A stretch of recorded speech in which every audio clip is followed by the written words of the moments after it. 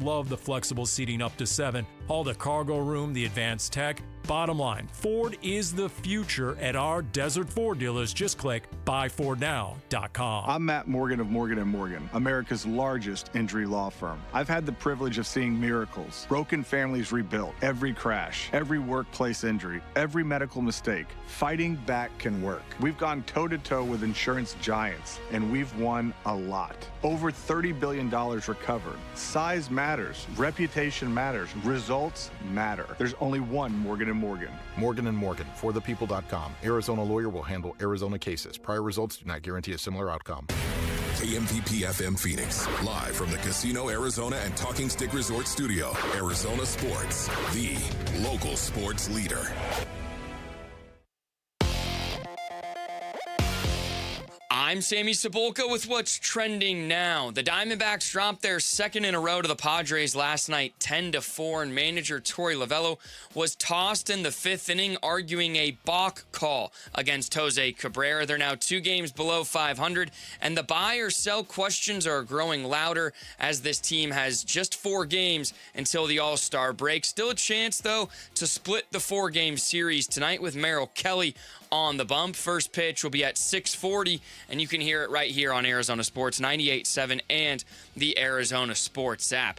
The Indiana Fever will be in town tonight to take on the Mercury, but no Caitlin Clark as she's dealing with an ongoing back issue. Tip-off from downtown will be at 7 o'clock, and as Cardinals training camp gets closer, Sun Summer League gets underway soon, and Big 12 media days are ongoing. For more, be sure to head to arizonasports.com today, and that's what's trending now.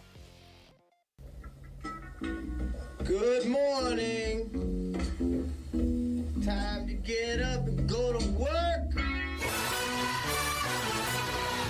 The power-packed morning zoo. Are you kidding me? Fire. It's the greatest radio show ever. Fire. Good morning and welcome. The world. Dan Bickley. When America needs real advice about real life, they turn to Dan Vince Marotta. And that's crushed.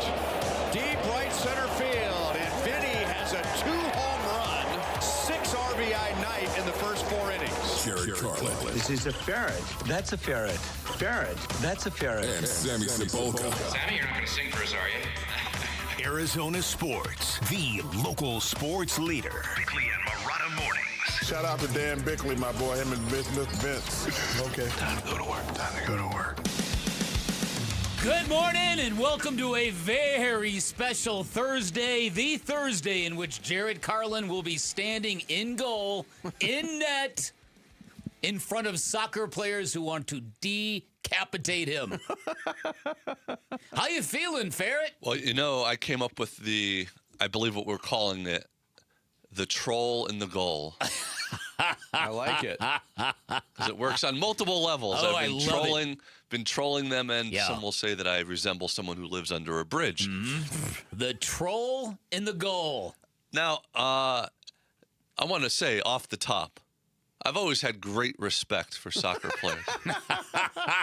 Top athletes. That's been proven. I mean, throughout this World Cup, if nothing else, you're overwhelming, your overflowing respect for soccer players. I want to look good. You want to look good. Let's take it easy on each other. I won't. Let's take it easy. You're bargaining. I won't embarrass you. You don't embarrass. You know, that kind of thing. It's a little late for that, Ferret. You have already let the cat out of the bag. You've already let Pandora out of her box. They did say after the show today, shortly after the show, I'm going to visit the Phoenix Rising. Mm-hmm. You know, they've friends of the show. We've had on the general manager, the head coach, several times. And I'm going to do something with them. We don't quite know yet what, but something where I will play goalie and they will shoot on me and try to make me put my money where my mouth is. Now, luckily, where your mouth was. Hopefully the soccer ball also won't be where my mouth was. Yeah.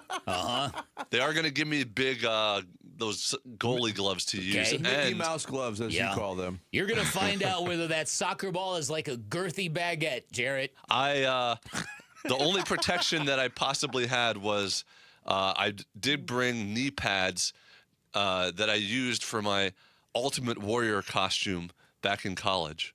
that I still have. Oh, well, you got to keep those around. You never know when they might get and they recycled. came in handy. So, so good luck for that. So They're hopefully, still very soft. And at the very least, hopefully we'll get some good video of it, and we'll tell everybody about it tomorrow. Yeah, but you really need to stop moonwalking. If you want this bit to be good, you need to stop moonwalking. I actually think that might be my best strategy of defending the goal is dancing and moonwalking throughout the whole thing. To cover come on around. now. Come on. You've been talking for weeks how easy it is. How you could play World Cup goalie for most anybody, and it wouldn't make that much of a difference. The scores would not look that They different, wouldn't Vic. look. It might be one goal different. Lean into it, Ferret. I'm Jarrett the brick wall, Carlin. Look.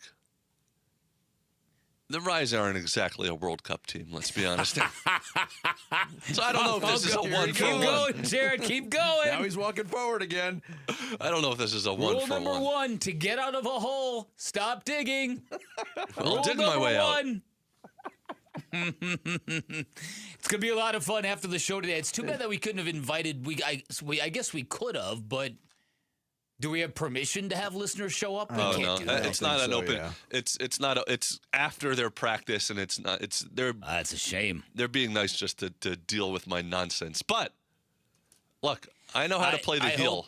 My sincere hope is that the Phoenix Rising, aside from being fine young athletes, are listeners to Bickley and Murata Mornings, and they have been seething for quite some time at your braggadociousness. Braggadocio. Your arrogance. Thank you. Your arrogance. Your foolish boasting. Your foolish boasting. Your hubris. All of that. I hope that they've been listening. And I really hope that when you first went on your anti-soccer rant, that some members of the Phoenix Rising were saying to themselves, quite literally, man, if I could ever get that guy in goal. And today, you're going to be now that the Phoenix guy. Rising goalie is supposed to give me a little training, how-to pep talk. I hope he's not going to tank me and say you know what, you got to lead with your groin. He's going to tell you to take both of your hands and cover your midsection. That's what he's going to tell you. Yeah. Get those hands behind your back. That's it. And close your eyes. Block with your nose. Use the force, Jared. All right, so but there will be video content churning on this. We already fitted the GoPro for my forehead. Really? I hope you bought some insurance on that thing, because that thing is going to be shattered. All right, start the show, Jarrett. The Splash. The stories making waves in the sports world. The Splash. Cannonball coming. The Splash, brought to you by Presidential Pools, Arizona's #1 pool builder. See why at presidentialpools.com. D-backs get thumped by the Padres 10-4 at Petco for their second straight loss. San Diego blew the game open with a 4-run sixth inning, including a solo home run by Luis Campusano to start things off and building an 8-1 lead. D-backs would get a 2-run homer from Tommy Troy in the 7th, an RBI double from Max Kepler in the 8th. Not nearly enough. Jose Cabrera, the starting pitcher, lasted just 4 1/3 innings, gave up 4 earned runs. Arizona bullpen wasn't up to snuff either. Torey Lovello didn't have to stick around for all of it. He got ejected during a full-team 5th-inning meltdown, during which San Diego took a 4-1 lead. Padres hit double-digit runs for only the 3rd time this season and the first time since Cinco de Mayo. I guess the offense got better. That series will conclude tonight at Petco Park. Merrill Kelly throwing for the Snakes against San Diego's Griffin Canning. First pitch, 6:40. Pregame starting at 6 on Arizona Sports 98.7 and the Arizona Sports app. We'll get into this game today. There was a lot of rock-bottom elements to what we saw last night. Sloppiness. Yeah. Disinterest. Yeah. Just not a good performance. A young pitcher who, for the first time, the moment seemed too big for him. Kind of swallowed him up a little bit. Yeah, couldn't pick up the baseball. And when he did the wrong thing with it. Yeah. Elsewhere in baseball, 3-time Cy Young Award winner Justin Verlander announced Wednesday that he will retire at the end of the 2026 season. He's 43 years old. He will make his 10th All-Star appearance next Tuesday in Philadelphia after being named a legend pick by Commissioner Rob Manfred. Verlander has thrown 3 2/3 innings of baseball this year, and not since March 30th against the Diamondbacks. Might his last performance ever as a major league pitcher be at Chase Field against the D-backs? How about it? In 21 years, though, Verlander does have 266 regular season wins, 3,554 strikeouts, which ranks him 8th all-time. He would need just 21 more to move past Don Sutton into 7th place on the all-time list. And now he's got to go hang out with that wife of his. Damn. That old bat. That old bag. World Cup that old hag. Quarterfinal action begins today with one match. France taking on Morocco at Gillette Stadium in Foxborough in a game that gets started at 1 p.m. on Fox and Telemundo.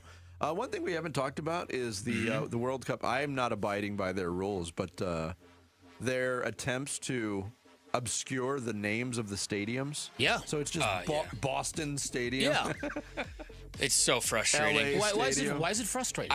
Because we know the stadiums. I just wish they would call them by what we call them every single year. Hey, their stance is nobody is going to benefit from corporate sponsorship on our watch. Only us. They don't even play in Boston, do they? No, it's Foxborough. Yeah. The NCAA has sent a letter of inquiry to the University of Cincinnati, centered on former quarterback Brendan Sorsby's time with the program. According to various reports, Sorsby ruled permanently ineligible by the NCAA this spring after he admitted to placing thousands of impermissible sports bets over the past 4 years, including the 2 years he spent with the Bearcats before transferring to Texas Tech this offseason. So why are you launching an investigation? Is it because you want to penalize Cincinnati in case they did know something? Well, I mean, you've heard the agent of Brendan Sorsby right? say they knew everything. But the player has already been ruled permanently ineligible for college football. Look, would you think it would be past the NCAA to retroactively levy some sort of penalty against the University of Cincinnati if they did have knowledge? To give themselves the illusion of power. Take them all out, NCAA. Yeah, right. We need those Big 12. Cincinnati, they played well against ASU in the Big 12.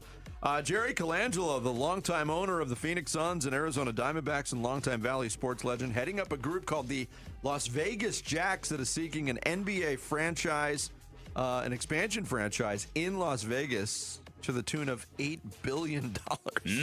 Colangelo, along with former NBA player and coach Vinny Del Negro, David Levy, Scott Colangelo, Jonathan Thomas, and ESPN personality Jay Williams will form the group trying to land the Vegas franchise. Well, that would be weird if it came to fruition. I can't. I'm just warning you, if he gets it, I'm pulling a Tim Bontemps. I'm out of here. I'm going to go work for that organization. Oh, I'm telling you right now. Front office spot. I'm already negotiating. Really? Should I be preparing for a new partner? Speaking of the NBA in Vegas, Summer League gets started today. 7 games on tap, highlighted by a matchup of the top 2 picks in last month's draft. Washington's A.J. Debonsa and Utah's Darren Peterson. Wizards and Jazz face off at Thomas and Mack Center at 6 o'clock. You can catch it on ESPN, unless there's load management and one of those guys can't play. Right. Suns will open their Summer League slate on Friday against the Portland Trailblazers at the Pavilion. That's at 7 o'clock on ESPNU. Mercury back at it tonight at Mortgage Matchup Center. They host the Indiana Fever. Lots of headlines. Awesome. And not many of them positive the last time these teams got together for a pair of contests in Indianapolis last month. But that's a great matchup. Biggest star in WNBA is going to be here. Caitlin Clark will not play tonight for Indiana. She is out on the second night of a back-to-back. She played 16 minutes and scored 9 points in a 106-92 loss to L.A. last night. She has been bothered by back issues this season. But tonight's game gets underway at 7 o'clock on Prime Video. Yeah, some of them maybe even caused by the Phoenix Mercury. Maybe. I feel bad for claim that. I'm quite certain there's a lot of people who bought tickets in advance for this game because of it. It's a shame that this played out the way it did. Second straight year she's not playing in Phoenix. That's it. There you go. There is your splash for this Thursday, July 9th. Coming up, last night the D-backs really put the L in El Succo. Oh, yes, they did. Bickley and Murata Mornings live from the Casino Arizona and Talking Stick Resort Studios of Arizona Sports, the local sports leader. Diamondbacks baseball. On the ground to first, it's collected by Sheets. He'll go and flip it to his pitcher covering. That's in time, and the ball game is over. Yeah, the Padres win it by a final score of 10-4. Oof. Can the D-backs even the series tonight? We break down their chances today on the Arizona Sports YouTube channel, the app, and 98.7 FM. The Lovebird Lowdown with Tom and Tawny. You know, flying's overrated. Bold statement for a bird. Constant flapping, wind in your face. Much rather be in a Toyota. Hey, you're right. Smooth ride, comfortable, quiet. Just cruising along. 20 people dream of flying. Give it a week. Bird brains.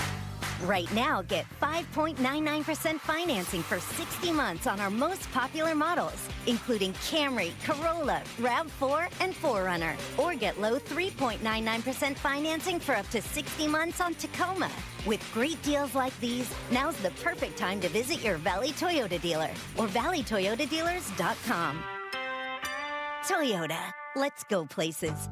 5.99% with $19.33 per thousand borrowed for 60 months. 3.99% with $18.41 per thousand borrowed for 60 months. Offers end 8/3/26 and exclude TRD Pro and Trail Hunter models. See dealer for details.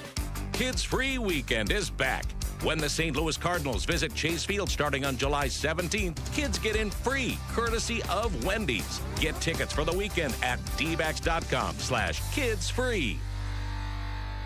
Robert, we're heading into the hottest stretch of the year here in Phoenix, and if you don't have shade by now, what are you doing? Hopefully, coming to Shade Week. I knew it. July 6th through the 10th, we're bringing it back to all pro shade concepts. Save up to 50% on like new patio shades and awnings on clearance. That's huge because in July and August, shade isn't a luxury, it's a necessity. And every purchase includes free installation. So if you've been putting off shade for your patio, don't wait until the fourth quarter. Go to shadeweek.com. That's shadeweek.com. Every great player needs a great team behind them. For your child, that starts with you. At Valleywise Health, we're proud to be part of that team. With regular wellness visits, vaccinations, and pediatric care you can trust. And while most days are filled with games, practices, playgrounds, and after-school activities, sometimes unexpected injuries happen. When they do, Valleywise Health also provides specialized pediatric emergency care designed just for children. Valleywise Health. You're more to us. Someone had a birthday. Yep, 50. Can't believe it. 50 years of wisdom. Great segue. We have a health reminder from the CDC.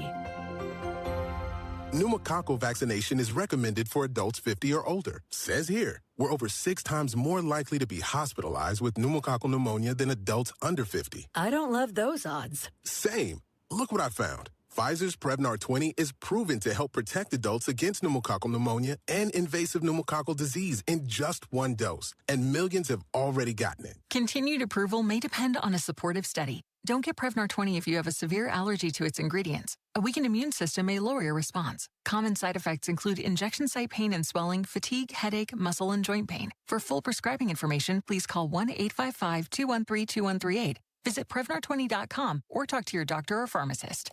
I'm on Prevnar20.com now, scheduling my appointment. Good idea. And happy 50th. All right, it's officially the most wonderful time of the year at Staples. They've got back-to-school supplies as low as 25 cents, up to 40% off select tech, 20% off for teachers, and more. Check out all the deals at staples.com/back-to-school. Staples, that was easy. Arizona Sports. Swung on, that is hit high and deep. Bickley and Murata talk D-backs baseball now. Here's the pitch. No, a step and a check, and Tatis has got to scramble. They pulled off the double steal earlier, and now they've charged Cabrera with a balk. You can just read Torrey's lips saying, I don't know what you're talking about right now. And now he's gone. Now he's been ejected. Well, Willie Trainer, you got a very young, inexperienced umpire, and now you got a salty veteran in Lance Barksdale who's taken a tongue lashing from Torey Lovello, who's just been ejected from the game. Chris Garagiola on the call last night. Yeah, Torey Lovello not sticking around for the end of last night's 10-4 loss in San Diego to the Padres, to which I respond with the immortal words of Napoleon Dynamite, Bick. Lucky. I wanted to eject myself from watching that game. That's a good point. Good point. But you weren't so lucky. Yeah. Not a sterling time capsule type performance for the Arizona Diamondbacks last night. Sloppy. They have let the San Diego Padres find their pulse once again. Padres were 1-9 in their last 10 coming into this game. really struggling to hit the baseball. And last night, they looked very comfortable at the plate, regardless of who they were facing. This is, like I said early on in the splash, there was a lot of rock bottom elements to how this has felt to this point, and they came to fruition last night in my eyes. Yeah, listen, I mean, again, for the third straight game, the Diamondbacks scored a run at least a run in the first inning, which is, I guess, something. And I don't know about you guys, but didn't that ball from Gabby Marino look foul to you? Absolutely thought it was a foul 100%. ball. And the angle they showed on ESPN, it was somewhat obscured, but when they showed it again, you're like, that's a foul ball. I know, it was weird, man. And then Jose Cabrera, the first couple of innings, he looked solid, and you thought, okay. And then it just all got away from him. And like I said, Jose Cabrera, for a guy with 4 career starts, I think he has brought an unusual amount of swag and confidence to the mound with him. It kind of got away from him in the 5th inning yesterday. Oh, goodness. It all kind of just, it all left his body, if you know what I mean. And that play, the misplaying and going to second.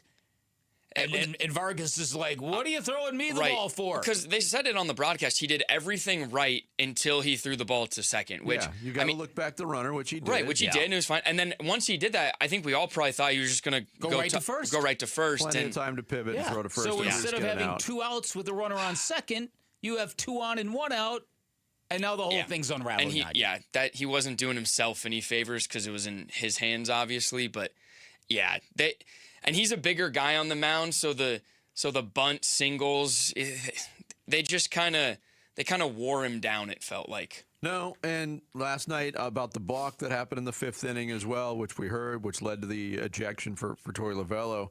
Cabrera said, look, I've been doing that move my entire career. I've never been called for a balk. It was a very definitive call by the home plate umpire, Willie Traynor, too. He came out and immediately pointed not once, but twice. And that wasn't enough. And seeking some sort of explanation, Torey Lovello went out there. It looked like calmly, a pretty calm conversation. And then all of a sudden, you see the facial expression change on the home plate umpire, and he tossed him from the game. First ejection of the year for Torey, which kind of surprised me, too. Me, too. I would have sworn that he got ejected at least 1 or 2 times. The balk in general is such a feels like subjective, subtle call every time. Yes. Like a guy could just twitch his arm or knee or something and it's a balk, whereas a guy can do a 360 pirouette and it's not a balk sometimes. Yeah, and it seems like one of those calls where they could make it whenever they want to. You know, it's kind of like traveling in the NBA. Holding in the NFL. Yeah, holding in the NFL. Yeah, I get it. That's a good point. When are you going to apply the rules? That's a good point. Yeah. That's not the reason they lost. The reason why they lost and why they're losing right now is they're playing like a really bad baseball team. And Torey Lovello said it last night, quote, I think we're better than we're playing. I think we're trying to go forward with our emergency break on. I'm just trying to figure out how to get the emergency break off and go out and play D-back style of baseball on both sides of the ball. There's that, There's that phrase again. Right. And after games like last night and after stretches of baseball like this team has had, hearing that makes it's a bit cringy. Because what standard are you really playing up to? There hasn't been a standard of excellent baseball set in the last 3 seasons by this team. No. Quite honestly. And if you've been searching for it for 3 years, it doesn't exist. And they followed up the 8-0 win with, here we go, 8-0 versus the Padres, showing that, okay, Padres are on the down, we're on the upswing, we're going to take control. They followed it up with 2 absolute stinkers. Listen, you just encapsulated everything that I think is noteworthy about last night's game and these last 2 games in one paragraph, Jarrett, and that is for all the talk coming out of the weekend series about it's go time. We need urgency. We can't push it, but we need urgency. We've got to win now. You respond in game 1 of that series with an emphatic victory. Emphatic. We talked endlessly about the metrics of that individual game. And you're like, that could be it. But instead of being a launching board, team right back in the basement. Yeah, and the alarming thing is, too, is, the trends that are continuing. Corbin Carroll's first at-bat last night, you're like, gee, he's got 2 strikes on him. I wonder what's coming. Yeah. An elevated fastball. And he was a half an hour late on it. The behind the umpire cam on that pitch that they replayed was alarming at how far off he was on that. Ketel Marte continues to struggle. Got it going a little bit later on, but his first 2 at-bats, he looked completely lost, uncomfortable in the box last night. Geraldo Perdomo didn't play. Haven Smith continues to play. His batting average is down to 141. Guys, I can't do it anymore. I heard, as I was here editing yesterday, I heard Wolf, Luke, and Jesse talk about it, and I thought I was fired up about why he's still in the lineup. Jesse might equally be as ticked. He's hitting below 150. Doesn't he have the Orioles to worry about? That's what I mean. We talk about. Like, Bick mentioned the urgency from Corbin Carroll and Torrey after the weekend series, and you win the 8-0 game, and you start to think, okay, things are back. You drop one 2 nights ago. This was a big game in my mind. It was on ESPN, nationally televised. And if urgency was the word, A, why wasn't Geraldo Perdomo in the lineup? And B, they don't look like a team that has any passion behind playing baseball right now. Not really.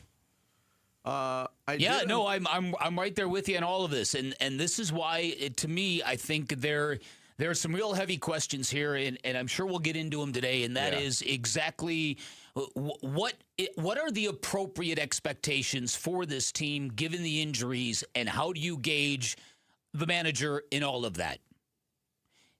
They have got to be talking about this. How could you not? Especially with a manager in the final year of his contract. Exactly. Yeah. Because if you have made up your mind, if you're the owner, that, okay, you know what, 10 years, long time, ain't happening with Torrey. If you've come to that decision, there's no reason you shouldn't try a different voice in the second half of this season. It might be the only feasible way to try to shake things up. Because the other way, what are you going to do? You're going to buy at the deadline? No. What are you going to sell again and then hope you catch fire at the end like they did last year? And then you deal with deal with the embarrassment of that. Like, okay, well, why weren't you playing these kids in the first place? Yeah. So they're not in a good place. They are in a good place. They're in San Diego in the summertime, but they're in MLB purgatory. That's the bad place. Yes. Yeah, that's a good point. That series concludes tonight, 6:40 first pitch, of course, here on Arizona Sports 98.7 and the Arizona Sports app. Coming up next, are we about to see the start of a new rivalry in the NBA and the continuation of a big rivalry in the WNBA? We'll get into all of it next.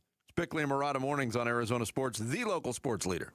High school sports on Arizona Sports, the local sports leader, and the Kevin McCabe Show. Every Saturday morning, 9 to 11. His nickname is The Dean, and it's earned because no one supports high school sports in Arizona like Kevin McCabe does. Catch the Kevin McCabe Show Saturday morning, 9 to 11 on the Arizona Sports app and 98.7. Sports fans know the sideline is no place to be, and if it's in vacation season in Arizona, means it's the worst time to be struggling with nagging, chronic, awful joint pain. Good news is, got a path back to normalcy for you. My friends at QC Kinetics, they are the nation's leader in advanced regenerative medicine, and what that means is they offer treatments that repair and restore damaged joint tissue wherever you're hurting, right at the source, and the results are long-lasting relief. And folks, this stuff really works. I can say it from personal experience. I have leaned on them twice. 6 years ago, I tore my meniscus playing tennis. Their treatments helped me avoid surgery. More recently, went through a 5-round treatment for a terrible case of tennis elbow. I had this awful jolting shots of pain every time I'd strike a golf ball. I'm back in the gym. I am so much better. It is unbelievable. This is what QC Kinetics is giving to people. In fact, their patient satisfaction report nationwide is a staggering 92%. These treatments are backed by science. Even Emmitt Smith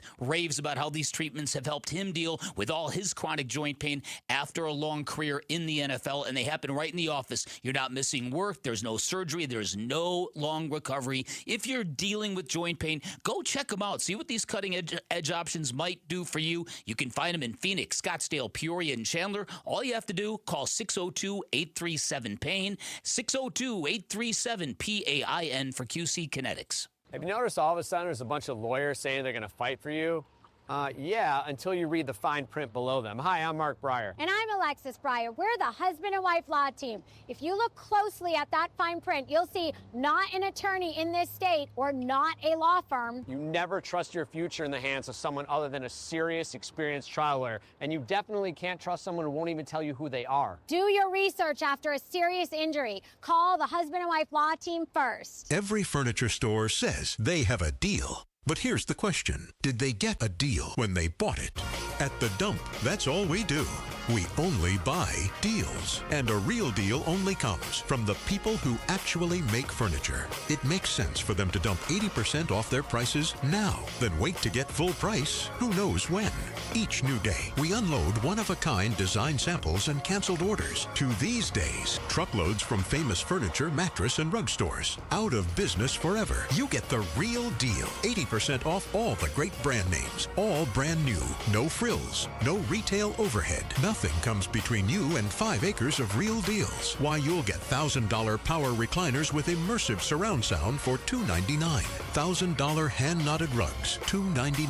$2,000 Serta Perfect Sleepers, $399. We get real deals, you get real deals. 80% off. To the dump, to the dump, to the dump, dump, dump. America First Credit Union has everything you need to get your money working. And for a limited time, new members get a $150 cash bonus for opening a checking account and $200 more for enrolling in and using direct deposit. If you're ready to do more with your money and get up to $350 cash, head to americafirst.com and become a member today. Subject to membership eligibility, terms, creditworthiness, changing conditions. Additional requirements may apply. Federally insured by NCUA. Equal Opportunity Lender. Most companies send you a catalog. Space Solutions built a showroom. Walk in, open the drawers, feel the finishes, and see what custom cabinetry actually looks like before installation begins. Custom cabinets, closets, garages, any room, and it's all built right here in Arizona by a local family-owned team, not a franchise. Can't make it in? Follow us on social this month. We're walking you through every room, and when you're ready, we'll come to your home with a free design consultation. Call or visit us online at spacesolutionsaz.com or call 602-298-6956. The garage door springs that come standard with most homes don't last. And when they fail, it's not just inconvenient, it's dangerous. Hi, I'm Tommy Mello at A1 Garage Door Service. Our springs are the toughest in the industry, backed by our lifetime warranty. That's right. Fix them once and you're covered for life. Don't risk your family's safety or your peace of mind. Let A1 replace your springs before they become a problem. From repairs to upgrades, it's A1 from day one. A1 from day one. This July, it's time to celebrate our freedom to swim. Celebrate California Pools and Landscape, giving $1,776 off a brand new pool. Plus, buy Centennial Bucks, $250 off the most popular backyard features, barbecue, shade, water, and fire features, all to complete your oasis. That's the way at California Pools do at Casa Galdici. Now it's stars, stripes, and summer nights. Don't miss the patriotic pool deals at calpool.com/Paul. I'm Sammy Cebulka with what's trending now. Torey Lovullo was ejected for the first time this season last night in the Diamondbacks' 10-4 loss to the Padres. Another game where the bats didn't come alive until it was way too late. And right now, this team needs a boost from someone soon. They'll look to split the series tonight with Merrill Kelly on the mound. First pitch from San Diego will be at 6:40 right here on Arizona Sports 98.7 and the Arizona Sports app. And Big 12 Media Days is this week, and guys like Noah Fafita and Kyson Brown are set up for big years with ASU and U of A. For more on both of those programs, head on over to arizonasports.com today. And the quarterfinals of the World Cup kick off this afternoon with France and Kylian Mbappe going up against Morocco for a spot in the Final Four. This report is brought to you by Ready Services Plumbing and Air Conditioning. Ready Services Plumbing and Air Conditioning, home of the no-fee emergency. Want to save money on your AC or plumbing issues? It's ReadyServices.com, saving you money since 1957. Get ready, because here we come. Come on. I'm burning. Come on. Come on. Arizona Sports. Floor Burns with Bickley and Murata. It is interesting that for the second straight year, Fans of the WNBA, fans of Caitlin Clark in Phoenix, Arizona will be denied the opportunity to watch Caitlin Clark play at Mortgage Matchup Center. Last year was a year filled with injury for Caitlin Clark. This year it's been certainly a factor in her availability. Not as serious injuries as last year, but the fact of the matter is, second game of a back-to-back. She played 16 minutes last night in L.A. Caitlin Clark has been announced as out for tonight's game. Which I wonder, I mean, I know the fans aren't very happy about it here, nor should they be. But I wonder if the WNBA, considering everything that happened between these two teams in those back-to-back games in Indianapolis, is breathing a little sigh of relief. Yeah, listen, I think probably a little of both. I think it's kind of conspicuous that she isn't playing tonight. And again, she had a back injury that she incurred during their last meeting against the Mercury when everything hit the fan. Wait, remind everybody what happened in the last. What happened in the last game was Caitlin Clark was diving on the floor for a loose ball. Alyssa Thomas kind of in a very, I'm just going to call it what it is, a very dirty play, kind of got on top of her, put her knee into Caitlin's thigh, and then put her closed fist against her throat and kind of pressed down a little bit. It wasn't a punch, but the still picture of it looks really bad. Yeah. But you know what made it a lot worse? And I agree with you with the description you used. I have no problem with it. Okay. I thought it was an unnecessary dirty play. The WNBA then did go back. They did levy a one-game suspension against Alyssa Thomas. But what made it 100 times worse is people took that still shot and took that video and then created their own AI versions of it that ran rampant on social media. And apparently nobody knew these were not real. Well, I don't know if nobody knew, but certainly there were some people who bought into that AI slop, and that's very, very unfortunate. But the fact remains there was also this social media post by the Mercury. Yeah, and then there was the post from the Mercury that was really, really, really in poor taste. So I think that it was the new low water mark for the W in this ongoing Caitlin Clark saga. And so maybe some people are looking that, you know what, it's good that her and Alyssa Thomas are not sharing a basketball court tonight. But part of it feels like, is this what we've come to here?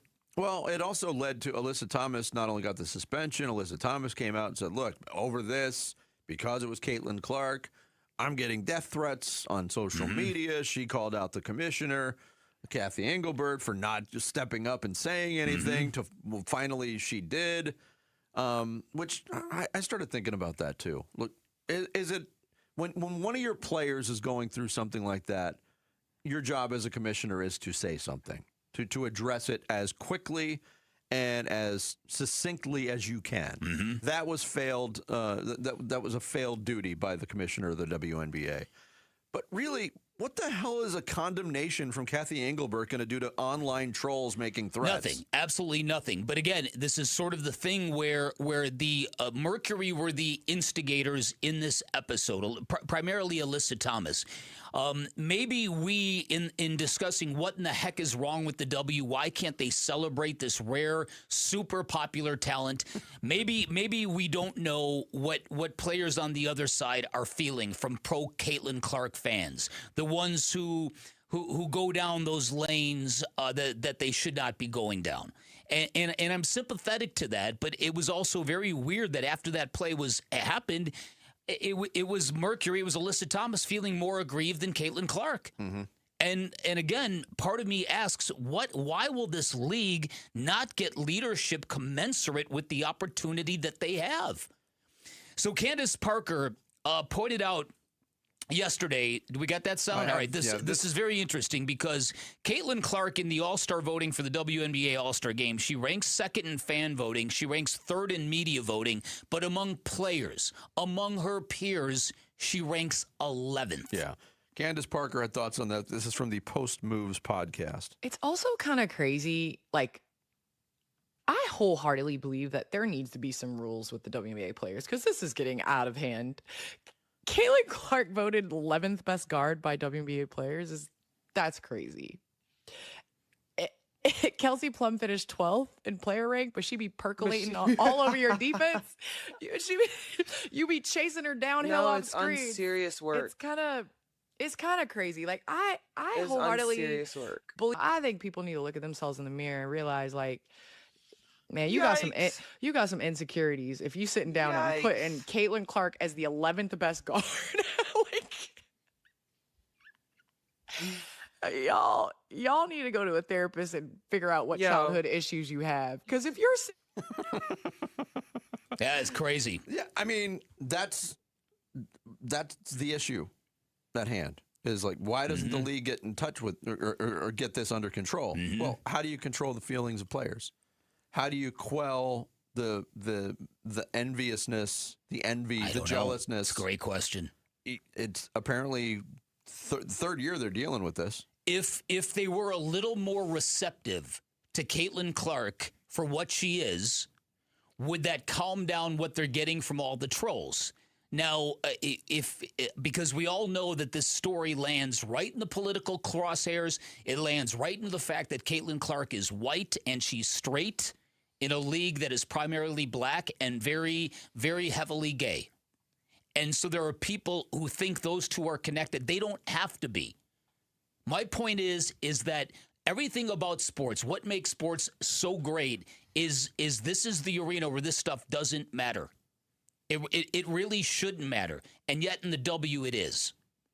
And I get, listen, as I said at the start of this segment, I have not heard what Alyssa Thomas hears from the Caitlin Clark backers who don't give a rat's asterisk about the condition of women's basketball. No, they don't. That they're in it for the agenda, the politics, all of it.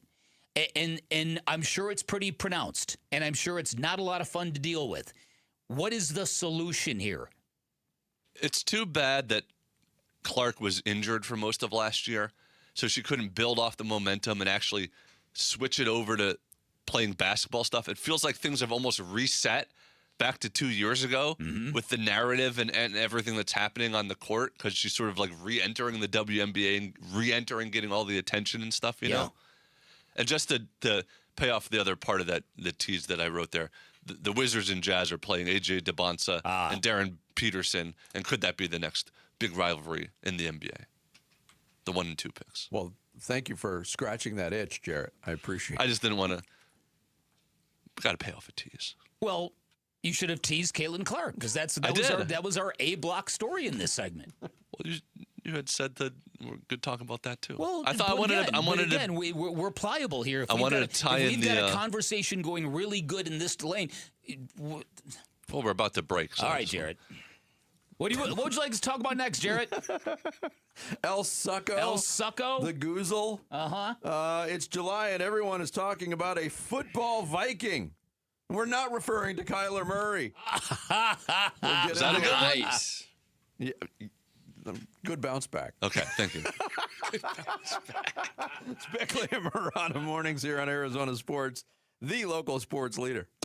Diamondback skipper Torey Lovello, the man who makes the lineup, joins Burns and Gambo Friday afternoons at 2:30 to talk D-backs. Brought to you by Budweiser. Watch it on YouTube. Listen on the Arizona Sports app and 98.7.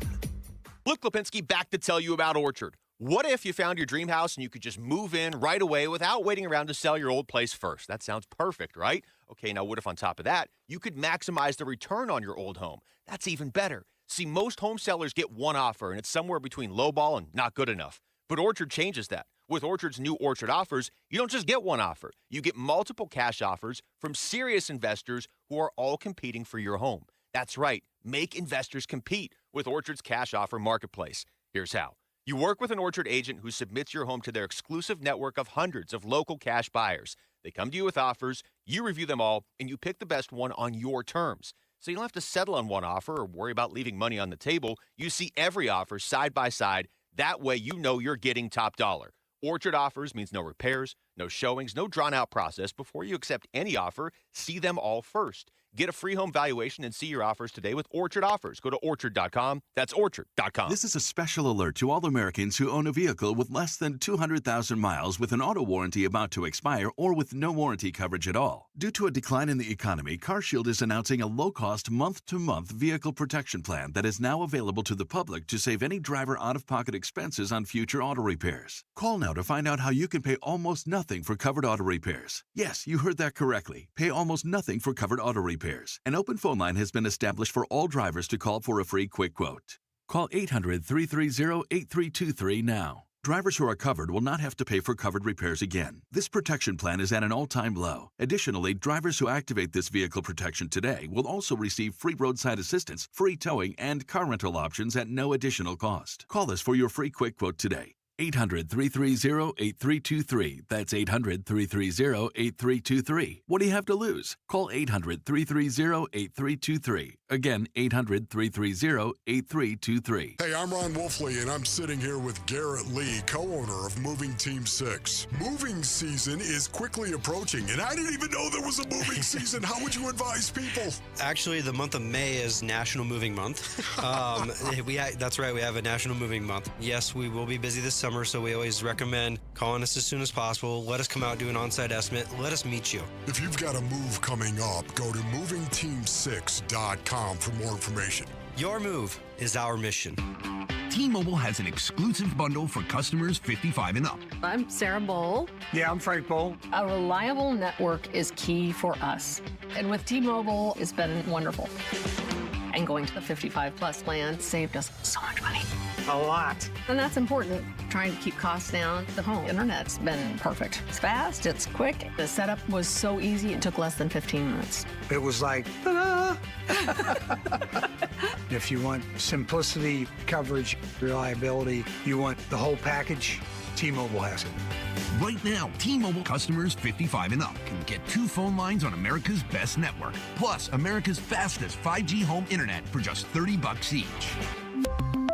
$30 per month each line with autopay plus taxes and fees. Minimum age 55. Pricing for home internet rely on 2 lines of Essentials Choice 55. $35 connection charge per line required. Best mobile network and fastest 5G home internet based on analysis by Ookla of Speed Test Intelligence data 2H 2025. All rights reserved. Dave Burns here with Liberty GMC General Manager Chris Scott. Chris, this sounds like the month to upgrade your SUV. That's right, Dave. Our red, white, and blue sales going on all month long, and we've got some incredible offers. You can lease a brand new 2026 GMC Terrain for just $269 a month or save up to $6,000. If you're looking for something bigger, the new 2026 Yukons are arriving daily with leases starting at $699 a month. Stop in a Liberty GMC or shop online all the time at libertygmcaz.com. GMC, we are professional grade.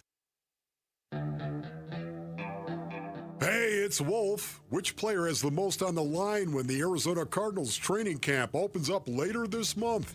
We'll discuss at 10 a.m. It's Wolf and Luke on Arizona Sports 98.7, the Arizona Sports app, and the Arizona Sports YouTube channel.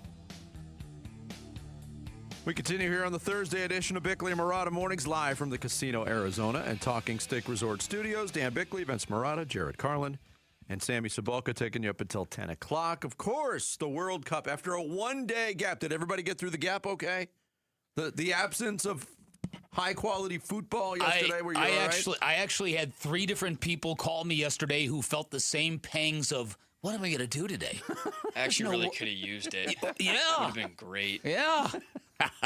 Something about that, like, midday. That's why, like, when Wimbledon or the French Open is on, I know it's in the morning, but it kind of sometimes lingers into that 11-12 range. It's a good little sporting You could have window. just pretended that the World Cup was going on and it was the Switzerland and Colombia game, and nothing happened the entire game anyway. So it's just the same thing You sat as there if and there watched was the no blank game. screen and Right. pretended you were watching Colombia, Switzerland. Exactly. Oh, okay. Theater of the mind. That's what's so great about soccer. that's it. We're down to the quarterfinals, and that gets underway today with France and Morocco. Then there's a match on Friday, 2 matches on Saturday. Then we'll be through to the semis. The lowest ranked team still standing is Norway, ranked 19th in the FIFA rankings. But Norway hasn't won anything yet. But I think the winner so far of this World Cup from an individual standpoint has been Erling Haaland. There's no doubt. The striking Viking. He is blowing up in popularity all over the globe because of this World Cup. In fact, he just tweeted out, Google me. Because if you Google Erling Haaland's name, you get a bunch of animated Viking rowers crossing your screen right to left. It's super cool. The Viking row is something that has happened in this year's World Cup that has been one of these really super cool kind of post-match traditions. He also just, right after Norway won their game, he just tweeted a picture, just a selfie, just of his face going like this. And he just wrote, well, well, well. Right. That got 2.6 million likes and 103 million views. So that's okay. So what is happening here? Why are people looking at that guy and saying, I'm vibing with that guy? It's got to be partly the Viking thing. The size of the dude, 6'5", 240. He stands out among other soccer players. Like if you put him against Messi, he looks like what Americans think of an athlete should look like. He looks like he's the Giannis of soccer players. He's the Giannis of soccer players, and he's a character too. He's a character. There's stories all over the place this morning about how incredibly popular he has become in China. Mm-hmm. They actually call him Ha Bo in China, which it translates to baby Ha. I don't get it, but Chinese sports fans have long loved the super oversized foreign-born athlete. They felt the same way about Shaq. So this guy is, and it's also his demeanor on the pitch. He's got a very interesting vibe about him. He doesn't get worked up about anything. He brings all the contact to you. He does this thing where Lionel Messi does it a lot as well, where he'll walk, he'll kind of seem disinterested, and then as soon as the ball is at his feet or in the air, he'll flip a switch and the ball's in the back of the net. And he also, with his presence, right, he runs kind of weird. He kind of like runs with his arms out a little bit. So he looks to a defender or someone on the opposing team, he looks bigger than he might actually be. Mm-hmm. So he's a massive player on the field. I'm going to tell you something. I'm going to preface this before I tell you about Erling Haaland's diet, that as somebody who has been to Reykjavik, Iceland twice, and as somebody who just went to Copenhagen, when you go up to Northern Europe and you go into Scandinavia, you will be blown away by the size of the dudes that you see in those countries. And they're all impossibly good looking. If you want to feel bad about yourself, sounds like a great place. Go to one of those countries. There's a different genetic flow happening there, Vinny, is what I'm trying to get at. Imagine being a small, ugly dude in Scandinavia. You wouldn't like it very much. So the diet of Erling Haaland has also gotten a lot of run as well. He eats 6,000 calories a day. So do I. Big deal. Jared did that at one meal on his vacation. Jared's like, big whoop. Try to impress me, Dan. Come on. Right. So he drinks raw milk that he gets locally. He eats a lot of beef heart and beef liver that he gets locally. I know, right? Well, if you don't want to get that locally sourced, that beef heart. That's how you get it the freshest. Don't want to get, you don't want to have it manufactured, shipped in. No, you really don't. You just want farm to table. So my point is that, right, well, that's basically what it is. So he basically has got this whole nutritional regimen that fits right into the Viking mythology, right? Yeah. Here's big Erling Haaland and his tomahawk steak that's big enough to feed New Hampshire. Did you eat any of that stuff when you were in heck no. Heck no. Well, now his legend is growing so big that people are diving into his past, and they're not finding like embarrassing stuff or damning things, skeletons in the closet, I guess. But there is a 10-year-old rap song that Erling Haaland recorded in 2016. Meaning he was 15 years old when he did this. Yes. With two other guys. Kygo Joe.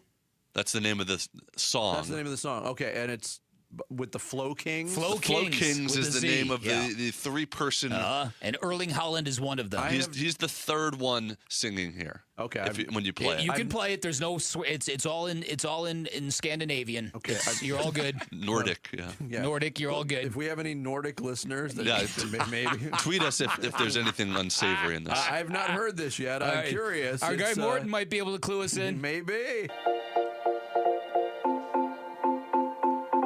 Halla, åssen står det til? Har ikke sett deg i det siste, har det gått deg vill? Jeg har vært og møkka låt og tjent 1000 mil. Forresten har jeg også vært og kjøpt meg gassgrill. Om du lurte, har jeg også vært på butikken. Vært og handla inn i det, for jeg har mye spenn.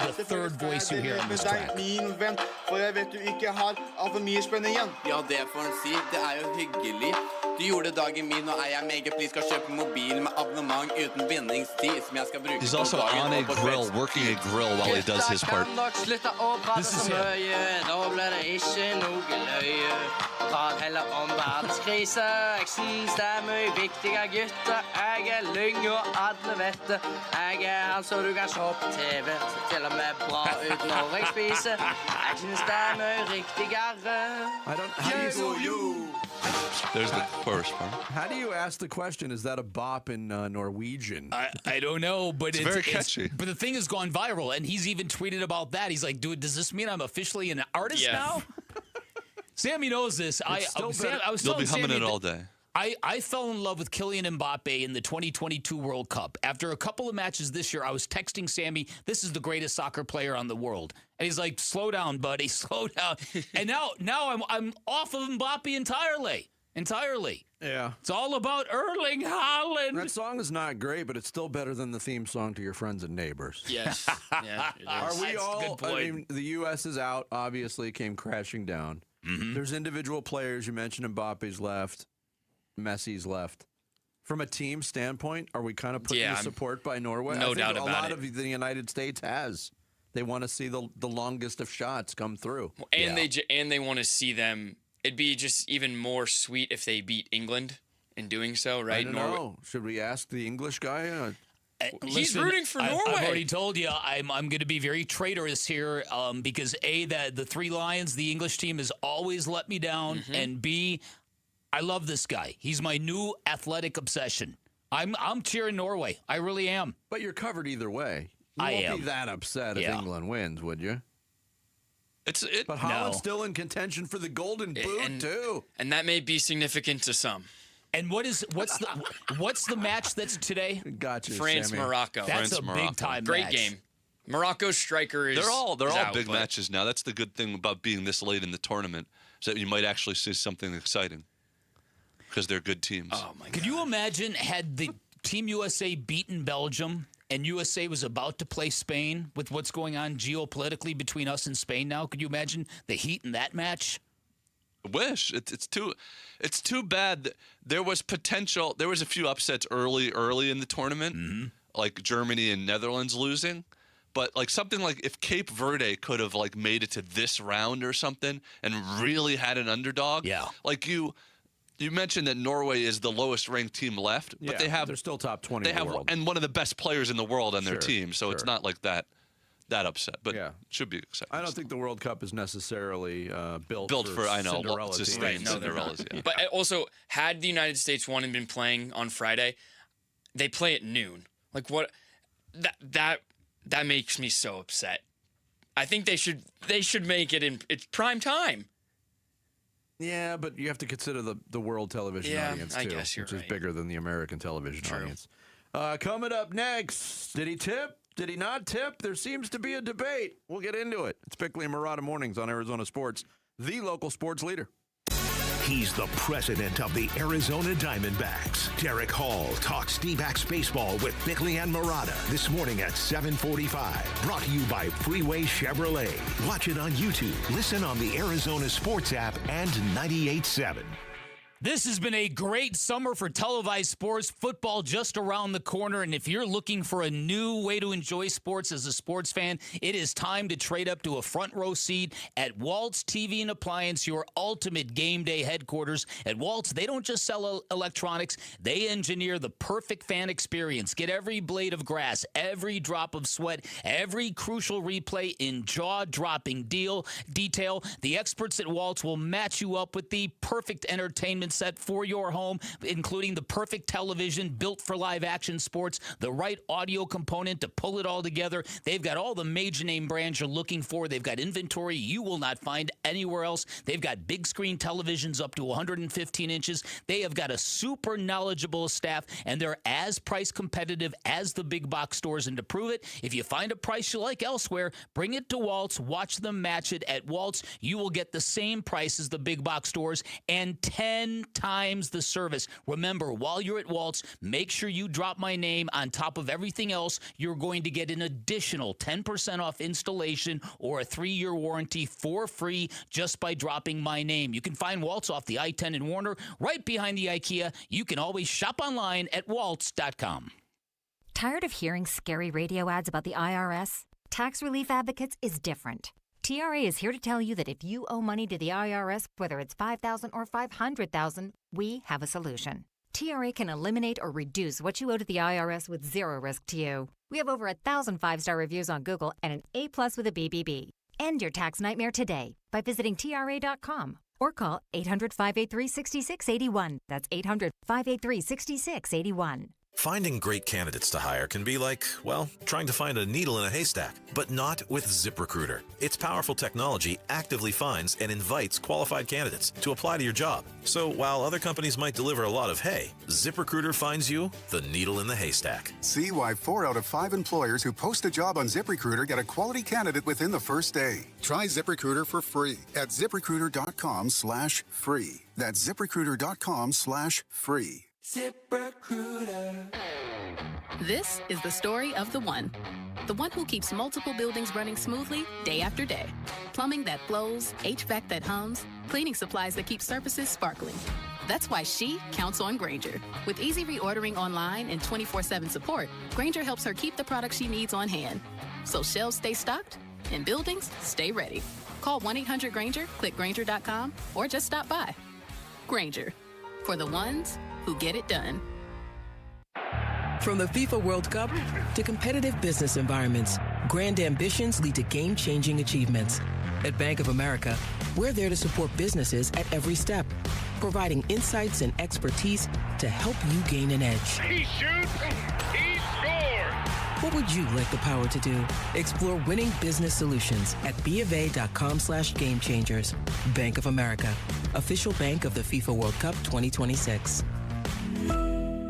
Hey, it's Gamble, and I'm here with Stuart Willis, the president of Asset Preservation, Wealth, and Tax. Stuart, a lot of people listening right now are probably wondering, do I actually have enough money to retire? How do you help someone answer that question? Well, Gambo, the first thing is, I tell people, do not guess. Cash flow it. At Asset Preservation, we use planning software like eMoney to model the full retirement picture. Income, expenses, taxes, Social Security, investment withdrawals, inflation, healthcare costs. What happens if the market has a bad year? So it's not just about looking at the account balance. Exactly. $1 million can be enough for one family and not enough for another. It depends on spending and taxes and income sources and how the portfolio is actually structured. The goal is to see whether your money can support your lifestyle, not in just year 1 of retirement, but in years 10, 20, 30, and for the rest of the road. So find out if you have enough money for retirement. Call Asset Preservation Wealth and Tax at 602-877-PLAN or go to AssetPreservationWealth.com. Investment advisory services offered through Foundations Investment Advisors, LLC, and SEC registered investment advisor. Hey, homeowners, if you're ready to move and found the perfect home but can't buy until you sell, you're not alone. With Carol Royce, your home sold guaranteed realty, unlock your equity up front by using her buy before you sell program so you can buy your next home first with a strong, non-contingent offer, move in on your timeline,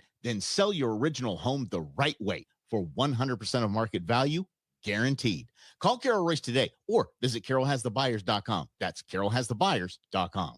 Carol and sell must grant price and possession. KMVP FM Phoenix. Live from the Casino Arizona and Talking Stick Resort Studio. Arizona Sports, the local sports leader. I'm Sammy Cebulka with what's trending now. The Diamondbacks dropped their second game in a row to the Padres last night, 10-4, and manager Torey Lovullo was tossed in the fifth inning, arguing a balk call against Jose Cabrera. They're now 2 games below 500, and the buy or sell questions are growing louder as this team has 4 games until the All-Star break. Still a chance to split the 4-game series tonight with Merrill Kelly on the bump. First pitch will be at 6:40 right here on Arizona Sports 98.7 and the Arizona Sports app. And the Indiana Fever will be in town tonight to take on the Mercury, but no Caitlin Clark as she's dealing with an ongoing back issue. Tip-off from downtown will be at 7.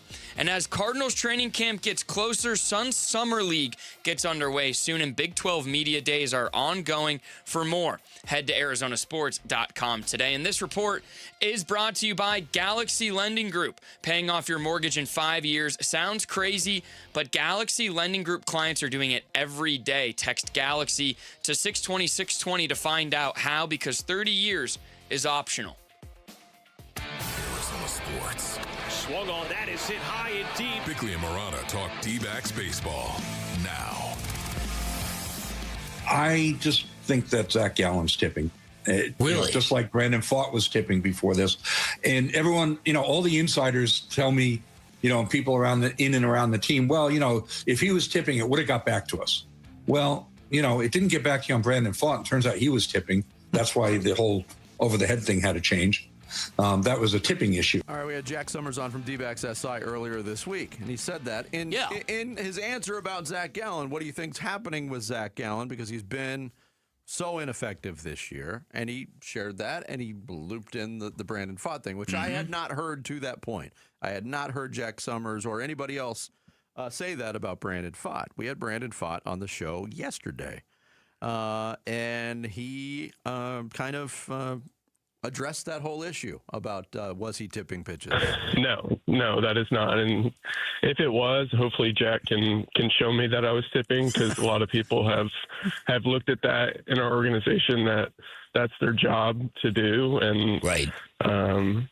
So I find that hard to believe. All right. And that was the follow-up question. Yeah. Because Brandon Pfaadt brought it up unprompted, that he wasn't tipped. That's not why he did it. Yes. And I wanted him to address it again with absolute certainty about what we're saying here, and then that's what you heard. So where did this come from? Well, look, Jack Summers didn't make it up. No, I have the audio of where it came from.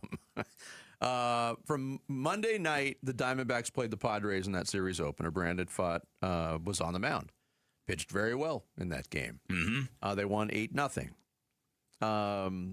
It was on 2 channels. You could watch it locally or you could watch it on FS1. I didn't know it was on the FS1 network that night. Tom Verducci was part of that broadcast. And in the second inning of that game on FS1, this was part of the conversation. It's not the greatest audio. I apologize, but you'll be able to get the gist of it. Delivery when a pitcher, it's kind of old school, brings the hands over the head. But the Diamondbacks, doing their own scouting, realized he was tipping his pitches by doing that. In other words, he would show the back of his glove to the hitter, and sometimes pitchers, they don't even realize it, will fan the glove for a breaking ball or tighten it for a fastball just to tell to a hitter. And you watch the way he holds his glove and hands now, it's very still. There's no movement there. Jackson Merrill, hard to the first baseman. Vargas, underhand flip, 2 down. Tom, you always hear about opposing teams looking for tells and pitchers that are tipping things. But I'm assuming every team, well, all teams always look for their own players too, just to self-scout, just to see if they're giving things away. Absolutely. It's no different than, say, the NFL, where you're self-scouting your offense or your defense. But in this case, the Diamondbacks do it a little bit differently, because now in today's world, most teams, I'd say a lot of teams, are using artificial intelligence to see what's different, just looking at video after video after video to pick up these tells. The Diamondbacks rely on one person who's just poring over a video with his own eyes and picking these things up. That's a lot of work. Some people have an eye for it, some don't. But they do more scouting of their own players than they do opposing players. I thought that whole thing was fascinating. Yeah, so do I. So a couple things. Why would, if this was accurate, did they not tell Brandon Pfaadt, this is the reason we want you to make this mechanical change to your windup? Mm-hmm. Did they tell him and Brandon Pfaadt doesn't want to admit it because of whatever reason? Maybe it's a perceived sign of weakness that you let your stuff get out there. Where's the disconnect here? Or did Tom Verducci get information from somebody outside the organization who maybe had scoped that out? I find that one a little bit harder to swallow because of what Tom Verducci shared on the process. I'm really looking for. I want to bring this up with Derek Hall today on that process because it's a very small aspect of what the coaching staff and player development and analytics and all that stuff does for a Major League Baseball team. But for Tom Verducci to point out the differences between other teams using AI as opposed to the Diamondbacks going, kicking it a little more old school with one set of eyes. And Brandon Pfaadt made reference, hey, that's somebody's job to try to self-scout and try to find these little nuances, or if it bleeds over into that territory, tipping of pitches. This whole conversation, I think, is fascinating. Well, look, the fact of the matter is this is now 2 rotational pitchers for the Diamondbacks now who have been sort of at the center of these suspicions that maybe the root cause of your troubles this year isn't that you've lost your stuff, it's that you're tipping. You're telling hitters what's coming. To me, it's a fascinating subject because to execute sign stealing and to know when a pitcher is giving you a tell, it's clearly very significant. Lest we forget, the only championship we have ever won in Arizona from a major professional sports franchise came courtesy of them finding a tell with Andy Pettitte in Game 6 of the World Series. Diamondbacks were down 3-2 in that World Series. Yankees had all the momentum. They had ripped the Diamondbacks' hearts out. 3 straight nights in the Bronx. Diamondbacks come back home. They figured out something from Andy Pettitte, and they just knocked him all over the yard. Yeah, Took all the stress out of Game 6. That was a shellacking in Game 6. It was a shellacking. Yeah. And so they took all the drama and tension out of Game 6, and the Diamondbacks were able to pour it all into a Game 7. Yeah. So it's a fascinating subject to me because there are people in Major League Baseball who are really good at this. You ever look at those pictures that are side by side and they ask you, find the 10 things that are different in this picture versus that one? Some people can see them immediately. Some people will be there for hours. I used to study those on the toilet. Good time killer. Yeah, okay. One thing we know is for certain, whatever adjustments were made by Brandon Pfaadt in Reno are paying off. Now, he did acknowledge that, the difference in his motion, not going over his head, having still hands. That was pointed out in that audio from the FS1 clip as well. And Brandon Pfaadt said the words himself, less moving parts. And you can equate the two. If you say, hey, there's less moving parts, there's a heck of a lot less for opponents and people that are looking for things to try to glean when there's less moving parts.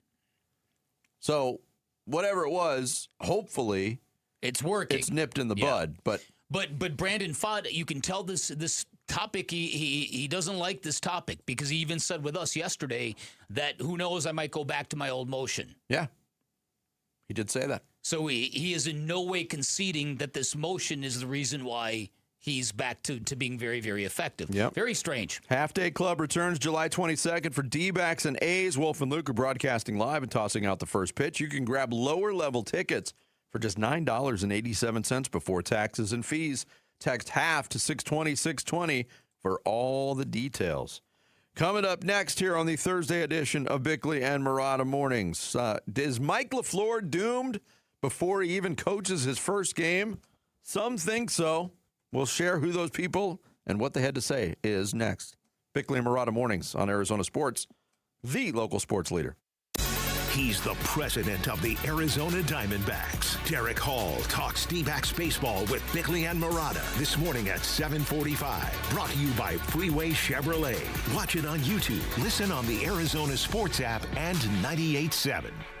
Hey, it's Gambo, and when you think about Diamondbacks baseball, everything comes down to what you can see. The pitch coming in, the movement of the ball, the play unfolding in the field. The clearer your vision, the better your game. That's why I've always believed in the Schwartz Laser Eye Center. Dr. Schwartz and his team have built a reputation on precision, experience, and results. And it's no surprise he's the official team eye doctor of the Arizona Diamondbacks, trusted to help keep the pros seeing their best. If you're ready to ditch glasses and contacts, LASIK is your winning play. It's a quick procedure with fast recovery and proven results. Not a LASIK candidate?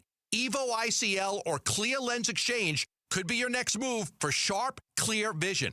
Schedule your free consultation and see how Dr. Schwartz can clear things up.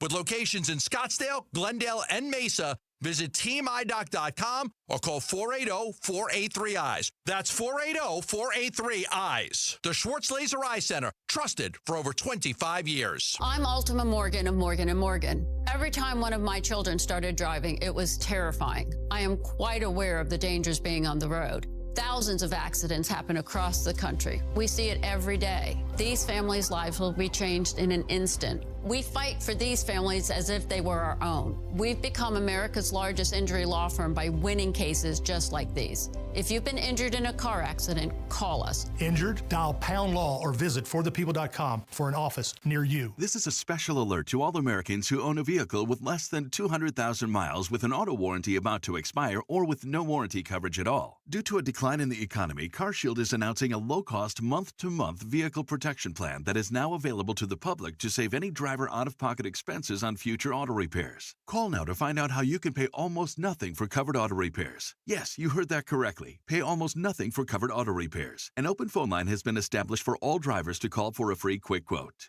Call 800-330-8323 now. Drivers who are covered will not have to pay for covered repairs again. This protection plan is at an all-time low. Additionally, drivers who activate this vehicle protection today will also receive free roadside assistance, free towing, and car rental options at no additional cost. Call us for your free quick quote today. 800-330-8323. That's 800-330-8323. What do you have to lose? Call 800-330-8323. Again, 800-330-8323. We've got the world's biggest soccer tournament, and it only gets better when you can trade on the outcome. Yep, get in on all the action with Kalshi, because here come the final teams from the quarterfinals, semifinals, and, of course, soccer's ultimate prize happening July 19th. Kalshi, just the largest prediction market in the world, regulated and live in all 50 states. Paul Calvise here. Hey, you see the latest? Messi joining Giannis, linking up with Kalshi. Remember, on Kalshi, you're trading against peers in a live market, meaning there's no house. And as probability changes,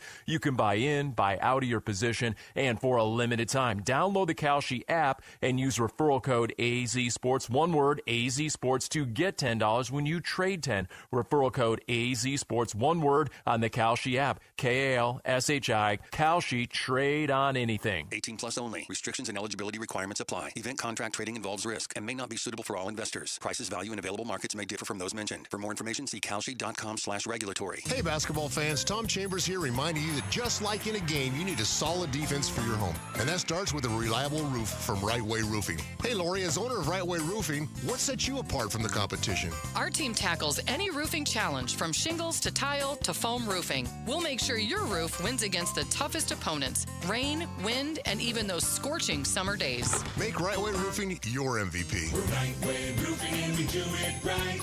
We'll always keep you watertight.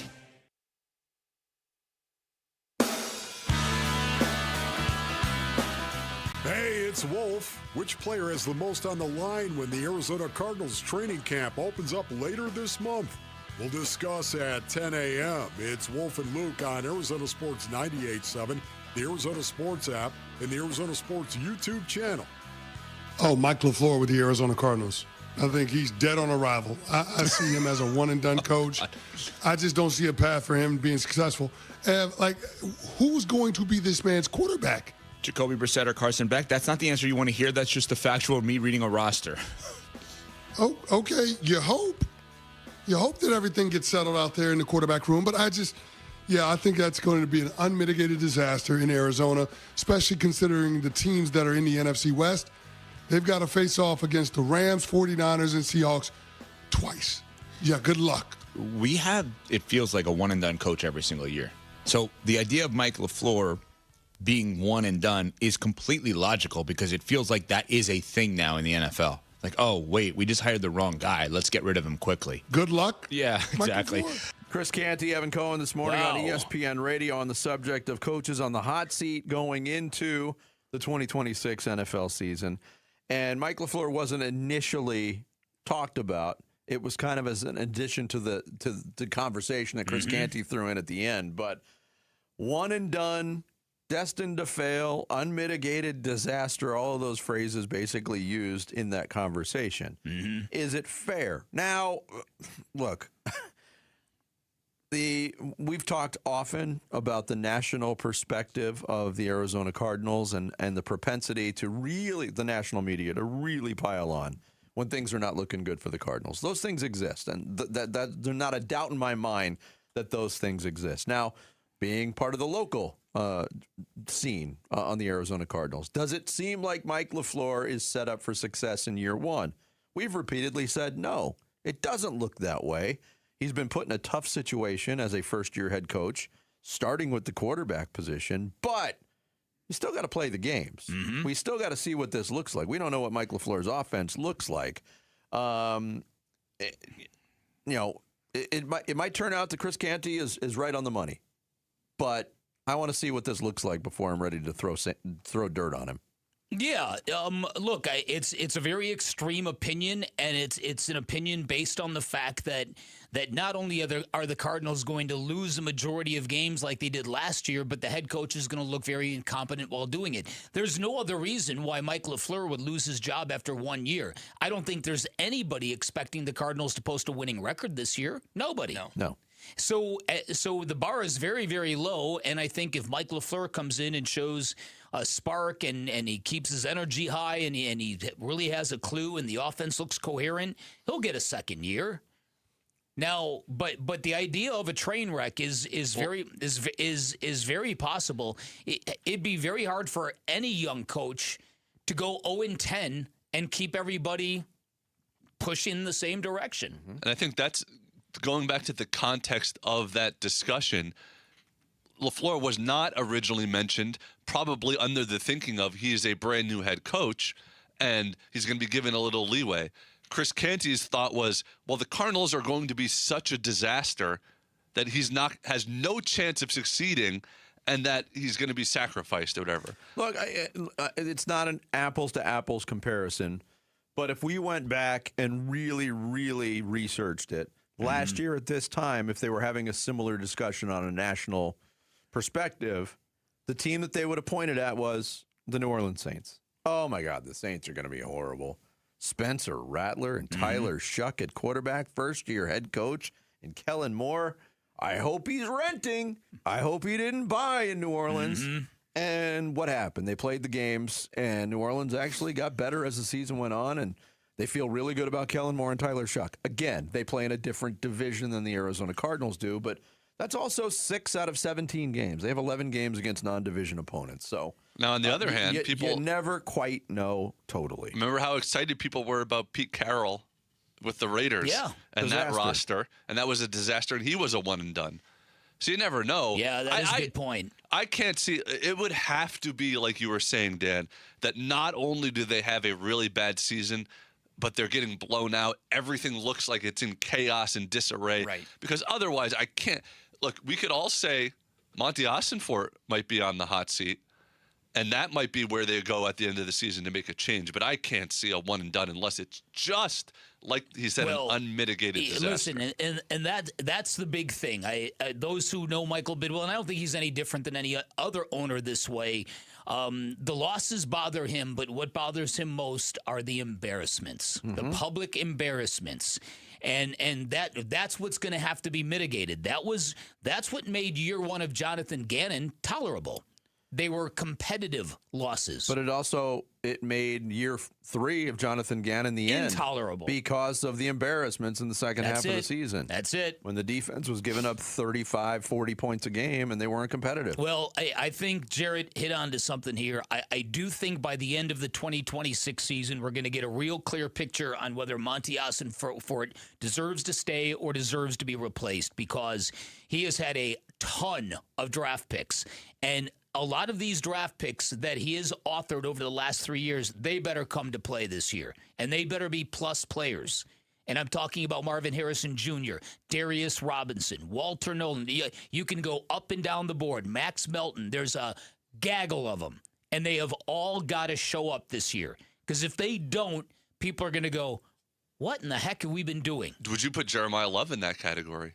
With the criticism that some are giving him for taking a running back that early, does he have to flash early? I don't think there's going to be any questions about Jeremiah Love. I'm of that mindset that I think this guy, for the position he plays, is really going to be above reproach. He has got no bust capability in him. Did you think that about Marvin Harrison Jr.? I did. Before the season started. That's a very fair point. It's a very not just you, but I'm saying a lot of people. It's a very fair point. Because I felt the exact bucket of water over the head that I felt the same way about Marvin Harrison Jr. And we're asking very loud questions about him going into year 3. Yep.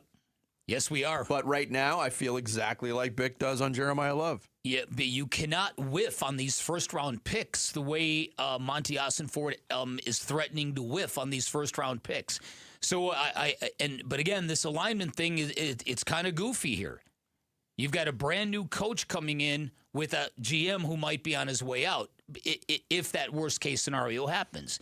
Now, maybe you get enough players on defense who kind of ripen and become the players that Monty Ossenfort thought they were going to be. And if that happens, then maybe it won't be an embarrassment. Maybe there'll be a lot of losses, but maybe it'll be like year 1 of Jonathan Gannon, that they'll surprise people with their pluckiness, which is possible. Yeah, because we do know. Look, if you say, and using Chris Canty's terminology, unmitigated disaster, definitely one and done. Mm-hmm. We know the difference between, you brought up a great point, 4 wins. If you said 4 wins for Mike LaFleur in year 1, people would be like, there's different aspects to 4 wins. We saw that with Jonathan Gannon in year 1.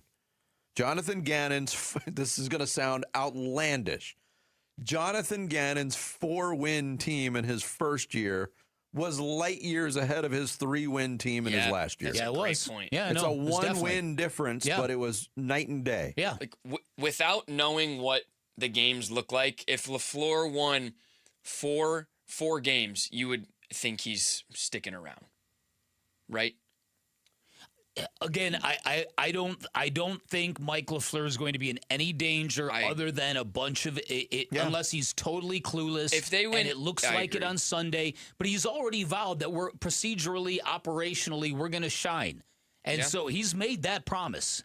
And I think that's actually a very wise thing to try to check off the box early on, is to be a team that runs smoothly. Yeah. Because if you've got other deficiencies, at least you can lean on that. And to add what you were saying about Jonathan Gannon's first year, his 4-win season looked way different than Cliff Kingsbury's 4-win season the year before, even though they had the same amount of wins. The fact of the matter is, and what we can all agree on, there's too many damn 4-win seasons going on here? But again, this is why I threw out those numbers yesterday. It's hard for me to wrap my brain around the fact that all of the dog breath football that I have watched in person and all of the dog breath football that happened before I got to Arizona, we could be living in the worst era of Cardinal football history ever. Let that sink in. And it's, I mean, from an odds standpoint, it's almost inevitable. From a schedule standpoint, you look at what's in front of this team. Yeah. The D-backs are at a crossroads before the All-Star break. Dave Burns and Alex Weiner break it all down on the new Ain't No Fang podcast. Catch it on ArizonaSports.com, the app, or wherever you get your podcast. Sammy's got to take us through the big stories of this morning on the Rush Hour Reboot. Next, it's Bickley and Murata Mornings, Arizona Sports, the local sports leader. Wolf and Luke, middays 10 to 2. I was shocked at the news the Suns acquired Miles Bridges.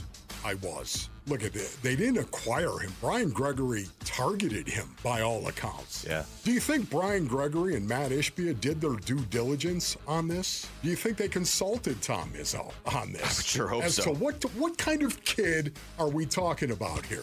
What happened? The circumstances. Why did the Suns do this when they didn't have to? Why did they do it? That's it. Especially with the culture that they have. I don't know, but we're going to find out. Wolf and Luke, middays 10 to 2 on Arizona Sports, the local sports leader. Right smack dab in the middle of summer means baseball games. And of course, in Phoenix, it means triple-digit temperatures. And when Phoenix turns up the heat, keep your home running smoothly with American Home Shield. Hey, it's Vince Marotta. An AHS home warranty can help protect your wallet from pricey breakdowns on even your oldest appliances and systems, like your AC, your plumbing, or your fridge. If they can't repair your covered item, they'll replace it. American Home Shield. Don't worry, be warranty. Sign up today at ahs.com. CAHS.com/contracts for coverage details, including limit amounts, fees, limitations, and exclusions. This is Ken Goodrich with Gettle. When I was a kid, my dad would have me replace all the screws the previous repair guys left out. My job was to find every missing screw and replace it with a brand new one. Our guys still do that today. When motors are whirling and compressors are compressing and electrical contacts are doing their thing, those nonstop vibrations caused by missing screws will cause your system to die long before it's due. That's why we tighten your unit down to factory fresh condition every time. No squeaks, rattles, or hums. Gettle, Goettl, will keep you cool, but it's hard to spell. Most families get their financial advice in pieces. A financial advisor here, a CPA there, an estate attorney somewhere else. Everyone means well, but nobody's talking to each other, and those gaps can work against you. Trajan Wealth's family office brings wealth management, tax strategy, and estate planning together, not as separate conversations, but as one coordinated system built around your life, your goals, and the people who matter most. Ours is a true family office, not one that refers you out because it's convenient. This kind of dedicated collaboration used to require a 7-figure net worth, but here's the game changer.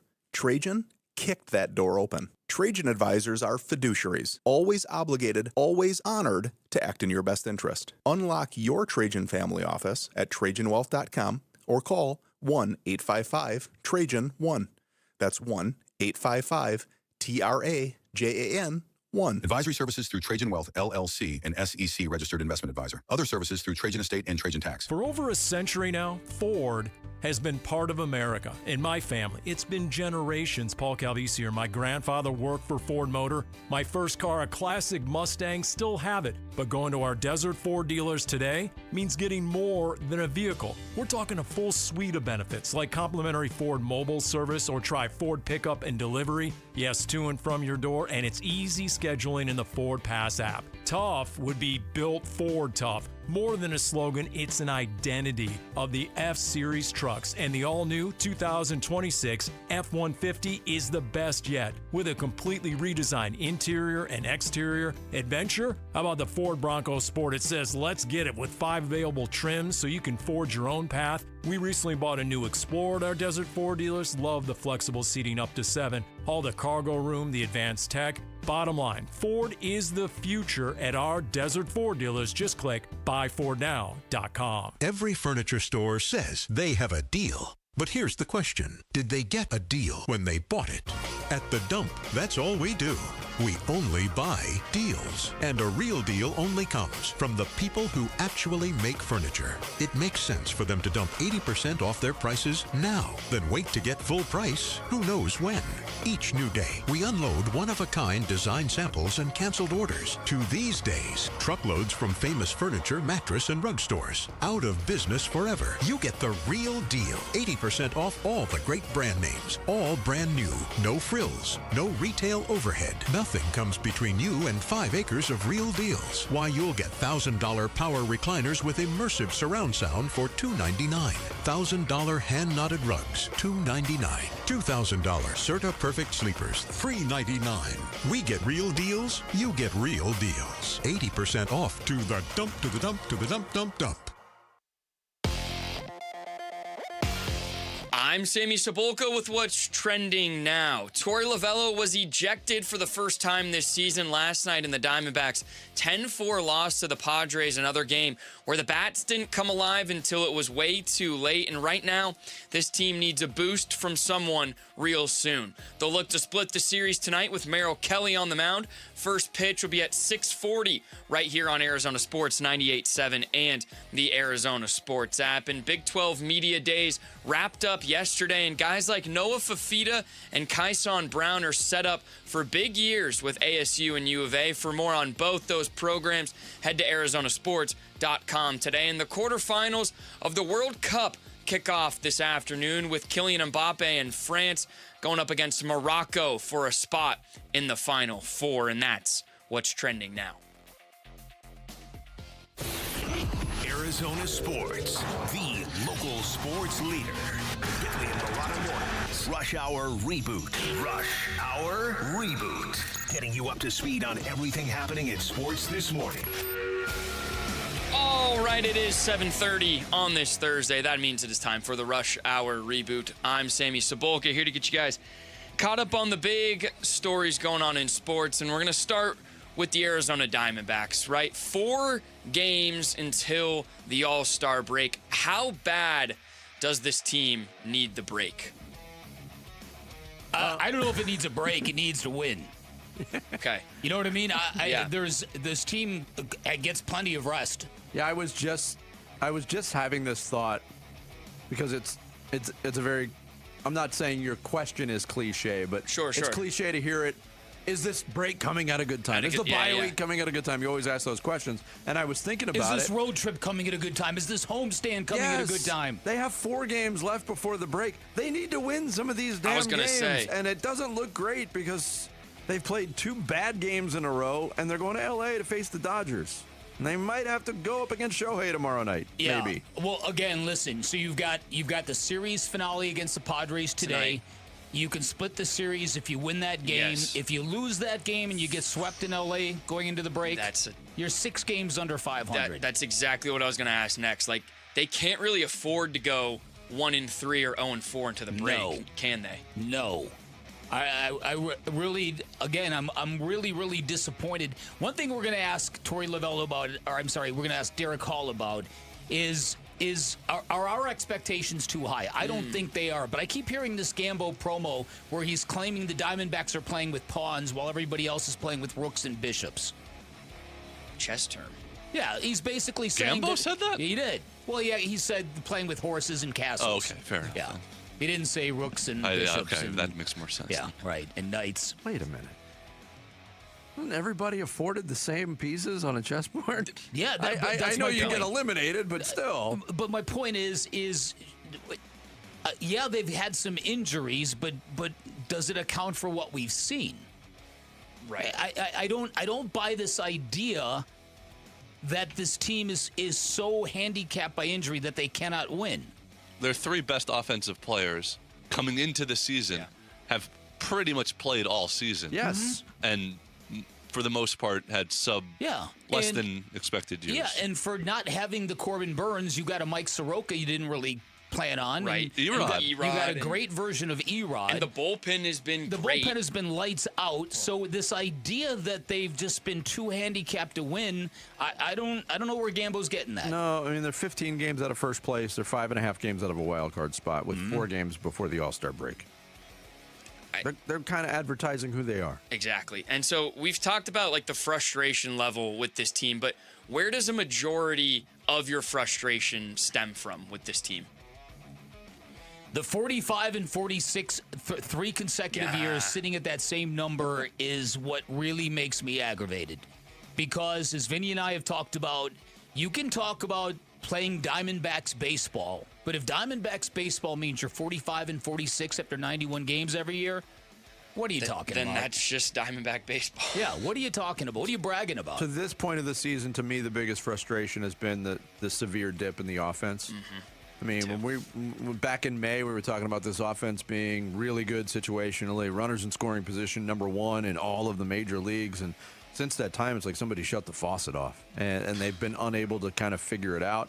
And to me, Look, we've all sat through bad baseball seasons, but when you watch a team on a regular basis that can't hit the ball consistently or score runs or deliver with runners in scoring position, it'll gnaw at you.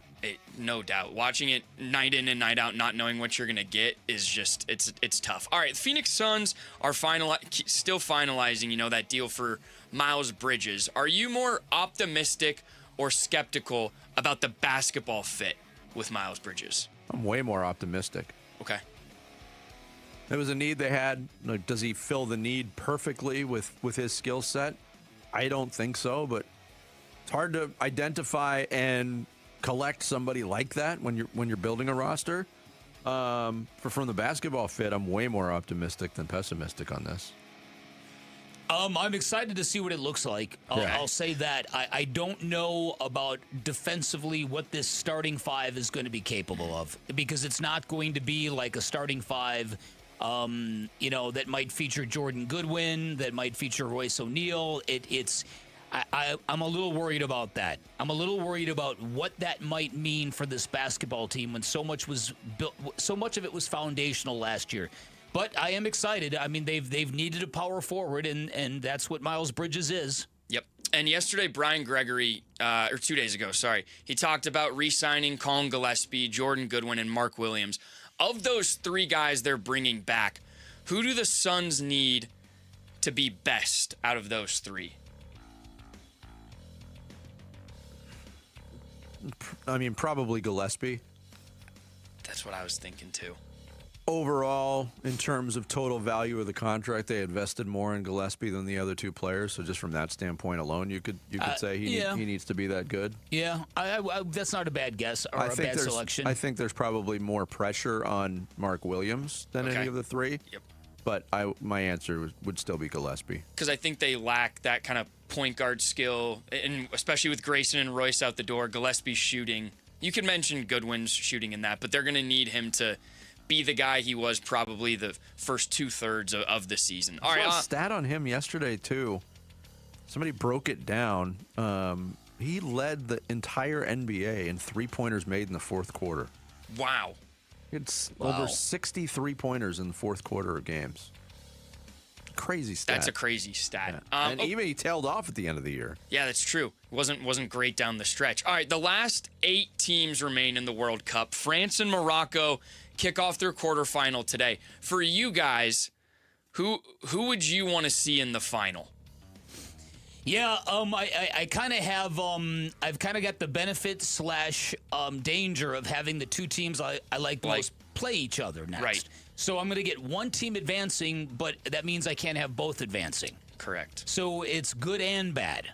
I'm cheering for Norway. I've been saying all morning and last couple of days, I am all in on the striking Viking.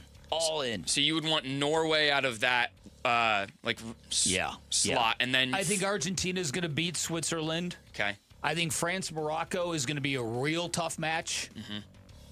And then Belgium-Spain. So I don't have any real feelings for it. You would want to see Norway, Spain France hasn't given up again. Spain hasn't given up a goal this entire tournament. Right. So you'd want crazy. So you'd want to see Norway, France, both teams playing their guys because they've already played each other. But you'd want that. Yeah, I would. Okay. I think we're on a collision course for Spain, Argentina. I think so too. A lot of people think France, Argentina, they played each other last World Cup. If France goes back, it'll be their 3rd straight World Cup, which is unheard of. I think Spain, Argentina, we're on that course as well, which should be a good one. But all right, guys, thanks for answering my questions. Well, thanks for rebooting us. I feel so rebooted right now. Substantially rebooted. Coming up next, we will talk to the president and CEO of the Arizona Diamondbacks, Derek Hall, for his weekly visit. That's next. It's Bickley and Murata Mornings here on Arizona Sports, the local sports leader. Burns and Gambo, afternoons. I need Kaman Malowicz to play more than he did. I think it's imperative that Kaman Malowicz, by the end of the season, you can see it. You can start to see it happening with him. And if it hasn't happened by the end of the season, brother, it is panic time when it comes to Kaman Malowicz. It is major panic time. If by March of next year you're not seeing NBA quality minutes out of Kaman Malowicz, something went horribly wrong and a mistake was made. Burns and Gambo, afternoons 2 till 6 on Arizona Sports, the local sports leader. Hey, it's Gambo. I've been on the radio now in Phoenix for just about 30 years. I've seen a lot of companies come and go. M-Drive didn't. In fact, I've been taking M-Drive for over 10 years. Yeah, over 10 years. Every single morning. And these days, that's probably the best endorsement I can give you. Because after you reach the age of 40, you start noticing changes. Your energy's not the same. Recovering, takes longer. Staying in shape takes more work than it used to. That's true for a lot of men. That's why M-Drive was created.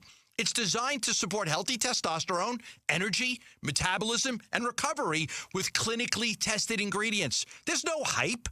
There's no shortcuts. Just a daily habit I've trusted for over a decade. I know the founder personally. I've watched the company grow right here in Phoenix, and I've continued taking M-Drive every single morning. Go to mdriveformen.com and use the code GAMBO for 20% off your first order. That's mdriveformen.com. M-Drive, over 10 years, every morning. All right, it's officially the most wonderful time of the year at Staples. They've got back-to-school supplies as low as 25 cents, up to 40% off select tech, 20% off for teachers, and more. Check out all the deals at staples.com/back-to-school. Staples, that was easy. Hi, I'm Tom Shane, third-generation owner at Shane Company. As a family jeweler for almost 100 years, we're known for doing right by our customers. Our legacy of integrity depends on it. We stand behind our engagement rings with our all-inclusive free lifetime warranty. We handpick the most beautiful diamonds, then negotiate for the best price. At Shane Company, we put you first because a friend always has your back. Shane Company, your friend and jeweler. When I was a kid, my dream wasn't a mansion. It wasn't a yacht. It was a 250cc Kawasaki dirt bike sitting in the garage. That garage and that bike represented freedom. Hi, I'm Tommy Mello. At A1 Garage Door Service, we know your garage holds more than tools. It holds dreams. From repairs to upgrades, call A1 Garage Door Service today or schedule online at a1garage.com. A1 from day one. Hey, I'm not one to say I told you so, but do you remember last year when I told you that Pure Talk was hands down the best wireless company that I'd ever used? Well, some of you were skeptical, but Consumer Reports just asked 120,000 people to rate every wireless company in America, including the big boys. Well, guess which company was the only company to get 5 stars in every category? Yeah, Pure Talk. Coverage, support, value, data. 5 stars across the board. No service contracts, no cancellation fees, just great U.S. customer service on a crazy fast 5G network for a fraction of what you've been paying.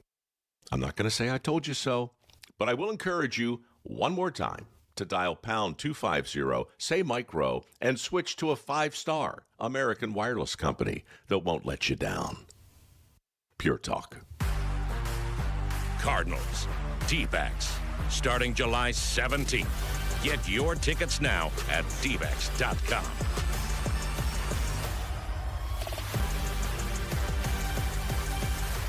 At Freeway Chevrolet, it's about more than just getting from point A to point B. It's about the truck that powers your workday, the SUV that fits everyone's everything, and the drive that makes every journey feel like a win. From Silverados to Traverses, Equinox, and beyond, Freeway Chevrolet has the selection, service, and hometown experience Arizona drivers count on. Chevrolet, together, let's drive. Freeway, Chevrolet, I-10, and Ray. Arizona Sports, the local sports leader. Mr. Speaker, the President. To have the high privilege and distinct honor of presenting to you the President. He's the president and CEO of your Arizona Diamondbacks. Hail to the chief. Derek Hall. The President. On Now with Bickley and Murata. Brought to you by Freeway Chevrolet. Together, let's drive. And D-backs going for a 4-game split tonight, trying to snap a 2-game skid. They lose last night 10-4 to the Padres in San Diego. Time for our weekly visit with the president and CEO of the Diamondbacks, Derek Hall, who joins us here on the Arizona Sports Line. Good morning, Derek. Vinny, Bick, there have been better mornings, that's for sure. But nonetheless, good morning back to you.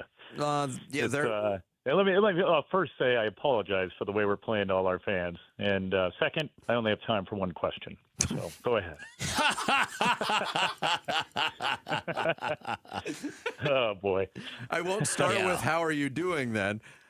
Look, we talked a little bit about going into this series and this stretch right before the All-Star break, and Corbin Carroll kind of taking the bull by the horns, and he was a little bit more vocal than he normally is, and talked about disappointment in not playing as well. I guess the question to start with is, why don't you think we've seen the results of that acknowledgement, or is this just kind of who this baseball team is at this point? Well, it is who we are right now, for sure. And I think coming out of that first game, we all felt really good Tuesday morning, after that 8-0 victory, and we thought maybe we did light a spark. But then, as this team has shown over the last couple of years, they have a tendency when they do press on the gas, or they talk about urgency, they press a little too much. And I think we're seeing that now the last couple of games. Yet here we are. I mean, the two of us, being us and the Padres, we've just had a bizarre year. Our records are so much alike. We came in here when they were 1 win out of their last 10, and that's always a scary proposition. You don't want to come in and play a team that's going to turn it around and get hot at some point. But we have a chance to split, like you said. It's bizarre, and they've scored 14 runs in the series, and we've scored 13. So here we are playing very similar baseball again. Yeah, Derek, I really love what you guys did in Game 1. I was hoping it was going to be a launching pad to a much better team going into the break, and yet the last 2 games there's been a lot of lifeless, a lot of sloppy. In a hardcore sports market, it would be very appropriate to ask, will there still be a commitment to a long-term manager after the All-Star break? But let me phrase it a little more delicately. Is the organization more compassionate to the manager in this situation, given circumstances and injuries, or is this something that is a growing source of dissatisfaction that you can feel sort of brewing among the fan base? Very, very fair question, Vic. And, to start your first half of that, the last couple of games have been very sloppy. Last night was unacceptable, and I've used that term a couple of times this year with you guys, and it's unacceptable that I'm still saying unacceptable because, when you can't pick up the ball, and you make the decisions you do defensively, and it's no knock on anybody that plays shortstop other than Perdomo, but it's really a compliment to him. You see what a downgrade it is when he's not out there, and a couple balls that he probably would have gotten to, and we just made some big time mental mistakes. On the second part of your question, it seems like we've been focused on that a few times in the past. I remember in 23 we were having this same conversation, and the questions were the same, and we really got hot and turned it around. It's bizarre that we're playing very similar. It's good and bad that we've played very similarly each of the last 3 years. We go back to your criticism, Dan, which is fair, in that you don't want to be just a mediocre 500 team, and this is a payroll and a roster that we've really committed to. But this is the most we've ever paid from a payroll standpoint in the last 2 years. For our entire history, to have $215 million payroll. And granted, some of it is on the shelf. We expected to have Soroka right now. We don't have Nelson. We don't have Lawler. We were hoping to have Burns and Puck and Martinez by now. But those are no excuses. That's who he has to deal with, right? We're giving him so many guys that have to fit those pieces of the lineup that are for him to make up the choices each night. Derek Hall, our guest here on Bickley and Murata Mornings. There was a stat that was shared on the ESPN broadcast last night that not only is it, and during the game, and I'm not picking on Torrey by bringing this up, but he said, we've had a little bit of, it's been a little soft at first base this year in terms of production. And then the stat came out later in the game. Worst OPS at the first base position, not just this year, but in 106 years in Major League Baseball. Mike, and I'm not expecting... That doesn't sound very good. No, it doesn't. Sweeping changes at the All-Star break, but internally, I mean, are there still options left to try to kickstart something at the first base position, Derek? Oh, yeah, and we have to. And again, this is... Look, I think Pavin would tell you he struggled, but again, if you're Torrey, you have matchups. You have a left-handed first baseman who's on your roster. You keep plugging him in and hoping for different results. But yeah, we've got to find different results, not just there, everywhere. We have a lot of guys who are struggling, and we rely so much on 3 or 4 outstanding players. And when they're not getting it done either, we're just not going to be productive. But when you look around the infield and outfield, we do have some very talented players, and I expect more, and I'm sure they do too. Our pitching has held up. Our bullpen has been fantastic. Our starters have gotten by. Last night it was a young kid who it just seems like the bright lights got to him, but he has showed us a lot of promise, and we do have some depth there, especially when the injuries are healed. So I have expectations for this team. I know Torrey does too, but those glaring holes right now that you just talked about, Vince, we've got to correct those. We've got to fill those, and I know that our front office is working hard at that. Right now they're a little bit focused more so on the draft because the draft is this Saturday, and so we're having draft meetings each day, every day, all day. But I watch Mike up and down, out in the hallway, on the phone. He's not stopping. I mean, he's doing multitasking at its finest. Is Zach Greinke involved in any of those scouting meetings? he does love them, Bick. And he sure does. In the past. Yeah. All right. Oh my goodness. Yeah. Yeah. All right. A good one. More along some of the lines of Indy and I were talking about today, and that is the tipping issue. It's come up with Zach Gallen. It came up with Brandon Pfaadt. Brandon kind of repudiated that. Doesn't think that's the case with him. Shed some light on what you guys are thinking when you look at both those pitchers, and if that's something that has kind of been an obstacle for them. Yeah, you do have to look for it. I mean, when it seems like the other team knows what's coming, and yet it's not consistent. So, I mean, in both cases, I've asked constantly, and I've always heard, no, they're not tipping. They're not tipping, and the guys don't believe they are. The other thing, baseball's such a small fraternity, you'd be amazed. I mean, I know you guys have said before it probably would have gotten back to us. It always does, especially if you're playing, say, an AL team just once, and there are former teammates of some of our guys on that team. They'll come up afterwards, or a manager to our manager will say, hey, by the way, we saw everything, and here's what happened. I mean, they're really good about telling you. So in both cases, I've been told no over and over again. And yet, even though someone will say, hey, we knew what was coming, or it looked like they knew what was coming, that doesn't mean necessarily they're tipping. It could be a pattern, of pitch calls. It could be switching your pattern, and it's not as effective. I mean, if you look at Gallen, he was going 4 or 5 innings, just cruising along. So it doesn't seem like he was tipping at any point during those stretches. And yet his last start, he was commanding the fastball. He was setting everything up with the fastball. And then it looked to me like we went away from that. We went to more off-speed pitches, and that's when he got hit, and that's where things turned. So I think it's pitch calling. It's deception for Pfaadt, to go down and change the over-the-head delivery. And now he's got even more deception and less moving parts, as he talks about.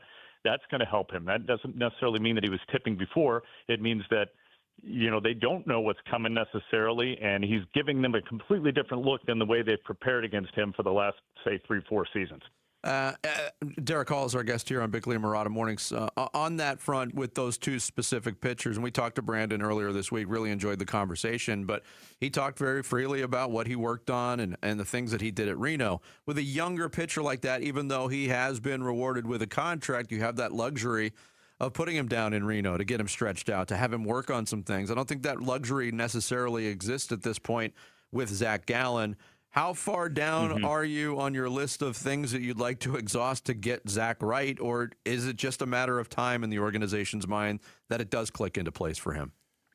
Yeah, really good point. And Vince, almost rhetorical, because you're right. I mean, when a guy does have options or he's young enough and he can go down and work on it, and look at the work they did, and that's Doug Drabeck and Jeff Bajanero. They did such a good job in Reno, as they do with all our pitchers there. And there's a comfort level and a knowledge level. They know a lot about those young pitchers. But in Zach's case, you don't have the luxury of doing that. So we're going to have to continue to work on it on bullpen sessions, in between starts. But no one's, working harder than him. I mean, if you watched him, I sat there Monday night next to the dugout and watched Zach. And Zach was studying every single at-bat, every pitch that we were making. And you could tell he was just preparing for the next night. He is chomping at the bit to get back into form. And I still believe, I know we all say it, we still believe he's going to. And we're seeing signs But we hope it does happen quickly because he's got to do it on his own or with the help of pitching coaches and, in between starts. All right, lastly, when we visit with Mike Hazen, it's obvious how accountable he is, and it's very, very obvious how much he puts into this job, leaves no stone unturned.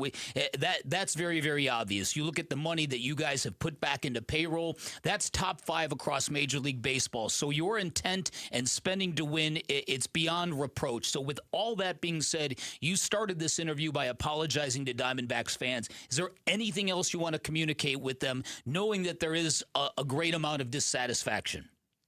Yeah, no, I'm not satisfied, and I would love to communicate that again, Vic, and I think you guys feel the same way. You were asking the question earlier, should we have higher expectations? And I say yes. I mean, I still have expectations with the roster that we have on the field healthy right now. Would I have higher expectations if we had the full roster? Absolutely, but I still have high expectations.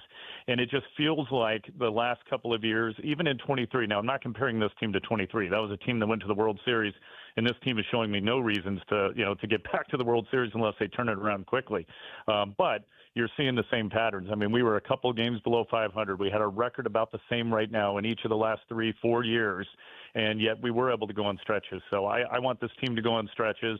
What I usually do when we start playing bad or I don't feel good about the way we're playing, I'll focus on promotions or fan experience. I don't know if I'm ready for that yet, but kids are free July 17th against the St. Louis Cardinals. So let me point that out. You always have a great time at Chase Field.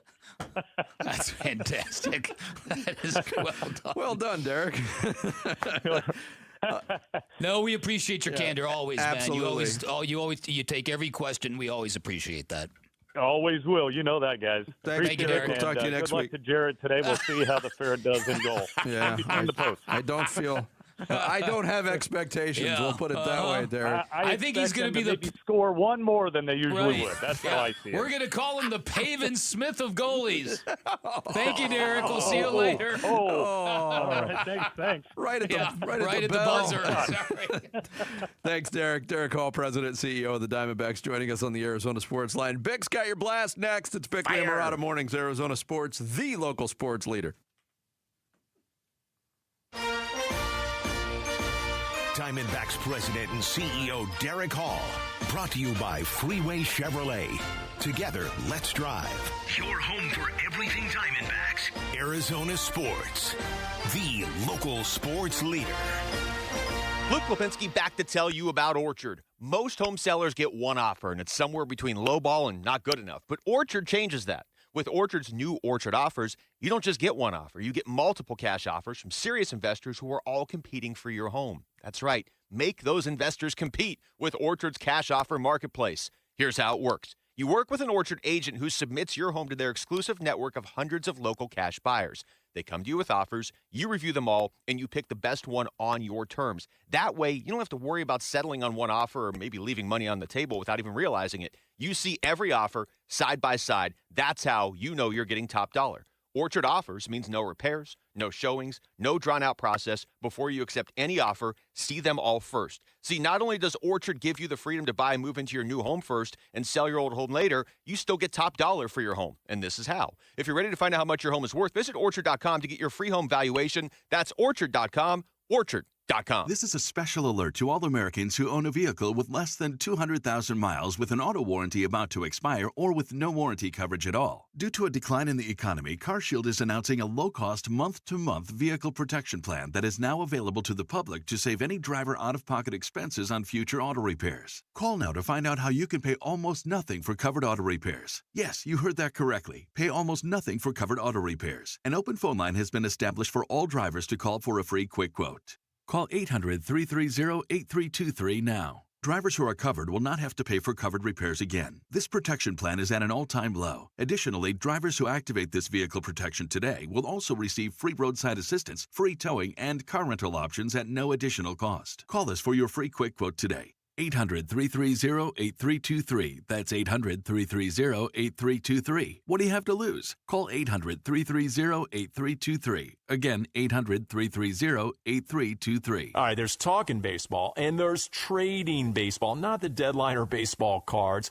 Kalshi, just the largest prediction market in the world. Kalshi, regulated and live in all 50 states. Paul Calvese here. Again, you can trade every baseball game on Kalshi, even the All-Star events, futures. Hey, at last check in the American League, the Yankees trading at 32% to play in the championship this October, meaning a $100 trade pays out over $300 if they win. And remember, on Kalshi, you're trading against peers in a live market. There's no house. And as probability changes, you can buy in, buy out of your position, and for a limited time, download the Kalshi app and use referral code AZSports. One word, AZSports, to get $10 when you trade 10. Referral code AZSports. One word on the Kalshi app. KALSHI. Kalshi. Trade on anything. 18 plus only. Restrictions and eligibility requirements apply. Event contract trading involves risk and may not be suitable for all investors. Prices, value, and available markets may differ from those mentioned. For more information, see kalshi.com/regulatory. Have you ever tried to play through pain? I'm not talking about a bruise. I'm talking about that sciatica lightning bolt ripping from your lower back down your leg.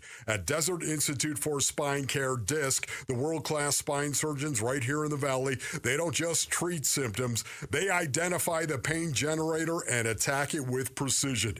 These are innovators behind endoscopic spine surgery, a technique so minimally invasive it uses incisions smaller than a quarter of an inch. That means faster recovery, less pain, and getting back to life, the life that you love. Whether that's the gym, the golf, or cheering on the Bird Gang, whatever it might be. Sciatica, herniated disc, spinal stenosis, whatever's knocking you out of the game, DISC has seen it, diagnosed it, and fixed it for thousands of patients across Arizona, just like me. Visit sciatica.com to schedule your appointment with DISC or text SPINE to 620-620. Message and data rates may apply. KMVP FM Phoenix, live from the Casino Arizona and Talking Stick Resort Studio. Arizona Sports, the local sports leader.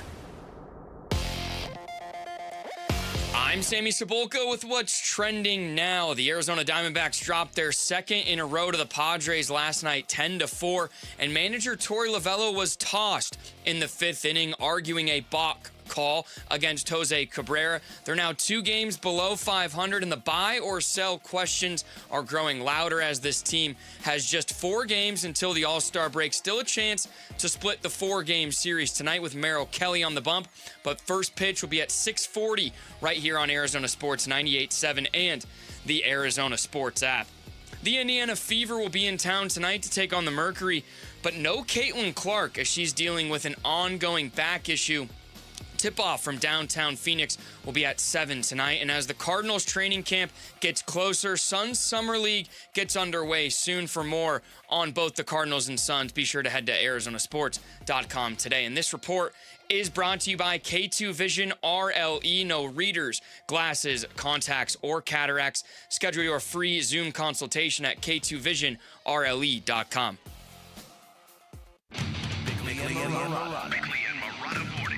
Arizona Sports, the local sports leader.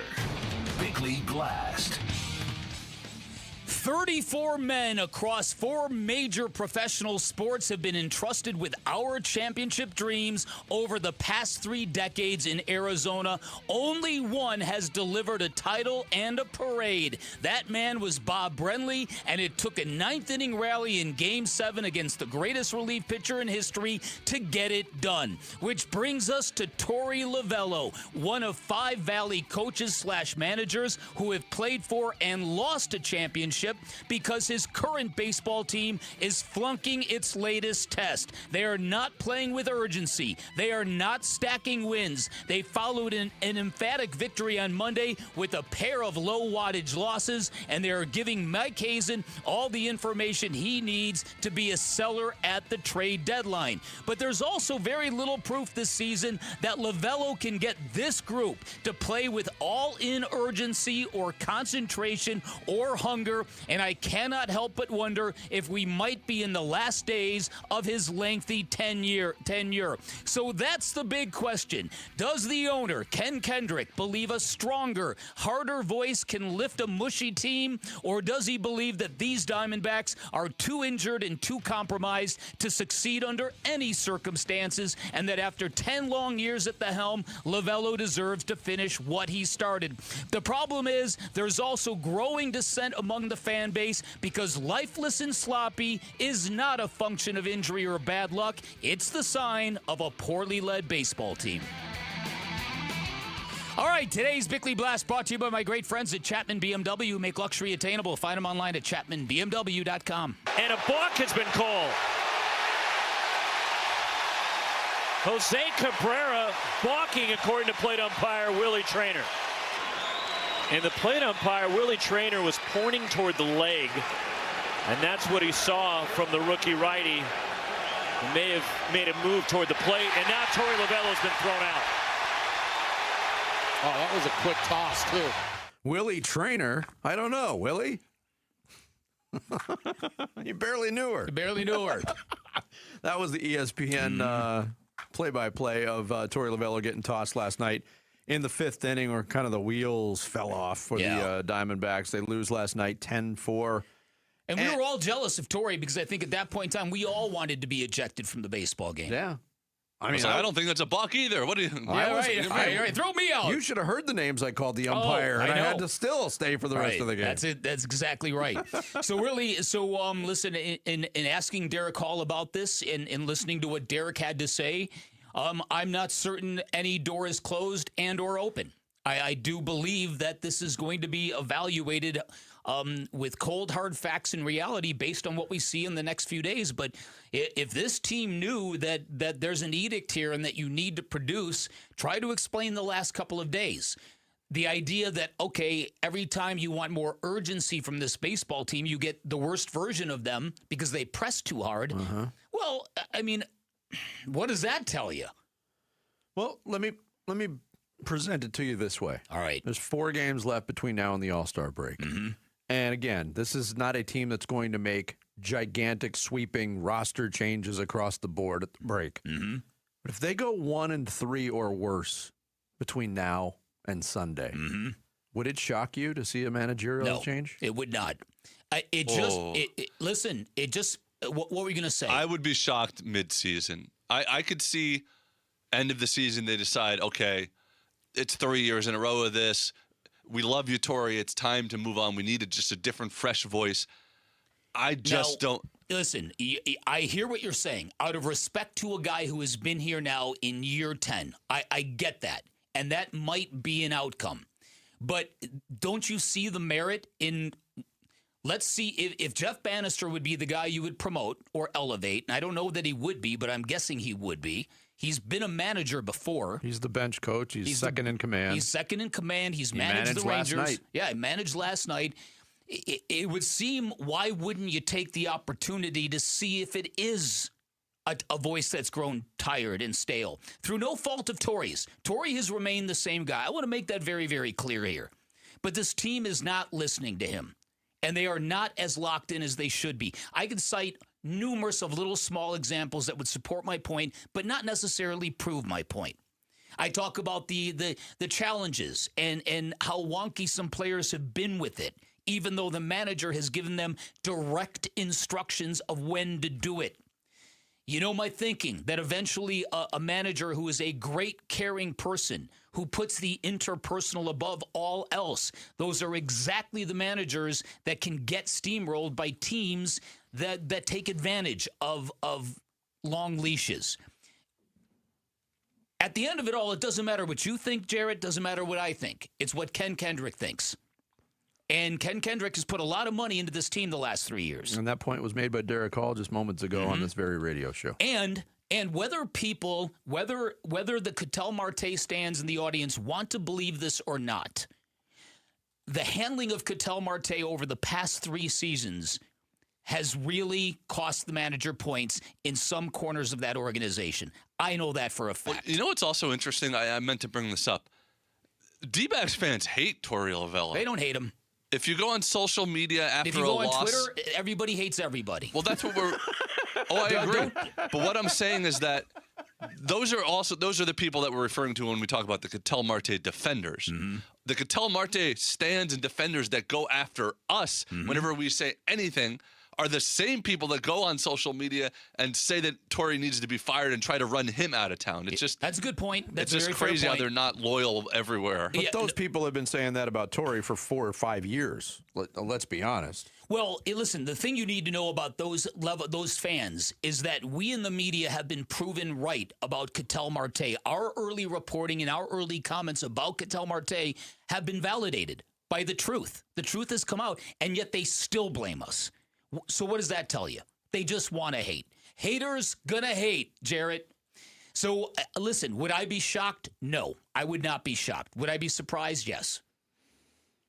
Yeah, and surprised and shocked are two different things. And look, there's obviously a loyalty there too. Maybe Jarrett's point has merit mid-season. Is that a lack of respect for a manager who's given so much to the organization, even though things are bad? But if there is a belief, and again, you heard Derek Hall say it, he still has expectations for this team. And there's not many people above Derek Hall in that organization. You have to believe that that feeling is shared.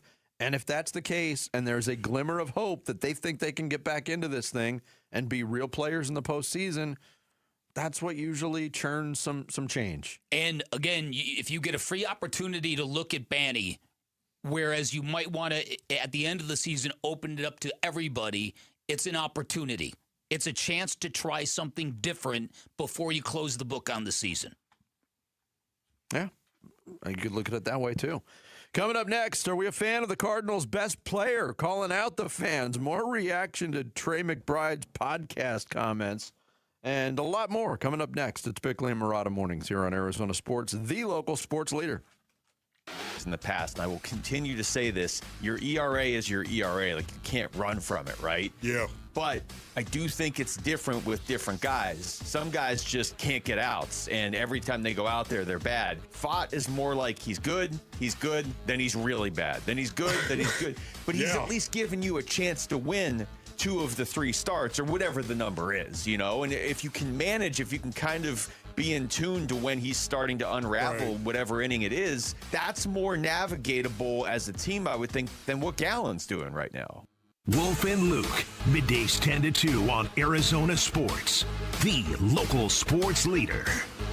Over the past 20 years, the accident attorneys at Sweet James have helped enough clients to fill an entire sports arena. And here's another basketball analogy to prove why, if you're ever injured in any kind of accident, pick up the phone and call the accident attorneys at Sweet James. Look at it like this. There are over 450 players in the NBA. They all play basketball. They're all good, but very few rise to stardom because very few win at a level that puts them in an elite category. Oh, it's exactly the same thing with personal injury firms in Arizona. There are a ton of them out there. They all say the same things, but Sweet James, one of the very few firms that are elite in everything they do, especially when it comes to litigating. Their attorneys have extensive trial experience, over 500 trials of experience, and that experience with the 98% record proves to the insurance company Sweet James will not back down. This is why they consistently deliver some of the largest settlements in America. And remember, if you're injured in an accident, having the right attorney on your side, it's essential. It can literally mean the difference between a $2,000 check and a $2 million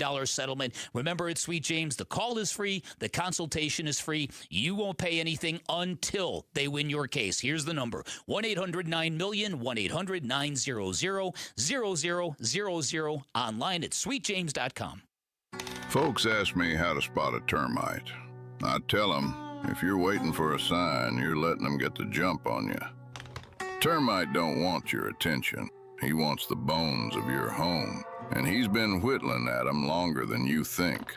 Nate here, owner of Blue Sky Pest Control. Don't let termites get the jump on you. Smart protection starts before the damage does. Call 602-BLUE-SKY for your free termite inspection. Hello, Blue Sky. Goodbye, pests. Hey, it's Gamble, and I'm here with Stuart Willis, the president of Asset Preservation Wealth and Tax. Stuart, you handle retirement planning, financial planning, tax planning. How important is estate planning to somebody's overall portfolio? Listen, I think it's one of the most overlooked things. A lot of people say they're going to get to it eventually, and they never do. Look, I mean, here's the thing. I sometimes say I'm a bit hypocritical because I've been preaching the importance of having an estate plan and a living trust for 20 years. I just got mine done a few years ago. So a lot of you out there know they need to get it done because, look, here's the thing. Probate is not an evil process. It's just expensive and time-consuming, and it's a process you can avoid by having proper estate planning. And especially for those of you in split families, because then you've got to divide assets among two different families. It becomes very difficult.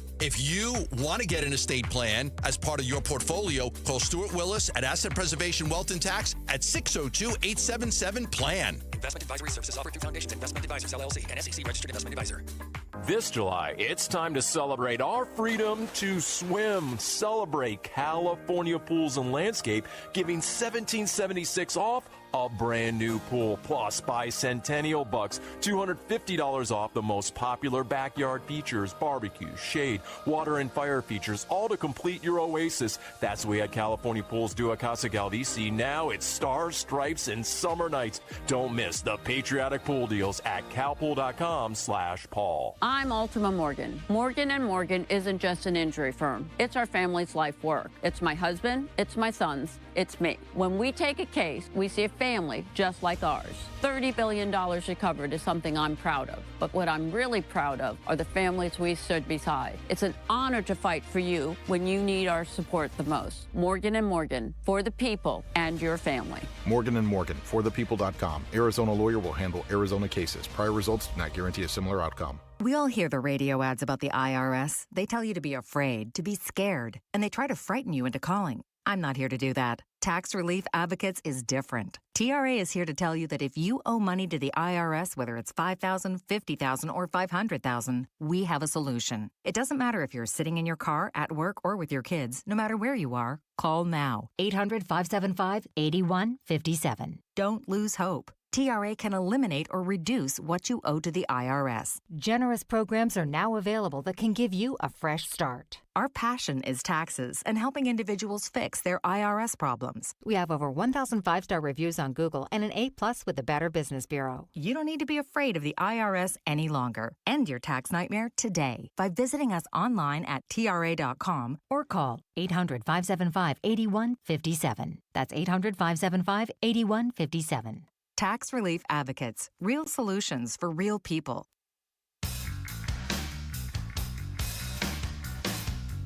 Hey, it's Luke. Did that struggling Diamondbacks offense finally wake up against Padres ace Michael King? We'll be reacting to the game at 10 a.m. It's Wolf and Luke on Arizona Sports 98.7, the Arizona Sports app, and the Arizona Sports YouTube channel. We continue here on the Thursday edition of Bickley and Murata Mornings, live from the Casino Arizona and Talking Stick Resort Studios. Wanted to pass this along before we get into our discussion. Jeremy Fowler of ESPN posted today a photo and some text. Several of Arizona Cardinals skill players visited quarterback Jacoby Brissett in South Florida to train for a few days, including Marvin Harrison Jr. and Trey McBride. Wow. Brissett is in a contract dispute with Arizona and missed OTAs as a result. Now, he did show up for mandatory minicamp, showed up, didn't participate. Last practice got canceled of the 2-day sessions. That's where we stand a little less than 2 weeks before the Cardinals. Well, that's interesting. That's a good show of solidarity, isn't it? Yeah, for that many people. And I mean, the star players to show up. That's right. It's interesting. I wonder what the Cardinals think of that. I wonder what I wonder what Jacoby Brissett's agent, who is himself, thinks about that. Well, yeah. He just has to look in the mirror and say, "Yo, what do you think about this?" I mean, this only gives him, I guess, in theory, leverage, right? Mm-hmm. Like the star players love me, want to come work out with me. Interesting. And I don't know who took this photo. I have to assume that it has not been touched up, but I will say this. Marvin Harrison is absolutely ripped. Well, he was last year as well. Yeah, and what did that do for us? I'm glad to hear it. It's better than the alternative. Yeah, Marvin Harrison Jr. looks like me. He looks like, have you seen Usain Bolt lately? My goodness. So that's the latest from Jeremy Fowler today. Good sign. And hopefully that means some sort of resolution, because the less things hanging over this football team's head on July 22nd when they go to camp, the better. Listen, I'm baffled by all of this. Whatever anybody thinks about Jacoby Brissett, I think we can all agree he's the best quarterback for Week 1 of this upcoming season. Yes. Based on his experience with this team, based on what he did last year, I don't know why the Cardinals are concerned about money with this guy. They've got money to spend. You can stagger this contract where if you don't like what you got after 8 weeks and it's time to go see what you got with Carson Beck, make a deal with him. Cut him free. Let him go somewhere else. Shouldn't be this difficult. Just my opinion.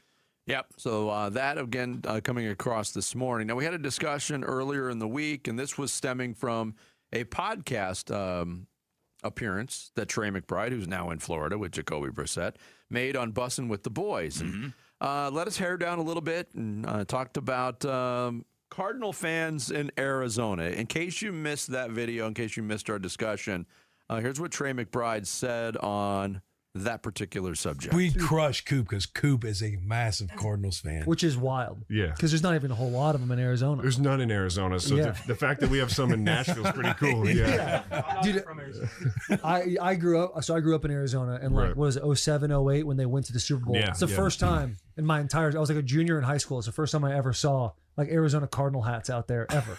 And then all of a sudden the Super Bowl was over and the hats just kind of went away. Everyone left. Yeah, it was like fairy dust. They'd all just kind of in the distance. Well, it's like, living in Arizona, no one's from Arizona. Everyone kind of has moved in from another state, so they're all fans of their own team. So now you have the Arizona that sits there, and there's no Arizona fans in Arizona. So it's a tough deal, but dude. Hopefully we start winning some games and we can bring some of those fans back. Yeah. So we had this discussion. We were on opposite sides of reaction. My reaction was, I'm not sure it's a great idea to, with a delicate number of diehard fans that the Cardinals do have, and they do have 40 to 45,000 that show up every week and have for years through a less than stellar product. I'm not sure they should be called. They have 40,000 that show up every week? All right. I'm approximating. It's close to a 70,000 seat stadium. You're saying it's consistently less than half full of Cardinal fans? Yeah, we don't need to quibble. Yeah, okay, it's fine. That's fine. There's a base of people that show up every week. Yeah, that's right. So you thought this was insensitive to them? I didn't. If I was one of those people, which I used to be back in the day, to hear, hey, there's no Cardinal fans in Arizona, I would say, well, what am I spending thousands of dollars of my money and my Sundays during the fall and winter on? Yeah. Okay. I think for me, it's really, and you're not alone. I've heard from a couple of other Cardinal fans who have taken offense to Trey McBride saying this, taken this very personally. I listened to that answer, and this was not something he was playing along with a narrative that was laid out in front of him. Yes. His two hosts are telling him, look, there's no fans in it. Blah, blah. They laid the table for him to say what he said. Now, he didn't mean there are no fans literally. Obviously, I was more sensitive to it and sympathetic to it because my thinking is I can only imagine how exhausting and infuriating it would be to be a member of the Arizona Cardinals and to roll into every home game and walk out onto that field and see that mixed energy where maybe even the crowd is way louder for the visiting team. That would be crushing. Because if you're an NFL player, you spend half of your working year, or 9 or 8 games, depending what you got that particular year, going to stadiums where you see what a partisan crowd looks like. And then you come home to your building and you get what you get. Totally agree with that stance. And I can imagine that would be very, very deflating for a pro athlete who's like, everywhere I've played in football, from high school to Colorado State to whatever, every time I take the field, I've got a roaring crowd cheering me on. And now in the NFL, I'm in the city that's got this. Yeah. So, and again, it hasn't always been like this, but it's like this now. So that's why I was more inclined to kind of give Trey McBride a break for this. I think I look at the way Trey McBride plays and the energy and the heart that he shows on the field. That's his response to the fans in Arizona. That's what he's giving you. Yeah. So I've got no quibbles with Trey McBride. Yeah, look, and neither do I. He shows it through his play and his passion on the field, absolutely. But I just want to add one more point to that, and I don't disagree with anything you said from a Cardinals player's standpoint to walk into that and to deal and do your work in that environment week after week after week would be deflating. You know who it's more deflating for? The fans. The fans. Yeah. Because they don't have free agent options. They're point. They're shelling out thousands and not making millions. Yet they're and we tend to rip those fans too when they do have enough or they can cash back in and sell their tickets. It's a tough place to be. It's a terrible place to be. And I jumped on day one, and that was in the Sun Devil Stadium days. And being in a stadium where you're rooting for the home team and you're in the minority, it is a terrible, terrible feeling as a fan. Awful. Absolutely awful. So to hear that is kind of another layer of, what am I doing? Yeah, I'm guessing at some point Trey is probably going to address this and clarify this because I don't think he meant to insult people. Oh, I definitely agree with that. Yeah. I think that's a lot what you said, that like some of these guys, they go on these podcasts, they just fall into like, I'm just... And Taylor Lewan was speaking from experience, his own experience as a younger guy. They laid it out from, they were my favorite team, the Super Bowl, they had this. And you want to fit in and you want to agree and you want to make them laugh and you say stuff sort of maybe hyperbolic and, And the safe answer would have been, we do have a core of fans that show up every week. It's our job to win some more games to get to grow that number. There you go. Yeah. Yeah, and maybe if he's talking to the media, that's what he says. Because every time he talks to the media, he always says the right thing. He does. That's our goal for this year. Try to get him to slip up. You know it's not. Coming up next, where do the D-backs faithful rank among the smartest fan bases? Well, we're going to find out next. It's Bickley and Murata Mornings here on Arizona Sports, the local sports leader. Burns and Gambo, afternoons. Give me your number one pitching request. Reed Detmers. Okay, I'll give you Reed Detmers. Give me your number one hitter. Who is the number one hitter that you want a realistic trade deadline target? You can get a little unrealistic if you want, but Wilson stay in Contreras. reality. Okay, I'll give you Wilson Contreras. I'll give you Reed Detmers. Are the Diamondbacks making the playoffs now? Yeah, that needs to be a yes, Dave Berth.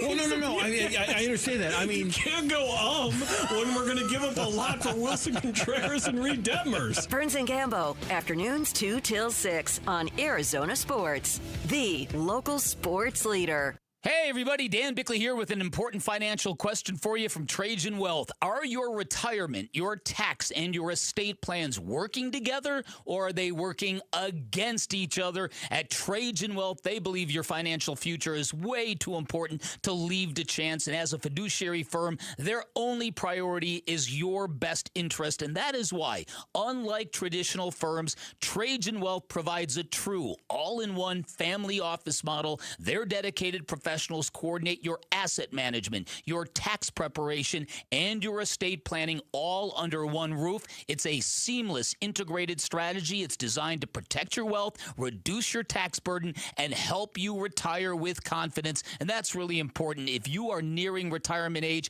you want the peace of mind to know that your money is going to last, that you're going to be able to do the things you want to do. Highly recommend you schedule a free appointment with Trajan Wealth. They can give you a second opinion on your current portfolio. They can give you personalized strategies built around you, your needs, your goals, your risk tolerance. Finally, Trajan Wealth, also a veteran-led company, and just as our military heroes safeguard our freedoms, Trajan Wealth committed to safeguarding your financial future with the same integrity. Give them a call today at 855-TRAJAN-1. That's 855-TRAJAN-1. Online at TrajanWealth.com. Advisory services through Trajan Wealth, LLC, SEC Registered Investment Advisor. Additional services through Trajan Estate and Trajan Tax. Actual client paid advertisement. Additional disclosures at TrajanWealth.com. 1-877 Cards for Kids. KARS Cards for Kids. Ready to get rid of that old car? Donate it to Cars for Kids. Call 877 Cars for Kids to reach a friendly live agent. Donation is super easy, and your car can be picked up as soon as tomorrow. Call us now or go to carsforkids.org.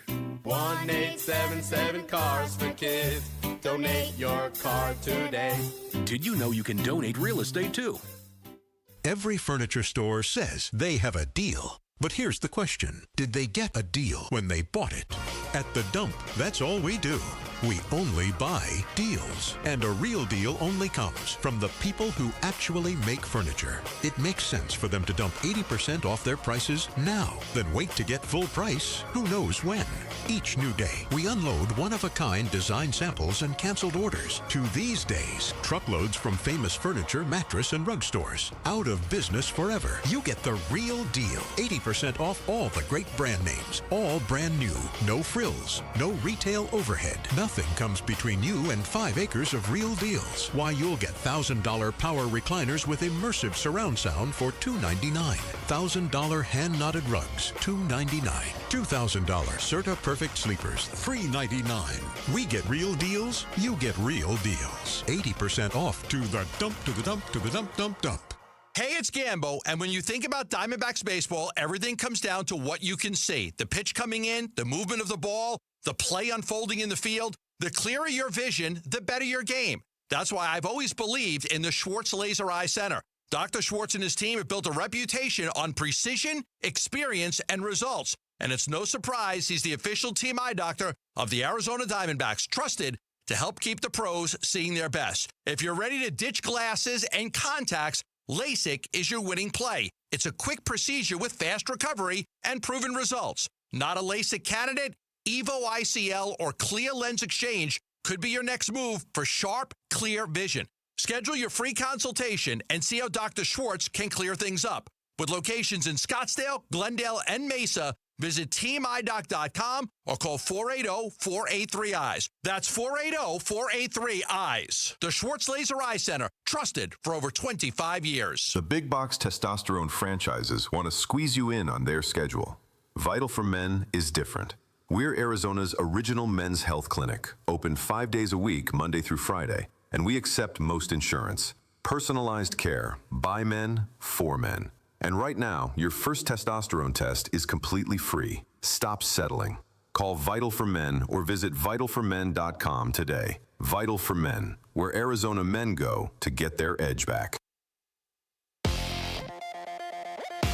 I'm Sammy Cebulka with what's trending now. Torey Lovullo was ejected from his first game this season last night in the Diamondbacks' 10-4 loss to the Padres. Another game where the bats didn't come alive until it was way too late, and right now this team needs a boost from someone sometime soon.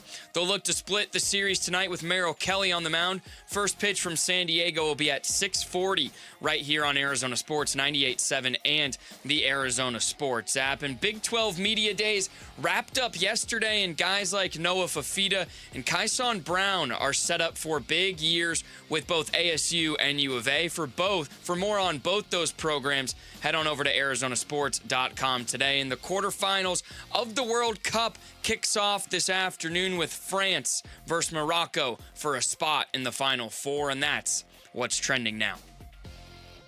Arizona Sports. Swung on, that is hit high and deep. Bickley and Marana talk D-backs baseball now. All right, so there was a headline in the Phoenix New Times that caught my eye, and you're going to know why in a minute here. The headline says, "Swing and a miss. Survey says Diamondbacks fans are baseball's dumbest." Wow. How's that for a juicy headline? What does that mean? What does that mean? But there are teams in Florida. That is the conclusion. They don't have fans, though. That's the conclusion reached by a Canadian betting website that commissioned an online survey of 5,000 fans of Major League Baseball's 30 teams, testing their general baseball knowledge with a 20-question quiz. Canadian gambling site? Yeah. What's it called? Make a bet, eh? Make a bet, eh? Seems legit. So you all are going to take this quiz with me right now. Okay. I've already done this. Okay. Okay. Question number 1: Which pitcher threw the only perfect game in World Series history? Don Larson, Sandy Koufax, Whitey Ford, or Bob Gibson? We writing these down? Write them down for your own self. Okay. Number 2: What year did Major League Baseball introduce interleague play? 94, 95, 97, or 1999? Okay. Write down an answer. Which franchise was the first to integrate in the American League? Was it the Yankees? Was it the Cleveland Indians, now the Guardians? Was it the Detroit Tigers? Was it the Chicago White Sox? Okay. Write down an answer.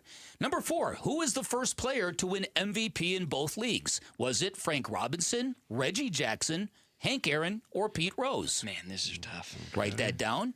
Number 5, can a runner advance on a drop third strike with 2 outs? No, only if first base is occupied. Yes, or only in extra innings. Wait, can you repeat the question? Can a runner advance on a drop third strike with 2 outs?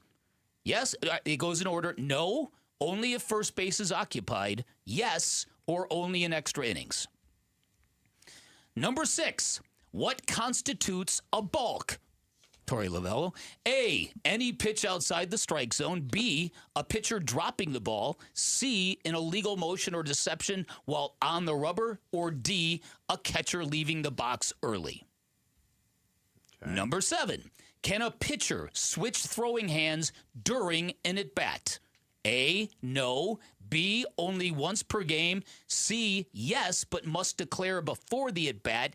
D, only in extra innings. How many are these? 10? 20. Number 8. Which catcher has the most career home runs? Johnny Bench, Yogi Berra, Mike Piazza, Carlton Fisk. Number 9. Which player has the most career grand slams? Lou Gehrig, Barry Bonds, Alex Rodriguez, Albert Pujols. Number 10. Which MLB franchise was originally called the Pilots? Was it the Brewers, the Mariners, the Padres, or the Rays? Okay. Number 11, true or false? A pitcher can fake a throw to first base without stepping off the rubber. Is that true or is that false?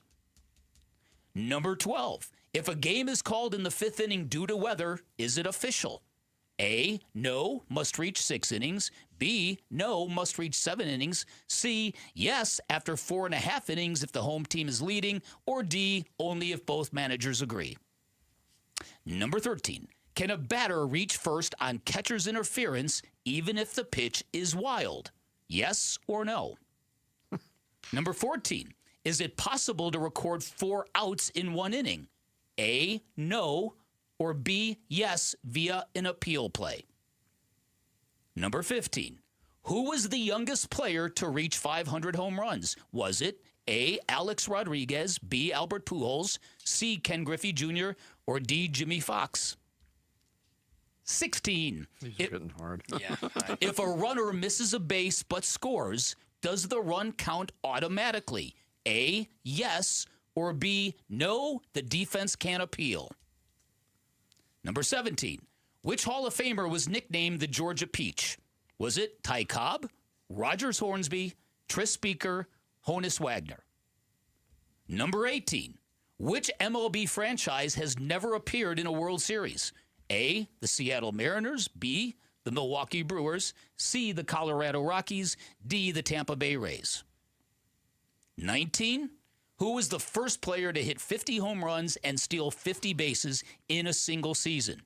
Barry Bonds, Alex Rodriguez, Shohei, or Jose Canseco?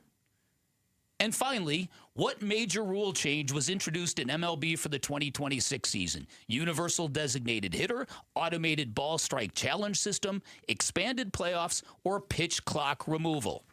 Dang. Before I give you the answers, I read this to you because this survey is very difficult. Yeah.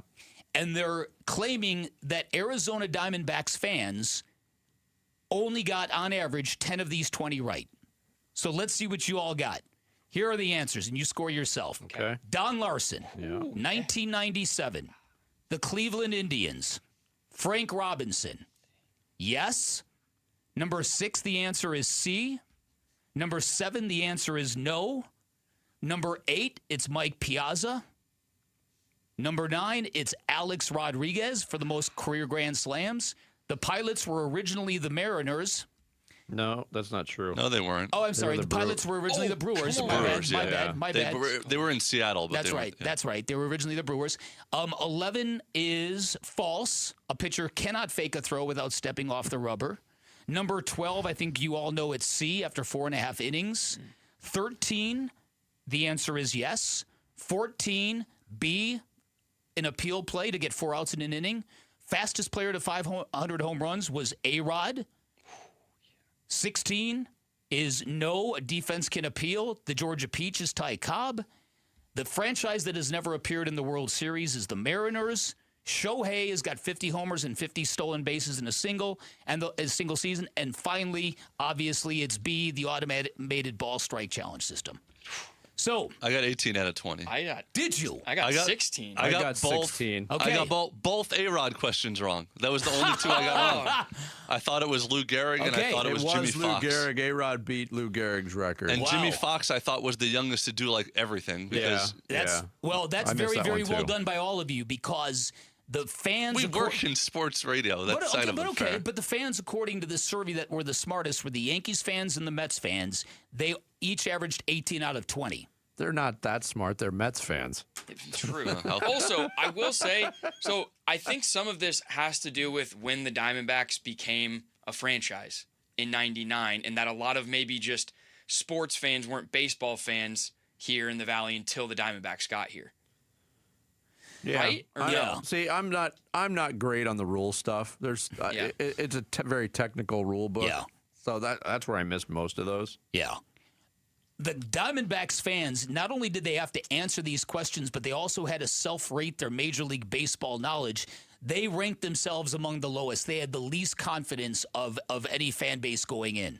So the people that they interviewed for this survey only gave themselves a 6 out of 10 in terms of how confident they were in their baseball knowledge. You guys all did very good. That's pretty interesting.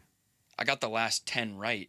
10 in a row right. Will, Sammy, See, and Jamal. There's just no get chance 10 now. total questions right for the rest of the year in Generation Gap. Yeah. That's fun. Just for kind of like a sample, we should have had Jamal take this quiz too. Well, he claims to be a huge baseball fan. He does claim that. But again, for a headline that says survey says Diamondback fans are baseball's dumbest, I don't think you would draw that conclusion after taking that quiz. I mean, because there were some questions that were obvious, and but also, some that weren't. There were only like 3 modern day questions. Yeah, the ABS and Shohei Ohtani. Yep. Like I guessed right on a couple. That's how. I could see. I don't know. I'm disappointed in myself. I lost to Jarrett. Although Jarrett's great at baseball. Jarrett is the closet CMed. He is. Coming up next, Big 12 Media Days are in the rear view, and we'll talk about it next. Brett McMurphy, college football insider for On 3, will join us.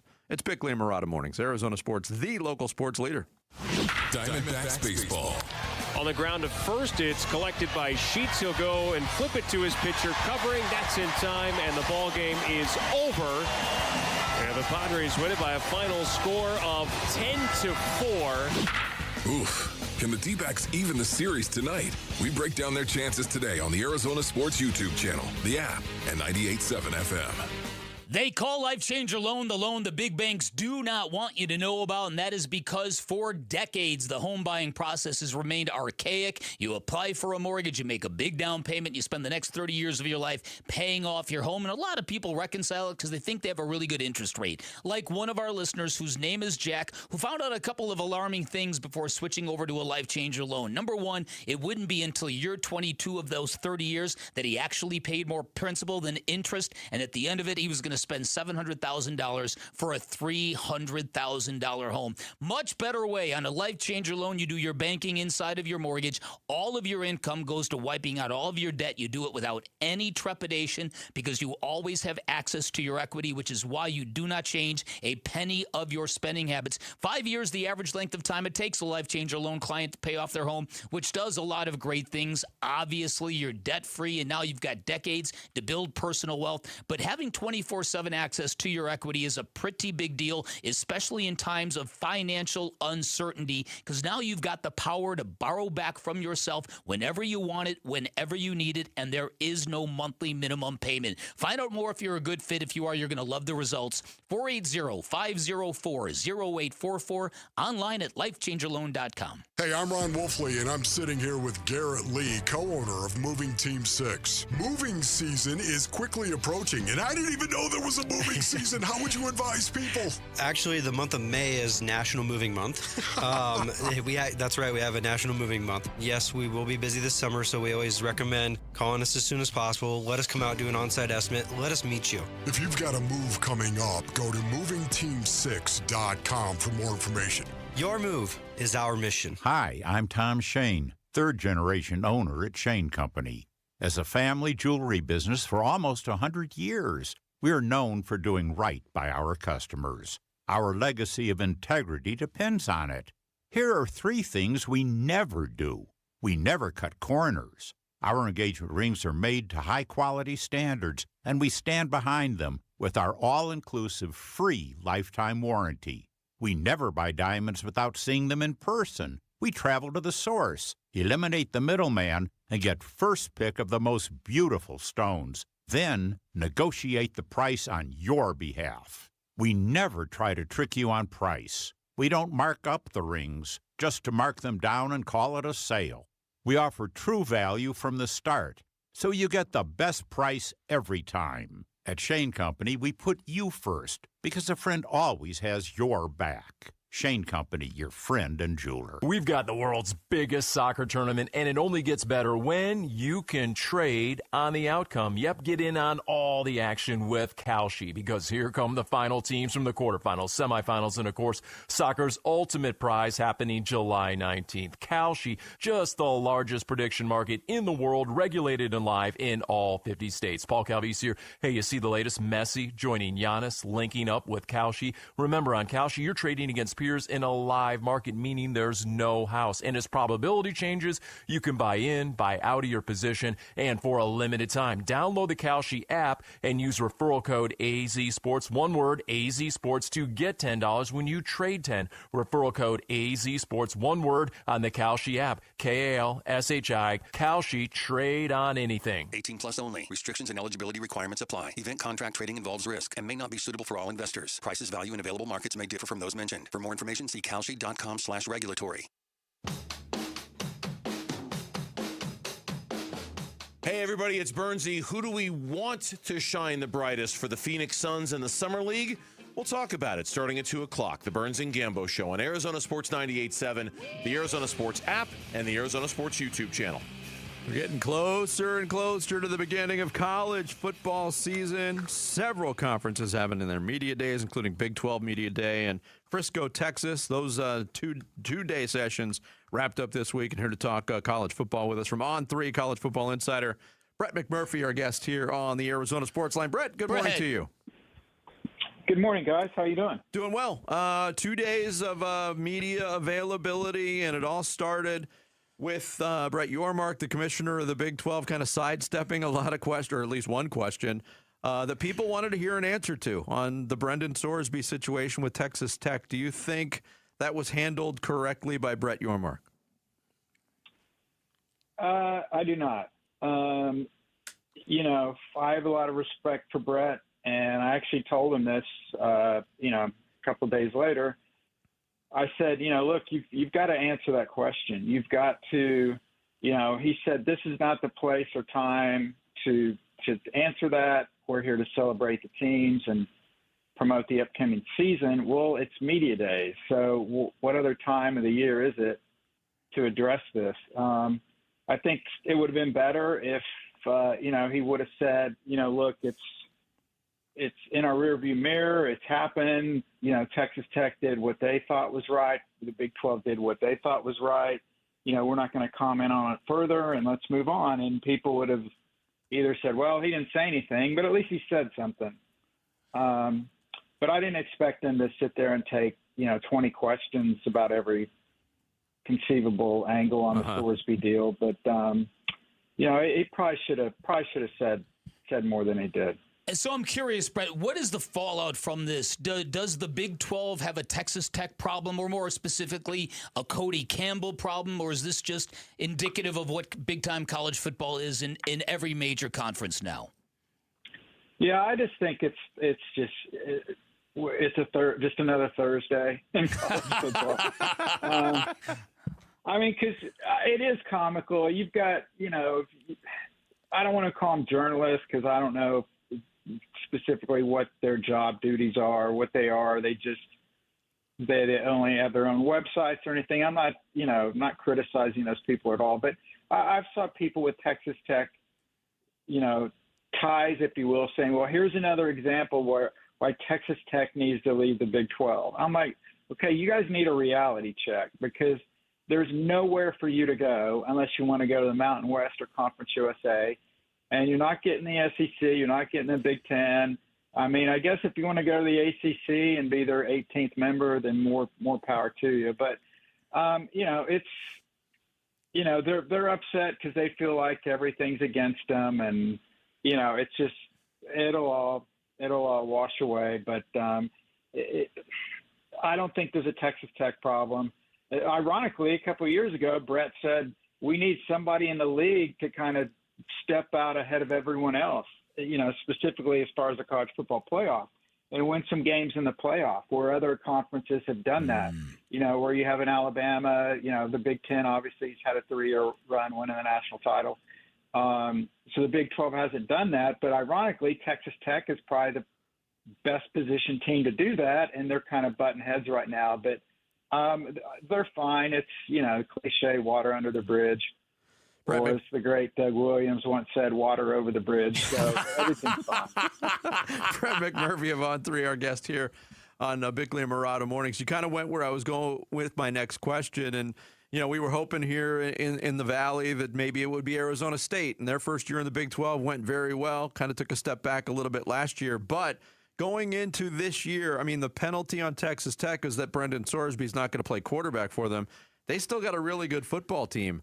In your mind, and they don't do a Big 12 preseason ranking anymore or a media poll, are they the best team going into the season in your mind?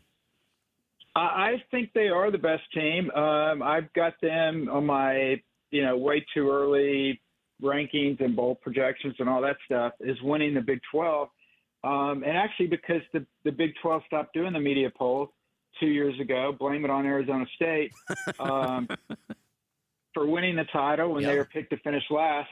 I actually, the past 2 years, have done a anonymous poll of all the coaches picking the Big 12 champ. Mm-hmm. Last year, I haven't picked the champ and the runner-up. Last year, so 16 coaches, so 32 teams got votes, if you will. Nobody voted for BYU. They lost in the championship game. This year, their pick is BYU to win it, followed by Texas Tech.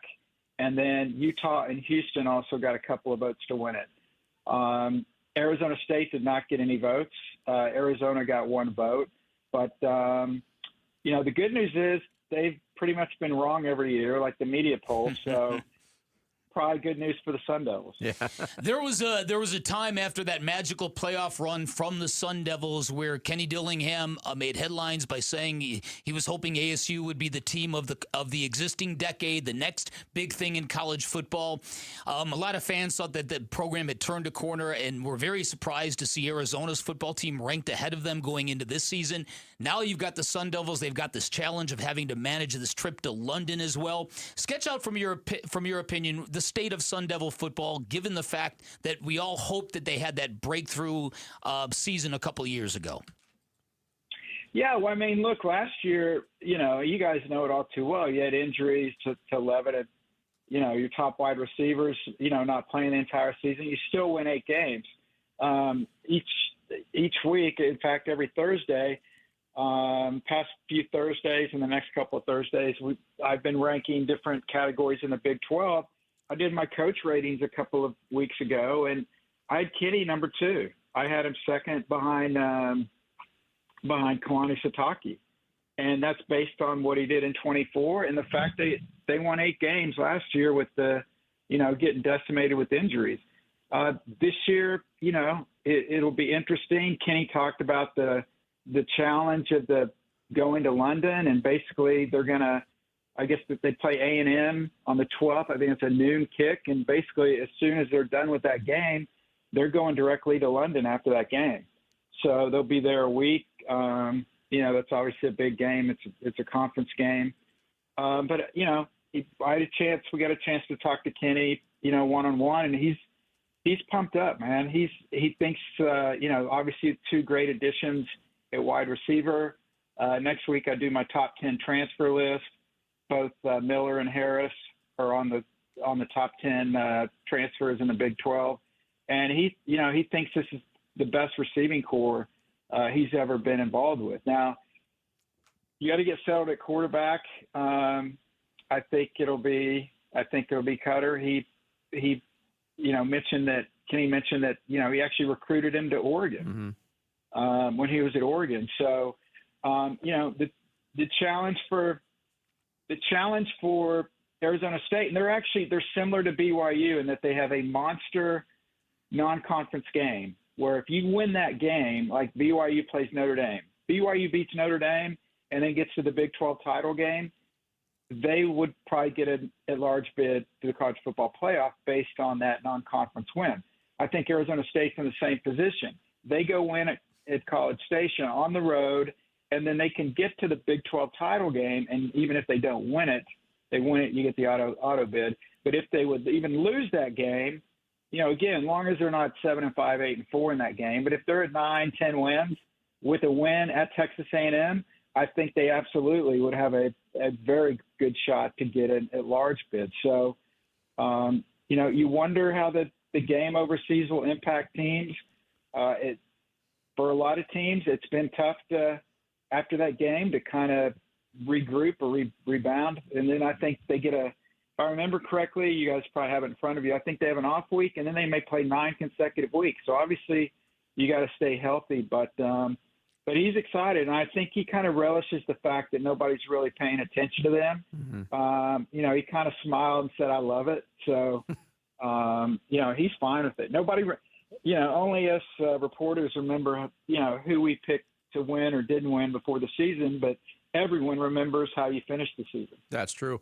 Brett, great stuff. Thanks so much for joining us. Hopefully we can have you on when the season starts. Yes. Keep up the great work, Brett. You got it, guys. Thank you. Thank you, Brett McMurphy, college football insider for On 3. He joined us on the Arizona Sports Line. Coming up next, we hit the 9 o'clock hour on this Thursday. Sammy's going to take us through some social studies. It's Bickley and Murata Mornings. Arizona Sports, the local sports leader. The Arizona Sports YouTube channel. Just the local sports leader doing what we do on YouTube. Serve yourself some Arizona sports for live shows, podcasts, viral clips, shorts, and more. Subscribe to the Arizona Sports YouTube channel.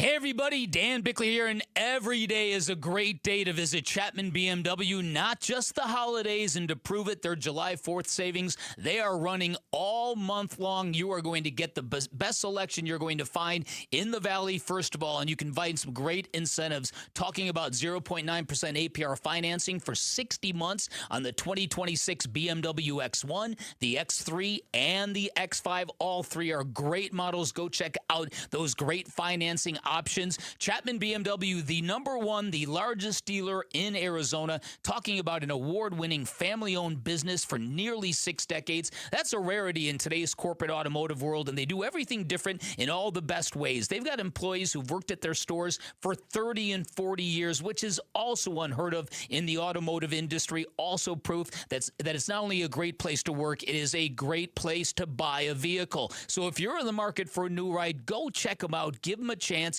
Take a test drive, find what you like, then get your hookup by asking for Shane O'Hanrahan. He's the GM of both locations. Told me to tell you to ask for him by name. He is going to hook you up. You can always shop online at ChapmanBMW.com. That's Chapman BMW. 2 great locations, 1 great experience. Ready! At Ready Services Plumbing and Air Conditioning, saving customers money isn't a promotion. It's how they built their business. That's why they're the home of the no-fee emergency. No trip fees, no overtime fees, no weekend fees. If you'd like a second opinion on your AC or plumbing repair, Ready Services would love the opportunity to earn your business. They'll do a great job, treat you right, and work to get you the best value possible. Are you ready? Go to nofeeemergency.com. Ready. Gleason Roofing. The predictions say we could be in for a really wet monsoon season. Don't be the odd person out hoping we don't get rain during a drought in the desert because you don't know if your roof can handle it. Contact Gleason Roofing and have them do what they did at my house. This is Jim Sharp, and when Gleason Roofing came to my place for a no-obligation roof audit, I knew I was going to need something done because my roof was more than 10 years old. But I was pleasantly surprised to find that I didn't need a complete roof replacement. Gleason Roofing only needed to replace my underlayment. The good news is, that many roofing issues can be caught early before they turn into a full replacement. A simple inspection by Gleason Roofing now could save you thousands later during monsoon season. Go to GleasonRoofing.com to claim your no-obligation roof audit. That's GleasonRoofing.com. GleasonRoofing.com. Gleason Roofing, there's a reason people choose Gleason. Scorpions don't hate you. Ain't got the brains for hate. What they got is a tail full of bad intentions.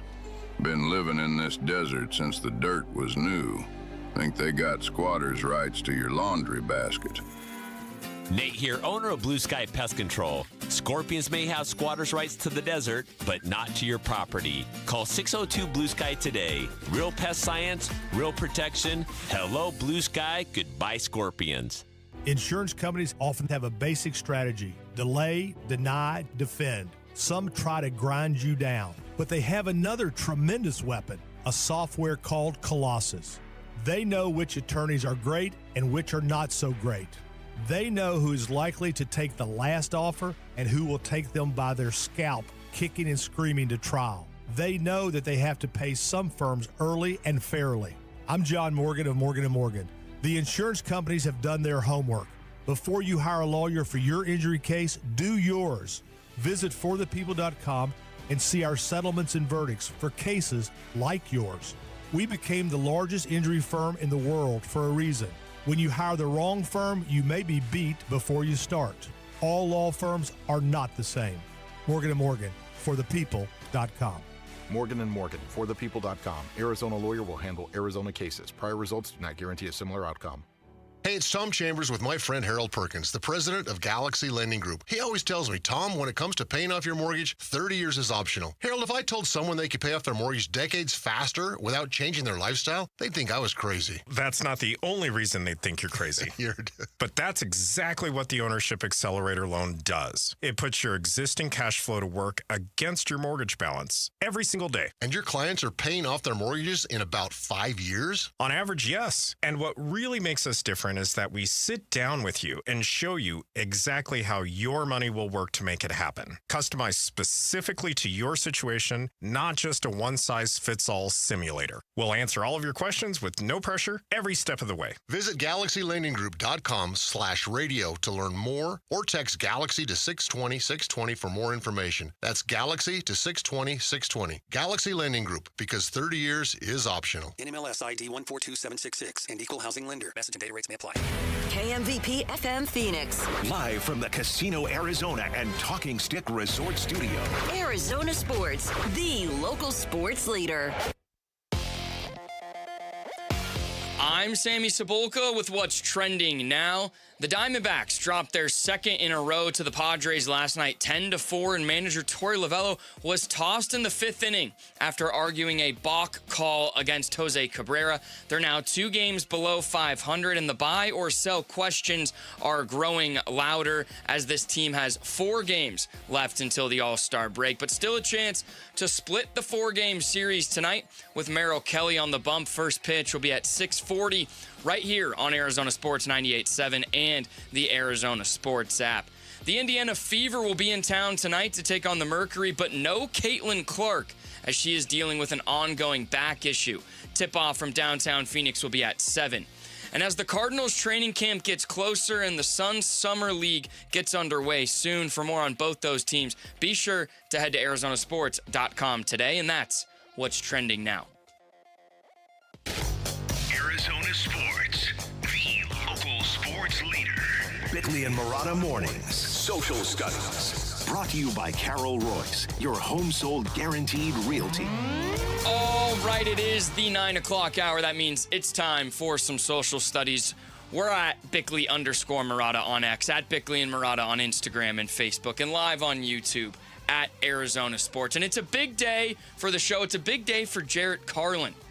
After the show, we are headed to Phoenix Rising for Jarrett to be a goalkeeper. Yeah, you know, it's funny that you said that because... Okay. Why is it funny that he said that? Why is it? Because these nerds, these dorks, these soccer... Oh, I know what you're going to say, yeah. What's happening? I've been saying, I'm going to play goalie Well, they don't call it goalie in football. It's goalkeeper. Oh, no. A goalie plays hockey. In soccer, in football, we have a goalkeeper. Oh, I got to keep watching the ball go past them. I guess Technically in hockey, it's a goaltender. A goaltender. Yeah. It's true. Nice. And we'll get to what we think's going to happen.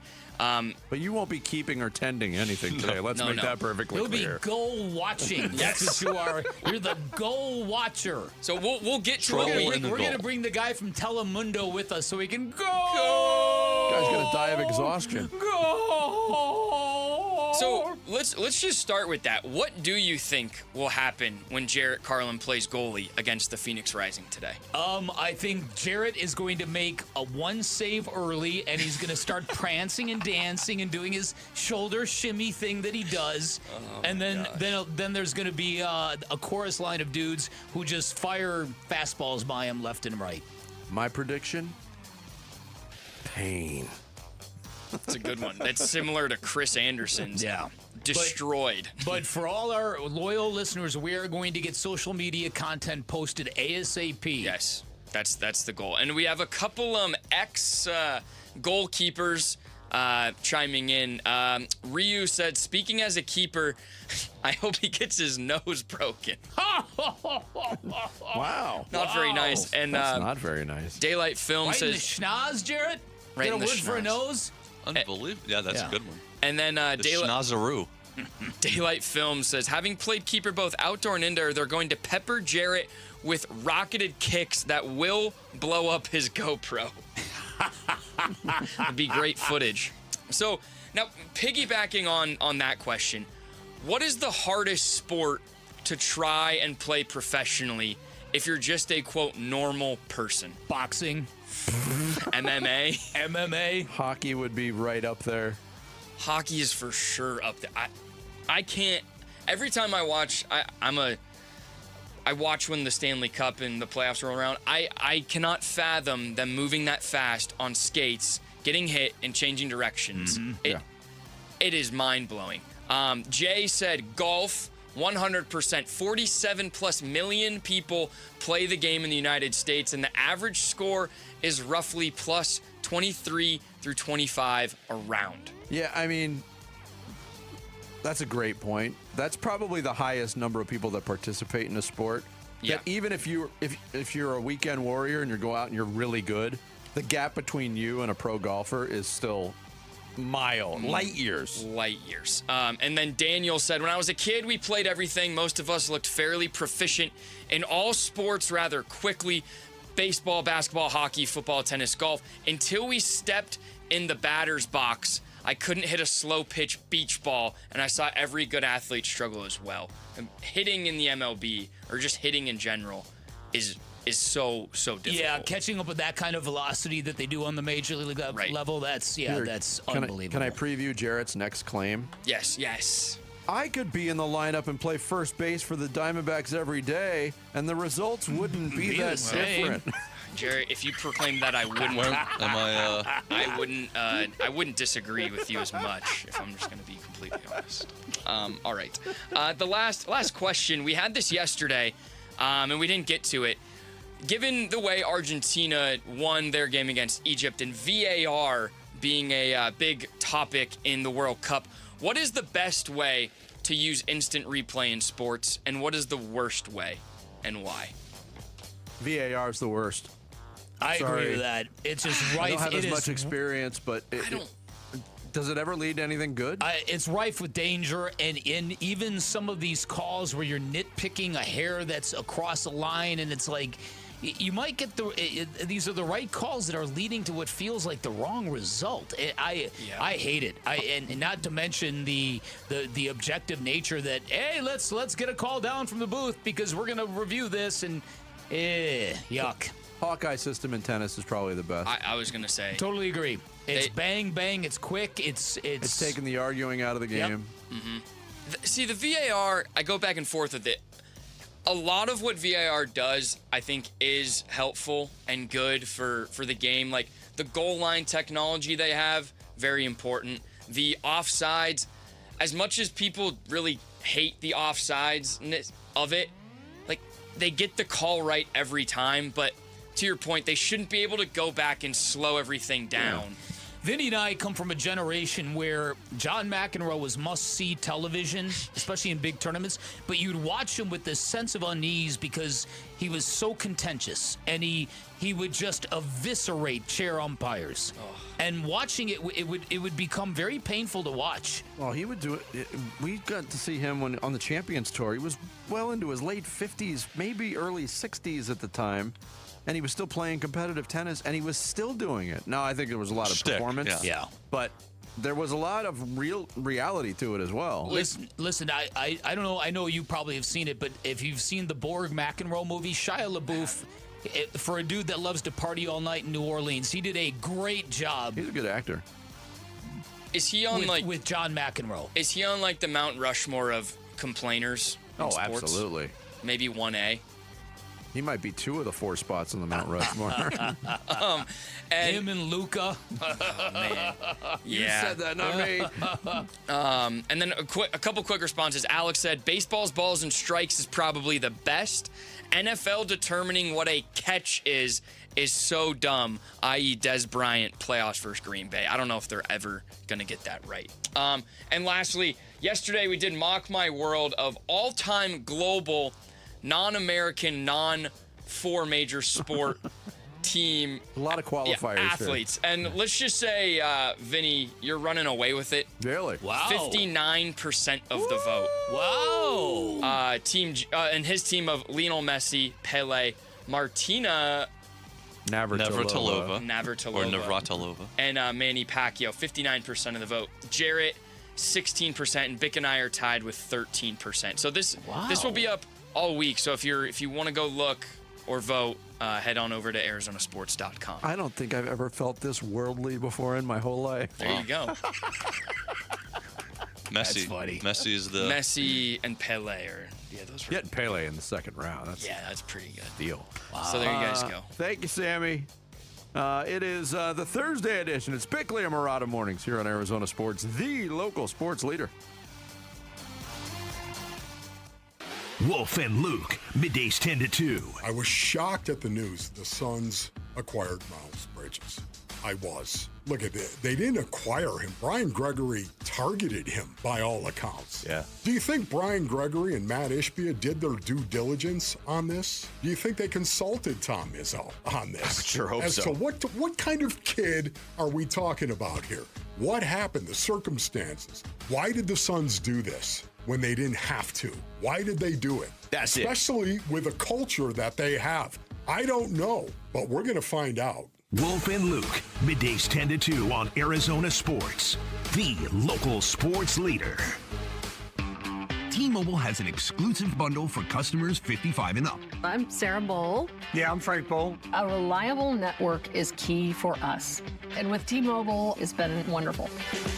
And going to the 55 plus plan saved us so much money. A lot. And that's important. Trying to keep costs down. The home internet's been perfect. It's fast, it's quick. The setup was so easy, it took less than 15 minutes. It was like, if you want simplicity, coverage, reliability, you want the whole package, T-Mobile has it. Right now, T-Mobile customers 55 and up can get 2 phone lines on America's best network, plus America's fastest 5G home internet for just $30 each. $30 per month each line with autopay plus taxes and fees. Minimum age 55. Pricing for home internet rely on 2 lines of essentials. Choice 55. $35 connection charge per line required. Best mobile network and fastest 5G home internet based on analysis by Ookla of Speed Test Intelligence data 2H 2025. All rights reserved. You know, I used to think all money managers were the same until I spoke with Fisher Investments. Really? How different are they? Fisher's investment counselors are dedicated to service, not sales, keeping clients up to date on their portfolio. Well, they probably just invest in a bunch of mutual funds like I do. Nope. They build a tailored portfolio based on their clients' personal goals, helping them stay on track for a comfortable retirement. Well, they must make commissions selling products. Actually, Fisher doesn't sell any commission-based products. They're a fiduciary, and they believe that's a conflict. Then they have some kind of complex fee structure. Nope. Fisher has a simple, transparent fee that's a percentage of their client's portfolio. So they do better when their clients do better. It sounds like Fisher really is different. Couldn't have said it better myself. Fisher Investments, clearly different wealth management. Learn more at fisherinvestments.com/different. Investing in securities involves the risk of loss. Empty slogans and cute jingles, lawyers love to act like they care. Do they back it up? Hi, I'm Mark Breyer. And I'm Alexis Breyer. We're the husband and wife law team. One study found that half of all clients were unhappy with the lawyer they hired. The number one complaint, a total lack of communication. We take client happiness seriously. That's why we survey all our clients and know that over 97% are happy. Do your research. Call the husband and wife law team first. In baseball, every decision matters. One pitch can change the game. I'm Jeff Jr., founder of Trajan Wealth. And like a good manager, building a strong financial plan takes strategy and the right team. Torey Lavello here. Jeff's right. In baseball, you can't just watch one part of the field. You have to see the whole game. And that's how we think about financial planning. Most advisors just manage investments and refer you somewhere else for taxes or estate planning. But the best teams work together. Exactly. At Trajan Wealth, we built a family office model that brings everything together. Wealth, tax, estate. One team making sure every part of your plan plays well together. That's why I trust Trajan Wealth. With my family's plan, they see the whole field. Call Trajan today, 855-TRAJAN-1. That's 855-TRAJAN-1. Advisory services through Trajan Wealth, LLC, an SEC registered investment advisor. Paid advertisement. Other services through Trajan Estate and Trajan Tax. Additional disclosures at TrajanWealth.com. Sciatica isn't just back pain, it's a nerve screaming for help. And if you're feeling that sharp shooting pain down your leg, the experts at Desert Institute for Spine Care can fix it. DISC are leaders in endoscopic spine surgery, helping patients recover faster with less pain and smaller incisions. They treat herniated discs, spinal stenosis, and all the conditions that cause sciatica. Visit sciatica.com and get back to enjoying your life again with DISC. Or text SPINE to 620-620. Message and data rates may apply.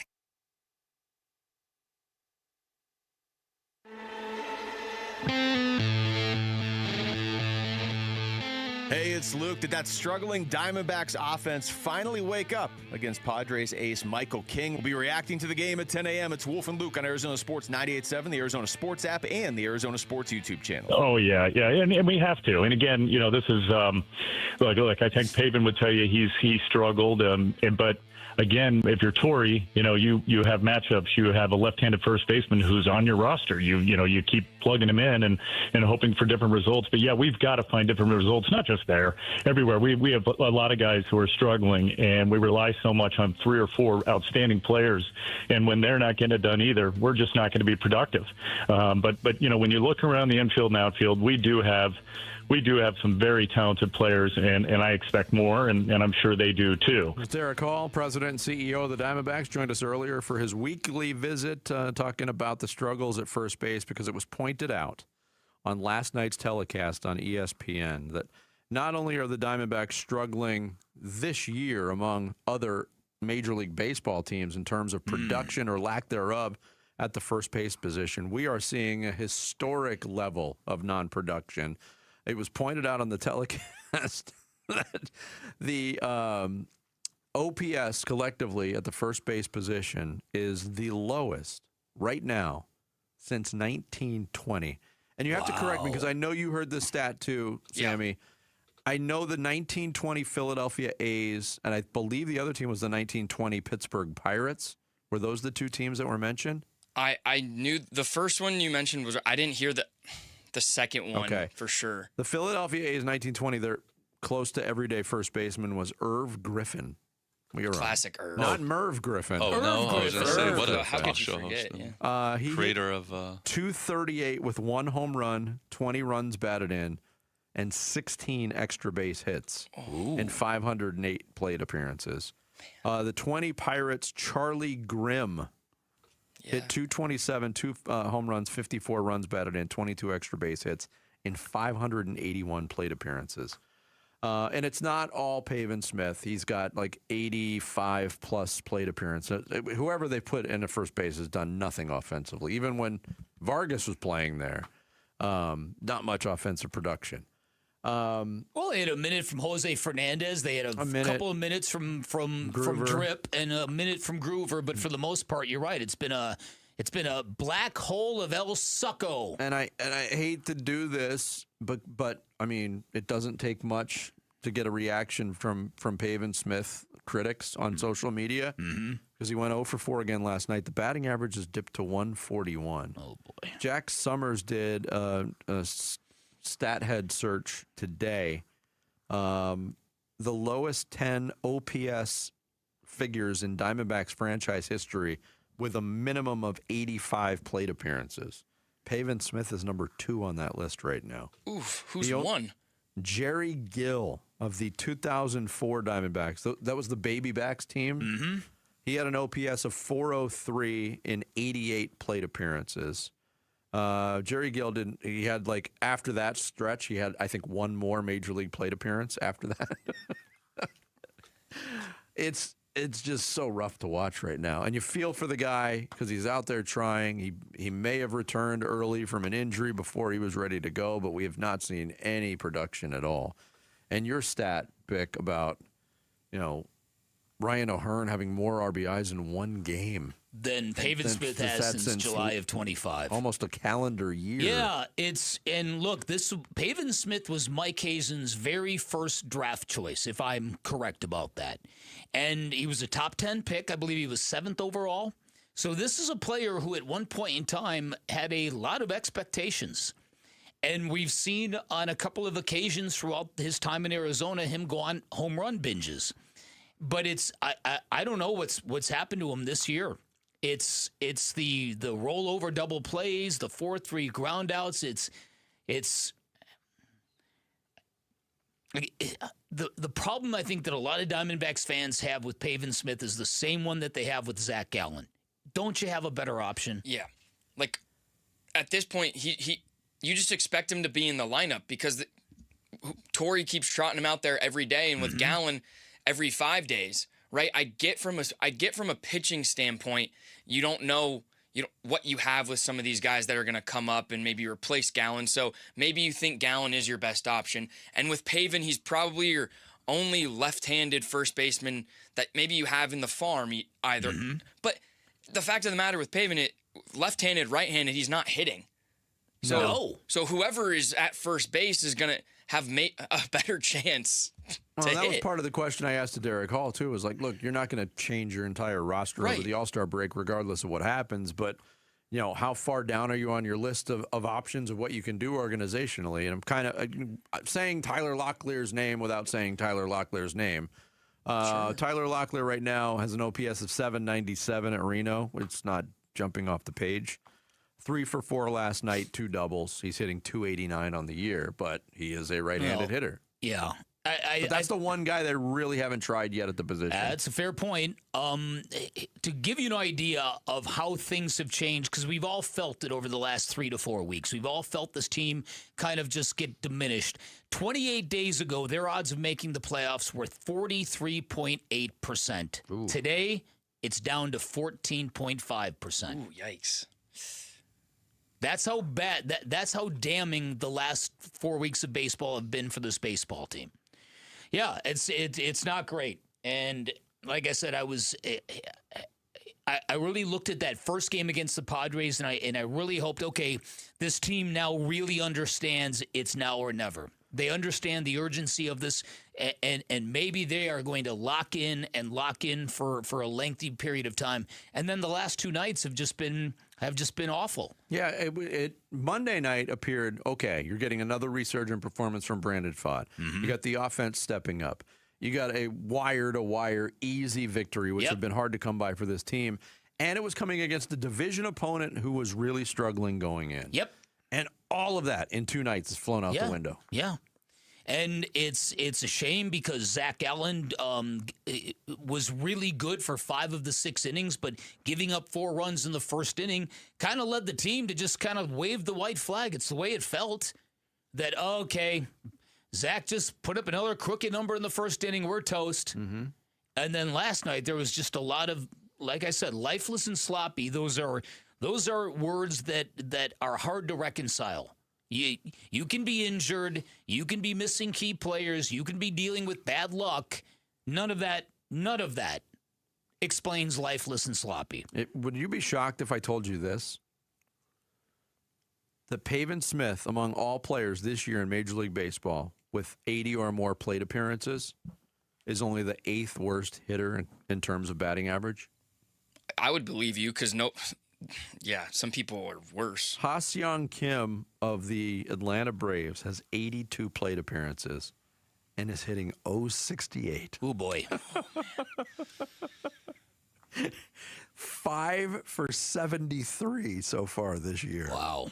Slugging .068 and his OPS is .239. I mean, Pavin Smith's OPS is .428. That's glowing compared to that. There's a couple of weird names on this list, too, like Bo Naylor's on this list. Brian Hayes, who got a contract extension at one point of his career, he is hitting .142 for the Cincinnati Reds. Oof. Real quick, what would you think is more likely of if they do move off from Pavin and maybe Locklear isn't, the answer? Would they keep going to young guys, do you think, or would even like a small trade to just get someone competent there? Well, I mean, between now and the trade deadline, are you getting a fair sample of anybody? That's a good point. Is that enough to... If you're going to Locklear and it doesn't work out, you're probably out of playoff contention anyway. They have to address that position big time in the offseason. Yeah, there's no doubt about it. In my opinion. Coming up next, it is Thursday. That means we're bringing it back. Old versus young. In this week's edition of the Generation Gap. Fire. It's Bickley and Murata Mornings here on Arizona Sports, the local sports leader. Diamondbacks baseball. On the ground to first, it's collected by Sheets. He'll go and flip it to his pitcher, covering. That's in time, and the ball game is over. And the Padres win it by a final score of 10-4. Oof. Can the D-backs even the series tonight? We break down their chances today on the Arizona Sports YouTube channel, the app, and 98.7 FM. Hi, I'm Tom Shane, third-generation owner at Shane Company. As a family jewelry business for almost 100 years, we are known for doing right by our customers. Our legacy of integrity depends on it. Here are 3 things we never do. We never cut corners. Our engagement rings are made to high-quality standards, and we stand behind them with our all-inclusive free lifetime warranty. We never buy diamonds without seeing them in person. We travel to the source, eliminate the middleman, and get first pick of the most beautiful stones. Then negotiate the price on your behalf. We never try to trick you on price. We don't mark up the rings just to mark them down and call it a sale. We offer true value from the start, so you get the best price every time. At Shane Company, we put you first because a friend always has your back. Shane Company, your friend and jeweler. Have you heard about Global Credit Union? Hey, everybody, it's Dave Burns. They're helping Arizonans keep more of their money. Last year, members saved over $194 million through better rates and lower fees. Perks include early payday, access to your paycheck up to 3 days early, and 24/7 U.S.-based support whenever you need it. Join at globalcu.org or visit one of their 9 Phoenix area branches. I'm a member, and you will feel the difference right away. Global Credit Union. Better rates, fewer fees, real savings. This July, it's time to celebrate our freedom to swim. Celebrate California Pools and Landscape, giving $1,776 off a brand new pool. Plus, buy Centennial Bucks, $250 off the most popular backyard features, barbecue, shade, water, and fire features, all to complete your oasis. That's the way at California Pools do at Casa Galdici. Now it's stars, stripes, and summer nights. Don't miss the patriotic pool deals at calpool.com/Paul. Every furniture store says they have a deal. But here's the question. Did they get a deal when they bought it? At The Dump, that's all we do. We only buy deals. And a real deal only comes from the people who actually make furniture. It makes sense for them to dump 80% off their prices now, then wait to get full price who knows when. Each new day, we unload one-of-a-kind design samples and canceled orders. To these days, truckloads from famous furniture, mattress, and rug stores. Out of business forever. You get the real deal. 80% 80% off all the great brand names. All brand new. No frills. No retail overhead. Nothing comes between you and 5 acres of real deals. Why, you'll get $1,000 power recliners with immersive surround sound for $299. $1,000 hand-knotted rugs, $299.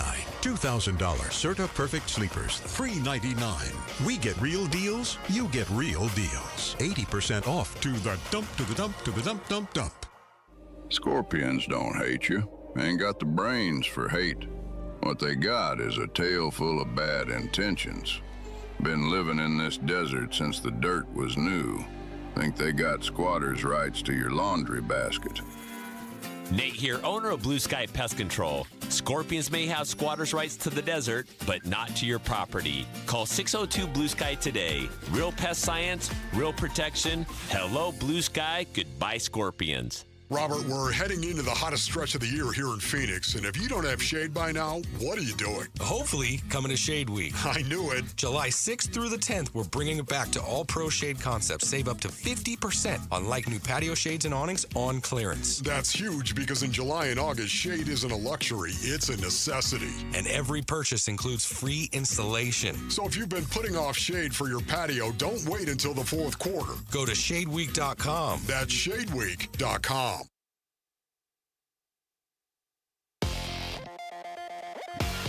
I'm Sammy Cebulka with what's trending now. Torey Lovullo was ejected for the first time this season last night in the Diamondbacks' 10-4 loss to the Padres. Another game where the bats didn't come alive until it was way too late. And right now, this team needs a boost from someone real soon. They'll look to split the series tonight with Merrill Kelly on the mound. First pitch will be at 6:40, and you can hear it right here on Arizona Sports 98.7 and the Arizona Sports app. Big 12 Media Days wrapped yesterday, and guys like Noah Fafita and Kyson Brown are set up for big years with both ASU and U of A. For more on both those programs, head on over to arizonasports.com today. And the quarterfinals of the World Cup kicks off this afternoon with Kylian Mbappe and France up against Morocco for a spot in the Final Four, and that's what's trending now. Time to take a look at the Arizona Sports Poll question. All right, today's Arizona Sports Poll question with Big 12 Media Days in the rear view. Which school will win more games in 2026? ASU football or Arizona football? You know what I'm going to say. Yeah, this is set up for me to look dumb. So is the game coming up. Yep. It's true. Yeah, just give us the results. Yeah, 80% ASU, 20% U of A. Still got a lot of time left. Noah Fafita. I can't believe he's back, if I'm going to be honest. We're going to get into that tomorrow. What, was he going to go pro? I don't know. I don't know. Transfer? How often do you see a quarterback play Never. 3 straight years That's at the why. same school Yeah. nowadays? This is his Not fifth very year often. on the roster. That is pretty rare. That is today's Arizona Sports Poll question. You could vote on it at arizonasports.com. Age versus youth in a Goodwill exhibition match. It's awful being a kid. No one listens to you. It's rotten being old. No one listens to you.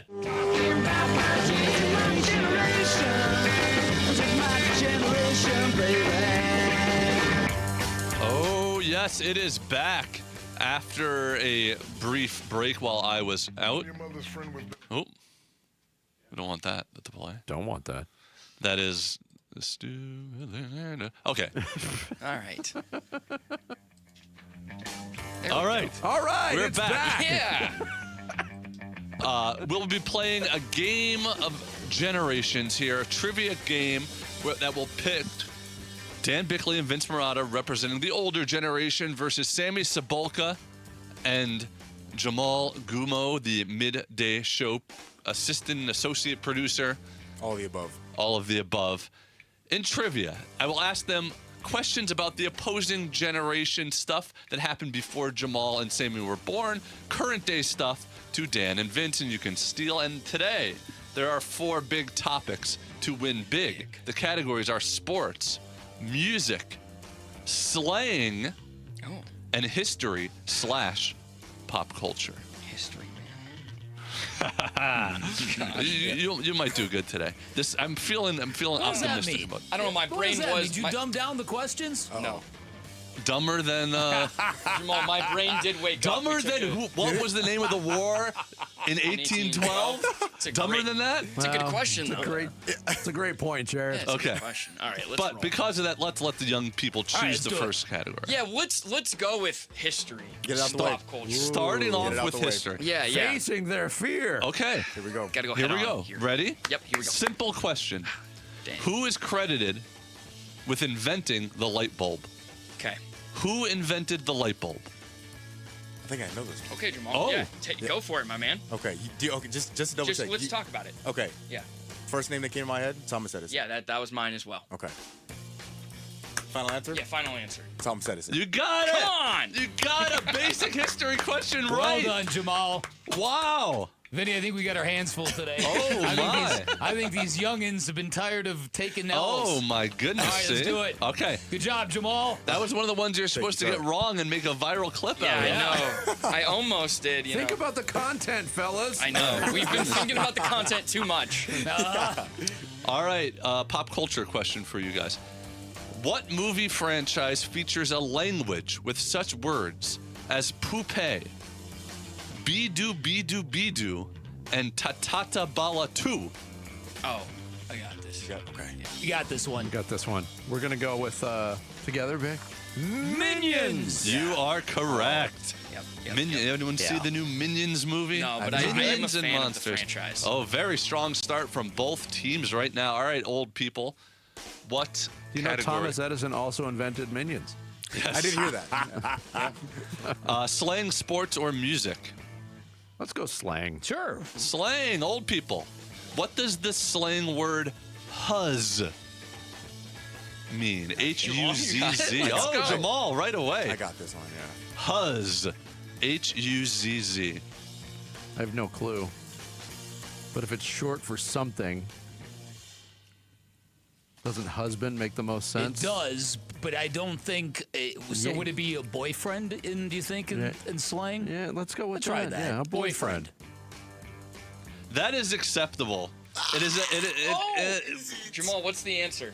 It's okay. Huzz is usually referred to like either boyfriend or girlfriend, but it's multiple. So Okay. like when somebody says you have the huzz, it's you got multiple. We get that. You pick up We chicks, check you pick the up box. guys. Yeah. Okay, I'll give it to you guys. All right, young people. What does the slang term "the fuzz" mean? The fuzz. Not the fawns. Not the fawns. The Not the fuzz. fuzz. You know what the huzz is, but what's the fuzz? I have And this is an old school slang term. fuzz. Is it like money? No, I was thinking like Such pain. I don't. Fuzz. The fuzz. The fuzz. Like you got. Finish your sentences. See, I was thinking of You some start sort of. sentences and then you start moaning and I groaning. was thinking of some sort of like disease. Oh no! Is it Yoko Ono? I was thinking of some form of like disease. Okay. I got nothing better. We'll go with that. I think you're thinking of the clap. Yeah, I think so too. What is it? Or the Okay, well, jack. the answer. Do you know what the? I do. We do. You Yeah. do? Yeah. Say it together? Yeah.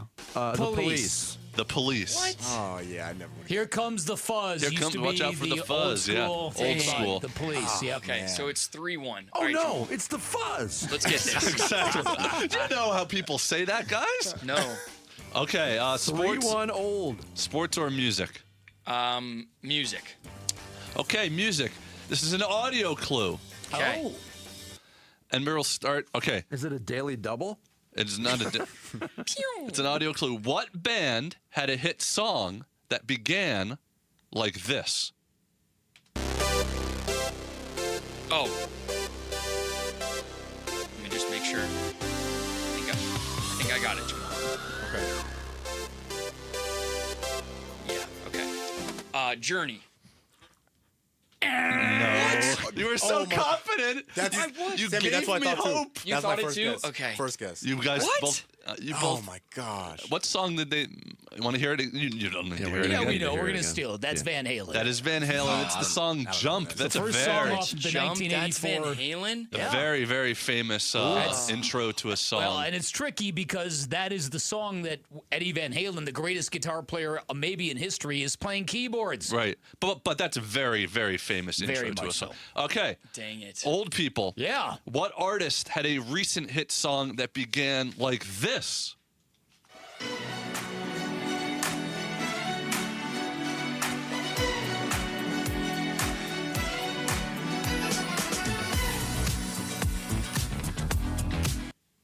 Funky, I like it. Yeah, it is. I like it. I like it too. I don't know what it is. Dang it, man. I'll just guess. The Gorillas. That is incorrect. Do you know, young people? Can you play it one more time, real quick? Sure. I can play it one more time real quick. Nope. No. That's Van Halen, I guess. Okay, wait. No, you got it right. No. This. That's good. I've heard this song somewhere. I have a guess. I don't know who it is. I'm between Dua Lipa or Sabrina. I was probably thinking neither. Olivia Rodrigo. Oh, let's go Olivia Rodrigo. Olivia Rodrigo. With how often this happens, it is Dua Lipa. Yeah, classic. Yep. I'm mad at it, myself. man. That was going to be my initial guess. It's the song that goes, "Hey, dance the night away." I need to stop having multiple guesses. You need to stop thinking for both of you. Jamal, you need to grow some chram there. Well, I Is that said another Dua question? Lipa, What and does then that he was mean? like Olivia Rodrigo, and I said, yeah, that's true. do it. All right. So I really wanted, when we get done with this segment, I really want to know what that Yiddish word was you just said. No, it was. It's from Borat. Word. It's a made-up word. Okay. It means. No, but it might actually be. In a lot of that movie where he was pretending to speak Uzbeki, he was speaking Hebrew. So. Yeah, it's All true. right, sports. Okay. All right, sports. Okay, sports. Easy question for you. Is this? This is for the them? young Okay, people. Okay. Easy question for you. What player has the most MVPs in baseball history? You know, somebody had just asked me about this the other day too. Did you just make a noise and not answer him? That's pretty much as well. what Okay. right. I told him I was gonna find out, and I just never found out. Jamal, Jared's Yes. just poking I at the think it's Barry youngsters. Bonds. Barry Bonds. Unless you actually know the answer, then I think we should guess Barry Bonds. I like it. Barry Bonds. Barry Bonds locked in. That is correct. Yes. There. Set by Sammy showing the chrum. Well done. Come on, all right. By far the most, 7. Sammy hits a 3 to cut the lead to 2. Okay. Old people. Yeah. Soccer fever. We have soccer fever right now. Is this the Daily Triple? What Manchester United midfielder won the 2025-26 Player of the Season award? Essentially the MVP for the British Premier League. The league that we all say we're going to watch after the World Cup. Yeah, the English Premier League. The English Premier League. I don't have a guess. Do you have something? I don't. They're going to steal this. I wish this mattered. Do you know the answer? Yeah, Bruno Fernandes. It is. Okay. It is. Well done.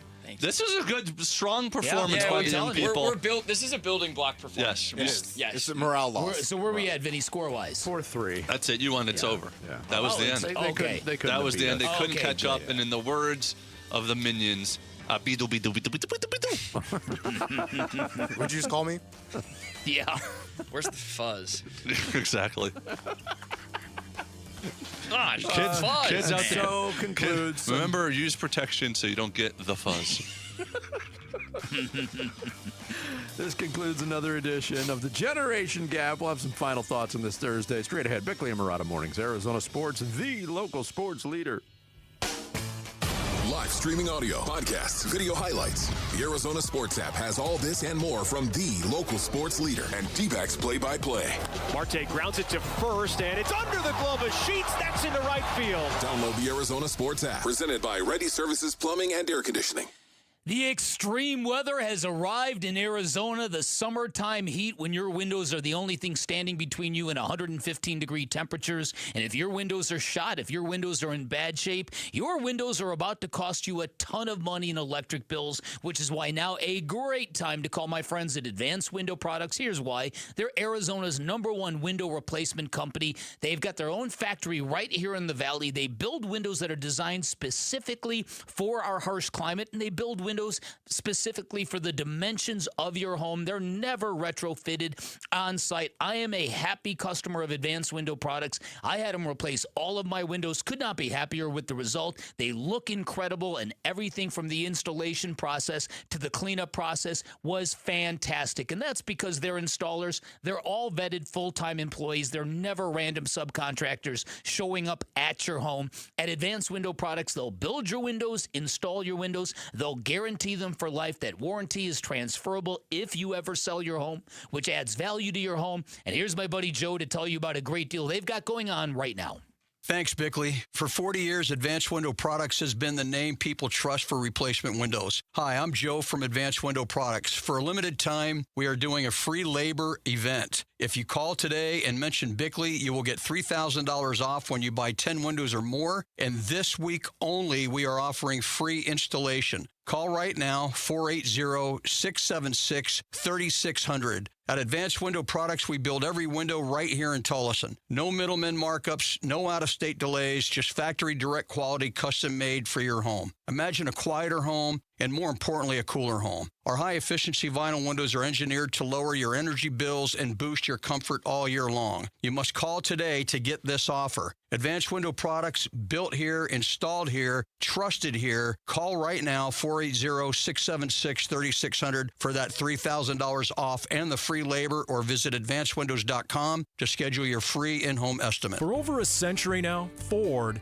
has been part of America. In my family, it's been generations. Paul Calvisi here. My grandfather worked for Ford Motor. My first car, a classic Mustang, still have it. But going to our Desert Ford dealers today means getting more than a vehicle. We're talking a full suite of benefits like complimentary Ford mobile service, or try Ford pickup and delivery. Yes, to and from your door, and it's easy scheduling in the Ford Pass app. Tough would be built Ford tough. More than a slogan, it's an identity of the F-Series trucks, and the all-new 2026 F-150 is the best yet. With a completely redesigned interior and exterior adventure, how about the Ford Bronco Sport? It says, let's get it, with 5 available trims so you can forge your own path. We recently bought a new Explorer at our Desert Ford dealers. Love the flexible seating up to 7. All the cargo room, the advanced tech. Bottom line, Ford is the future at our Desert Ford dealers. Just click buyfordnow.com.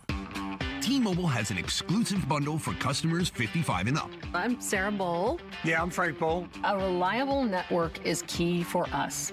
And with T-Mobile, it's been wonderful.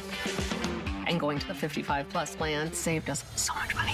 A lot. And that's important. Trying to keep costs down. The home internet's been perfect. It's fast, it's quick. The setup was so easy, it took less than 15 minutes. It was like, ta-da!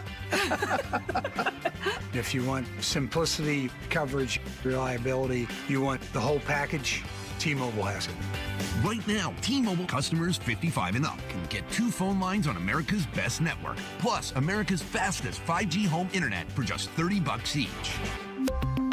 $30 per month each line with autopay plus taxes and fees. Minimum age 55. Pricing for home internet rely on 2 lines of essentials. Choice 55. $35 connection charge per line required. Best mobile network and fastest 5G home internet based on analysis by Ookla of Speed Test Intelligence data 2H 2025. All rights reserved. Arizona Sports, the local sports leader. Bickley and Murata. Song of the day. The song of the day is thanks to Gettle Air Conditioning and Plumbing. GOETTL. Keeping you cool, but hard to spell. I just wanted to hear more of it.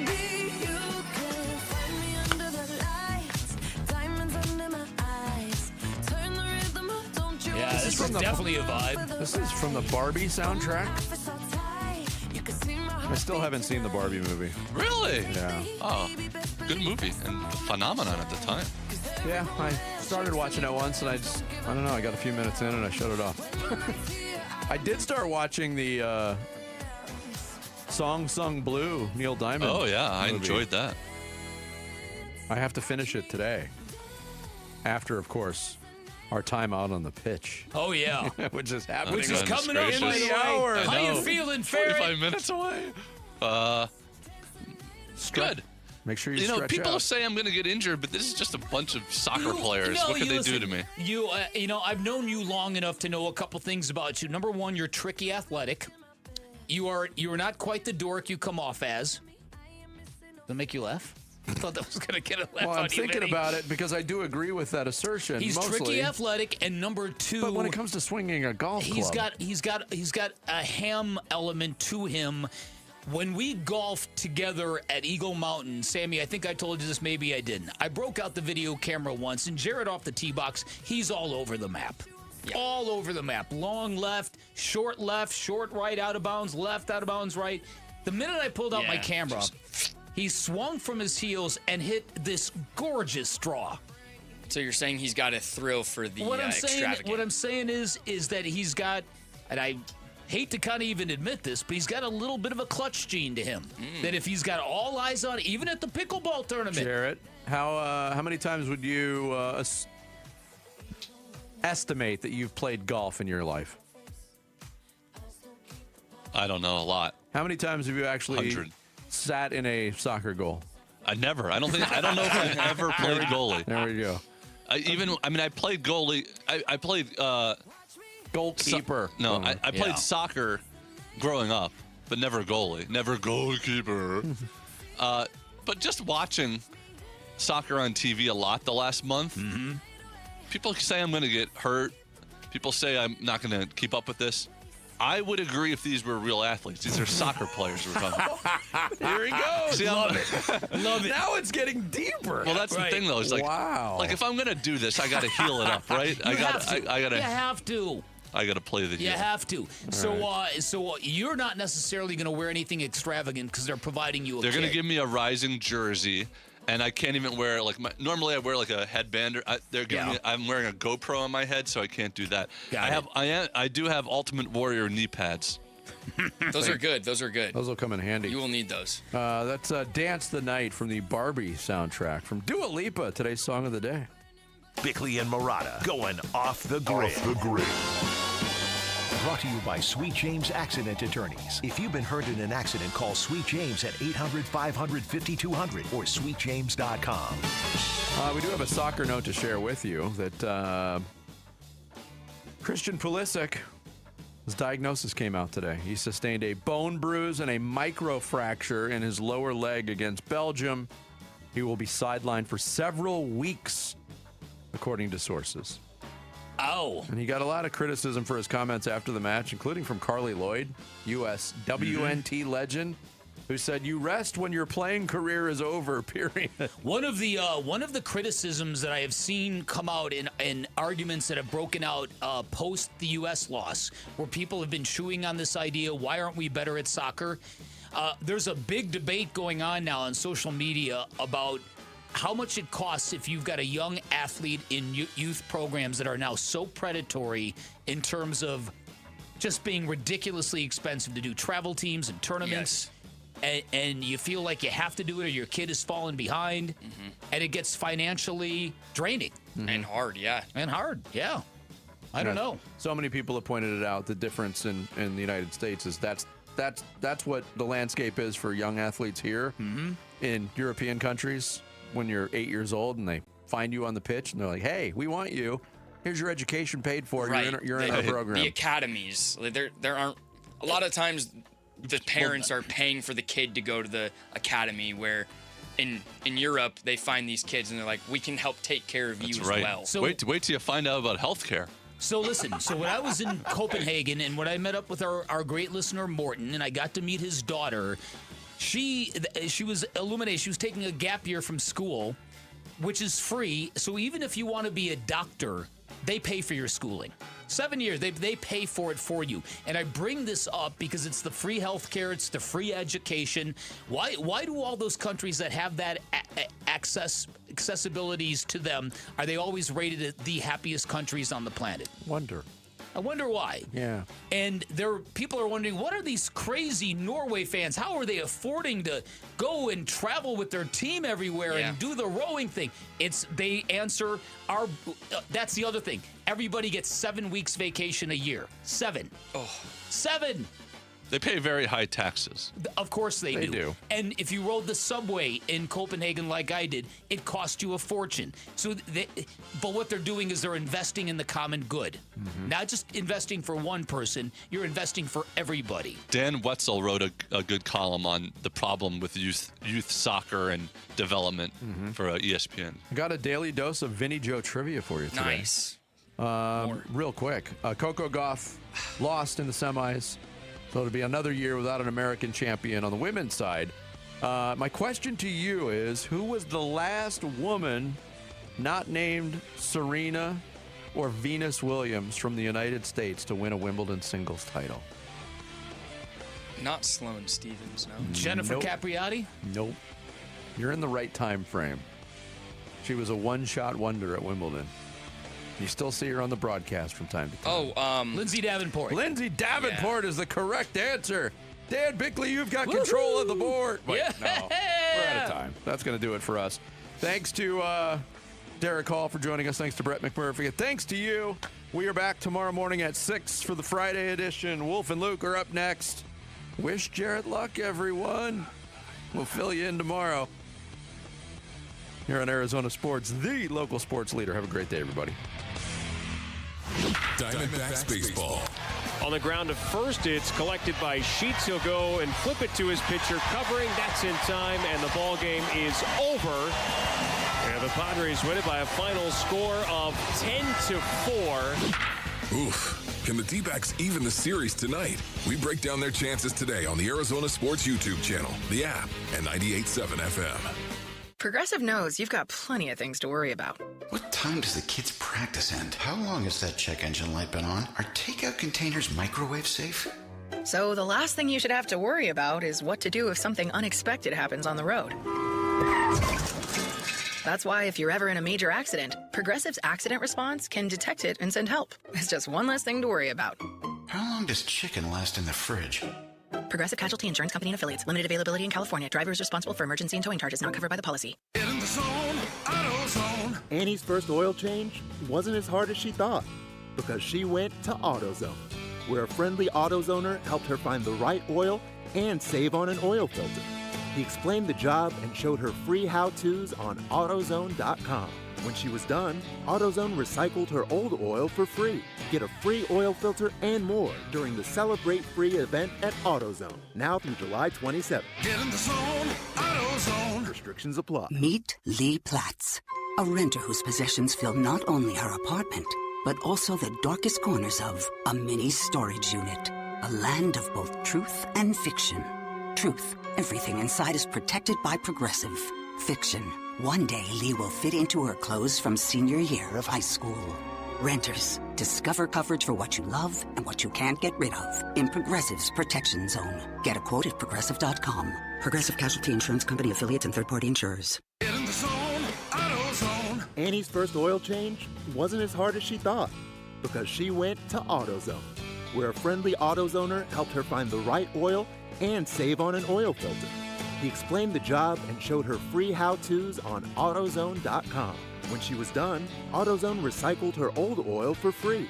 Get a free oil filter and more during the Celebrate Free event at AutoZone, now through July 27th. Get in the zone, AutoZone. Restrictions apply. This is a special alert to all Americans who own a vehicle with less than 200,000 miles with an auto warranty about to expire or with no warranty coverage at all. Due to a decline in the economy, CarShield is announcing a low-cost month-to-month vehicle protection plan that is now available to the public to save any driver out-of-pocket expenses on future auto repairs. Call now to find out how you can pay almost nothing for covered auto repairs. Yes, you heard that correctly. Pay almost nothing for covered auto repairs. An open phone line has been established for all drivers to call for a free quick quote. Call 800-547-9177 now. Drivers who are covered will not have to pay for covered repairs again. This protection plan is at an all-time low. Additionally, drivers who activate this vehicle protection today will also receive free roadside assistance, free towing, and car rental options at no additional cost. Call us for your free quick quote today. 800-547-9177. That's 800-547-9177. What do you have to lose? Call 800-547-9177. Again, 800-547-9177. Luke Lipinski back to tell you about Orchard. What if you found your dream house and you could just move in right away without waiting around to sell your old place first? That sounds perfect, right? Okay, now what if on top of that, you could maximize the return on your old home? That's even better. See, most home sellers get one offer, and it's somewhere between lowball and not good enough. But Orchard changes that. With Orchard's new Orchard offers, you don't just get one offer. You get multiple cash offers from serious investors who are all competing for your home. That's right. Make investors compete with Orchard's cash offer marketplace. Here's how. You work with an Orchard agent who submits your home to their exclusive network of hundreds of local cash buyers. They come to you with offers, you review them all, and you pick the best one on your terms. So you don't have to settle on one offer or worry about leaving money on the table. You see every offer side by side. That way you know you're getting top dollar. Orchard offers means no repairs, no showings, no drawn-out process. Before you accept any offer, see them all first. Get a free home valuation and see your offers today with Orchard Offers. Go to Orchard.com. That's Orchard.com. If you're a fan of having zero access to your equity, paying 2 to 3 times more for your house, and being trapped in 3 decades of debt, then you probably love your traditional mortgage. But hey, at least the rate's fixed. If you think that sounds insane, then you should check out a Life Changer loan, where you pay principal first, keep 24/7 access to your equity, and pay off in just a few short years. It's not magic, it's just math. So visit lifechangerloan.com. That's lifechangerloan.com. Arizona Mortgage Broker number MB1002031, NMLS number 1863775. Life Changer Loan Corp is an equal housing lender. KMPP FM Phoenix, live from the Casino Arizona and Talking Stick Resort Studio. Arizona Sports, the local sports leader. I'm Sammy Cebulka with what's trending now. The Arizona Diamondbacks dropped their second game in a row to the Padres last night, 10-4, and manager Torey Lovullo was tossed in the 5th inning, arguing a balk call against Jose Cabrera. They're now 2 games below 500, and the buy or sell questions are growing louder as this team has just 4 games until the All-Star break. Still a chance to split the 4-game series tonight, though, with Merrill Kelly on the mound, and first pitch from San Diego will be at 6:40 right here on Arizona Sports 98.7 and the Arizona Sports app. The Indiana Fever will be in town tonight to take on the Mercury, but no Caitlin Clark as she's dealing with an ongoing back issue. Tip-off from downtown Phoenix will be at 7. And as the Cardinals training camp gets closer and Sun Summer League gets underway soon, for more on both those teams, be sure to head to arizonasports.com today. This report is brought to you by K2 Vision RLE. No readers, glasses, contacts, or cataracts. Schedule your free Zoom consultation at k2visionrle.com.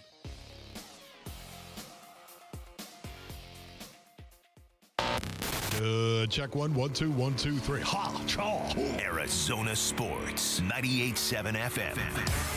Oh, Luke, Wolf, and my brothers. Are you kidding me?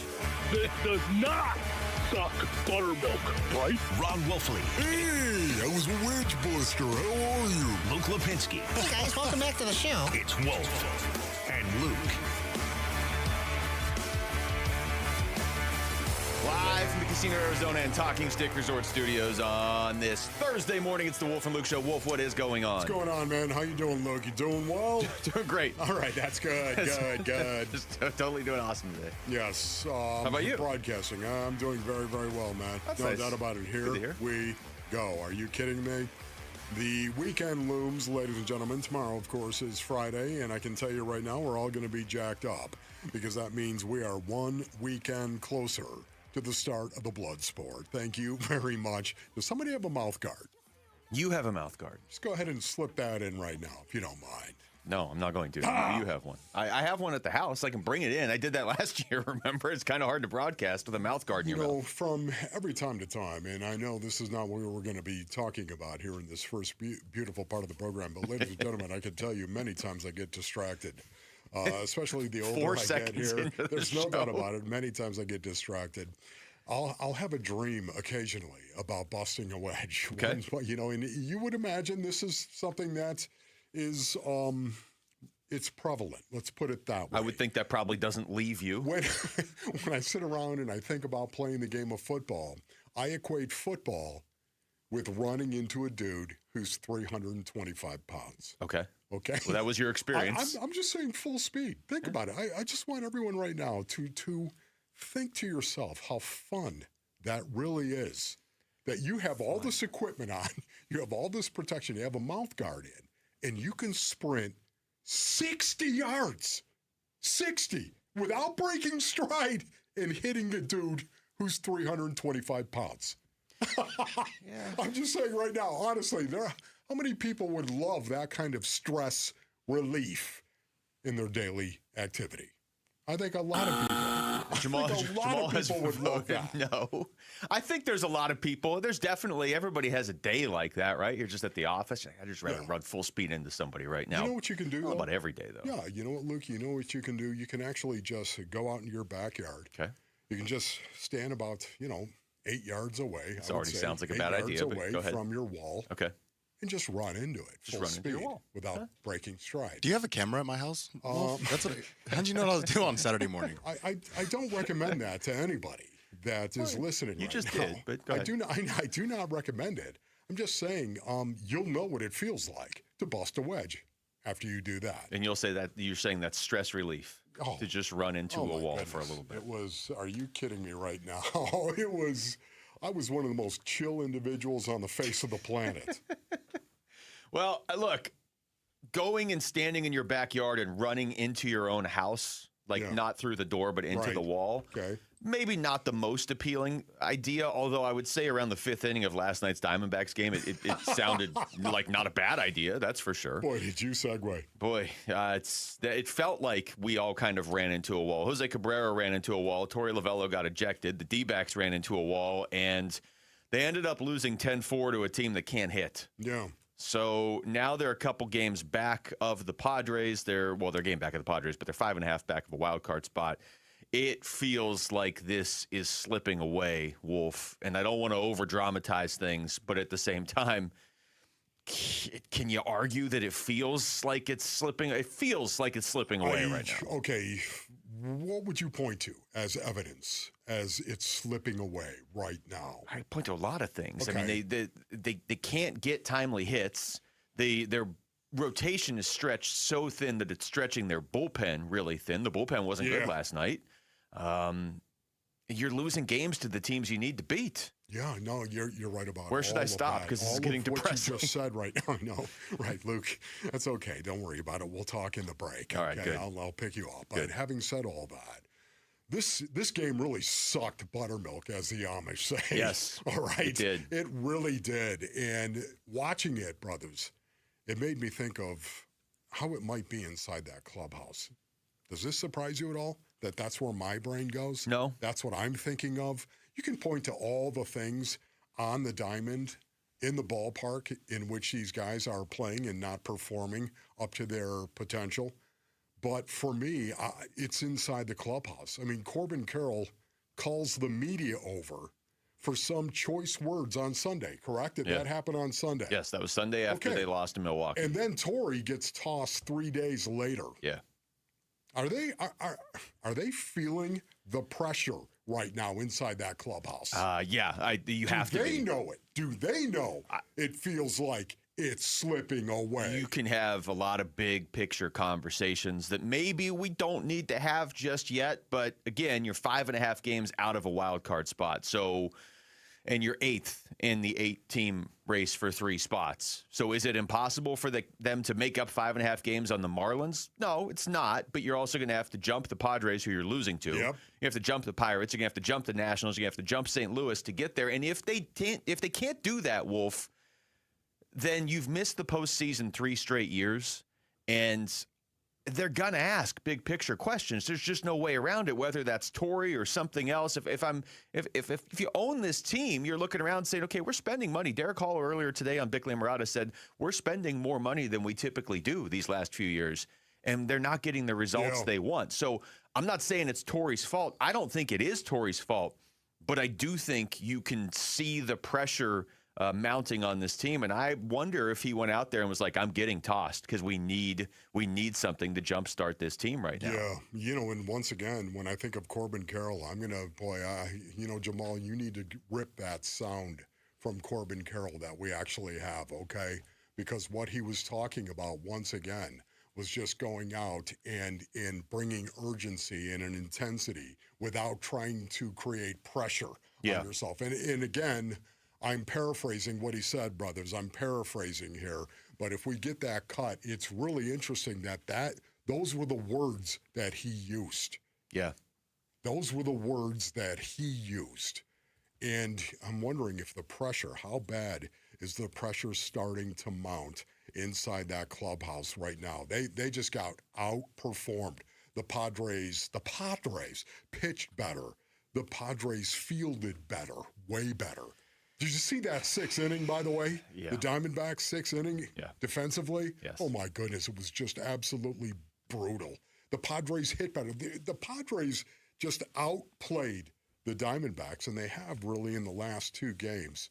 And Jamal says he's got that song. Let's listen a little bit closer to what Corbin Carroll said on Sunday. I think kind of scuffling would be the word I would use. I think that we're not playing the way that we need to play if we want to be in a position where we're gonna do something with this season. I think that just like that's reflected in a number of ways, but I think at the end of the day, if you look at like outside of what we did versus the Giants and the Rockies, I think our record kind of does reflect what we've done to this point, and I think it's frustrating for everyone in here because we know there's a lot more than that in this room, and we just need to play better. And I think it starts with me. I need to play better. Yeah, it starts with him being accountable, of course, and need to play better, and he does need to play better. There's no doubt. Yet at the same time, I love the fact Corbin later, of course, in this same conversation, Corbin later added the fact that you can't come out of your skin, though. You can't try to do too much. Yeah. You can't do it. And again, I'm paraphrasing, but that's what he was saying. You've got to go out and play up to your potential and not try to do too much. It feels like there's a lot of pressure going on inside that clubhouse right now, and we're starting to see signs of it. Yeah. When Corbin will actually come out of his skin and comment on it, first and foremost, intentionally calling the press around him, and then Torrey as well, what we saw over a balk call, and I thought it was a balk. What you don't want to see, and this is a question they're going to have to answer. I mean, if you look at what they did last year when their season was on the line, Wolf, they went 1-9 heading into the trade deadline. Like, they made it so they gave Mike Hazen zero choice last year at the trade deadline. Now, you always have the choice of what you should or shouldn't sell. Like, do you need to sell Josh Naylor? Whatever. I mean, they got some good pieces back for that. They could use a first baseman that can hit right now. But he had no choice if, okay, here we go, 10 games. Last year on July 20th, they were 50-50. And they had 10 days till the trade deadline, and they went 1-9. So here we are now heading into the All-Star break. Yes. Corbin Carroll says that on Sunday. Since then, he's 1 for 10, and the team is 1-2. Torey Lovullo does what he did last night. I mean, you saw the confrontation. We all saw it. It's not like he was like throwing stuff at the umpire. It looked like he went out there and said, "Throw me out." You know what I mean? I totally agree with that. That's what it felt like in the moment. Because the ump, if you look at him, is like, okay, and then you're out of here. But it was like a 5-second interaction, and it wasn't that heated. Right. But, as a manager at that point, you need something to jumpstart your team, because last year when this team had their season on the line, they folded and played their worst baseball. And unfortunately, it kind of looks like they're doing that again right now heading into the All-Star break. We all know what's on the line, and since winning the first 2 games against the Giants, they are 2-5. And last night, you said it, there's a couple innings there where they were just making mistakes, throwing to the wrong base, not making plays, like not catching the ball. Not catching the ball, Basebonians. Do you think that's a little rough in the game of baseball if you can't catch it? That's not a good starting point. All right, when we come back, here's an uplifting conversation. When we come back, hey, football season's 2 weeks away. Could Mike LaFleur be a one and done with the Cardinals? All right, I'm on it. That's next. It's Wolf and Luke on Arizona Sports, the local sports leader. Diamondbacks baseball. On the ground to first, it's collected by Sheets. He'll go and flip it to his pitcher, covering. That's in time, and the ball game is over. And the Padres win it by a final score of 10-4. Oof. Can the D-backs even the series tonight? We break down their chances today on the Arizona Sports YouTube channel, the app, and 98.7 FM. Hi, I'm Tom Shane, third-generation owner at Shane Company. As a family jewelry business for almost 100 years, we are known for doing right by our customers. Our legacy of integrity depends on it. Here are 3 things we never do. We never cut corners. Our engagement rings are made to high-quality standards, and we stand behind them with our all-inclusive free lifetime warranty. We never buy diamonds without seeing them in person. We travel to the source, eliminate the middleman, and get first pick of the most beautiful stones. Then negotiate the price on your behalf. We never try to trick you on price. We don't mark up the rings just to mark them down and call it a sale. We offer true value from the start, so you get the best price every time. At Shane Company, we put you first because a friend always has your back. Shane Company, your friend and jeweler. My uncle's Maytag washer lasted over 37 years. His motto, buy once, cry once. Hi, I'm Tommy Mello. When I started at A1 Garage Door Service, I thought about my uncle's Maytag. Most garage door springs get about 10,000 cycles or 3 to 5 years. Our Max Life springs last over 100,000 cycles. That's a minimum of 30 years. From repairs to upgrades, call A1 Garage Door Service today or schedule online at a1garage.com. A1 from day one. You've heard the cash offer companies on TV and radio. We'll buy your home fast. What they don't tell you, those offers come in below market value, loaded with hidden fees. The Carol Royce team, Your Home Sold Guaranteed Realty, does just the opposite. Carol's proven system sell your home for more money fast into a qualified buyer who will pay top dollar because Carol has the buyers, guaranteed, or she'll buy it. That's a promise. Call Carol Royce today or visit carolhasthebuyers.com. That's carolhasthebuyers.com. Carol and seller must agree on price and possession. Folks ask me how to spot a termite. I tell them, if you're waiting for a sign, you're letting them get the jump on you. Termite don't want your attention. He wants the bones of your home, and he's been whittling at them longer than you think. Nate here, owner of Blue Sky Pest Control. Don't let termites get the jump on you. Smart protection starts before the damage does. Call 602 Blue Sky for your free termite inspection. Hello, Blue Sky. Goodbye, pests. In baseball, every decision matters. One pitch can change the game. I'm Jeff Jr., founder of Trajan Wealth. And like a good manager, building a strong financial plan takes strategy and the right team. Torey Lavello here. Jeff's right. In baseball, you can't just watch one part of the field. You have to see the whole game. And that's how we think about financial planning. Most advisors just manage investments and refer you somewhere else for taxes or estate planning. But the best teams work together. Exactly. At Trajan Wealth, we built a family office model that brings everything together. Wealth, tax, estate, one team, making sure every part of your plan plays well together. That's why I trust Trajan Wealth. With my family's plan, they see the whole field. Call Trajan today. 855-TRAJAN-1. That's 855-TRAJAN-1. Advisory services through Trajan Wealth, LLC, an SEC registered investment advisor. Paid advertisement. Other services through Trajan Estate and Trajan Tax. Additional disclosures at TrajanWealth.com. I'm John Morgan of Morgan & Morgan. If you've been injured in a car accident, call America's largest injury law firm. For over 35 years, my mission has been to deliver more for our clients, to deliver more for you. If you or anyone in your family has been injured in a car accident, call us now, as the time to file a claim may be limited. Last year, more clients hired Morgan & Morgan than ever before, protecting America, fighting for you. Morgan & Morgan. Injured? Dial pound law. Morgan & Morgan, forthepeople.com. Arizona lawyer will handle Arizona cases. Prior results do not guarantee a similar outcome.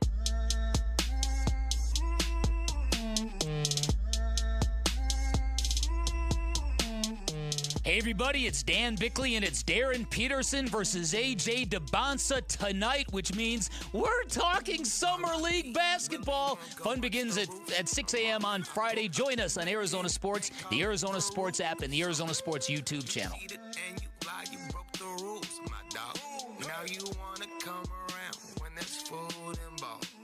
Wolf and Luke on a Thursday. Boy, you know, we said we were going to come in here and have a bunch of great stuff to talk about. And see, the first segment we talked about how the Diamondbacks might need to make giant changes, Wolf. And now there's people out there nationally saying Mike LaFleur might get 1 year as the Cardinals head coach.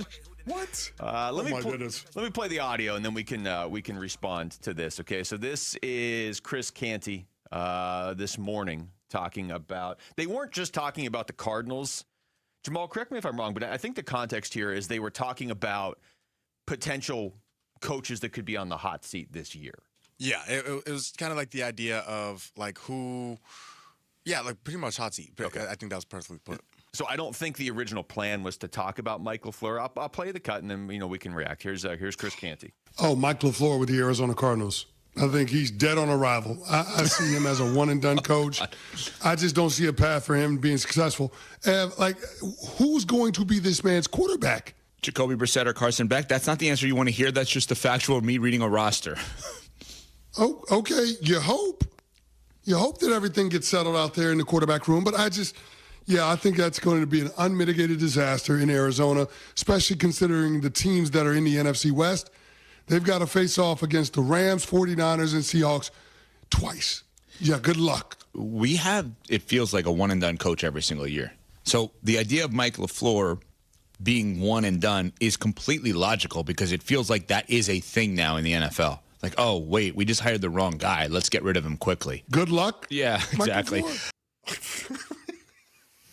First of all, can I just say I like Chris Canty? Yeah. I like Chris Canty as a player. Yeah. I have never heard him. That's the first I've heard him as a broadcaster, ladies and gentlemen, or a streamer, I guess, whatever you want to call it. But to me, I so like cool Chris with all Canty. the new hip terms. I know, exactly. You dropped that in there and looked around for effect. Quiet, Luke, seriously. Streamer. My young Cubs. Yeah. Chris Canty, I think Chris Canty, in order to be fired after this season, I think Chris Canty, or during this season, I guess you could say, he'd have to walk up, square up Monty Ossenfort and Michael Bidwell, call them both venal pettifoggers, and then slap them both in the face simultaneously. Simultaneously, you should almost get a bonus if you can pull that off. Fired. I'm with you. They're not firing Mike LaFleur after 1 year. They're not paying another coach to not coach here. Like there's oh my goodness. There's no way. There's 0% chance. Well, there's never 0% chance, but there's like a 2%. But he could walk up and call them venal pettifogs. And he could. Both of them in the face. Then I would wonder if maybe he was trying to get fired, like that old episode of Seinfeld where George Costanza kept trying to get fired by the Yankees. I would say this, though, Wolf. It does, and maybe this isn't what Chris Canty was trying to say, but this is what it made me think. They haven't put Mike LaFleur in position to succeed in year one. You know what I mean? Yeah. And it's not, I'm not saying it's any one individual's fault. I think it's a series of different things that have happened. But look at this scenario. Their schedule is the worst in the NFL. So hard. Even though it's a year-to-year proposition in the NFL. No, and things change. You may catch teams when they're injured, or you might not. And if you don't, you might just have the toughest schedule in the NFL. They might actually get better than they were last year. Seriously. I think if you put, I don't know, give me like a neutral team, a team that was a playoff team last year but wasn't like amazing.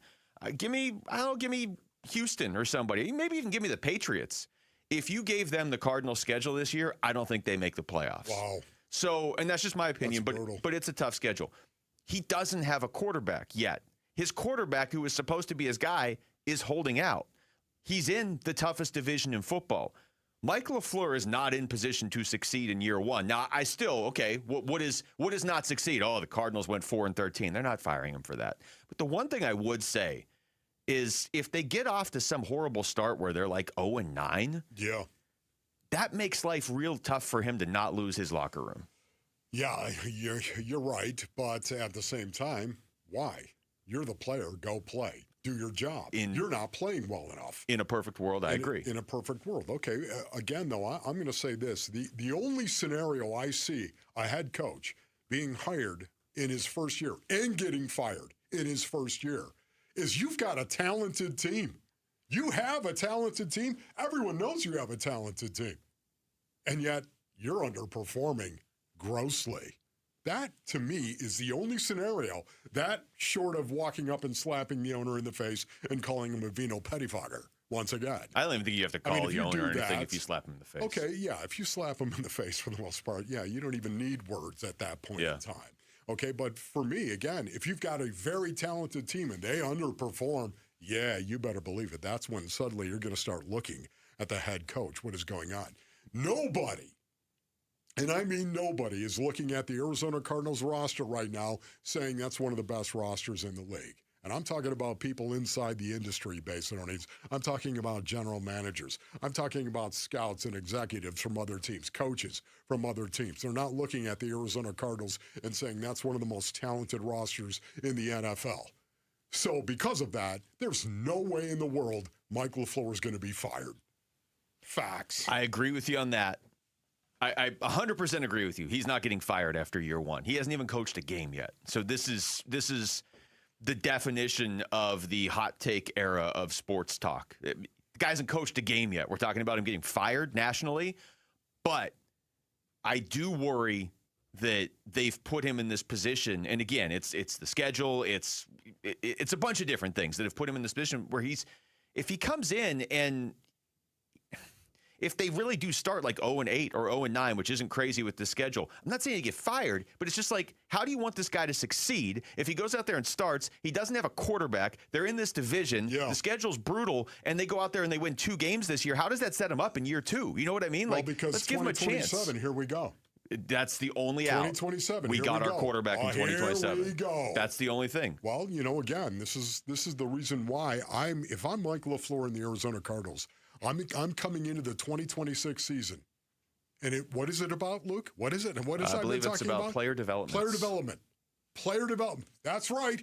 We need to find out about these young guys before we can even advance. We don't know about these guys. We have to find out about these guys. So we're going to play all of these young guys. That's what we're going to do. And you know what? There's some goodness in that. There's a wild card in that. What if 2 or 3 of these guys are really good that take that next step and develop as football players? Oh, my goodness. Now, all of a sudden, you might surprise. And when I say that, I'm talking about you might win 5 games. If the Cardinals or 6 do games. anything, they're going to surprise a lot of people nationally. Because I don't remember a year the expectations were ever this low for this team nationally. Yes, I agree with that. And once again, player development is the wild card. How much better was I in year 2 than year 1? Don't answer that question. Don't use. You know what? As a matter, strike look that up. Will Google you strike it. that from the logger, please? Okay. Just yes. No, that's how much that's a better promo. is Walter Nolan, the 3 technique, going to be this year? How much more of an impact is he going to make this year? This is the wild card of the season, and the reason why I'm really excited about this season, even though the Cardinals are looking 3-14 once again, right in the face. But you in the middle of that, you just hit it on the head.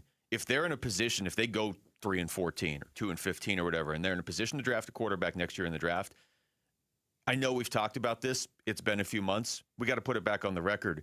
If you do that and your first-year head coach, especially if it's not even his fault, is just overwhelmed, because a lot of coaches would be overwhelmed in this situation, there's no conversation of, all right, let's take a safety with the 3rd pick in the draft.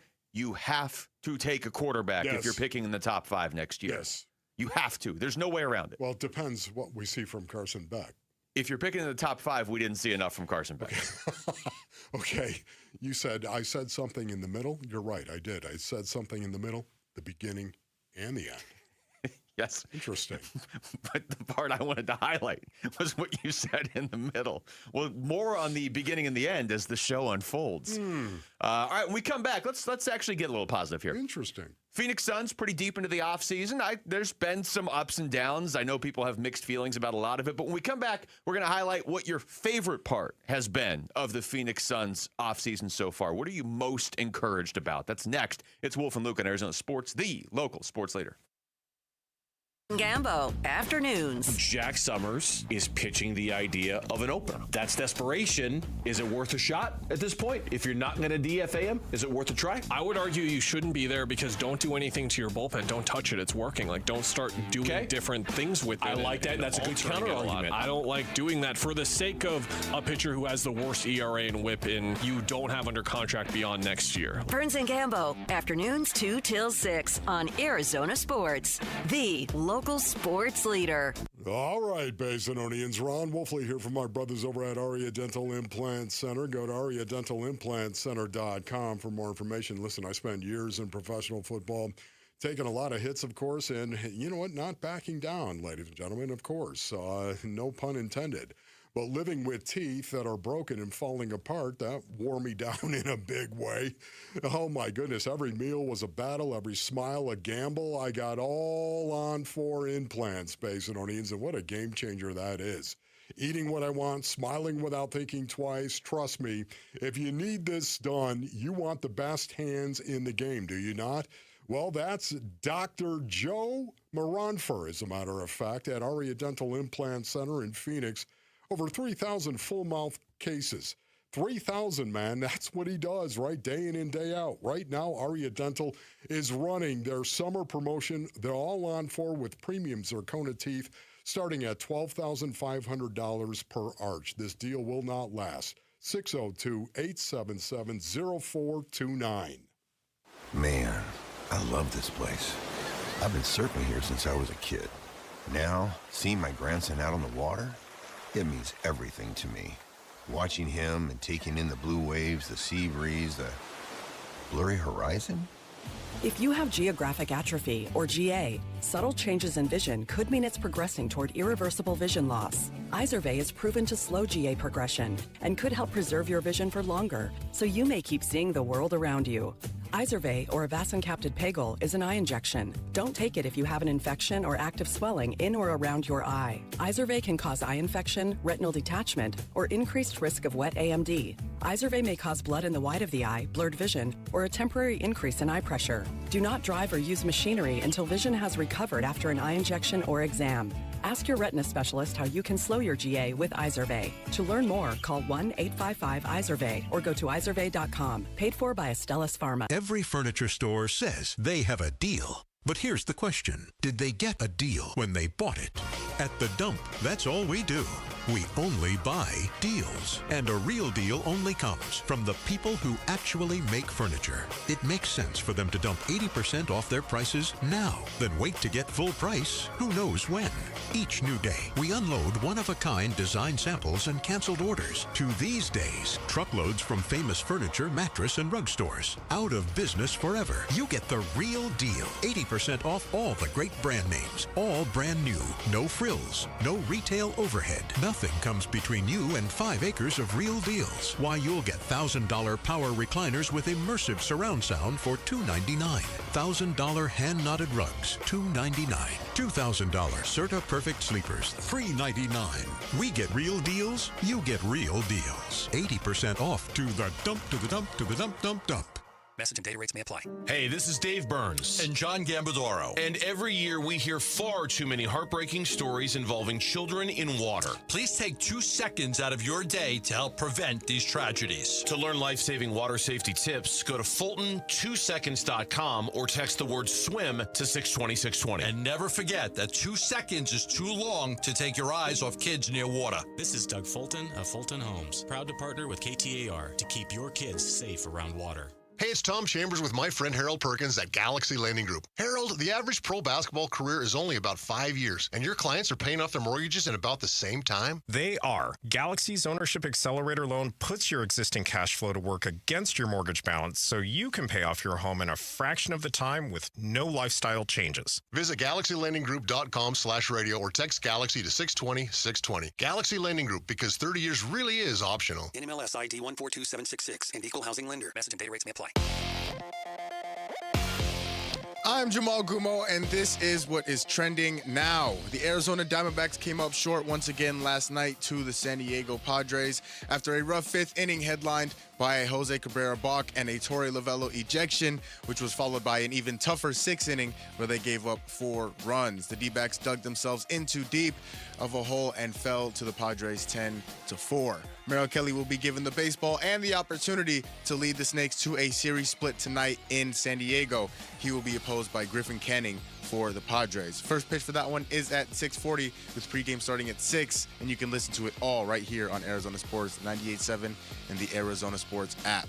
The Phoenix Mercury are in action hosting the Indiana Fever. Caitlin Clark will not be playing due to her back injury. Tip-off for that one is at 7 o'clock. And after a day of no World Cup action yesterday, the boys will be back on the pitch today. France will be taking on Morocco today at 1 o'clock in the first quarterfinals matchup of the World Cup. That is what's trending now.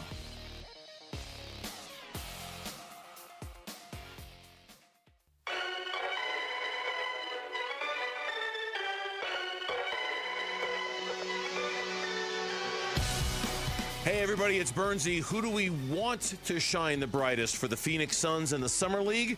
We'll talk about it starting at 2 o'clock. The Burns and Gambo Show on Arizona Sports 98.7, the Arizona Sports app, and the Arizona Sports YouTube channel.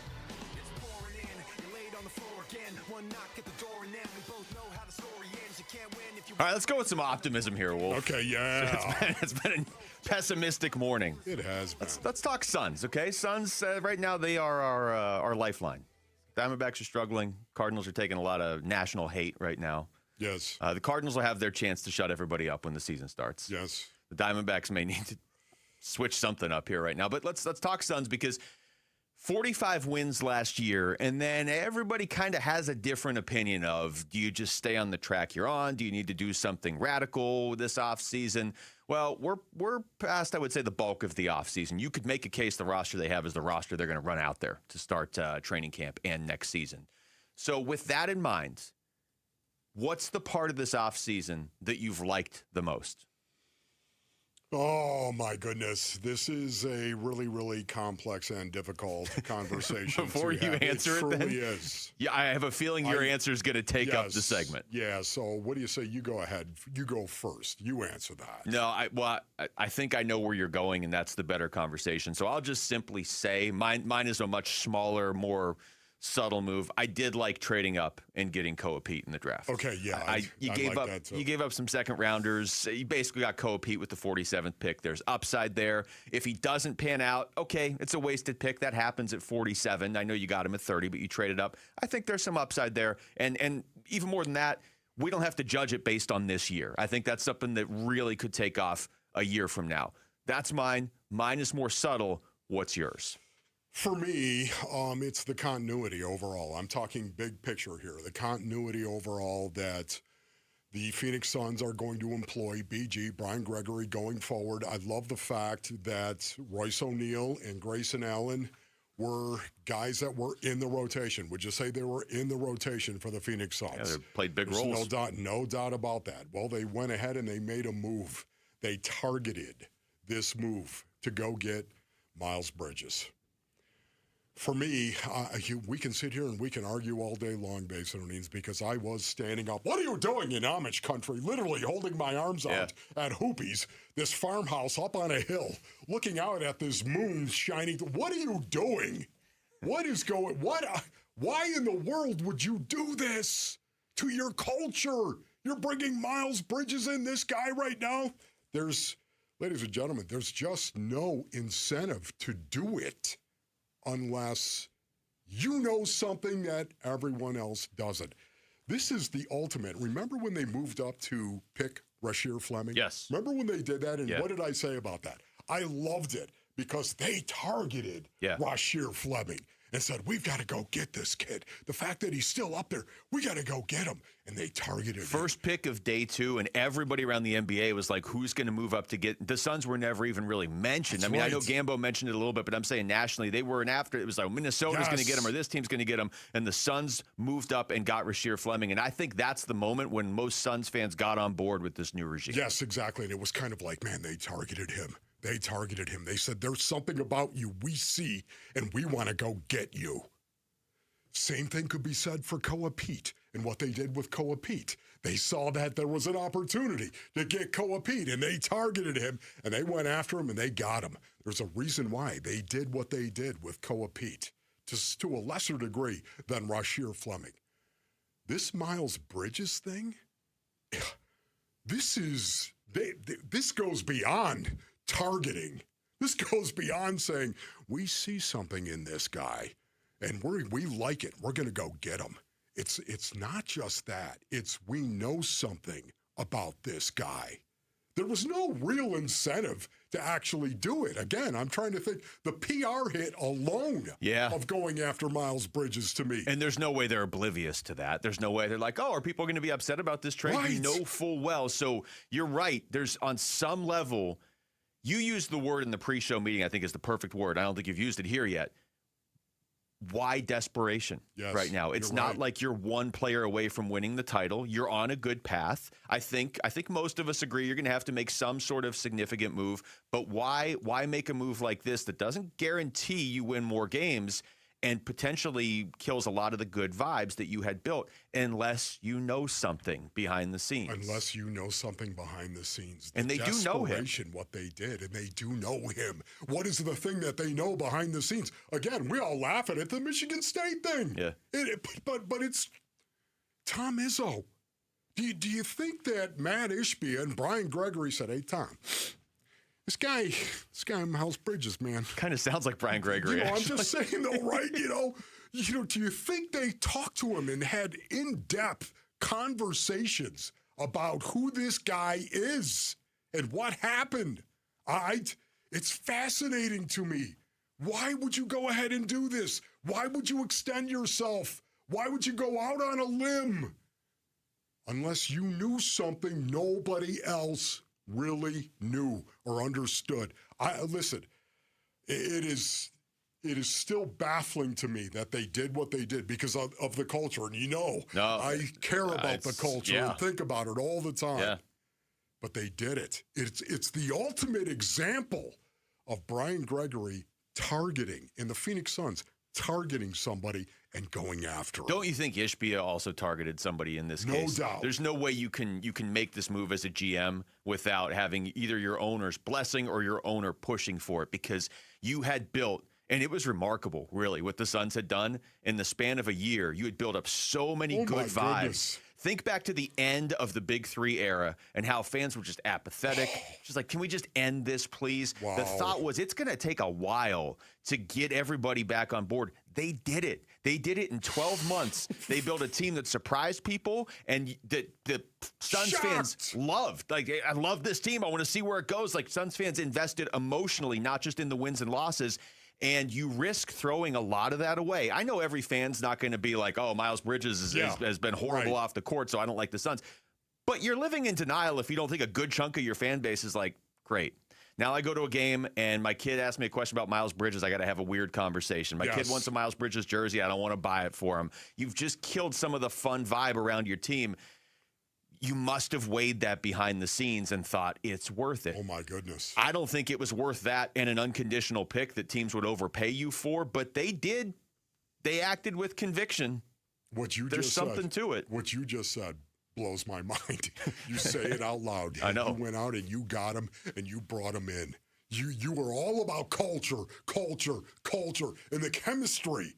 It was a huge part of who the Phoenix Suns were last year and why they were good.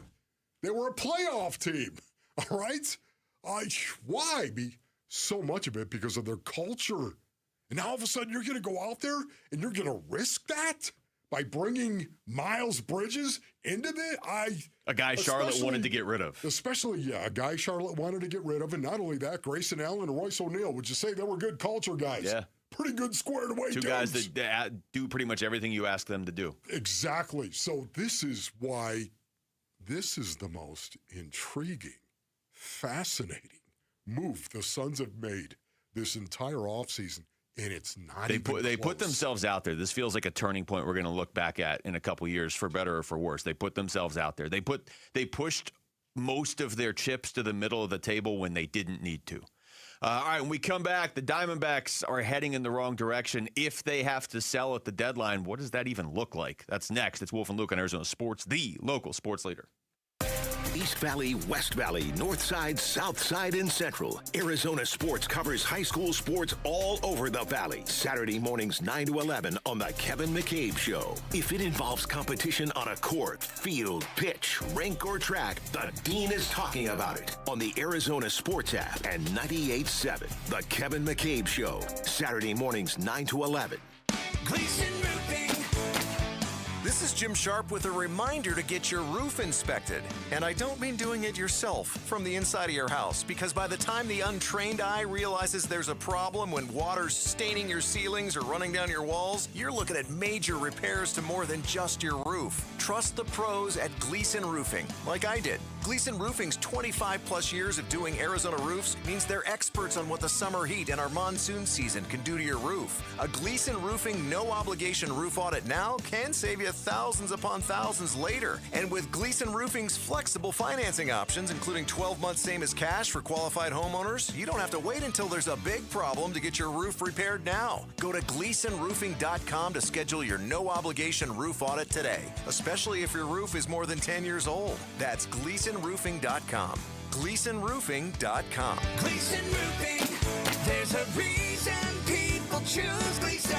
We've got the world's biggest soccer tournament, and it only gets better when you can trade on the outcome. Yep, get in on all the action with Kalshi, because here come the final teams from the quarterfinals, semifinals, and, of course, soccer's ultimate prize happening July 19th. Kalshi, just the largest prediction market in the world, regulated and live in all 50 states. Paul Calvise here. Hey, you see the latest? Messi joining Giannis, linking up with Kalshi. Remember, on Kalshi, you're trading against peers in a live market, meaning there's no house. And as probability changes, you can buy in, buy out of your position, and for a limited time. Download the Kalshi app and use referral code AZSports, one word, AZSports, to get $10 when you trade 10. Referral code AZSports, one word, on the Kalshi app. Kalshi, Kalshi, trade on anything. 18 plus only. Restrictions and eligibility requirements apply. Event contract trading involves risk and may not be suitable for all investors. Prices, value, and available markets may differ from those mentioned. For more information, see kalshi.com/regulatory. You have the cleats, the shin guards, the team registration. Now there's just one last thing to check off your back-to-school list: a clean bill of health. Before your child takes the field, make sure they're ready for the season ahead with a wellness check or sports physical from Valleywise Health. Our trusted pediatric providers offer compassionate care. Sports physicals are required for some every year. Schedule your child's visit today at Valleywise Health. You're more to us. Temperatures are rising, and so are AC costs. But Collins Comfort Masters can help you stay cool without breaking the bank. Get a new high-efficiency Lennox AC system installed for as low as $99 a month. Serious comfort at a seriously cool price. Collins Comfort Masters has served the Valley for over 40 years. Call 480-NO-WORRY or visit collinscomfort.com to schedule today. Collins Comfort Masters, your no-worry solution for air conditioning, plumbing, electrical, and water filtration. Hey, it's Gambo, and I'm with the president of Asset Preservation, Wealth and Tax, Stuart Willis. Stuart, I've got a friend going through a divorce. He's worried about what it could do to his retirement. What should someone in that situation be thinking about? Well, Gambo, the biggest thing is this. Divorce doesn't just divide assets. It can completely rewrite your retirement plan. Someone may have thought they were only 5 years away from retirement, but after dividing retirement accounts and pensions, home equity, income, and future expenses, that timeline may change. So how do you help someone get clarity? Well, we cash flow out the new retirement picture. At Asset Preservation, we use planning software like eMoney to model out their income, expenses, taxes, Social Security, everything. We don't replace the divorce attorney, but we can help people understand whether the settlement supports their long-term retirement goals. Call Asset Preservation Wealth and Tax at 602-877-PLAN or go to AssetPreservationWealth.com. Investment advisory services offered through Foundations Investment Advisors, LLC, and SEC Registered Investment Advisor. For this life I cannot change. It is deep off in the main. Hey, everybody, it's Bernsey. Let's call it like it is. Can Merrill Kelly do what Zach Gallen hasn't been able to do tonight in his start against the San Diego Padres? We'll talk about it at 2. It's the Burns and Gambo Show on Arizona Sports 98.7, the Arizona Sports app, and the Arizona Sports YouTube channel. Yeah. Yeah. All right, well, I want to throw something at you before we get into Diamondbacks, okay? Okay. Jamal, I want your thoughts on this too, okay?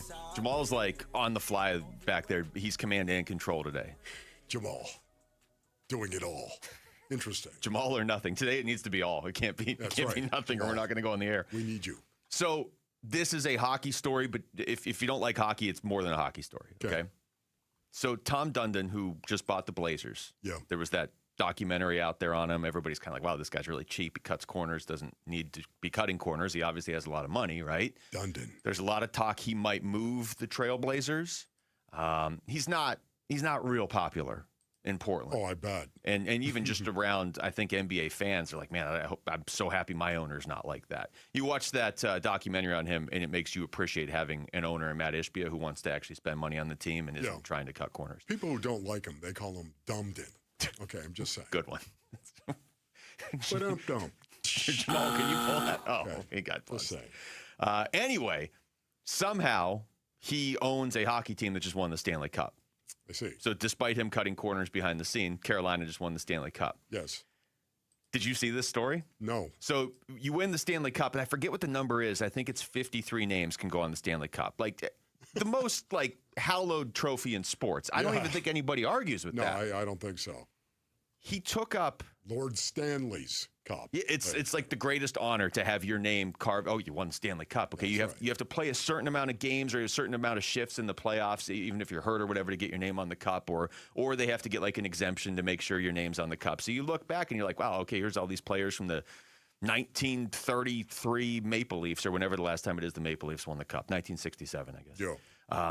He took up, I think it's 7 of the spaces to put his wife and kids' names on the cup, and left off like actual people who deserve to be on the cup, like trainers, physicians. I did not see that. I think an actual player who didn't play in the postseason, but still was eligible. I think he played 46 games. He was more than eligible to be on the cup. And instead, Tom Dundon's kids' names are etched into the cup, which I don't think has ever happened before. Knock it off, Luke. I'm looking at it right here. Wait a minute. Why would they let that happen? That is unbelievable. Right? That's ridiculous. Where was Gary Bettman? I don't know. Why would they let that happen? I mean, I think as an owner. No. I'm looking at it right here. I didn't let it happen. Come on. I'm telling you how ridiculous it is. This is on social media, right? Right. I'm trying to get the exact numbers. 5 kids. He put his name, which is not even necessarily normal, but I don't think it's the first time an owner's ever put their name on it, because whatever, they own the team. Like, he put his name, his wife's name, and their 5 kids' names on it. But it's not unlimited space. So you had to take off people that it says, I'll find exactly who got left off, but it was like the physician, trainers, like people that normally get their name on the cup when a team wins, and they got left off for this. I don't know what to say about that. I don't know how the NHL would allow that to happen. Sounds like something Jerry Jones would do. Well, Jerry Jones would actually have to win a trophy for that. That's true. That hasn't happened in a while. Jerry would have a hard time getting the names out, I think. And this is this is the guy who owns the Blazers. Okay. So just keep an eye on that. If Portland ever wins anything. That is absolutely stunning to me. I don't know what to say. And I'm having a hard time believing it, Luke. Well, I'm looking at it. I know. I believe you. I know you're doing your research. This isn't some crazy dude on social media reporting this. So, man, I'm stunned by that. Oh, it's not even that. It's the first 7 names. Now I'm looking at the actual cup. The first 7 names are all done. Wow. Okay.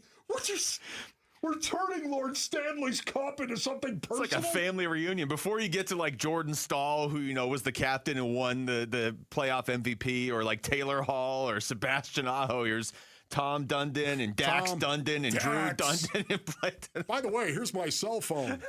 Here's our family goldfish. He really inspired me every day to go out there and make millions and cut people's jobs for no reason. So yeah, anyway. Over to baseball.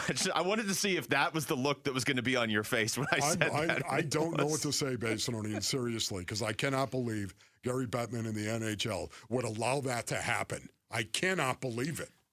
This is why, like, people within hockey liked the story of the Hurricanes winning, like in terms of the players and the coach, but were pretty openly rooting against Carolina winning because of their owner. And he just took it to a whole new level. Goodness. With the Diamondbacks, we were talking about this a little bit earlier. I mean, this is not trending in a good direction. So I don't want it to be, I don't want this to be like, oh, well, July 8th, season's over. July 9th, season's over. But it's not going in a good direction for the Diamondbacks. And they've only got a few games before the All-Star break. In those games, it's 1 against the Padres tonight and then 3 against the Dodgers. So the All-Star break, I would think if nothing else serves for a team, it's a kind of an opportunity to look around while there's not games going and say, okay, we got to be honest with ourselves. This is where we are. If they have to sell, Wolf, what are they even selling? Yeah. Like last year, it was very obvious what you were selling. It's not obvious this year. No, I'm with you on this. What is so daunting right now, Basinonians, is the fact that, once again, the Arizona Diamondbacks play the Padres again. They play them today. And then they have 3 against the Dodgers. Mm-hmm. And then they go into the break, right? Yep. Have you seen what their schedule is coming out of the break? It's tough. This is really, really interesting. Coming out of the All-Star break and leading up, Basinonians, to, of course, the trade deadline. Coming out of the All-Star break, they play the Cardinals for 3. Then they have the Athletics here for 3 as well, okay, right here in Phoenix. But after that, it's the Nationals and the Pirates on a road trip. Now, think about that. That's your That is season. going to take them up to, I believe, it's July 28th. Okay, Yeah, I think you're right, yeah. Okay, I think it's July 28th. When is the trade deadline? August 3rd. August 3rd. Yeah. I mean, that's it, right? Yeah. Right? That is going to be it. That's it. But they need to start winning games now, I think, for them to even be in a position where those games matter. I'm not saying you're wrong. Okay. I'm not saying you're wrong. But I'm saying there's something when you come out of the All-Star break, and that's your schedule. Teams that you are behind right now, for the most part, the Cardinals, the Nationals, and the Pirates, man, you're going to play those guys with the best that you have and hope that something magical happens at that point in time. Well, that's sort of where I was going. I'm not even sure if the Diamondbacks, if they're out of it, I don't know what they would even really sell. Like the main pieces you would sell that would have value are guys you probably want back next year anyway, and they're signed for next year. It's not like last year when Merrill Kelly wasn't signed, and Eugenio Suarez wasn't signed, and Josh Naylor wasn't signed. Like the main pieces you have. Zach Gallen. Yeah. Who's trading for Gallen right now, you know? Right. So the main pieces you have. I'm saying last year. Yeah. I think the main pieces that teams are going to call on are like Erod. I don't really want to trade him. I mean, his value is never going to be higher, but I don't really want to trade him because you have no other pitchers. I think teams will probably call on Ketel Marte. I don't know that I want to trade him either. So I think they are going to get that chance coming out of the All-Star break, even if they keep losing games right now. But that's going to define a lot of the direction of this organization for a while, because if they miss the postseason again, you're going to have to change something. Yeah. It's interesting you bring up 2 names that are really, really possibilities as far as I'm concerned. Yeah. Eduardo Rodriguez. Would you say he's had a year that is a little bit different than all the other years that he's been here? Even his really good years in his career, when they signed him, I was more excited about that move than the Jordan Montgomery move, because Yes. I just liked Erod as a pitcher more. He's never had a season like this. Never had a season like this. You know baseball, guys, and you know baseball minds. It's about the big picture. It's always about the big picture. You can go out and have a season. I love the fact for Erod. I love this. This might be who he is. Whatever happened in the World Baseball Classic, whatever happened to him, this we have might that every be year. Something. That's right. This might be something that has changed his career path forever. He may have learned something there about himself or about how to actually go out and pitch that will change his career path forever. But you know baseball guys, they are big picture guys so much of the time. How much of this is just an anomaly? How much of this is an anomaly? And how much of this can we bank on going forward? Or is this guy's value never, ever going to be higher right now than it is? See, to me, I think if they're selling, he's A1. Even if it's not an anomaly, and if you talk to Look, there's a lot of advanced metrics people in the analytic community in baseball that have different views on stuff, right? I mean, there's so many advanced metrics that different ones use, but there are quite a few. I'm not saying with the Diamondbacks, but just around the league that look and say, Erod's numbers are probably better than they should be when you start to look at like expected batting average, expected ERA, exit velocity on some of these. But you know what? He's getting it done. He is. And I give him credit for that based on that matters to me. Way to go, Erod. That said, even if it's not an outlier, I don't think his value would ever be higher than it is right now. Never. But he's signed for 2 more years. And what other pitchers do you feel good about for next year? Yes. Like Soroka's not signed for next year yet.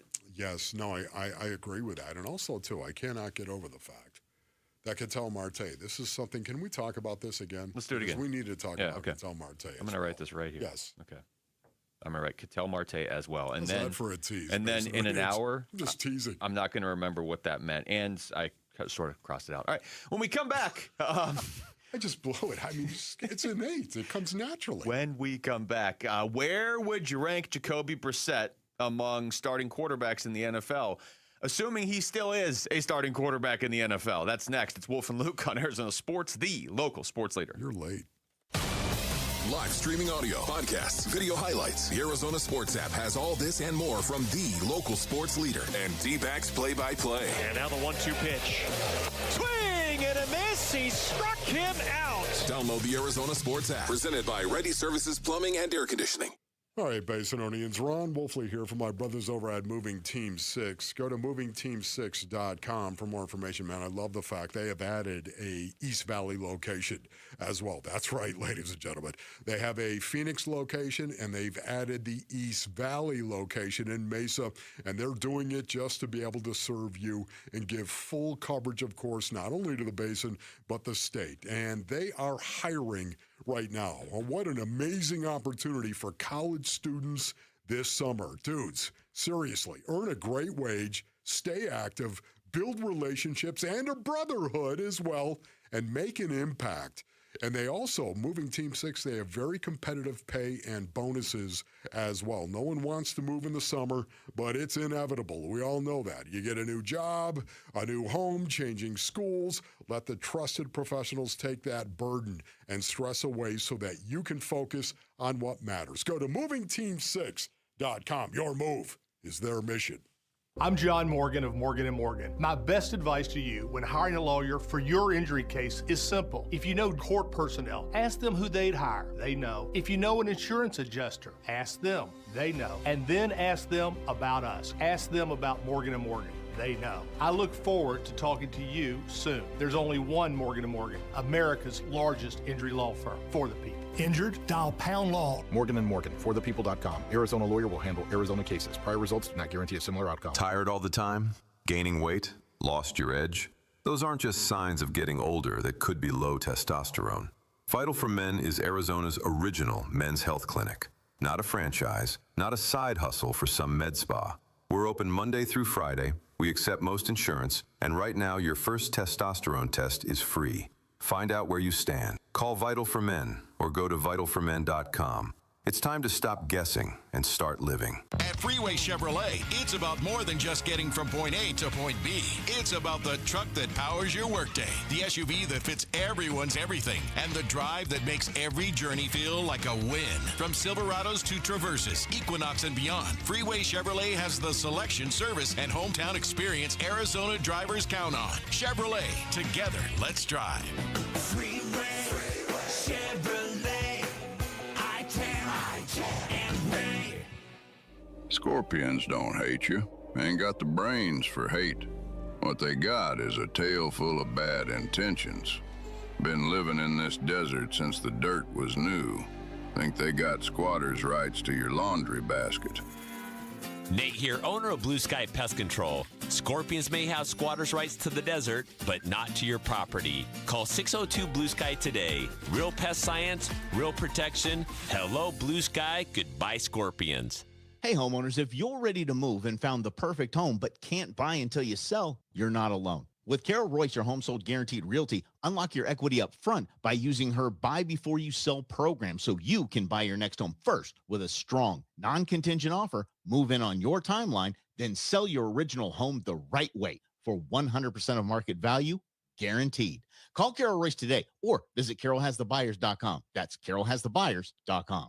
Carol and sell Mr. Grant Price and Hey, it's Paul Calvisi with Matt Dagas from Bright Wealth Management. And Matt, what's the biggest shock people face upon retirement? Well, the paycheck stops, but the expenses don't. And if you don't have a clear income strategy, you're guessing every single month. And no one wants to live like that in retirement. Exactly. We help people turn savings into reliable income so that they can spend confidently. Call 844-726-9116. Let's build your income plan. 844-726-9116. Investment advisory services offered through Foundations Investment Advisors, LLC, an SEC registered investment advisor. The content provided is for educational purposes only. KMVP FM Phoenix. Live from the Casino Arizona and Talking Stick Resort Studio. Arizona Sports, the local sports leader. I'm Jamal Gumo, and this is what's trending now. The Arizona Diamondbacks came up short once again last night to the San Diego Padres after a rough fifth inning headlined by a Jose Cabrera balk and a Torey Lovello ejection, which was then followed up by an even tougher sixth inning where they gave up 4 runs. The D-backs dug themselves into too deep of a hole and fell to the Padres 10-4. Merrill Kelly will be given the baseball and the opportunity to lead the Snakes to a series split tonight in San Diego. He will be opposed by Griffin Canning of the Padres. First pitch for that one is at 6:40, and you can listen to it right here on Arizona Sports 98.7 and the Arizona Sports app. The Phoenix Mercury are in action tonight hosting the Indiana Fever. Fever guard Caitlin Clark will not be playing tonight due to her back injury. Tip-off for that one is at 7 o'clock. And after a day of no World Cup action yesterday, the boys will be back on the pitch today. France will be taking on Morocco today at 1 o'clock in the first quarterfinals matchup of the World Cup. This report is brought to you by Casino Arizona. Big wins are waiting at Casino Arizona with your chance to win a 2026 Jeep Wrangler or a share of $25,000. Join us July 29th from 6 to 8 p.m. Details at CasinoArizona.com.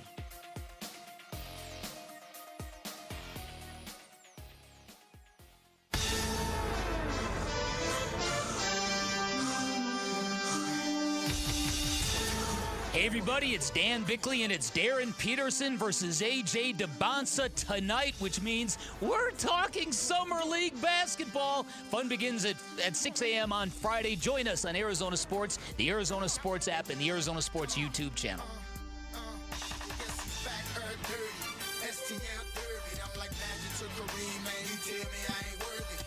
Telling you, I'm more into Summer League this year than usual.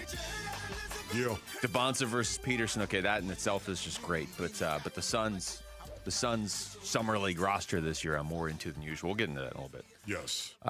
Wolf, you found this. You're a big list guy. Oh my goodness! You did find Stop this. it, you found this list. It's kind of interesting. I got to be honest. It is summer though, so it is. Embrace. We are live from the Casino Arizona and Talking Stick Resort Studios, by the way. So the list that you found is Pro Football Focus ranking all 32 starting quarterbacks as we near the 2026 NFL season. All starting 32. All 32. So, Mahomes fourth. Okay, I already kind of questioned this list. Okay. Pro Football Focus. But no, I mean, it's nothing. So the top 5, just so people know that this is not like some, bogus list. Josh Allen, Joe Burrow, Lamar, Patrick Mahomes, and Matthew Stafford. Probably not the order I would put them in, but those are probably the 5. Lamar ahead of Mahomes. Yeah. Can I talk to you, please? PFF. I'm just saying, and I love Lamar. Oh, my goodness. The respect that I have for Lamar Jackson, ladies and gentlemen, cannot be measured with human hands. Not Patrick Mahomes.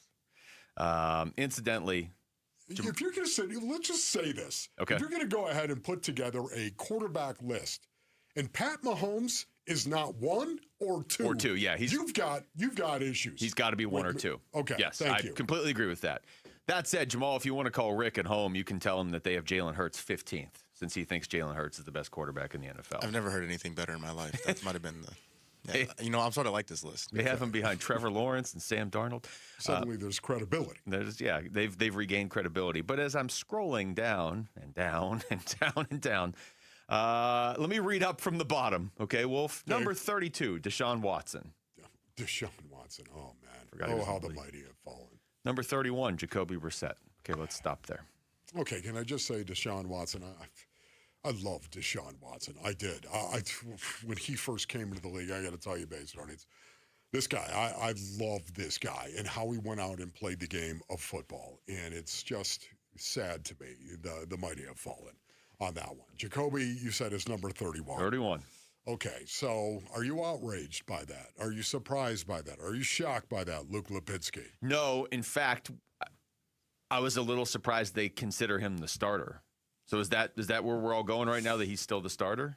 I think you have to. I think, you know, until somebody actually plays well enough. Okay. You might say, that guy might be a little bit better than Jacoby Brissett. Okay. I think you have to proceed with Jacoby as your starting quarterback. Yeah. Okay. All right. And I think, this is one of the things that has baffled me for this entire holdout of Jacoby Brissett, is why the Arizona Cardinals just didn't say, Jacoby, listen, you understand our position on this, right? I mean, we're going to open this up. Yeah. Do you have any problem competing with a guy that we're bringing in, especially a rookie or a Gardner Minshew that we're bringing in here? Do you have any problem competing with these guys to prove that you're the best quarterback we have? I don't understand why Jacoby Brissett would feel like he's entitled to be the starter for the Arizona Cardinals going forward. That blows my mind. So why they just didn't say, we're going to open this up. We're going to open it up to a quarterback competition. That's what it's going to be, and may the best man win. And by the way, Jacoby, if you actually win the job in preseason, you win it through training camp, and you are definitely the guy going forward, you know what we're going to do? Well, we're going to talk to you about that guaranteed money that you want, because it makes sense to us for a year. For a year, yeah. Yeah, I mean, he is set to make less guaranteed money than Gardner Minshew this year. So yes, if he really just is the starter, then I get it. Like, if I'm the starting quarterback and I'm like, you just brought in this backup and he's making more than me, like, I mean, I understand his frustration. I've never disagreed with his frustration. It's just, if you have zero leverage, you have zero leverage. Correct. And what you just said, why not just announce, hey, this is an open competition? I think they're going to if he's not there at the start of training camp. I mean, maybe they give him a day or two, but if we start to get like, hey, we're getting close to that Hall of Fame game and Jacoby's still holding out, I think they're just going to say this is an open competition because, well, this has been going for months and months. If they were really close to an agreement, they could have met. They could meet one today. They could just meet in the middle today if they were going to do that. I know there's always you got to wait till there's a pressure point. You don't have to wait. They could have, if they were inclined to give Jacoby Brissett more money, they could do it in the next 10 seconds. There's no rules against doing it. You know what I mean? Yes. And they haven't. They haven't done it. Listen, Jacoby Brissett, you know the respect I have for this guy. I've already gone on the record as saying I think with Jacoby Brissett, the Arizona Cardinals would have a better offense than most people think they're going to have. As a matter of fact, I said the top half in the National Football League, an offense that I think is going to be in the top 16 because Jacoby Brissett has all this talent now that is indeed around him. The Arizona Cardinals skill position, they have talent. It's the offensive line, man. Squarely right now going in, when you talk about the offense for the Arizona Cardinals, you have to start with the offensive line because the skill is there. The skill is there. Wide receiver, tight end. Best tight end in the National Football League? I think so, yeah. He's right there, definitely, one or two. The running back room, oh my goodness. The running back room is jam-packed. They have talent. It's going to be that offensive line. But, man, once again, this notion that Jacoby Brissett is going to be the starter, I don't know why. They didn't go on the record at first and say, we're going to open it up to a quarterback competition and may the best man win. If I'm Jacoby Brissett, just, he knows life in the NFL. He knows where he's been, and he knows kind of the position he's in better than anybody.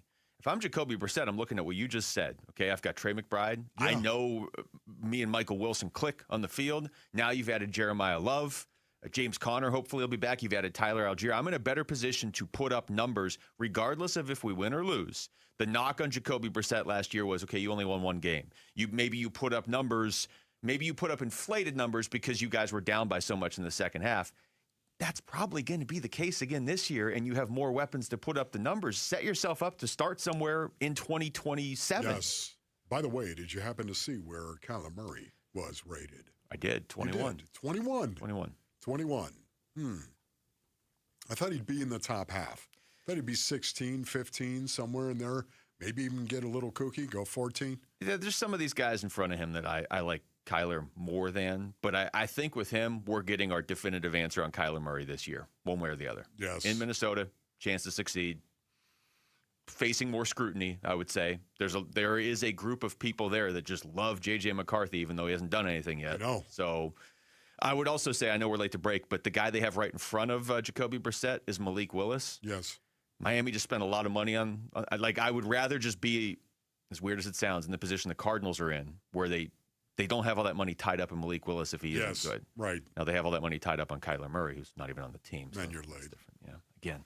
Chance the Rapper is bringing the Coloring Book 10-year anniversary tour to Arizona Financial Theater on September 16th, and we've got your tickets. Text CHANCE to 620-620 or head to our contest page to enter for your chance to win. When we come back, have the Phoenix Suns taken the next step in their rebuild? You're going to hear what their GM said about that next. It's Wolf and Luke on Arizona Sports, the local sports leader.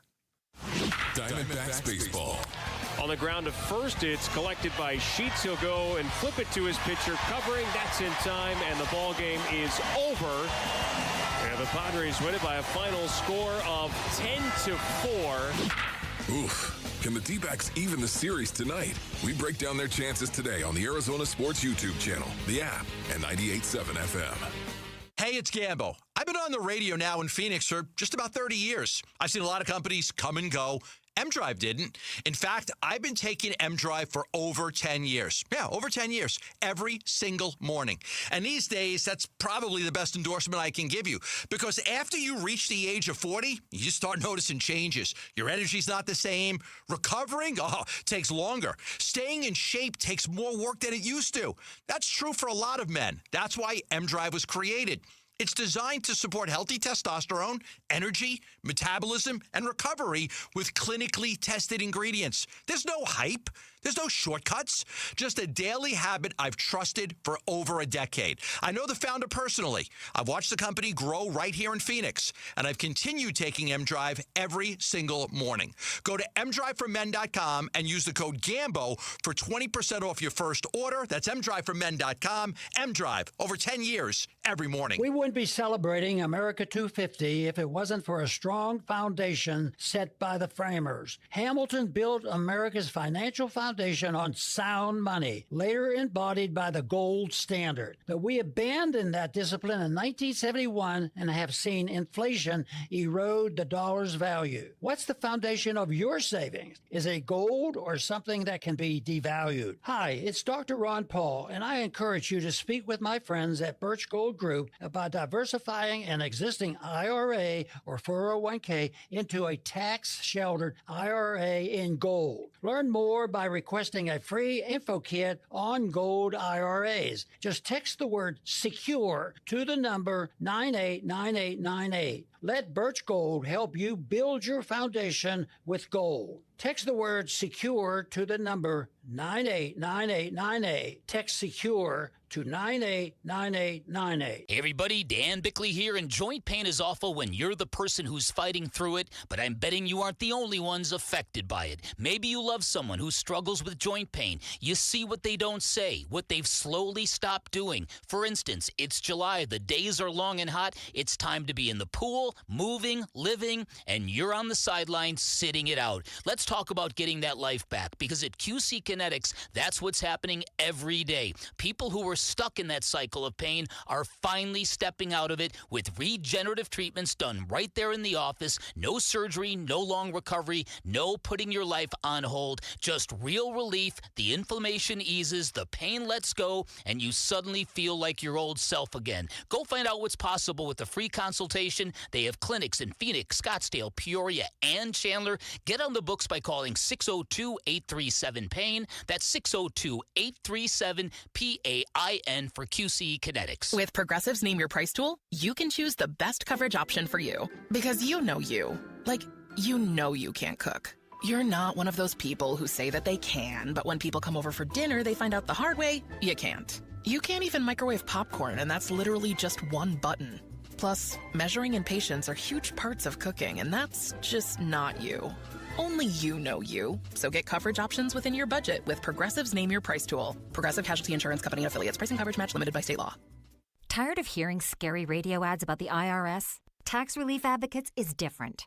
TRA is here to tell you that if you owe money to the IRS, whether it's $5,000 or $500,000, we have a solution. TRA can eliminate or reduce what you owe to the IRS with zero risk to you. We have over 1,000 5-star reviews on Google and an A+ with a BBB. End your tax nightmare today by visiting TRA.com or call 800-583-6681. That's 800-583-6681. Testing. All right. You can cut out that other. Hey, yo, hey. Yeah. Run it up, Blondo. Hey, everybody, it's Bernsey. Who do we want to shine the brightest for the Phoenix Suns in the Summer League? We'll talk about it starting at 2 o'clock. The Burns and Gambo Show on Arizona Sports 98.7, the Arizona Sports app, and the Arizona Sports YouTube channel. Back to Wolf and Luke on a Thursday. Brian Gregory speaking earlier this week. So they've officially brought back Jordan Goodwin and Colin Gillespie. Yes. And Mark Williams. They have not officially completed that trade for Miles Bridges yet, but that sounds like it's just formalities. And in fact, Gambo was posting about this yesterday from his vacation on the other side of the planet, and basically said that it's kind of a logistical holdup, but the trade's going to happen. So for those wondering, like, is there like a failed physical, or is there some reason it hasn't been announced? I mean, we've been talking about this. They couldn't announce it until this week. They technically could now, but it sounds like there are other league matters maybe holding it up. And I'll pull up his exact tweet here in a second. I see.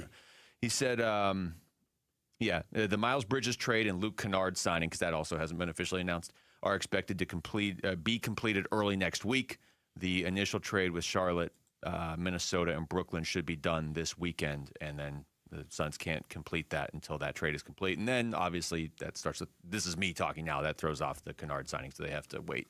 But Gambo does say there is no risk of it falling apart, just timing. Okay. So for anybody wondering about that, that's from about an hour ago. He posted that. It's fascinating.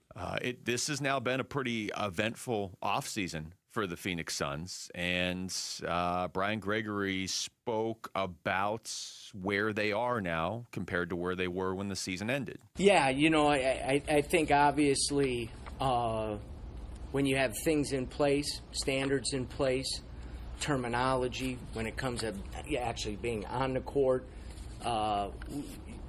the continuity is critical, but you can't stay stagnant either. You have to make some adjustments, and you have to continually learn. I think the self-awareness part is a huge part of any successful NBA franchise, understanding where you're at, where you want to get to, and do you need to make some movement to get there. Obviously, there's the art of coaching, which I think one of the reasons we hired Jordan is because I think he sees it not just as, a science and X plus X plus X, but also the art form of it and the relationship piece of it, which is a big part of that. I feel we're in a good spot because we have that continuity, we have that stability, but at the same time, we are making some adjustments and some alterations to put us in a better position. He really, Brian Gregory, whatever you think of him so far, stepped into a difficult position. How so, Luke? Well, okay, so just think back to when they hire him last year. First of all, he's facing the scrutiny of you're just getting hired because the owner knows you. Right? He hadn't been an NBA GM yet. So you're facing that scrutiny. Whether you're qualified or not, your resume didn't indicate it yet. Yes. So you're walking in with that. Then it's quickly hire a coach. Who do you give the credit to for that? Matt Ishbia. Well done, Matt. So, yeah, okay, I would say that. You have to, because he didn't. Hey, he's looking at this thing and he's saying, you don't actually have the experience maybe to do this, PG, but guess what? I'm going to hire you anyways because I know you. Yes. And I know who you are, and I know you know what you're doing and what you're talking about. Forget about alignment. I'm not even going to say that. I love the fact that he was talking about coaching, but go ahead. Well, but I do think there's still some areas of what Brian Gregory's done that I'm like, I hope he knows what he's doing.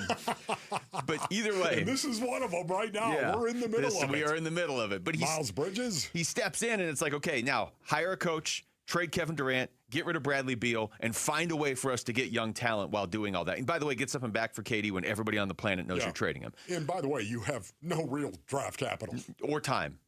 Like, you got to do this right now. I think he did a good job. I think it's almost undeniable he did a good job with all that stuff. But now he's in the spot, and he outlined it perfectly right there. I do believe continuity is probably the best way for continuity, if I want to say it in English. Continuity is probably the best way for the Suns to actually get better in a steady way, but they do need to still make moves too. And so he outlined the sort of the balancing act that he's in the middle of. My questions are more just, is he getting full value for some of the stuff he has? And we've talked about that. You have a draft pick in 2033 that it's like if you picked up a coin off the ground and you're like, I don't know if this is worth that much, and people started coming up and they're like, hey, I'll give you way more than you think it's worth. Maybe you should get what they're willing to give you instead of just giving it to the first person that walks by. But in general, I like what he's done. You know, I say this all the time, but it's the truth, Masonry. And strategy is about what you're going to do. Would you say it's a big picture thing? This is what we're going to do. You do love the big picture. I love that. Strategy says what you're going to do, but tactics say how you're going to do it. And so much of the time, a GM, in any sports league, I don't care who we're talking about, a GM lives on the strategic level at all times. This is what we're going to do. Now, how you're going to do that? Well, I'm going to hire some people, and that's what you're going to do. You're going to go out and you're going to do some stuff, okay? You make it work. This is what I want to do. You go make it work. It's the tactics of it. But see, Brian Gregory, he understands that coaching is tactics. It's the tactical level. Coaching, that's what it's about. And he understands that because he was a coach. This is what I think is really... Yeah. If Brian Gregory goes on, and time will prove that he's a very, very good GM. I don't know how good he's going to be, ladies and gentlemen. We have a one-year sample size that seriously is like, whoa, dude, it was pretty good. Can you follow it up and actually complete this rebuild? Can you do it? But if he does, man, I'm telling you right now, I'm going to credit a lot of the reason why Brian Gregory is one of the better GMs in the NBA to the fact that he was a coach. That alignment that we all laughed at is legit. It's legit. But he understands the tactical level as well as he does the strategic. Yes. I think there have been, to be fair, some moments of other GMs maybe taking advantage of him in these trades and just getting a little more value than they should have because he hasn't been a GM before. I'm a little nervous that they only make trades with Charlotte now, and I think we've got all we need from Charlotte. We don't need to make any more trades with them. But going back to the alignment, I don't think he said the word alignment in that cut we just played, but he did describe it in a good way where he's talking about what he's doing, and you can hear the trust he has in Jordan Ott to make it work. I'm going to get this guy the pieces, and then I trust him to know what to do with them. They did not have that alignment or whatever you want to call it before with Mike Budenholzer, and maybe they didn't have it with some of the previous coaches, even when it was a different GM, different owner even. There is, I wish there was another word other than alignment, but whatever, cohesiveness. There seems to be that trust between the GM and the coach. I think that's legit, and you do need that, and every team doesn't have it. Yeah. Top that word. Cohesiveness. Yeah, I think I blacked out when I said that. Check that for a like little Will minute. Ferrell in Old late, School. By the way, Luke? No, I'm actually early. Okay, Got anything to say to that, Wolf? No, I don't. I'm out. All right, well, then we're going to break. When we come back, Torey Lovello got ejected for the first time last night. First time this season. Is this where we're doing the crazy stats? What? Okay. Oh. I'm not teasing it this way then. Okay. This is how I'm going to tease this. All right. We were talking pre-show. Jamal has some crazy stat. Okay. He didn't tell us what it was. Okay. We're like, okay, we'll do a segment on that. We'll kind of be all right. But then I was like, well, I have a crazy stat. I didn't tell you guys what it was. Right. And then, Wolf, you said you have a crazy stat. Well, it was broadcast bacon. Well, okay. So we're going to throw these at each other. They're all about the Diamondbacks, I assume, when we come back, and we're just going to react. I don't know where this is going next. Okay. Probably a lot of arguing. Nice. That's next. It's Wolf and Luke on Arizona Sports, the local sports leader. Yep. the Arizona Sports YouTube channel for live shows, podcasts, viral clips, shorts, and more. Just the local sports leader doing what we do on YouTube. Serve yourself some Arizona sports. Subscribe to the Arizona Sports YouTube channel. Hi, folks. Jody Jackson here. Is private student loan debt wrecking your life? There are so many families stuck with student loans they can't afford, and with payments so high, they feel hopeless. If that sounds familiar, YRefi can help. They refinance distressed and defaulted private student loans, the loans other lenders won't touch. They're not a debt settlement company, and your credit score doesn't matter. YRefi works with you one-on-one to create a custom payment based on your ability to pay. They can reduce your monthly payment, guarantee interest rates under 6%, and they may even lower your total loan cost, saving you thousands. They offer a 3-minute rate check with no credit impact, accept bad credit, and can release co-borrowers from the loan. Take control of your student loans today. Call 888-YREFI-85 or visit YRefi.com. That's YREFY.com. YRefi, a light at the end of the tunnel. Not available in all states. Wesley Financial Group is not a law firm. Ask yourself this question. Is it really worth holding on to that timeshare that you know you need to get rid of? Here's the truth. The average maintenance fee just went up over 17%. That could have been 117%, and there's nothing you can do about it. When you buy a timeshare, you give them a blank check for annual maintenance and assessment fees. I'm Chuck McDowell, founder of Wesley Financial Group. For 15 years, I've helped over 50,000 families cancel their timeshare. Not sell it, not transfer it, cancel it. Did you buy a timeshare because they told you it was a great investment and your maintenance fees would never go up? That's a lie. Are you ready to get rid of your timeshare once and for all? Simply call us and I'll send you our timeshare exit kit that explains all your options for cancellation. Call Wesley now for your timeshare exit kit. 800-822-1490. That's 800-822-1490. 800-822-1490. We watch these lawyers get on TV and say they're going to treat their clients like family, when we know they put secret mandatory quotas on their lawyers. That means your own lawyer pressures you into a premature, terrible result. Hi, I'm Mark Breyer. And I'm Alexis Breyer. We're the husband and wife law team. We don't set settlement quotas. We measure success by achieving each client's best outcome and by each client's happiness. Do your research after a serious injury. Call the husband and wife law team first. Hi, I'm Jacob, your friend and an actual jeweler craftsman at Shane Company. I'm proud to work for a family business that's been committed to the highest quality standards for nearly 100 years. Your dream engagement ring is designed for quality every step of the way. We set your diamond by hand, not with machines.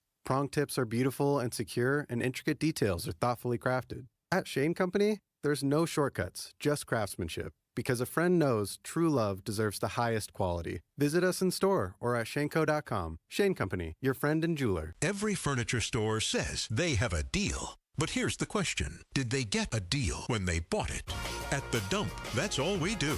We only buy deals. And a real deal only comes from the people who actually make furniture. It makes sense for them to dump 80% off their prices now, then wait to get full price who knows when. Each new day, we unload one-of-a-kind design samples and canceled orders to these days, truckloads from famous furniture, mattress, and rug stores. Out of business forever. You get the real deal. 80% off all the great brand names. All brand new. No frills. No retail overhead. Nothing comes between you and 5 acres of real deals. Why, you'll get $1,000 power recliners with immersive surround sound for $299. $1,000 hand-knotted rugs, $299. $2,000 Serta Perfect Sleepers, $399. We get real deals, you get real deals. 80% off to the dump, to the dump, to the dump, dump, dump.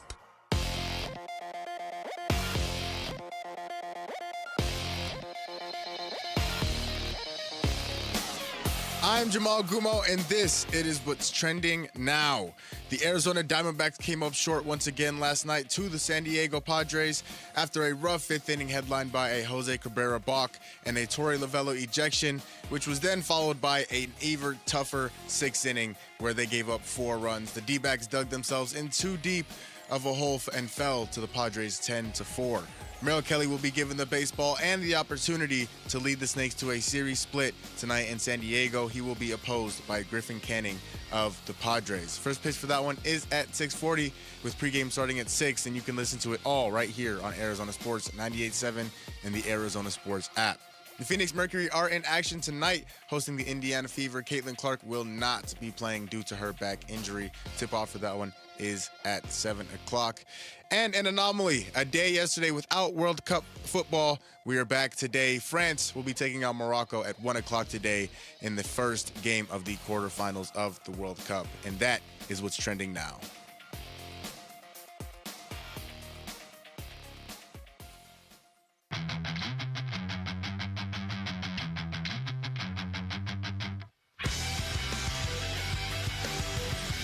Hey everybody, it's Dan Bickley and it's Darren Peterson versus AJ DeBonsa tonight, which means we're talking Summer League basketball. Fun begins at 6 a.m. on Friday. Join us on Arizona Sports, the Arizona Sports app, and the Arizona Sports YouTube channel. All right. This is either going to be radio brilliance or it's going to go horribly. Okay. There's really no in between. Kind of like my hair today, Bakes and Onions. It's gone a little sideways, I think. Interesting. You put the hat on once, you're doomed. Yeah, Are well, you not? I mean, When you have a flat top that isn't so flat anymore. I put that helmet on yesterday, and there was no recovering from that. Like, you may say, hat hair is bad. Helmet hair is even worse. Oh, my goodness, yeah. I didn't want to say anything to you, but the look on your face said all I needed to know. So, there's three of us here today. We're kind of, we're just pulling this together on the fly. Jamal has a stat. I have a stat. No. And I will just say I did more research during that break on numbers than I think I've ever done. Okay. And I actually found the stat I had going into break is actually worse now. And then Wolf has a stat as well. We don't know what these are. Well, we know what our own is. Yeah. So let's just throw them out there and see what happens. Who should we start with? Well, I'm going last. Okay. Because I have some broadcast bacon. Okay, so I'm going all right. last. Well, hopefully the one I have is yours, and I just take yours. Okay. No, of course not. I said we start with Jamal. Start with Jamal, because Jamal started this before the show. We don't know what Jamal is going to say. So, Jamal, what is this stat that you have on the Diamondbacks, and what is it supposed to tell us? All right. So, fellas, Torey Lovullo was ejected yesterday. True. So, I'm thinking I'm trying to get anything to get this team going, right? Hey, you know what? Win a game every once in a while. Be cool. And maybe Torey Lovullo's ejection can help with that. So, I went back at as far as I could, and I think it's been 24 times that Torey Lovullo has been ejected as the D-backs manager. And, well, AI is supposed to be all the new stuff. Yeah. They told me 24 games. They didn't tell me when those 24 games were. Okay. I tried to go back and do some research on the day or the game after. What their record is after he. Okay, I like this. Yeah, this is good. I could tell by the look on Wolf's face, your stat's already better than his. It is. There's no doubt about it. Oh, my goodness. And so I was going through, I found most of the games. I think it was maybe 13 or 14. Okay. Some of the games that were in the All-Star break, and then some of them the day after they didn't have a game. Okay. I found 8 games. Okay. And I told you guys, this is the epitome of what this baseball team is. Oh, no. Are they 4-4? They're 4-4. Oh, my goodness. Are you kidding me?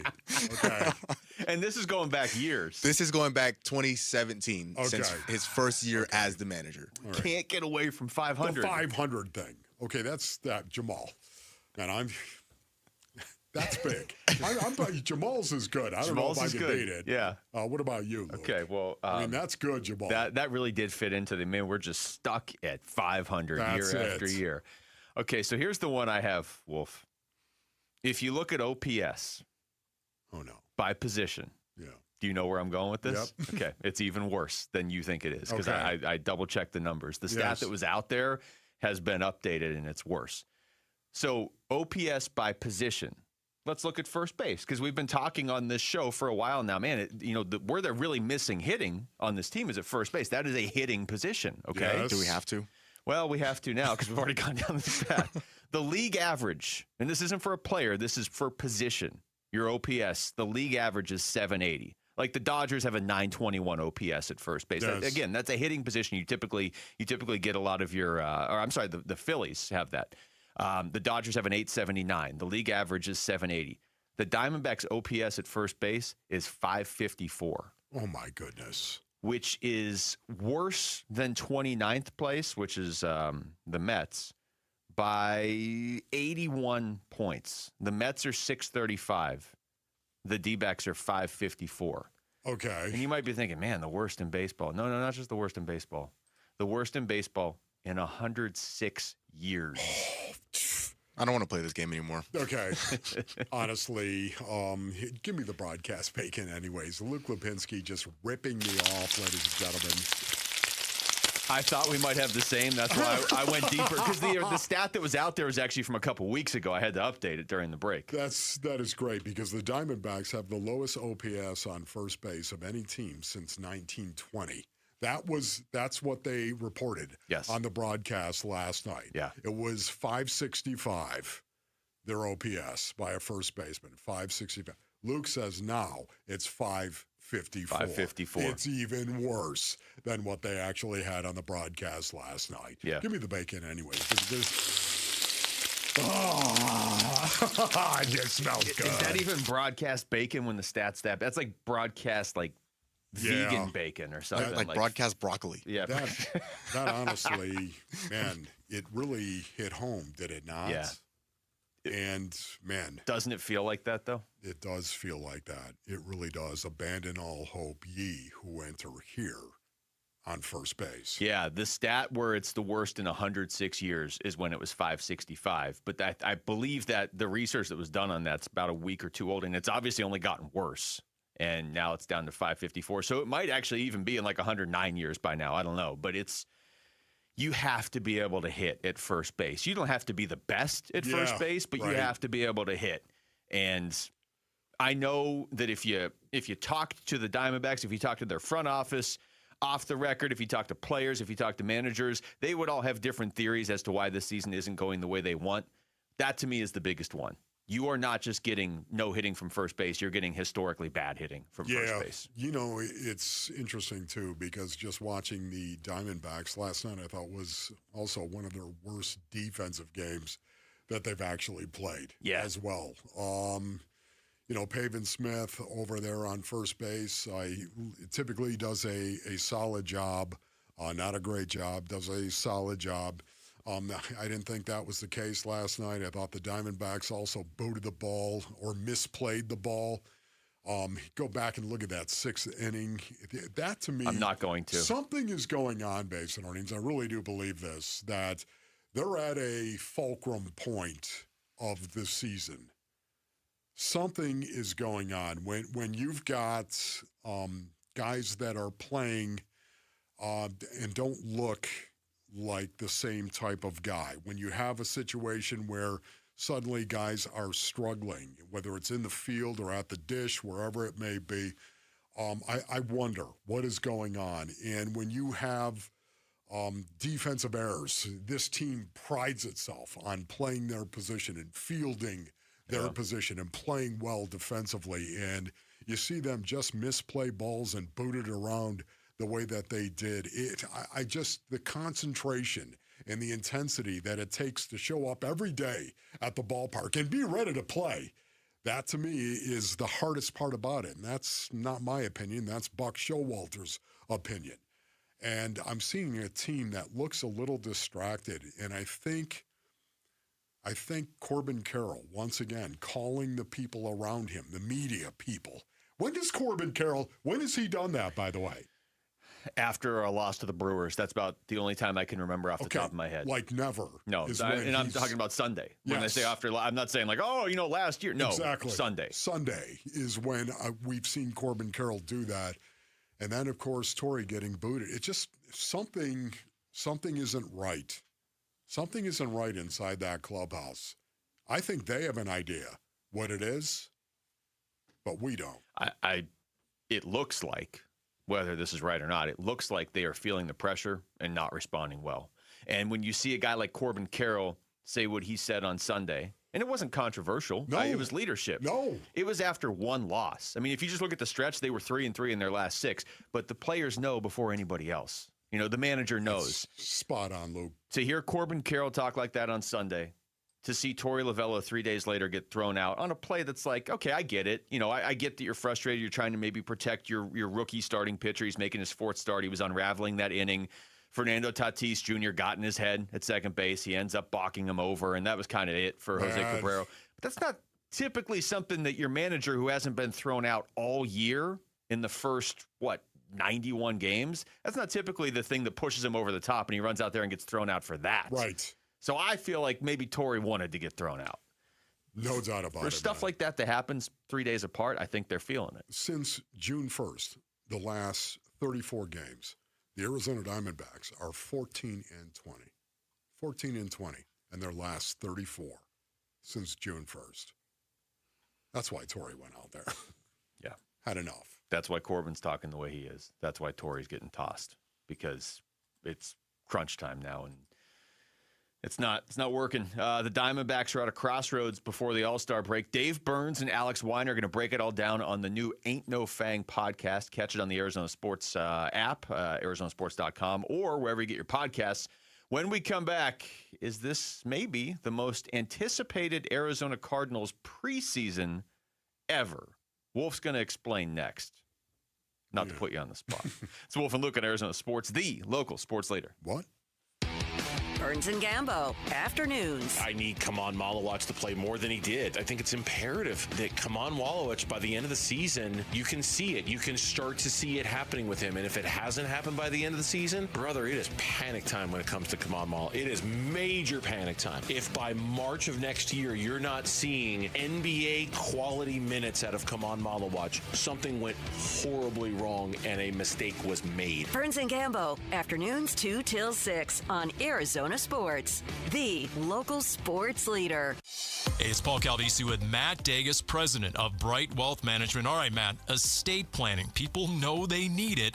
Most never do it. What is the cost of waiting? Well, their family pays for it. Probate, legal fees, delays, sometimes conflicts between people who love each other, all because there was no clear plan. And a will isn't enough? Usually not, and here's what most people miss. Beneficiary designations override everything. Wrong name, outdated info, and the money doesn't go where you think. Unfortunately, we've seen it happen. So what does the right plan look like? A funded trust, updated beneficiaries, powers of attorney, all aligned with your financial picture. A plan your family can actually use when they need it most. And you walk people through all that. Step by step. Call 844-726-9116 and schedule your legacy review. Protect the people you care about today. 844-726-9116 or brightwm.com. Investment advisory services offered through Foundations Investment Advisors, LLC, an SEC-registered investment advisor. The content provided is for educational purposes only.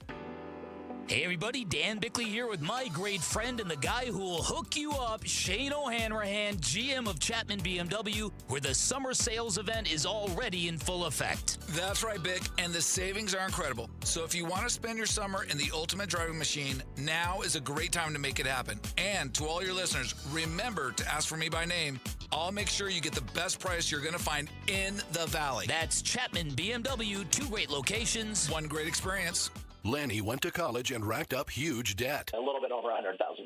For a degree he couldn't use? Now what? I had a friend that went to My Computer Career. They even helped him get hired immediately after graduation. One of the things I love about IT is that you can work from anywhere you want. You could become an IT pro in just months, including cybersecurity and the basics of AI with 0 experience at mycomputercareer.edu. My Computer Career, an elite CompTIA certification partner. It worked for me, and I know it can work for you. This is one student's experience. Individual results vary.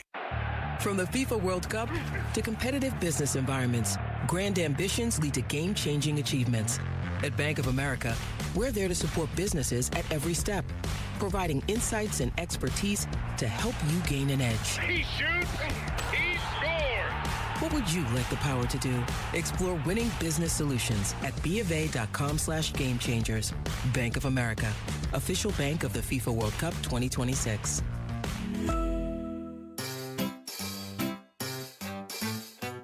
1877 Cars for Kids. KARS Cars for Kids. 1877 Cars for Kids. Donate your car today. Call 877 Cars for Kids to reach a friendly live agent. Donation is super easy, and your car can be picked up as soon as tomorrow. Call us now or go to carsforkids.org. 7 Cars for Kids. Donate your car today. Did you know you can donate real estate too? Hey, it's Gambo, and when you think about Diamondbacks baseball, everything comes down to what you can see. The pitch coming in, the movement of the ball, the play unfolding in the field. The clearer your vision, the better your game. That's why I've always believed in the Schwartz Laser Eye Center. Dr. Schwartz and his team have built a reputation on precision, experience, and results. And it's no surprise he's the official team eye doctor of the Arizona Diamondbacks, trusted to help keep the pros seeing their best. If you're ready to ditch glasses and contacts, LASIK is your winning play. It's a quick procedure with fast recovery and proven results. Not a LASIK candidate? Evo ICL or Clear Lens Exchange could be your next move for sharp, clear vision. Schedule your free consultation and see how Dr. Schwartz can clear things up. With locations in Scottsdale, Glendale, and Mesa, visit teamidoc.com or call 480-483-EYES. That's 480-483-EYES. The Schwartz Laser Eye Center, trusted for over 25 years. I had a dream last night. We drove out to see Las Vegas. Hey, everybody, it's Bernsey. Let's call it like it is. Can Merrill Kelly do what Zach Gallen hasn't been able to do tonight in his start against the San Diego Padres? We'll talk about it at 2. It's the Burns and Gambo Show on Arizona Sports 98.7, the Arizona Sports app, and the Arizona Sports YouTube channel. All right, we're not that far away from preseason football. You don't say, Luke. Yeah, we're getting there. Training camp is in 2 weeks for the Arizona Cardinals. Obviously, they're earlier than most teams because of the Hall of Fame game. Thank you, Larry Fitzgerald. Who's a bad man? Larry was a bad man. Larry, yeah, in Larry a very still good is. kind of way. Bad man in a good way. Yes. You have talked about this certainly off the air. I think you've kind of mentioned it on the air. And this is something that when you say it on the surface, it's easy to just laugh and be like, yeah, okay, whatever. You just want football back. I actually agree with what you're about to say. Okay. Wolf, so why don't you just go ahead and say it? Yeah, for me, base earnings, of course, coming into this preseason for the Arizona Cardinals, I think we are on the precipice of one of the most fascinating, interesting preseasons the Arizona Cardinals have ever had. Sounds like a promotion for preseason football. I'm just, when do you ever say that? When do you ever say that about preseason football? Man, I can't wait for that preseason, boy. It is amazing, and the reason why I say that is, and it's purely from a player's perspective, ladies and gentlemen. I get it. If you're a fan out there, I don't have the same common denominators as you do when you look at the game of football. I have something else. Mine isn't better. It isn't, brothers. It's just mine. You have yours and your opinion, and I have mine and my opinion. It's just different. Perspective matters. And when I look at this preseason, there are 5 reasons why I think this is going to be one of the most awesome preseasons we've ever seen. I have over here, completely independent of you, 5 reasons to watch this preseason. Okay. Or 5 things to watch. So you do? Okay. They better not be the same 5 things. Okay, number 1. Hey, listen, don't you rain on my parade. I'm not going to. No, I'm going first, okay? Yeah. Number 1, you have a new coach with new schemes and new culture. Oh, what's it going to be, Mike LaFleur? What is it going to be? Because right now, yeah, we can watch you practice and everything else, but who you have on the field, what personnel groups you run out there offensively and defensively, and what plays you call in preseason. It's preseason football. And at the same time, you're going to run your base offense, your base defense. You're going to do it. You're not going to show a lot of stuff, of course, but you're going to run your base stuff out there. It's a brand new context that we're talking about. And that's why it has to start with a new coach, Mike LaFleur. That's number 1. Don't disagree. Okay. That's on my list. That's part of your list. I think, though, to be fair, that's the most obvious reason. You got a new head coach. You have to start. That's something you can actually watch for in preseason and not just be trying to talk yourself into, hey, finally football's on, I'm going to watch some of it. Oh, it's the preseason. You got a brand new head coach. That's worth paying attention to. Okay. Number 2, base earnings, you got 4 preseason games. 4 preseason games. Why is that important? Because the Hall of Fame game, who wants to play in the Hall of Fame game? Man, I couldn't stand playing in the Hall of Fame game. Couldn't stand the fact that I had to go out there and I had to lay it on the line. One more preseason game. Are you kidding me? What a joke that was. Having said that, unless you've got number 3 on your list, which is a young quarterback, a rookie quarterback that is trying to make his way, we get one more game to take a look at Carson Beck. One more opportunity to take a look. That's number 3. 4 games makes the preseason a little bit different, especially when you got a young quarterback, a rookie quarterback that, guess what? If he plays well, seriously, if he goes out and plays well in preseason, there's going to be people screaming for Carson Beck to be the quarterback. Yeah. Honestly, if he goes out and plays well in all preseason games, just imagine it. Even if he's 10 of 12 for 120 yards and 2 touchdowns, hasn't thrown a pick all preseason. Can you imagine the buzz that would be all over this team to start Carson Beck? Just let me add to that real quick, because Carson Beck is on my list. The 4 preseason games wasn't, but Carson Beck is on my list. And part of the reason Carson Beck's on my list is obviously what you just said, absolutely. That's indisputable. But from a Cardinal, I'll give you the fans' perspective on this. If you're a Cardinals fan, preseason really hasn't meant anything to you the last few years based on quarterback specifically, because Kyler never played. No. And I get why at times he didn't play because he was already the established guy, but as far as a quarterback storyline in the preseason, there's been nothing to watch as a Cardinals fan in 6 years. Carson Beck's going to play in the preseason, and whether you believe in him or not, we're going to finally get some answers. Yes. As opposed to just, hey, we're going to watch the 3rd string, or we're going to watch David Blau play quarterback. Yes. You've got something to watch at quarterback. That's my quarterback. Rhymes with cow. Yes. So just to recap, new coach, new schemes, new culture. That's number 1. Number 2, 4 games. That's right. An expanded preseason, 4 games. Why is that important? Well, because you've got this rookie quarterback, Carson Beck. You got to find out about this guy. He's going to get more reps in preseason than any quarterback that you're going to run out there. It's going to be Carson Beck. Hope so. Who's going to get all? Honestly, I want to see Carson Beck.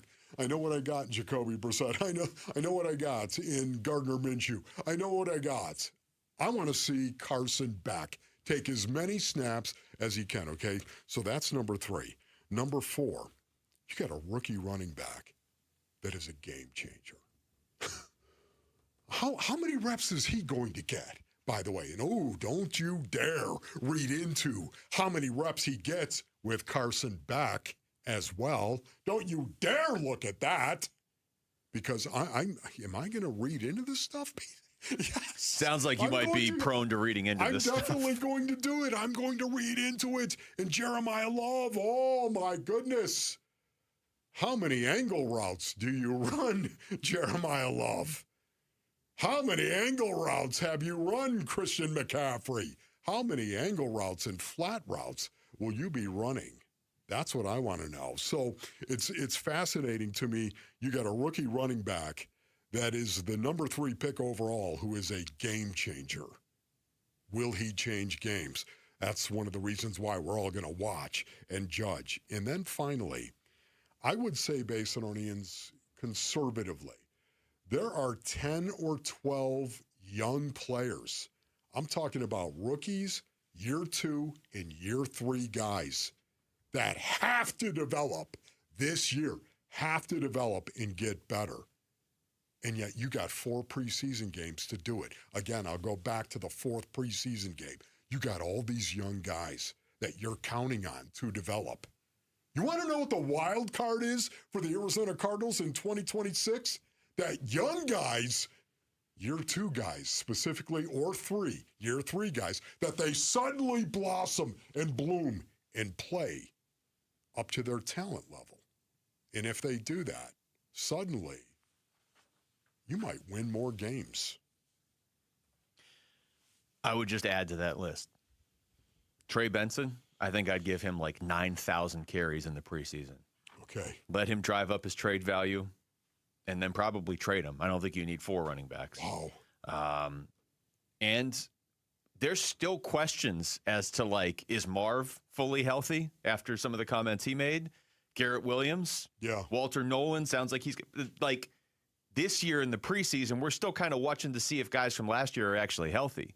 There's legitimate storylines for this preseason, whereas I feel like some years it's like, okay, there's something there, but you got to dig. Yeah. You don't have to dig this year. No. You really don't. And that's, unfortunately, probably because the regular season's going to likely be pretty tough. The preseason might be where we get some answers, actually. Yes, Marvin, can I see you in the office for a minute? Just a second. I got to talk to you. Marvin. And, Darius, you sit there. You sit down there. Don't leave. Be right there. Okay?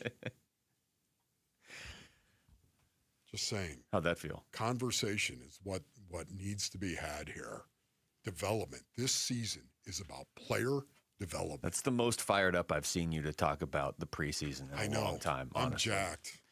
We come back. We're going to take you through the top stories of the day with Wolf and Down Your Lunch. It's Wolf and Luke on Arizona Sports, the local sports leader. Bickley and Marotta mornings. Sean Payton wanted the Broncos to hire Bill Belichick on a temporary basis. Have him take over as the head coach. Sean Payton would take a back seat, run the offense. All in pursuit of Bill Belichick becoming 15 wins. 15 wins to break Don Shula's all-time record. So, and to think the Cardinals had Sean Payton in for an interview. Why didn't he sign here? 2 meals. He ate lunch and dinner with them. I'll sign anything you want if you give me lunch and dinner. He was on the Jarrett Carlin interview tour. That's it. 2 meals. I'm I'm in. I might have some more questions tomorrow in the morning for breakfast. Nudge, nudge, wink, wink. Bickley and Marotta mornings on Arizona Sports, the local sports leader. LASIK and Evo ICL from King LASIK gives you freedom from glasses and contacts. Refractive lens exchange from K2 Vision eliminates readers and cataracts. Hey, it's Vince Marotta. I had LASIK performed about 25 years ago, but with age and time, my vision has changed a little bit. So I met with Dr. King and Dr. Kopstein at K2 Vision and received a thorough examination, complete with great information about my eyes and my vision, and more importantly, what options I have should I choose to address my changing vision. Dr. King and Dr. Kopstein have combined to perform over 300,000 procedures, and I know from my personal experience that they'll know the best procedure for you, whether it's LASIK, Evo ICL, or refractive lens exchange. Schedule your free Zoom consultation today at K2VisionRLE.com, K2VisionRLE.com.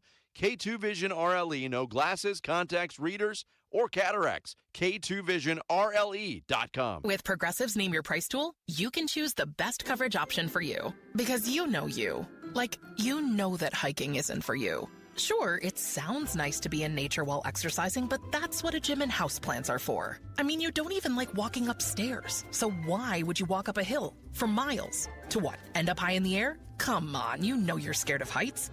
Only you know you. So get coverage options within your budget with Progressive's Name Your Price tool. Progressive Casualty Insurance Company and affiliates. Price and coverage match limited by state law. Get in the zone, AutoZone. Summer's finally here, and we're kicking it off with a whole lot of free. Free brake pads with Duralast rotors. Free oil filter with 5 quarts of oil. Free Armor All wipes with Armor All glass cleaner, and more. More free, so you can have more summer. Celebrate free at AutoZone. Now through July 27th. Restrictions apply. Get in the zone, AutoZone. Folks ask me how to spot a termite. I tell them, if you're waiting for a sign, you're letting them get the jump on you. Termite don't want your attention. He wants the bones of your home. And he's been whittling at them longer than you think. Nate here, owner of Blue Sky Pest Control. Don't let termites get the jump on you. Smart protection starts before the damage does. Call 602-BLUE-SKY for your free termite inspection. Hello, Blue Sky. Goodbye, pests. Ron White, live. If your eyes go bad, you can have LASIK surgery and they can give you 20/20 vision. But let me tell you something, folks. You can't fix stupid. Sunday, October 4th, 8 p.m., Talking Stick Resort. Ron White, live. Tickets on sale now at TalkingStickResort.com. For mature audiences. For over a century now, Ford has been part of America. In my family, it's been generations. Paul Calvisi here. My grandfather worked for Ford Motor. My first car, a classic Mustang, still have it. But going to our Desert Ford dealers today means getting more than a vehicle. We're talking a full suite of benefits like complimentary Ford mobile service or try Ford pickup and delivery. Yes, to and from your door, and it's easy scheduling in the Ford Pass app. Tough would be built Ford tough. More than a slogan, it's an identity of the F-Series trucks, and the all-new 2026 F-150 is the best yet. With a completely redesigned interior and exterior adventure, how about the Ford Bronco Sport? It says, let's get it, with 5 available trims so you can forge your own path. We recently bought a new Explorer at our Desert Ford dealers. Love the flexible seating up to 7. All the cargo room, the advanced tech. Bottom line, Ford is the future at our Desert Ford dealers. Just click buyfordnow.com. As the old saying goes, size matters. At Morgan & Morgan, we have over 1,000 lawyers and nearly 6,000 people on staff. But at the core, this is and always has been a family business. Our family watching out for your family. Call us or email us 24 hours a day, 7 days a week, even on a Saturday or a Sunday. And if you ever have a problem, call our mom. Morgan & Morgan. For the people and your family. Injured? Dial Pound Law or visit forthepeople.com for an office near you. KMVP FM Phoenix, live from the Casino Arizona and Talking Stick Resort Studio. Arizona Sports, the local sports leader.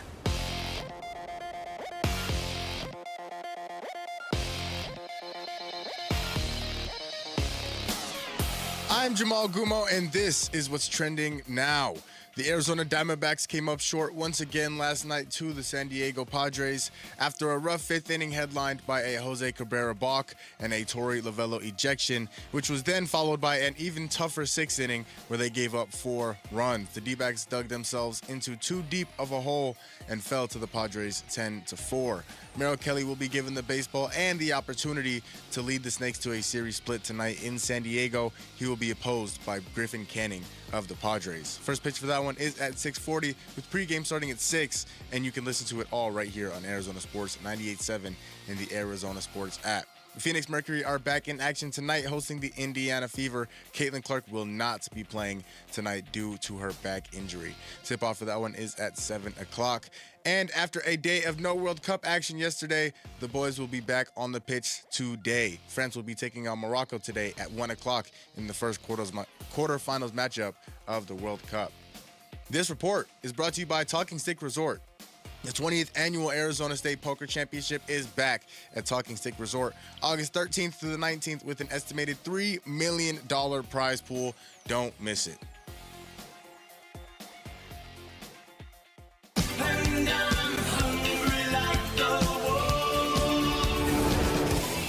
Arizona Sports, the local sports leader. Yeah, can I have a number 3 with cheese and a large coffee? Wolfing down your lunch. Serving up today's top sports stories with Wolf and Luke. Man, does this smell good. Brought to you by Aria Dental Implant Center. Locally owned and affordable dental implants. All right, it is noon on a Thursday. It's time for Wolfing Down Your Lunch. Jamal is here. Jamal, what do you got? Should probably turn my mic on first. We're off to a good start. The Arizona Diamondbacks struggled in every facet of the word once again last night and fell to the San Diego Padres. Even if they were to bite at the trade deadline, is this team capable of going on a winning streak and sneaking into the postseason?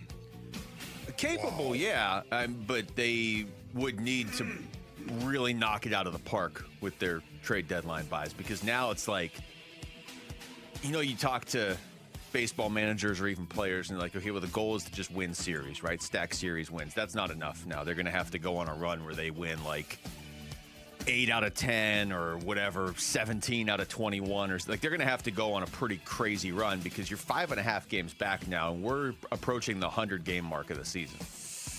Yeah, are they capable of doing it? Yes, compete. Go out and compete, and suddenly you can start playing better and you can start winning games. But they need so many guys to start playing better now. So many guys to step up and start carrying this team. So many guys that need to get hot for them. And are they capable of doing it? Yes, they are. There's no doubt about that. But right now, the way that it looks, because of the schedule, they're hanging around 500, now under 500, of course. And when you look at their schedule, they've got the Dodgers, they've got the Padres for a fourth game, they got the Dodgers for 3. Then all of a sudden you're going to get a break with the All-Star break. And then coming out of that All-Star break, you got the Cardinals for 3, Nationals and Pirates on the road for 3 or 6, I guess, if you want to add it up, Basin audience. So you understand that those games are going to lead you right up to the trade deadline. And those are all teams that the Diamondbacks are chasing for the wild card right now. We're going to get an answer, man. It's right in front of our face. 89 wins feels like that's going to put you right in the mix of having a chance to actually make like that's right on the border, right? 2 years ago, they won 89 games and didn't get in. But I feel like 89 would probably get you in. They got to go 44-26 the rest of the way to finish with 89 wins. So no more of this like, hey, we won one, but then we lost one. Like that will get you nowhere near the postseason by the end of the year. Boy, that's humbling. Not impossible, but you're running out of time. The Phoenix Suns have made a few moves this offseason, re-signing Colin Gillespie, Mark Williams, and Jordan Goodwin, trading for Miles Bridges, signing Luke Kennard, and trading into the first round of the draft and selecting Koa Pete with that pick. How would you grade Brian Gregory's second offseason as the Phoenix Suns general manager so far?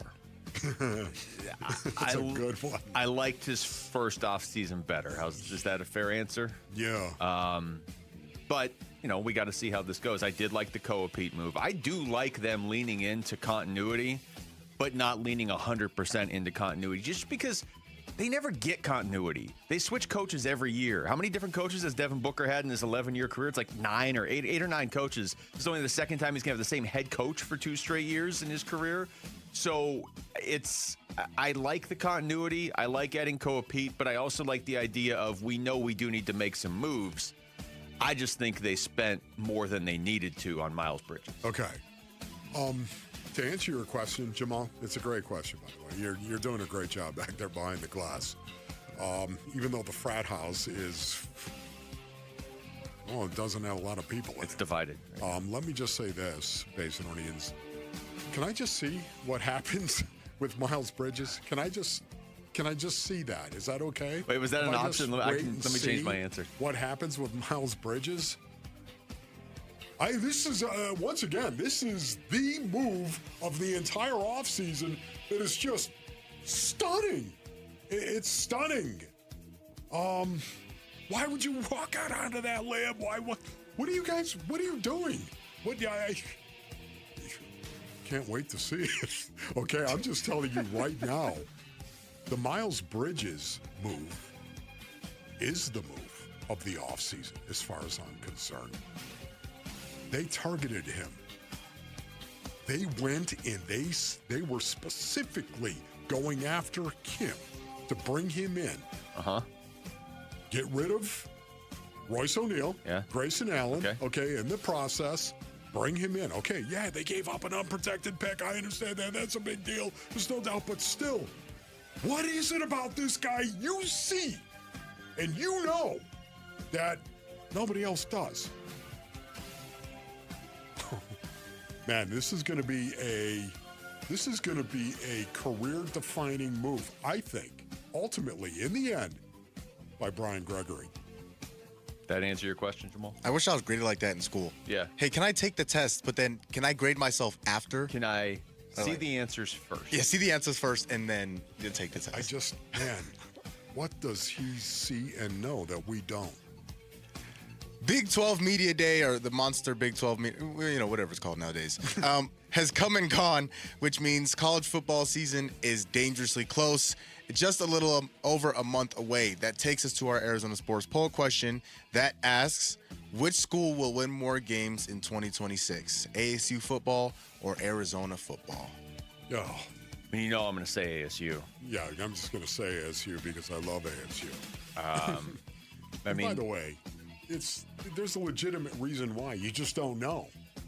It's college football. Honestly, I feel like predicting and trying to predict records in college football now, outside of like, hey, is Georgia going to be good? Yeah, okay, Georgia's going to be good. Is Ohio State going to be good? Yeah. But when you get to almost any other team, this is why I thought it was ridiculous ASU was picked 16th in the Big 12 a couple years ago when they ended up winning it. It's not like I thought they were going to win it. I just thought it was ridiculous to have predictions like that with so much unknown and so many moving parts. That is Exhibit A. The selling point for U of A, and they're trying to sell it, is Noah Fafita. I mean, they're passing out flyers for why he should win the Heisman at Big 12 Media Day. Right. The selling point for ASU, Kenny Dillingham's pretty good at what he does. And they are still bringing back some good pieces on defense. So I honestly do lean ASU, but I think it's a legitimate question right now.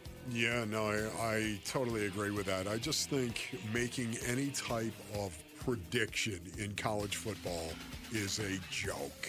Outside of the truly like elite teams. Well, even that. Are you kidding me? Have some elite teams disappointed? Oregon? Have they? It's true. Yeah, they have. So it's a situation, once again, and I said that for Why'd you our pick program Oregon? director, Basin Arnians. There's a lot of schools out there you could have picked. That's program director. We're going to see how much of a delay we're on in the building by how quickly she runs down the hall. That's right, exactly. So, again, you talk about a year-to-year proposition. That is what college football is. And that's the reason why. Where are all the alums giving all of this money and cash to the program? Man. Well, I'm just going to go ahead and click Ohio State. Nope, they're not an option. Nope, okay, sorry. great. ASU is running away with the vote. 79% of the vote compared to Arizona 21. Good. I don't think I that. answered the question. No, you actually did answer that one. Yeah, okay, good. you did. Good. You also made it clear you don't think Oregon is the answer. I'm endeavoring. All right, that was Wolfing Down Your Lunch. Thank you, Jamal. When we come back, well, the Diamondbacks rotation has maybe even more questions now. Potentially an answer or two, maybe another one coming back after the All-Star break. We'll get into all that next. It's Wolf and Luke on Arizona Sports, the local sports leader. Burns and Gambo, afternoons. Give me your number one pitching request. Reed Detmers. Okay, I'll give you Reed Detmers. Give me your number one hitter. Who is the number one hitter that you want a realistic trade deadline target? You can get a little unrealistic if you want, but Wilson stay in Contreras. reality. Okay, I'll give you Wilson Contreras. I'll give you Reed Detmers. Are the Diamondbacks making the playoffs now? Yeah, that needs to be a yes, Dave Burns. Well, no. I understand that. I mean, you can't go when we're going to give up a lot for Wilson Contreras and Reed Detmers. Burns and Gambo, afternoons 2 till 6 on Arizona Sports, the local sports leader. All right, Basinonians, Ron Wolfley here from my brothers over at Santan Ford. Go to santanford.com for more information. That's santanford.com. Ladies and gentlemen, right now, if you are in the market for a brand new Ford or even a pre-owned Ford, you need to jump in your vehicle and drive on over to the Loop 202 in Val Vista Drive in Gilbert, or you can always go to santanford.com, like I said. Listen, what do you love? We are the Wu Fan Clan. We are a Ford family. That's right, ladies and gentlemen. The Warrior Queen, she loves her Ford Expedition. I love my Ford F-150. And by the way, I'm going to be in the market. Tim Hovick, a little headshot there. A little warning to you, my brother. I'm going to be coming your way to buy my new Ford F-150 at some point in time. Probably in the next 30 or 60 days. You need to do the same, Basinonians. Go to the best Ford dealership on the face of the planet, and that is Santan Ford. Head on over to the Santan 202 freeway and Val Vista Drive in Gilbert, or go to santanford.com. Hi, I'm Michaela, your friend and jeweler at Shane Company. You found your dream engagement ring. As a jewelry consultant, I recommend to start shopping for your wedding band 6 months before your big day. Don't worry. At Shane Company, we're here to help you find the perfect bands. Our men's and women's bands are crafted to high-quality standards, and it shows in every detail, with a stylish design and comfortable fit. At Shane Company, we'll take care of your engagement ring and wedding bands for life, because a friend wants you to say, I do, to your rings again and again. Shane Company, your friend and jeweler. Hey, it's Paul Calvisi with Matt Dagas, president of Bright Wealth Management. And Matt, most people think having a 401k and a CPA means they have a plan, but they don't, do they? Well, they have accounts and not a strategy. And there's a big difference. A real plan connects your income, taxes, investments, and estate planning all working together. All right, let's say they're not connected. Things start working against each other. You can do everything right and still make costly mistakes, especially in those first years of retirement. So What does Brightwell do differently? We build one coordinated plan, everything aligned, no gaps, no surprises, and right now we're offering a complimentary written financial plan, no cost, no obligation. Nice. All right, how do people get in? Call us right now, 844-726-9116. One call, and we'll show you exactly where you stand and what needs to change. Don't wait. Call us at 844-726-9116 or online at brightwm.com. Investment advisory services offered through Foundations Investment Advisors, LLC, an SEC registered investment advisor. The content provided is for educational purposes only. Have you noticed all of a sudden there's a bunch of lawyers saying they're going to fight for you?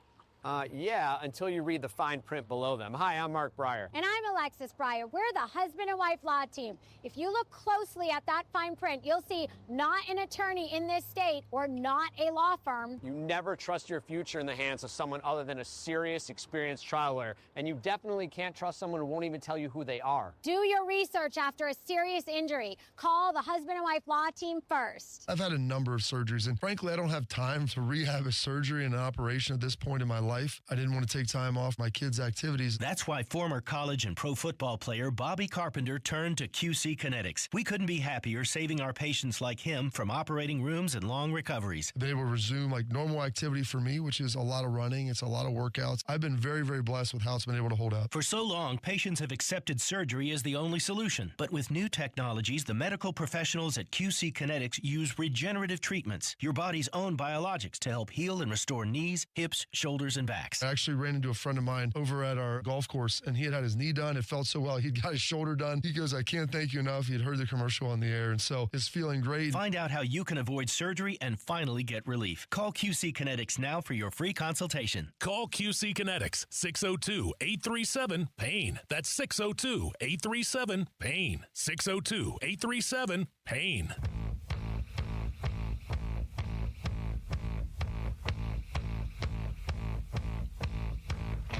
Hey, everybody, it's Bernsey. Let's call it like it is. Can Merrill Kelly do what Zach Gallen hasn't been able to do tonight in his start against the San Diego Padres?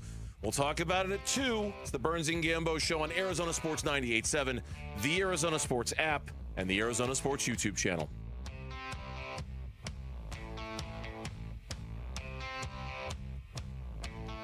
All right, we've had quite a few conversations about the Diamondbacks rotation. Yeah. It's getting more complicated by the day, it feels like. What are you doing over there? I don't know. What up, YouTube? Shocker, bro. I got this feeling. It's a feeling about the blood sport once again. But we're not talking about the blood sport, are we here? We're not talking about that, okay? Just feel a little, you know what, honestly, if I could cover a kick, I'd be great. Get it out of your system, it's over. When you the problem is I couldn't sprint 15 yards. You said earlier you only have to sprint 8 yards if you run into the wall in your house to get that full just effect. Saying, my spine would shoot out my armpit or something. I would think like most people would. I know. Thank you. What did you want to talk about, Luke? Well, I got a couple things here with the Diamondbacks and their rotations. So, first of all, you had Jose Cabrera pitching last night. His final start, at least until the All-Star break, nothing against him, but hopefully Mike Soroka is coming back right out of the All-Star break. So there's a potential change that could be coming to the rotation. Erod, you don't want Erod to change anything. He's putting up some of the best numbers in baseball. He's not going to pitch tonight. He'll pitch tomorrow against Shohei. Merrill's pitching tonight against the Padres. We're getting into like really, really need to win territory, especially the Padres game tonight. Merrill's been showing flashes of decent. I wouldn't say great, but flashes of decent. But he's also had some really bad games. I mean, you can't sugarcoat it. Zach Gallen, for the purposes of all of our sanity, we're not going to talk about Zach Gallen right now. Yes, right. But we are going to talk about Brandon Pfaadt. Brandon Pfaadt. Okay. Yes. I want to play a cut for you, Wolf, that I don't think you've heard. Okay. I hadn't heard it until yesterday, actually, and it's from Monday. So Brandon Pfaadt, couple starts at the beginning of the year, 3 starts, not good. Not horrible, but not good. Yeah, right. Gets moved out of the rotation. Into the bullpen, then sent down. He's come back and he's made 2 starts against the Giants and the Padres, and those 2 starts have been so good that his ERA as a starter this season is now 3.67. Wow. Even with the 3 bad starts that got him moved. Wow. So in 5 starts, he has a 3.67 ERA. So what gives. Like, did he just get pulled out of the rotation too early? Did they change something mechanically? Or, as Tom Verducci, I'm not even sure this is speculated, he kind of just said on the broadcast the other night, was Brandon Pfaadt tipping his pitches before? Okay. So the game on Monday, we had the local broadcast, but there was also an FS1 broadcast, and that's why, it's at least why I didn't hear this on Monday, and I'm guessing you didn't either. This is what Tom Verducci said during the broadcast on Monday, and the audio's not great, but the audio quality is not great. The content is really interesting, though. This is just during the game, okay? Yeah.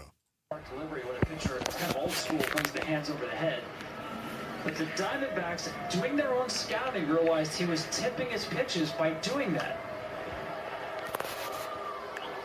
In other words, he would show the back of his glove to the hitter, and sometimes pitchers, they don't even realize it, will fan the glove for a breaking ball or tighten it for a fastball just to tell to a hitter. And you watch the way he holds his glove and hands now, it's very still.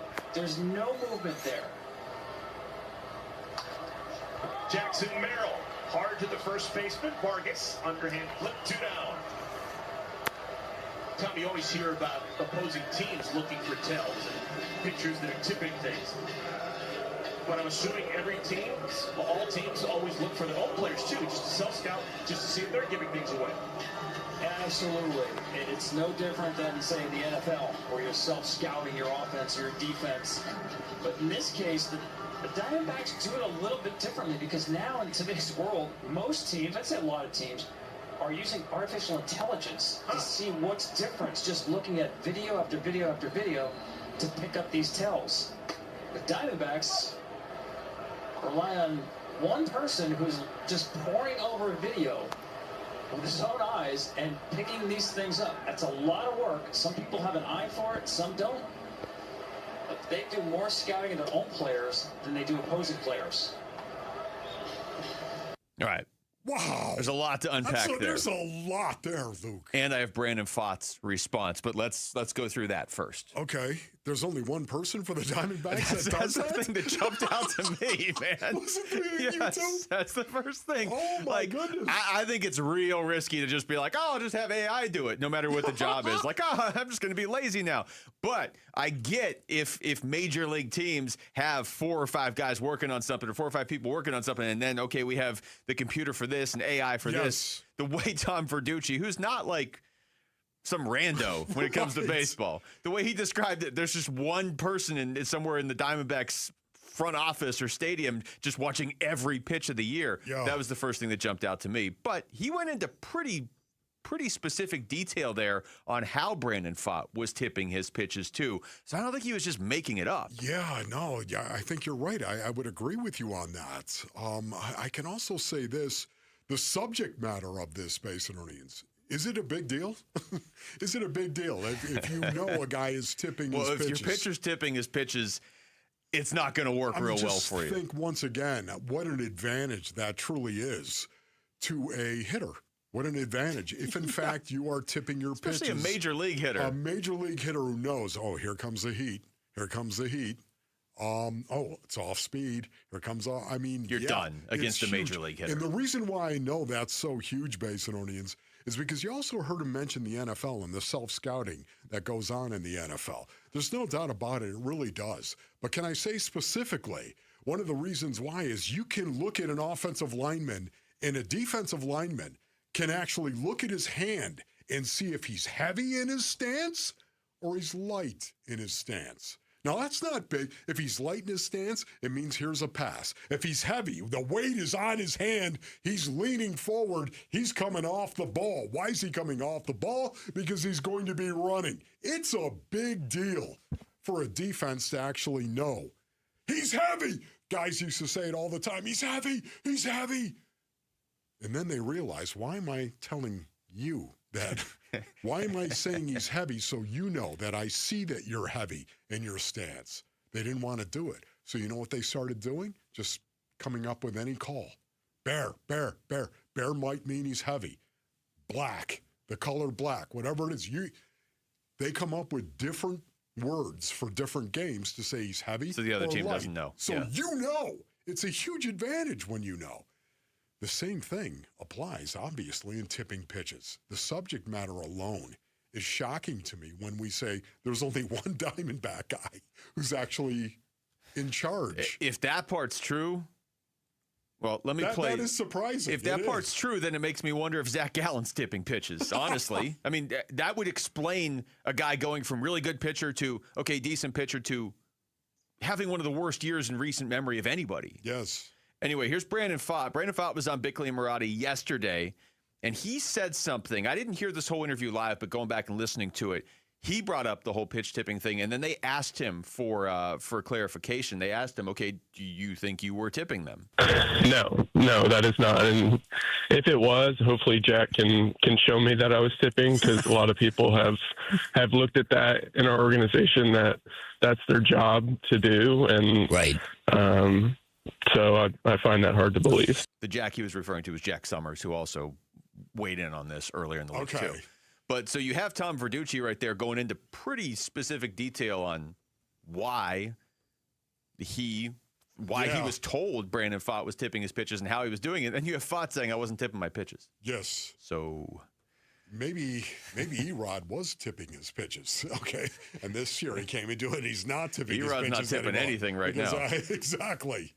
I don't know how to answer it. I really don't. It's fascinating to me. And it's a huge, it's so important because of the advantage that it gives to hitters. And because of football as well, because I know what it does to a front seven when you know they're going to run the ball as opposed to throwing it. It's a huge advantage to a defense, and it happens all the time. It's fascinating. Wouldn't it be crazier right now if Zach Gallen just suddenly started pitching the way Brandon Pfaadt's pitching? Where Gallen's had months of this where he's giving up more runs than innings pitched. If he suddenly the next two starts went 11 innings and gave up one run, wouldn't we all be like, whoa, what just happened? I mean, at this point, I hope he's tipping his pitches. You know what's amazing, though? How many guys, just players watching Zach Gallen pitch, how many guys would notice it as well if he was tipping his pitches? I have to think. I mean, obviously they looked at that. You know, I don't know where the truth is on Pfaadt because he said he wasn't. Verducci said he was. Oh, my goodness. But there's obviously something was up there. Luke has lost his mind. We're late. Did you know that? When we come back, what is ASU's offense going to look like this season, and just how important is it that they stay on the national radar right now? That's next. It's Wolf and Luke on Arizona Sports, the local sports leader. Luke. One app gets you opinion, analysis, and inside information from Arizona's biggest sports personalities. Plus live streams, breaking sports news, and play-by-play. Payoff pitch to Beatty. Swung on and hit out to deep center. Waldschmidt moving back, makes an over-the-shoulder catch. Download the Arizona Sports app, presented by Ready Services Plumbing and Air Conditioning. 3 o'clock hits and you're dragging.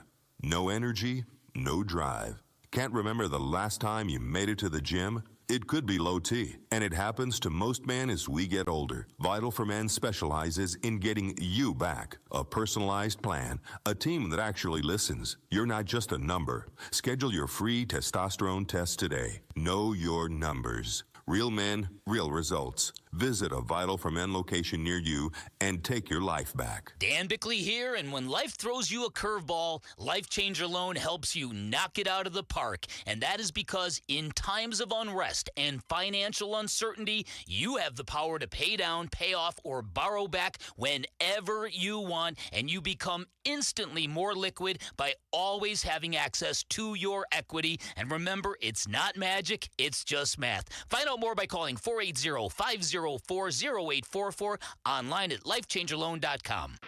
Big wins are waiting this July at Casino Arizona. Join us for the final grand prize drawing on July 29th from 6 to 8 p.m., where you could take home a new 2026 Jeep Wrangler or your share of $25,000 cash. Continue earning entries now through July 29th. The countdown is on.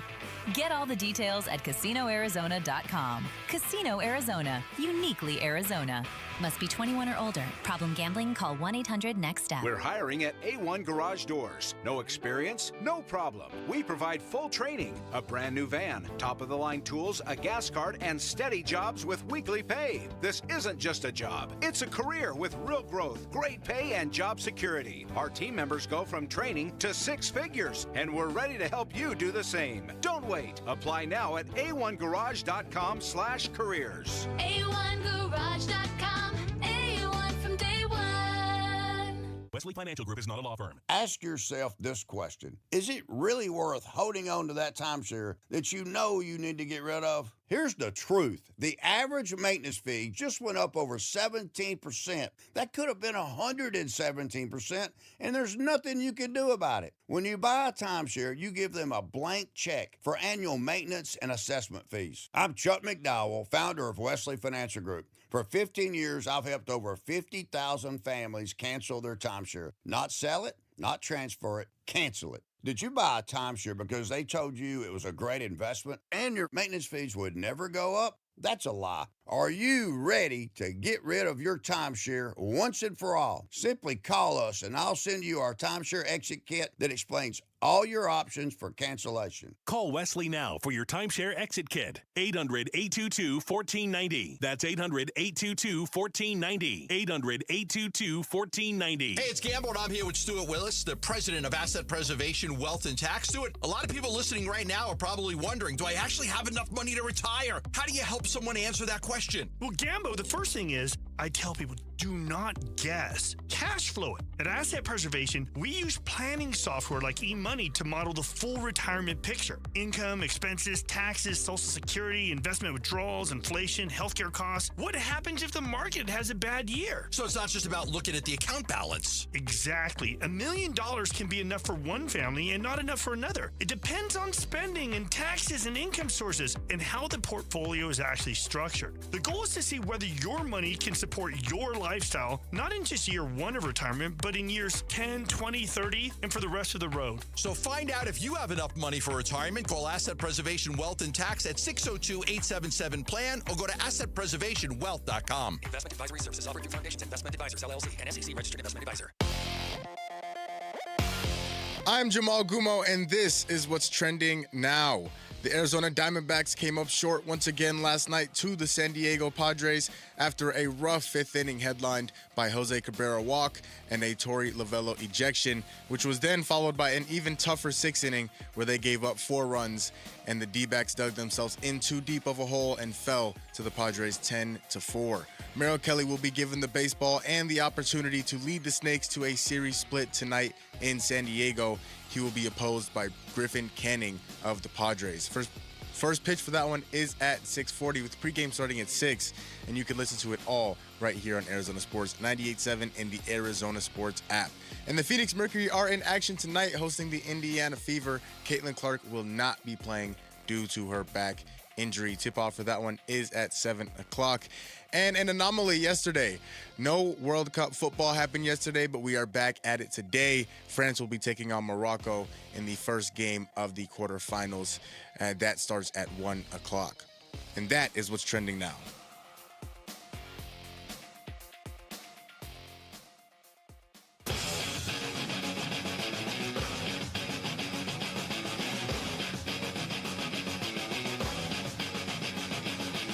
Hey, it's Vince Marotta. Join us on Friday. What are we going to be looking for from the Summer Suns, who get started on Friday night? We'll let you know. Bickley and Marotta Morning starts at 6 on Arizona Sports 98.7, the Arizona Sports app, and the Arizona Sports YouTube channel.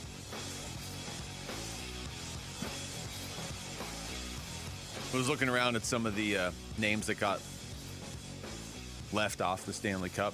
Carolina just won, and you get a limited amount of space, obviously, to put names on the cup, and the owner put his name. Okay, that's not always done, but I mean, he is the owner of the team, right? He's paying for all of it. So, and then he put his wife's name. Then he put their 5 kids on there. Five. So some of the people that got left off were the team nutritionist, one of the equipment managers, the vice president of communications, who's been there forever, some of the minority owners, scouting staff, and all of the broadcast teams. It's an outrage. so that the kids could be on the cup. I can't even believe the league let that happen. Yeah. This feels like the sort of thing. You get 53 spots. 7 of them were used on people that had nothing to do with winning the Stanley Cup. Stunning to me. And I'm trying to find the player's name. There was definitely a player who played more than half the games this season whose name isn't on the cup. He didn't play in the playoffs. But still, typically, if you played a good chunk of games for the Stanley Cup winning team, your name goes on the cup. His name's not, but hey, at least all the kids are on there, right? Yeah. Why not just start putting fans on there? Just don't know. And yes, that is also the owner of the Portland Trail Blazers as well. It's the same guy. For anybody out there who saw that Blazers documentary, it's like, oh, maybe that sounds like that. It's the same guy. Where is Gary Bettman? Where is he? It feels like they engraved the names before Gary Bettman could see it, and now they're like, well, they're already on the cup, so what are we supposed to do? Ridiculous. Wolf, how do you feel about this? Okay, I think ASU football season's coming up here in a little under 2 months for the Sun Devils. Great season 2 years ago. Surprised a ton of people. Surprised everybody, really, for how good it was. I mean, not only did they win the Big 12, they made the college football playoff, and they should have beaten Texas if the officials knew how to officiate that game, or if ASU knew how to close out on a 4th and 13. Last year, different. Last year was kind of more, regressing towards average-ish. That's going to happen. I think it's imperative that they have another good season this year. I'm not saying you have to win the Big 12, but you got to be up there around 9-ish wins or more, or you slide off the national radar that you put yourself on 2 years ago. Yeah, no, I would agree with your assessment on that. It's just a wild card. It really is. You just don't know what to expect, especially when you don't know what to expect from your quarterback. Cutter Boley, once again, do we all believe Cutter Boley is going to win that job? I do believe Cutter Boley is going to win that job and be the starting quarterback for the Sun Devils going forward. How will he play? How well will he play? I think Kenny Dillingham is really, really good. I think he is a quarterback whisperer. I think he's a guy that knows how to coach, especially the way that he coaches a quarterback. I think he's really, really good in regard to handling young men that are developing like that. Cutter Boley, what can you expect from him? Just watching some highlights on him, watching some tape on him, Basinonians. This is a kid that does really, really well, especially in play action. Does really well off of play action. That really is kind of a talent. It's a skill. Some quarterbacks struggle with it. Some quarterbacks, it comes easy to them. It's a difficult thing to go ahead and actually act like I'm handing the ball off to somebody and keep your eyes where they need to be downfield. Also, if you turn your back and you're running to that mesh point, especially on the wide zone, especially on that stretch play, you're running to that mesh point, your eyes are not downfield. How quickly after you turn around do you read coverage and get your eyes downfield? And how clearly are you seeing it? Some quarterbacks are really, really good at it, and some really, really struggle. Cutter Boley is good at it. And it makes me think, okay, how much of an impact will Kyson Brown also have? Yeah, you do have some guys back. Like Kyson Brown is a huge name in that regard. This dude's about as smart as it gets, and he's been here for a while, too. I'm saying smart off the field. So, a new quarterback is going to lean on that. I mean, the advantage ASU had over a lot of teams last year, and then injuries hit, and they probably underachieved a little bit in a couple games or whatever. But the advantage they had going in is they had so much continuity from the year before. They don't have as much this year, but it's not like all the other teams around them suddenly do. They're just kind of playing more on an even playing field in that sense. But you just said it right there with Cutter Boley. I just sort of have the faith in Kenny Dillingham that if he picked this quarterback out, then there's a reason why he did it. Kenny spoke at Big 12 Media Day, talked about the schedule that ASU has. And we talk so much about the Cardinals schedule and how rough it is. Yeah. ASU's schedule's not rough like that, but there's a couple patches that are difficult, and that's fine. Every team has that. There's one part that makes zero sense to me, but I'll play this Kenny Dillingham cut first.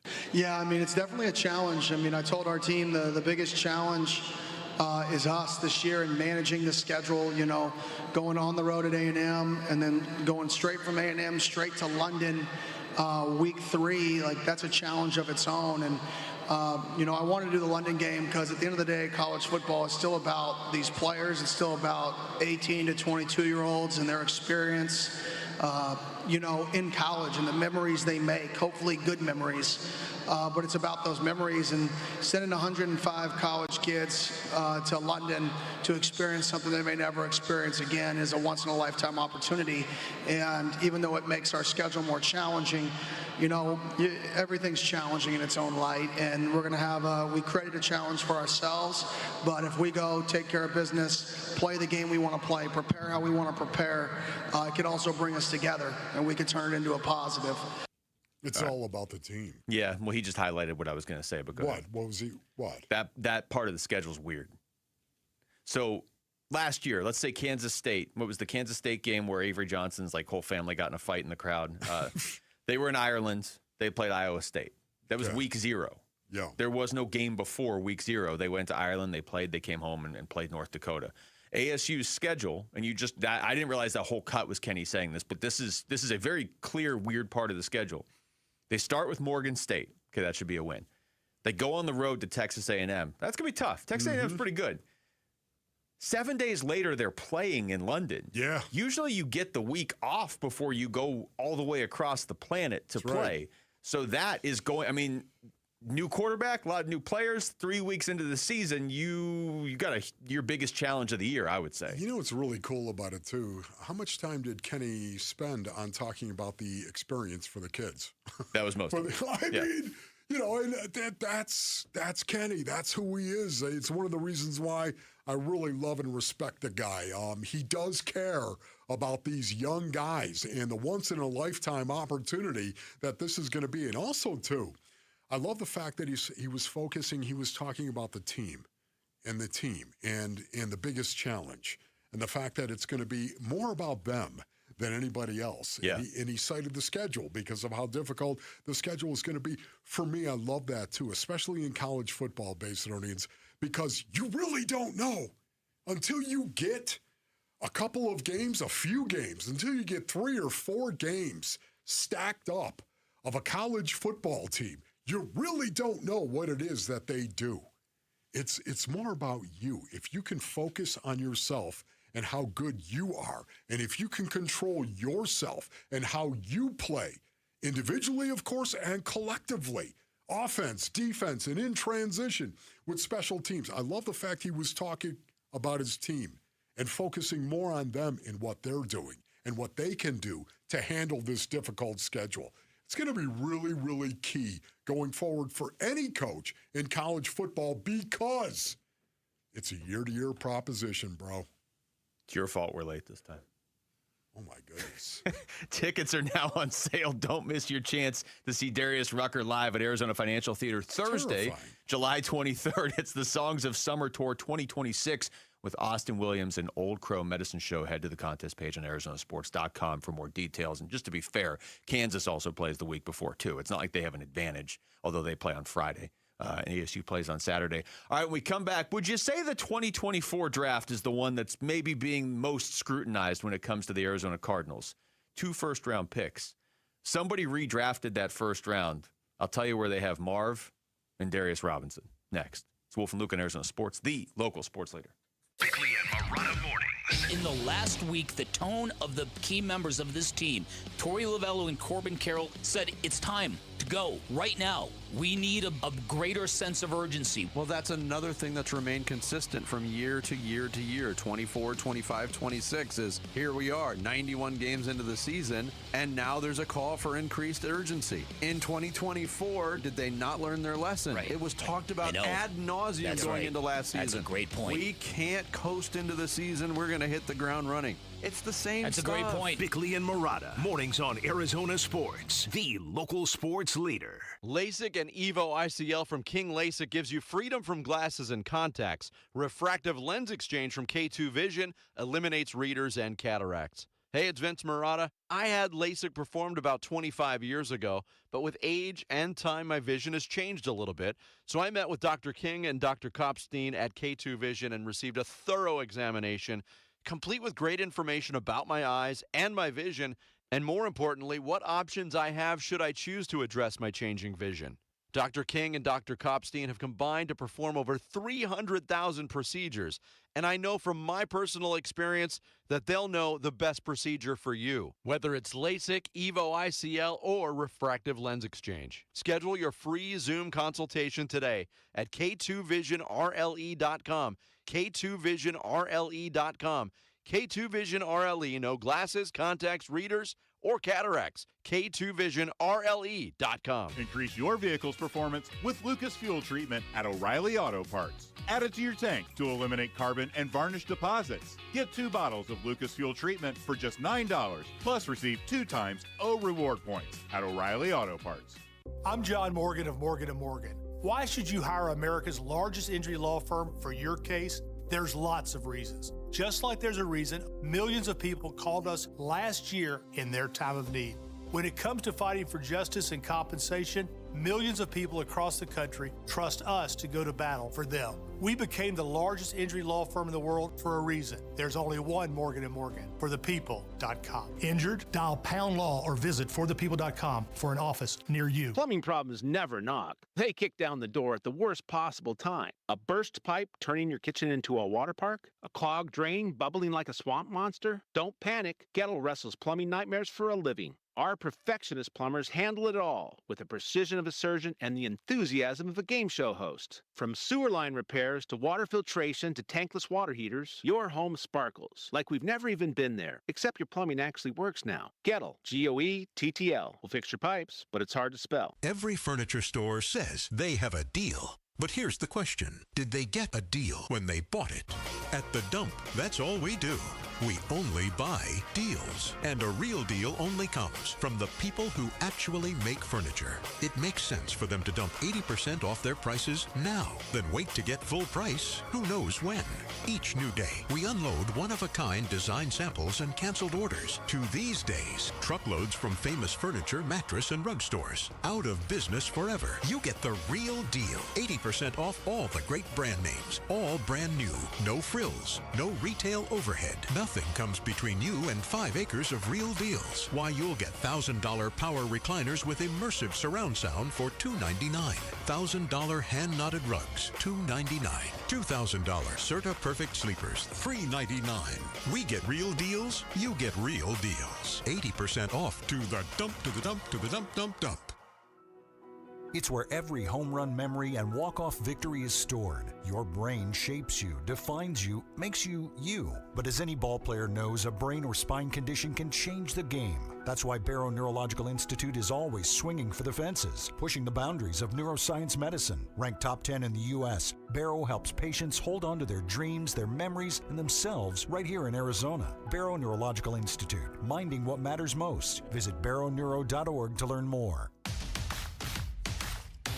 On Saturday, July 18th, pick up a Geraldo Perdomo audio bubble, courtesy of Chaz Roberts. Get your tickets today at dbacks.com. Green Sally up, and green Sally down. Last done start, gotta tell the ground. Hey everybody, it's Bernsey. Who do we want to shine the brightest for the Phoenix Suns in the Summer League? We'll talk about it starting at 2 o'clock. The Burns and Gambo Show on Arizona Sports 98.7, the Arizona Sports app, and the Arizona Sports YouTube channel. You know, just to clear up what I was saying going to break. Yeah. So ASU, the London game is September 19th. All right. And college football is different. It's not like the NFL where the NFL schedules everything. I understand that, but the London game is September 19th, ASU in Kansas. Yeah. All right. September 12th, ASU will be on the road against Texas A&M. Wow. September 11th, Kansas does play, but they're home. So that is a big difference. Like, they get the extra day, which is typically a big deal when you're dealing with the the time difference and everything and adjusting to London, but they also get to leave from home. So yeah, that's ASU's probably at a pretty significant disadvantage, actually, now that I look at it going into that third game of the season. Just wonder how much they'll actually do when it comes to thudding up in practice, ASU that week. Or is it going to be more just going out there and just kind of more of a walkthrough than it is actually thudding up? And just get through it. Yeah. Okay, so I believe most of the scrutiny over Monty Austin Fort's drafts up to this point, I mean, there's still questions that need to be answered with a lot of guys that have just been hurt, and they basically get answered one way or the other this year. But I think the people that are like, this guy can't draft, well, you're looking past Michael Wilson, you're looking past Garrett Williams, you're looking past some good picks he's made, Rabbit later in that draft. I think where you're looking is the 2024 first round, where you had 2 first-round picks. You took Marv 4th, you took Darius Robinson 27th. Okay? 27th, yep. So CBS redrafted the first round of the 24 draft. Now you got this benefit of hindsight, but Here we go. So the list for the redraft. Yeah, this one jumped out to me though. They don't even have Darius Robinson going in the first round. Okay. So that's the national perception of him right now, that he isn't a first round pick. They do still have Marv in the first round. They just have him at 19. Okay. So number 4 to 19.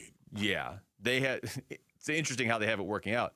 They actually have the Rams taking Marv at number 19. They have the Cardinals at 4 taking Jared Verse, who was a Ram until this offseason. Yeah, I see that. Once again, this is a redraft. I put this in the category of list broadcasting, but it's summer, ladies and gentlemen. It is. Oh, I think it's different than a list. Why? Just because it's this draft. Because it's Marv. Because it's what is how do people outside of Phoenix feel about Marv? I guess what I'm saying is, how do you verify any of this? I mean, honestly, it's one dude's view of what should have happened. Well, it's what this guy has done and what should have happened. What? This means absolutely nothing in the grand scheme of things, correct? True. So, but I think a list means nothing. This is like a little bit more than nothing. Okay, I would disagree with you on that, Luke, but it really doesn't matter. If you could redraft right now, would you still take Marv at 4? That's a loaded question. Can I see what he does in year 3? No. Can I actually see what he does? Because once again, man, I do. I believe in Marvin Harrison Jr. I do. I don't think we have seen his best yet. I agree with that. And yet, I will say this, brothers. This is it. Marv, this is it. Year 3. You got a brand new coach that is coming in here as well. Mike LaFleur, who is an offensive-minded coach, by the way, with a brand new paradigm. This is going to change everything. It's a brand new culture. It's brand new schemes. It's brand new thought. It's everything. It's new. Marv, what are you going to do? What are you going to do inside this brand new paradigm? Everything is different. Everything has changed. Is this what you needed? I can't wait to see, because year 3 is make or break for Marv. Can I ask you guys a question? Yes. Right now. Because I was about to ask you a question, so you're better off asking the question. Right now, you have to sign one long-term, Marvin Harrison Jr. or Michael Wilson. You can't have both. Oh, man. At this very moment. See, produce. This is why. Jamal stepping in, being a producer like this. You have to answer this. They're going to have to answer this, though. It's not quite that simply, but if you pay Michael Wilson, you're going to make it harder to pay Marv. Yeah. Michael Wilson has at least delivered at one point, although it was really just the second half of last season. Jamal, honestly, to answer your question, this is probably crazy, but I think I'd still take Marv. Because the upside is just, it's that good. And he does put in the work. If he didn't put in the work, if it was laziness, then you would see that by now. But I agree with you, Wolf. I think it's put up or shut up for his career as a Cardinal this year. Yes, no, I think for his career, definitely as an NFL player. Are you ever going to be that guy that was picked number 4 overall? And by the way, everyone said, yeah. That's a good pick. Everybody said that. I'm not saying they shouldn't have taken him. I know, again, but for the record, let's be clear about that. Everybody was like, oh, yeah, of course, Marvin Harrison Jr., you kidding me? This guy's going to be great. Even all the people who don't like that the Cardinals took Jeremiah Love this year loved the Marv pick that year. Yes, exactly. So, again, this is one of the reasons why the whole redraft thing and doesn't really matter. I don't think it matters whatsoever. What does matter is Marvin Harrison Jr. goes out and plays really, really well. The Darius Robinson, you know what? I would, if I were his coach, I would never cite anything like this. But if I were his dad, if I were a family member, I'd say, did you see this, Marv? Yeah. I would be the guy that I would do that. Did you see this? Just kind of leave it on his desk. Do you see this? Because I honestly believe Darius Robinson is he's such an affable human being. Yeah, he's just a good dude. Just a great dude. That needs to not be a good dude on the field. You know, that I think needs to say, what am I doing? I need to step in between these white lines and ding, ding, ding, ding, ding. Everything changes when I step in between these white lines. I'm going to go. The object of this game is to knock somebody to the ground. And I am going to go out there with the intent of doing nothing but knocking people to the ground or bust. And then when I step outside those white lines, I'm going to love people. I'm going to respect them. And I'm going to treat them better than myself. Man, Darius, you do that, bro. And you are going to rock and roll for the rest of your career. So that's why I actually was interested in this redraft, because it's basically you're right, it's not 100% accurate, like, okay, well, CBS thinks this, so it's 100% right. But it is sort of we're 2 years into this draft class, kind of remeasuring where things are 2 years in. Darius Robinson's not even a first-round pick, and Marv is still a first-round pick. That was the first thing I looked at. Like, would they just drop him out of the first round? Right. He's still a first-round pick. They have him at 19, but they do have 3 other receivers ahead of him. Oh. They have Brian Thomas, who's kind of been up and down, Malik Neighbors, who's been great when he's been healthy, and Ladd McConkey all ahead of Marv now, 2 years in. Yeah. He can make up that ground, but he's going to have to do it soon. Marv, attack the ball. Attack the ball. The ball's in the air. Go get it. That would be the number one thing I would say to Marvin Harrison Jr. Attack the ball. Go get it. The second thing I would say is we don't know who's going to be throwing you the ball. So when it's up there, attack the ball. Okay. You had to trump me. Well, no, but I think they tie together. You don't know who that ball's coming from, so you're going to have to attack it this year because it might not be right where you want it. Valid point, and then you just had to better it. I think I reinforced it, really, and then made it better. When we come back, Suns Summer League starts tomorrow. What are the top stories to watch this summer? That's next. It's Wolf and Luke on Arizona Sports, the local sports leader. Diamondback skipper Torey Lovello, the man who makes the lineup, joins Burns and Gambo Friday afternoons at 2:30 to talk D-backs. Brought to you by Budweiser. Watch it on YouTube. Listen on the Arizona Sports app and 98.7. All right, Basinonians, Ron Wolfley here from my brothers over at All Pro Shade Concepts. Go to allproshade.com for more information. You gotta have shade, do you not?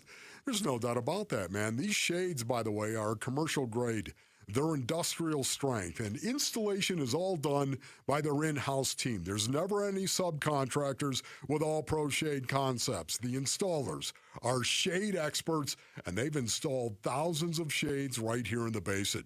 You can extend your outdoor living space with a custom fit awning, hundreds of designs and colors to choose from, and it can match any home. That's right, motorized and retractable with a remote control, all with LED lighting to light up your patio under the awning. Roll down patio shades, block the sun, the dust, the bugs, and the wind, and keep the patio up to 20 degrees cooler during the hot months. Go to allproshade.com. You gotta have shade. Wesley Financial Group is not a law firm. Ask yourself this question. Is it really worth holding on to that timeshare that you know you need to get rid of? Here's the truth. The average maintenance fee just went up over 17%. That could have been 117%, and there's nothing you can do about it. When you buy a timeshare, you give them a blank check for annual maintenance and assessment fees. I'm Chuck McDowell, founder of Wesley Financial Group. For 15 years, I've helped over 50,000 families cancel their timeshare. Not sell it, not transfer it, cancel it. Did you buy a timeshare because they told you it was a great investment and your maintenance fees would never go up? That's a lie. Are you ready to get rid of your timeshare once and for all? Simply call us and I'll send you our timeshare exit kit that explains all your options for cancellation. Call Wesley now for your timeshare exit kit. 800-822-1490. That's 800-822-1490. 800-822-1490. Scorpions don't hate you. Ain't got the brains for hate. What they got is a tail full of bad intentions. Been living in this desert since the dirt was new. Think they got squatters' rights to your laundry basket. Nate here, owner of Blue Sky Pest Control. Scorpions may have squatters' rights to the desert, but not to your property. Call 602 Blue Sky today. Real pest science, real protection. Hello, Blue Sky. Goodbye, scorpions. For over a century now, Ford has been part of America. In my family, it's been generations. Paul Calvisi here. My grandfather worked for Ford Motor. My first car, a classic Mustang, still have it. But going to our Desert Ford dealers today means getting more than a vehicle. We're talking a full suite of benefits like complimentary Ford mobile service or try Ford pickup and delivery. Yes, to and from your door, and it's easy scheduling in the Ford Pass app. Tough would be built Ford tough. More than a slogan, it's an identity of the F-Series trucks, and the all-new 2026 F-150 is the best yet. With a completely redesigned interior and exterior adventure, how about the Ford Bronco Sport? It says, let's get it, with 5 available trims so you can forge your own path. We recently bought a new Explorer at our Desert Ford dealers. Love the flexible seating up to 7. All the cargo room, the advanced tech. Bottom line, Ford is the future at our Desert Ford dealers. Just click buyfordnow.com. Hi, I'm Tom Shane, third-generation owner at Shane Company.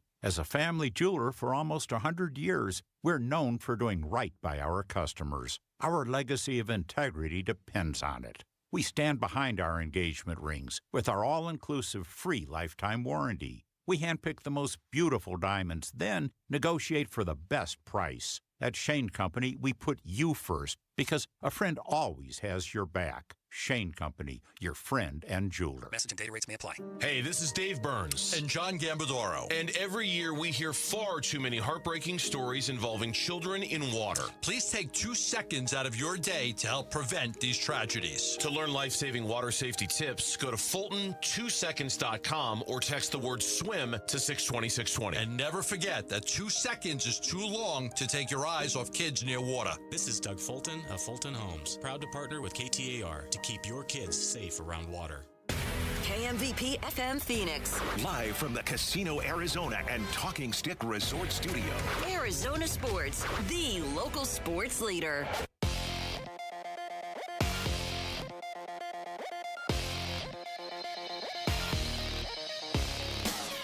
I'm Jamal Gumo, and this is what's trending now. The Arizona Diamondbacks came up short once again last night to the San Diego Padres after a rough 5th inning headlined by a Jose Cabrera balk and a Torey Lovullo ejection, which was then followed by an even tougher 6th inning where they gave up 4 runs. The D-backs then dug themselves into deep of a hole and fell to the Padres 10-4. Merrill Kelly will be given the baseball and the opportunity to lead the Snakes to a series split tonight in San Diego. He will be opposed by Griffin Canning for the Padres. First pitch for that one is at 6:40 with pregame starting at 6, and you can listen to it right here on Arizona Sports 98.7 and the Arizona Sports app. The Phoenix Mercury are in action tonight hosting the Indiana Fever. Caitlin Clark will not be playing tonight due to her back injury. Tip-off for that one is at 7 o'clock. And after a day with no World Cup action yesterday, the boys are back on the pitch today. That game just underway. France is taking on Morocco in the first game of the quarterfinals of this World Cup. This report is brought to you by Galaxy Lending Group. Paying off your mortgage in 30 years is old news. What's new is the Ownership Accelerator loan from Galaxy Lending Group that helps you pay off your home decades faster. Text Galaxy to 620-620 to learn more. NMLS 142766, Equal Housing Lender.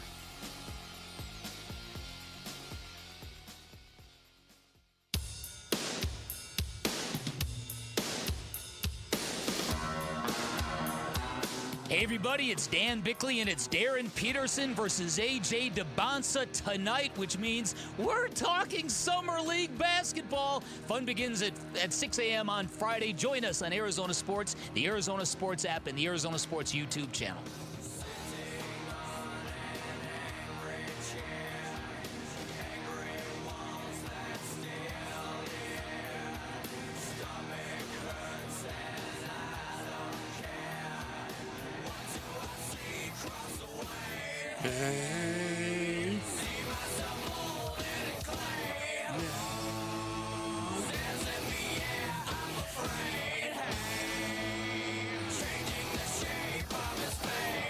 All right, we're live from the best line in the whole Casino thing. Arizona Talking Stick Resort Studios. Changing the shape of his face.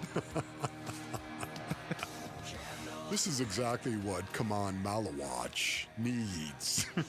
A little angry chair, metaphorically speaking. Oh, that's a good question. If you could put anybody in the angry chair, who would it be? I think you'd probably put Darius Robinson in there before Come On I think Malawatch, I would, wouldn't no you? doubt about it. Okay. Yep. A couple ideas for new segments we're going to start doing on the show during football season, but I'll just keep them off the air for now. Yeah, I like that. I like the sound of that. So Summer League starts for the Suns tomorrow. It's funny, too. It was in Vegas last weekend. Tyler Drake made the point. You spent the 250th anniversary of America in a place with no electricity, and I spent it in a place with all the electricity between the two of us. Yes, but you're right. You can bet on Summer League games, which I feel like it'd be easier to just light your money on fire, wouldn't it? Yeah. Just kind of toss it out the window into a lake? I mean, how much stock are you putting into this? I'm not putting a ton of stock into it. But I say that I want to see what Come On Malawatch looks like. Like, I want to see how Rasheer Fleming looks now having played in the NBA for a year. Malawatch, too. I want to see what Koa Pete looks like in his first even glimpse against NBA prospects. Yeah. Am I putting stock in it? Not a ton. It varies depending on the player, but I do want to see it, if that makes sense. No, it does. Once again, I don't think I'm going to look at the stat sheet as much as just watching. Yes. Come on, eye test over the stats. Yes, the eye test. That is it right there. In way of example, ladies and gentlemen, I would say this right here. Come on, Malawatch. Okay, come on, Malawatch. I want to see him dominate in the paint. That's what I want to see him do. And I'm going to use that word, dominate.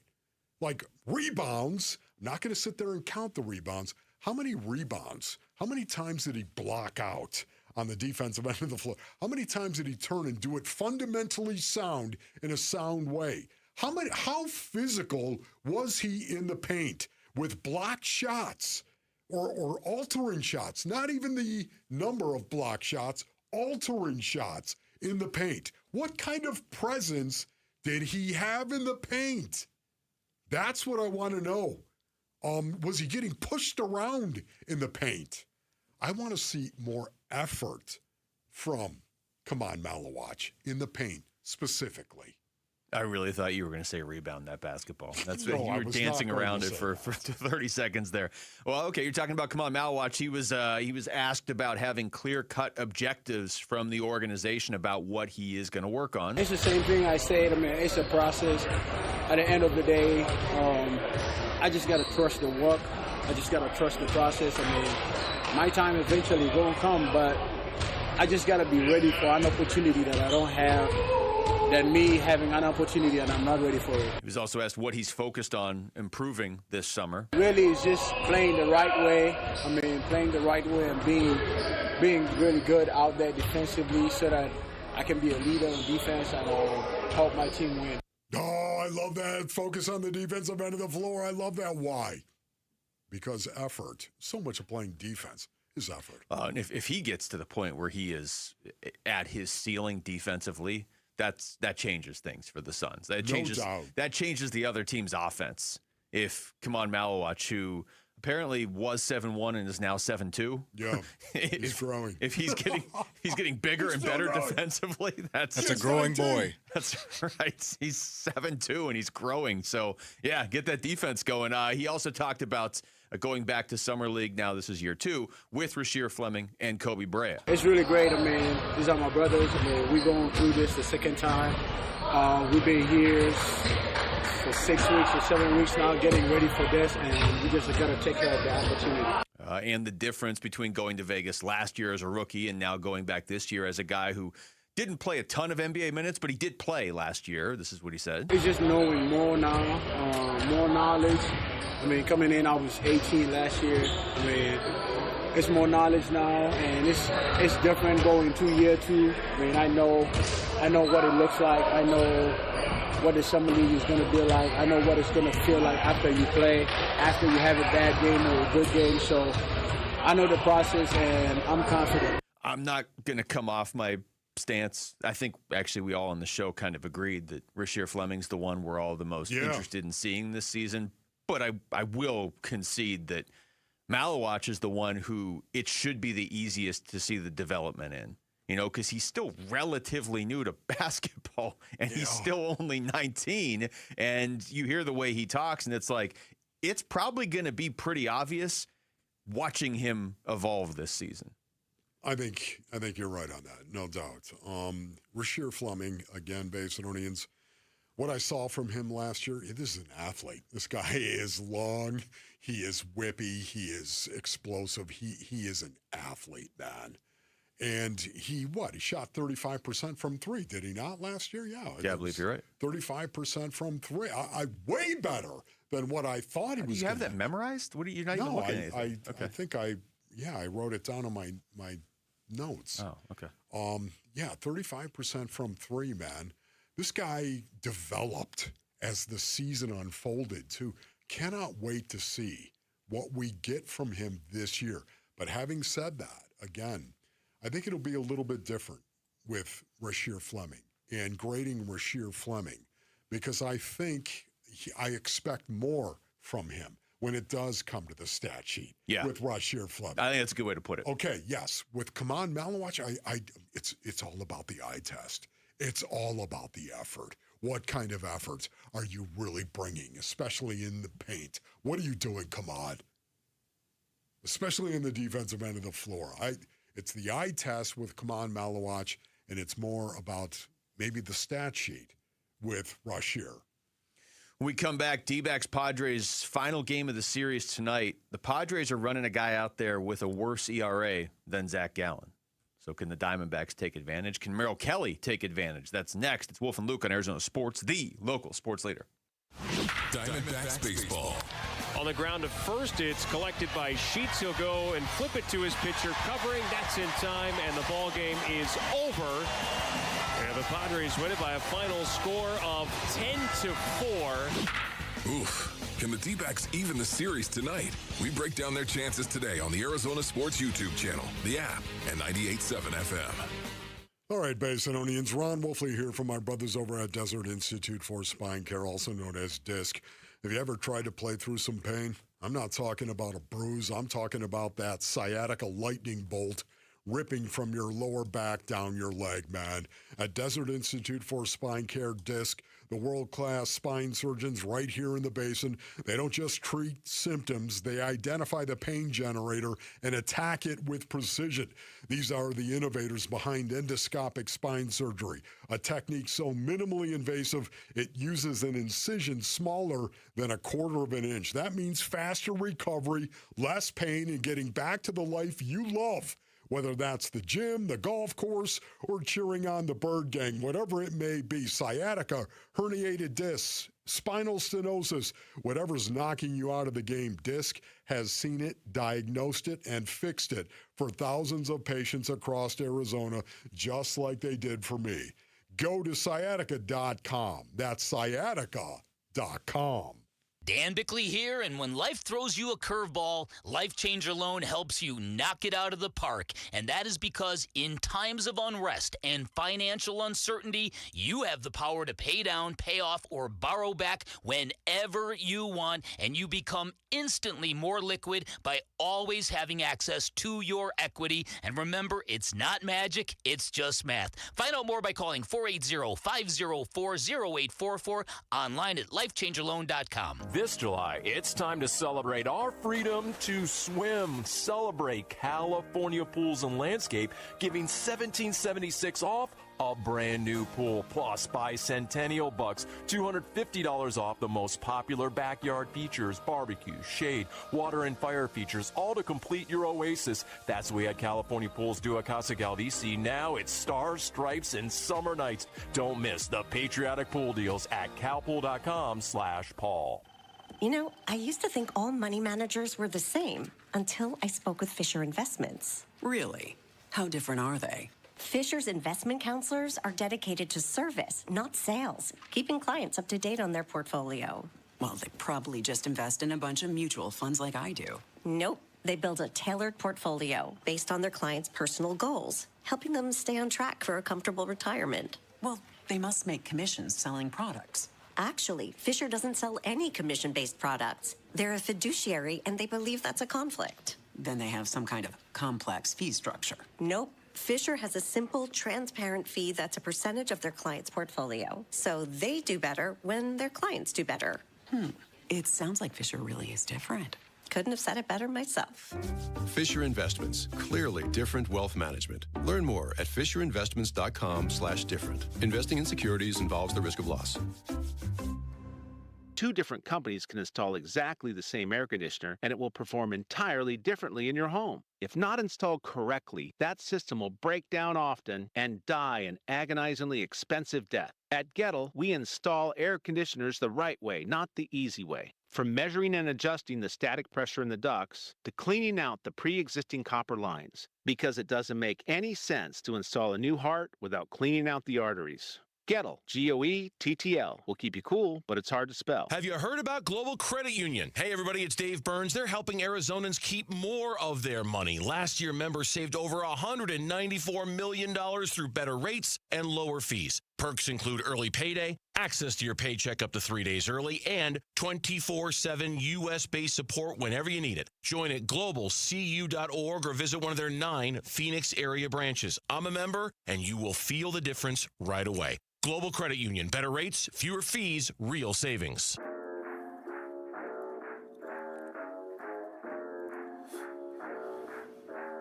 Don't you open up that window? Hey, everybody, it's Burnsy. Let's call it like it is. Can Merrill Kelly do what Zach Gallen hasn't been able to do tonight in his start against the San Diego Padres?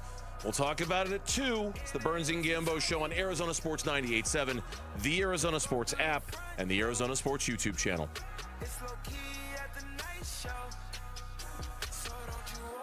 All right, Wolf. You want the good news or the bad news? Always the bad news first. Okay. The bad news is there are 62 pitchers in Major League Baseball who have pitched enough innings that their ERA qualifies to be ranked. You have to pitch as many innings as your team has played games. Okay. Like the Diamondbacks have played 92 games, so if you're a Diamondbacks pitcher, you have to have pitched 92 innings. Of the 62 pitchers in Major League Baseball, Zach Gallen has the 62nd best ERA. Okay. So the worst in baseball. Yeah. That's the bad news. Okay, that's bad.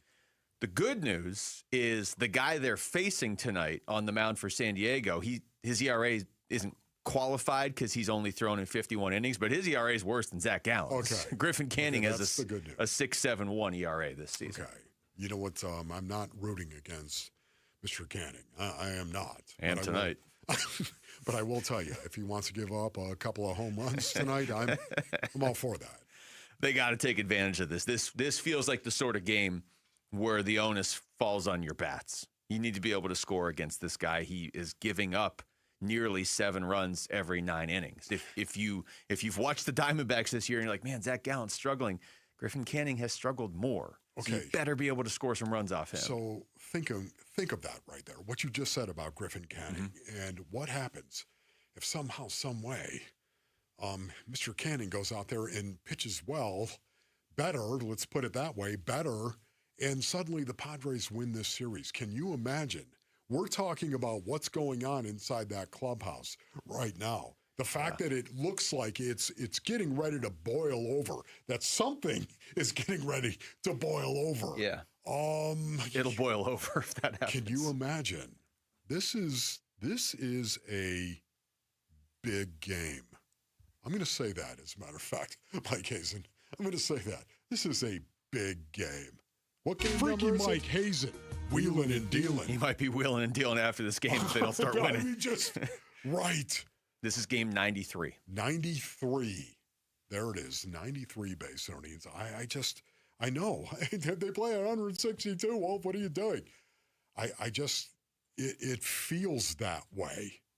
Still point moments in a season. They're rare, I would imagine, for a baseball team.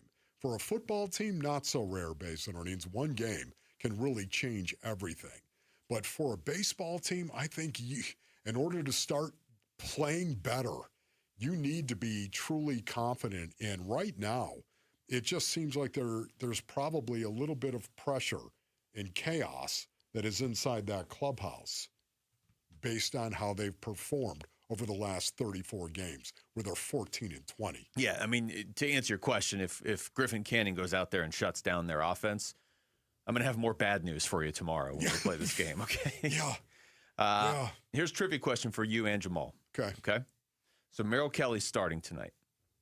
That's not the question. Okay. In his last 11 starts, now his ERA is not great this year. He's got a 5.71. I will grant you that. But in his last 11 starts, how many of them do you think he has allowed 3 runs or less in his last 11 starts? So 3 runs or less. So you're getting at a quality start. Is that what you're saying?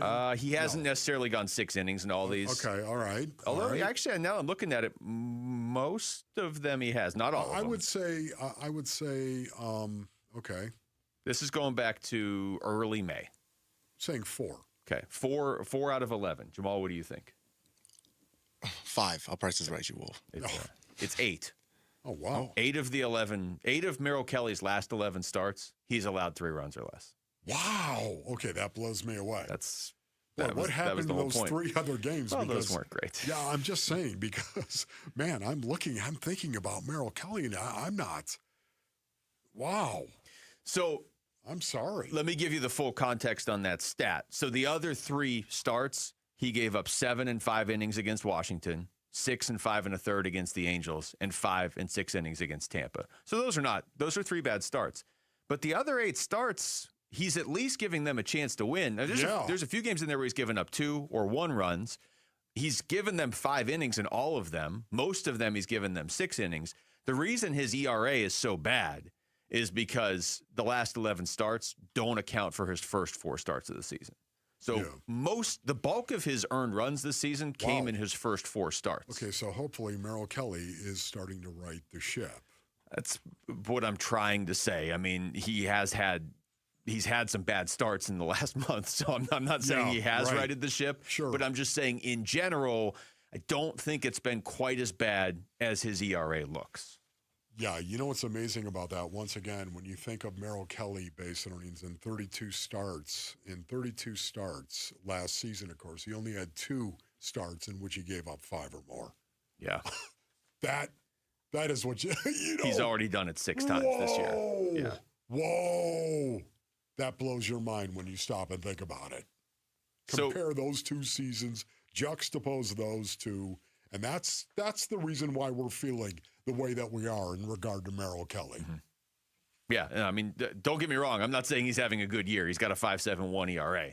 I'm just saying there have been good starts in there. Yeah. This is a game, and this hasn't been happening a whole lot lately, but this is a game where Erod's not pitching for you, and you should still have the pitching advantage. I mean, right now, the Diamondbacks don't really have that in any other game because you don't have it when Gallen pitches.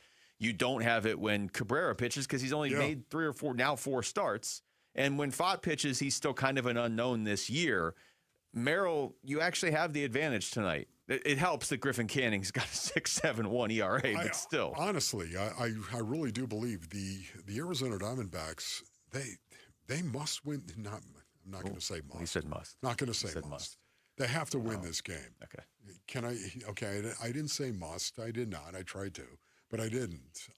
They have to win this game. I think. Must win. No, it's not a must win. It isn't. They have to win. It's a need to win, isn't it? Okay, I don't even want to say that as much. They have to win this game. I want to say it almost in passing. Okay. They have to win this game. Need to win. Need. Maybe I should just say it. Listen, split the series with the Padres. The Padres, in which they're obviously they're fighting with them for a wild card spot, that final wild card spot, of course.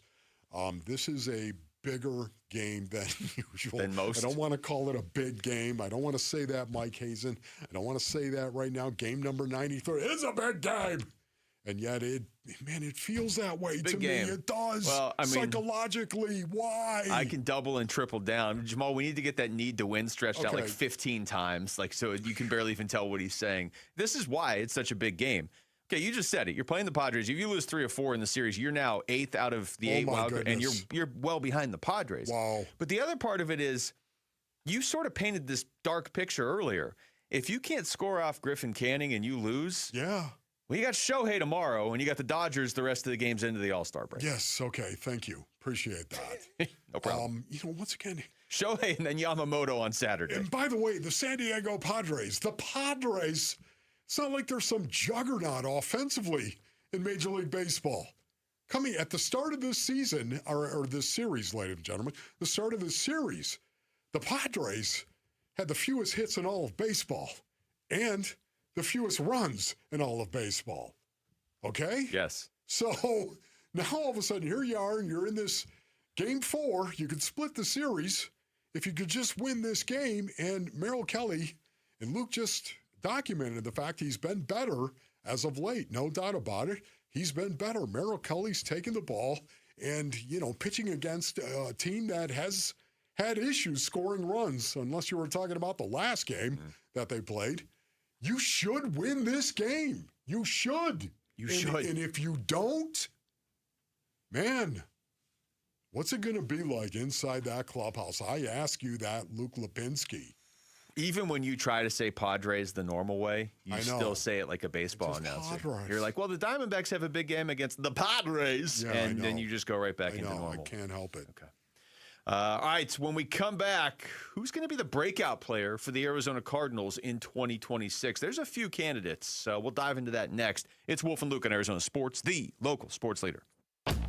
Burns and Gambo, afternoons. Jack Summers is pitching the idea of an opener. That's desperation. Is it worth a shot at this point? If you're not going to DFA him, is it worth a try? I would argue you shouldn't be there because don't do anything to your bullpen. Don't touch it. It's working. Don't start doing different things with it. I like that. That's a good counter argument. I don't like doing that for the sake of a pitcher who has the worst ERA and WHIP and you don't have under contract beyond next year. Burns and Gambo, afternoons 2 till 6 on Arizona Sports, the local sports leader. Luke Lipinski back to tell you about Orchard. Most home sellers, they get one offer, and it's typically somewhere between low ball and not good enough. I mean, if you're only getting one offer, it's not usually exactly what you're looking for. Orchard can change that for you, though. With Orchard's new Orchard offers, you don't just get one offer, you get multiple cash offers from serious investors all competing for your home. Logically, that just makes sense. That's the way you want to do it. Make investors compete with Orchard's cash offer marketplace. Here's how. You work with an Orchard agent who submits your home to their exclusive network of hundreds of local cash buyers.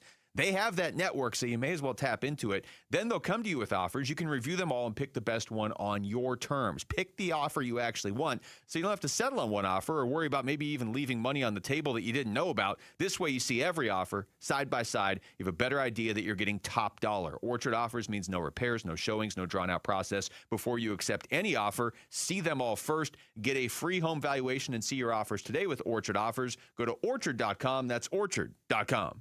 This is a special alert to all Americans who own a vehicle with less than 200,000 miles with an auto warranty about to expire or with no warranty coverage at all. Due to a decline in the economy, CarShield is announcing a low-cost month-to-month vehicle protection plan that is now available to the public to save any driver out-of-pocket expenses on future auto repairs. Call now to find out how you can pay almost nothing for covered auto repairs. Yes, you heard that correctly. Pay almost nothing for covered auto repairs. An open phone line has been established for all drivers to call for a free quick quote. Call 800-292-4541 now. Drivers who are covered will not have to pay for covered repairs again. This protection plan is at an all-time low. Additionally, drivers who activate this vehicle protection today will also receive free roadside assistance, free towing, and car rental options at no additional cost. Call us for your free quick quote today. 800-292-4541. That's 800-292-4541. What do you have to lose? Call 800-292-4541. Again, 800-292-4541. Hi, this is Stuart Willis, President of Asset Preservation Wealth and Tax. A personal relationship with your financial advisor really matters. It's super important that you have the ability to talk about anything you need to with your advisor. So if you have been pushed off to a call center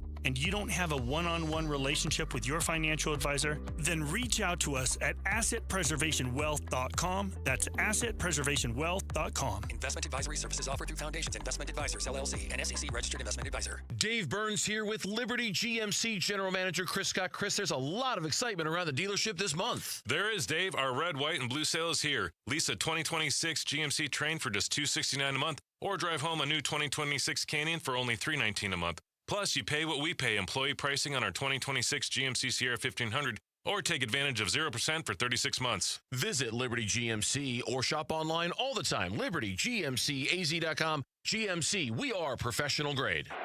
From the FIFA World Cup to competitive business environments, grand ambitions lead to game-changing achievements.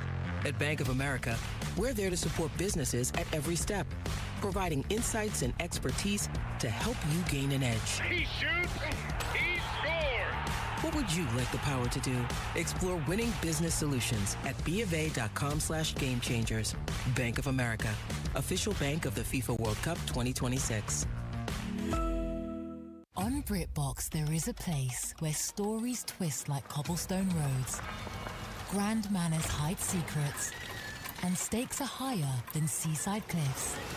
Find places worth getting lost in on BritBox. Watch new series like The Other Bennett Sister from the world of Jane Austen and A Woman of Substance starring Golden Globe winner Brenda Blethyn. If you want to get away, you're in the right place. Stream the best of British TV on BritBox. Free trial at BritBox.com.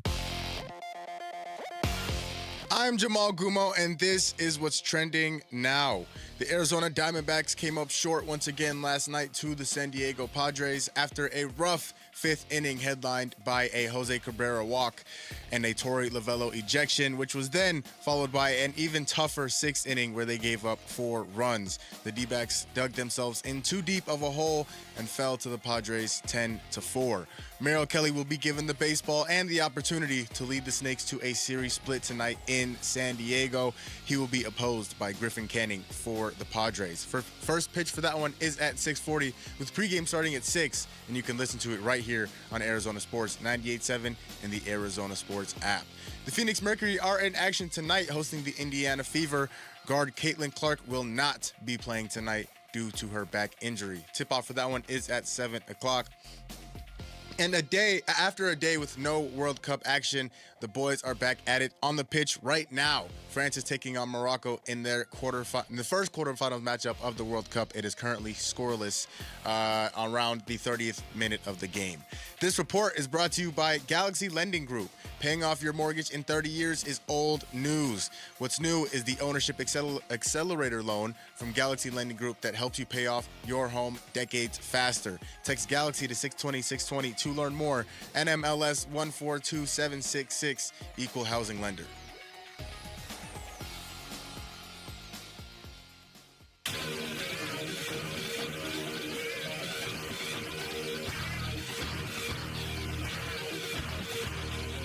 Hey, it's Vince Marotta. Join us on Friday. What are we going to be looking for from the Summer Suns, who get started on Friday night? We'll let you know. Bickley and Marotta Morning starts at 6 on Arizona Sports 98.7, the Arizona Sports app, and the Arizona Sports YouTube channel.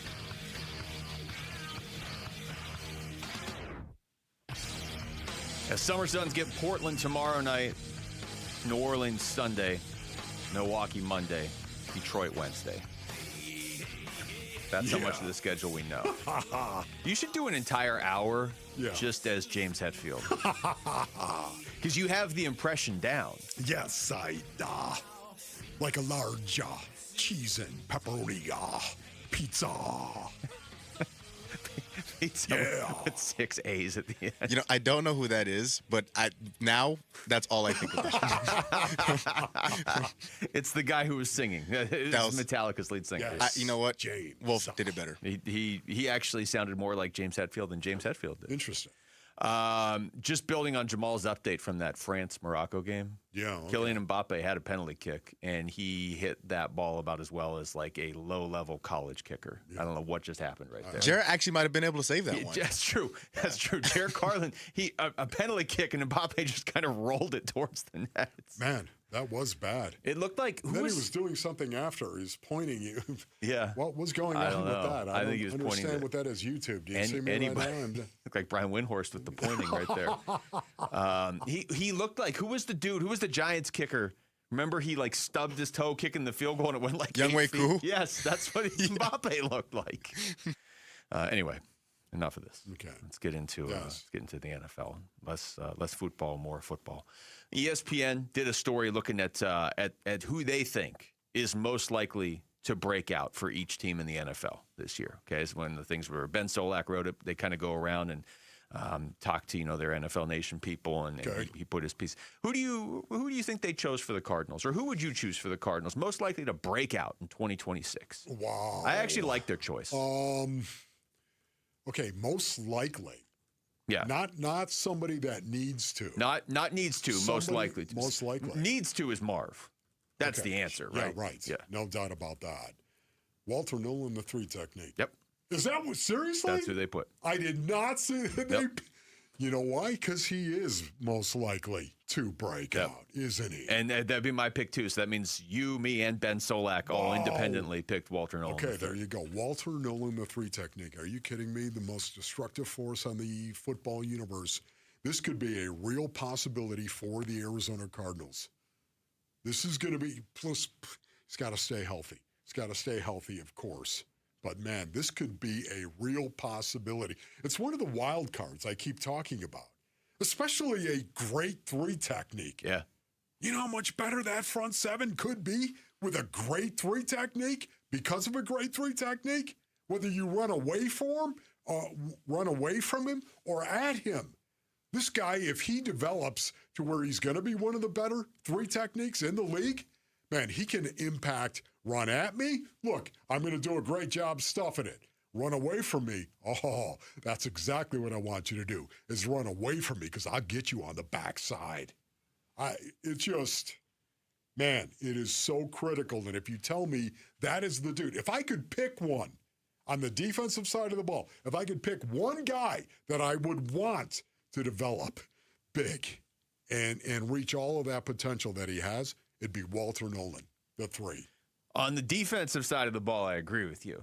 Yes. This isn't just defense, though. And yes, what does it say that Ben Solak, and then you without seeing the story, and me before I saw the story, all said Walter Nolan's the most likely Cardinal to break out, when Marvin Harrison Jr. is the one who needs to break out more than anybody? Yes. Well, I think Marv is still in prove it.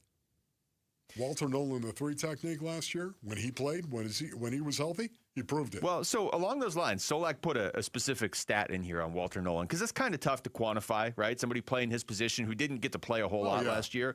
But this is the stat he puts in here. Walter Nolan had a 14% pressure rate from the interior, which was second only to Abdul Carter among all rookie defensive linemen last year. Okay. Now, he should be good. He was their first-round pick. But how many times do you say, oh, this guy should be good? When Walter Nolan played last year, he looked good. So that's something, I mean, that's why you're all thinking, we're all thinking that he's most likely to break out, because he showed legitimate flashes. He's just got to stay on the field more. 5 tackles for loss, 5 quarterback hits, 2 sacks and a fumble recovery, and for a touchdown in the span of just 6 games. And he didn't play a ton in those 6 games. Yes. He already has a touchdown. No fooling. And by the way, what a play that was by him on that pick. Was that ruled a fumble? I'm trying to remember. I think it was ultimately ruled a fumble. Yes. Yeah. I think it was actually ruled a fumble. How about that? I wanted to say pick 6, but it wasn't. Either way, he still scored a touchdown. Scored a touchdown. Are you kidding me? And looked really hyper athletic doing it. Having said that, once again, we all know offensively, it's Marvin Harrison Jr. There's no doubt about that. The one who needs to. If I had to pick one guy that has to do it, has to develop, has to break out, it's Marv. I think your exact we all know that line on the Cardinals last year going into the season was, this is great. I'm going to paraphrase your quote to you. Sure. But it was basically a lot of the season rides on Kyler and Marv developing that chemistry. And if they don't, I believe you said, run.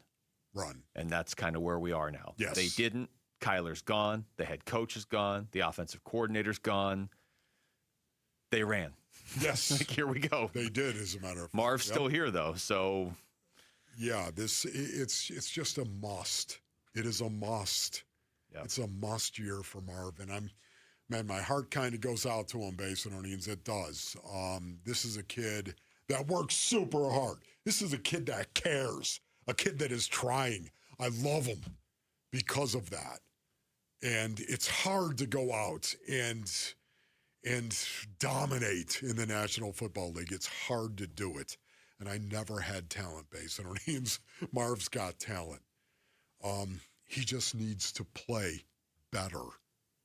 He needs to do things better. And again, if he would just attack the ball when it's in the air and go get it and catch the ball away from his body, if he would do that, that is going to improve his chances of being everything we hope and think that he is. But this year is the year he's got to go do it. Did you see the picture that Jeremy Fowler posted on X? No. Okay. It's this is from right around the start of our show today. Says several Cardinals skill players visited quarterback Jacoby Brissett in South Florida to train for a few days, including Marvin Harrison Jr. Well, then, I did see that. I just didn't know it was. Psych, got you. Good one, Wolf. What do you look? You don't think I sit here and do research? I know you're on TikTok all day. I didn't know you went on X. Constantly, you just see Wolf dancing before the show and be like, "How do I look in this video?" My goodness. Marv and Trey McBride among the 5 players I see pictured here with Jacoby Brissett. Jacoby Brissett. Yep, that's great.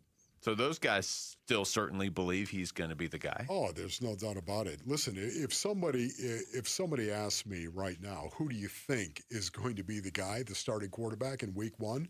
The odds say it's going to be Jacoby Brissett. It does. Unless if I asked you, you'd give me an answer and then change it 3 seconds later when I was saying something. I would, or I'd say something to you like, can I just see first who actually does it? Yeah, who starts Week 1? Then I'll tell you. Can I see Week 1 first? Again, Jacoby Brissett is a guy that is light years ahead of where Carson Beck is.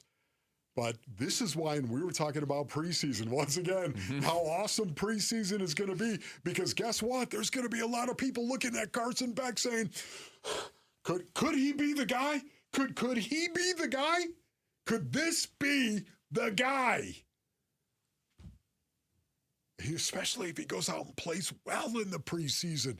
Dak Prescott played well in the preseason. And when Tony Romo's back, went out on him right there, all of a sudden it wasn't Kellen Moore the Dallas Cowboys turned to in 2016. No, it was Dak Prescott. Here, let's try this. He took off. Okay, you be me and I'll be you, okay? You ask me how many games the Cardinals are going to win this season. Okay, Wolf, how many games do you think the Cardinals are going to win this season? Can I just see them play all the games first? And then I'll give you an answer. Can I get back to you on that in January? If I would say something right now. Could I just see September? Okay. Just give me September. All right. And I'll tell you after that. Okay. You're going to tell me exactly how many games they win on October 1st. Okay.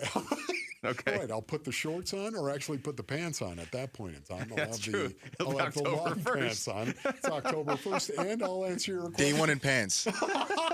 Cardinal Wolf, how many games are the Cardinals going to win? Full pants. That's good. You're going to remember to do that, okay? Full pants, October 1st. All right, when we come back, if the Diamondbacks have to sell this season, we might be heading that way. Who exactly can they sell? That's next. It's Wolf and Luke on Arizona Sports, the local sports leader. Run. Run.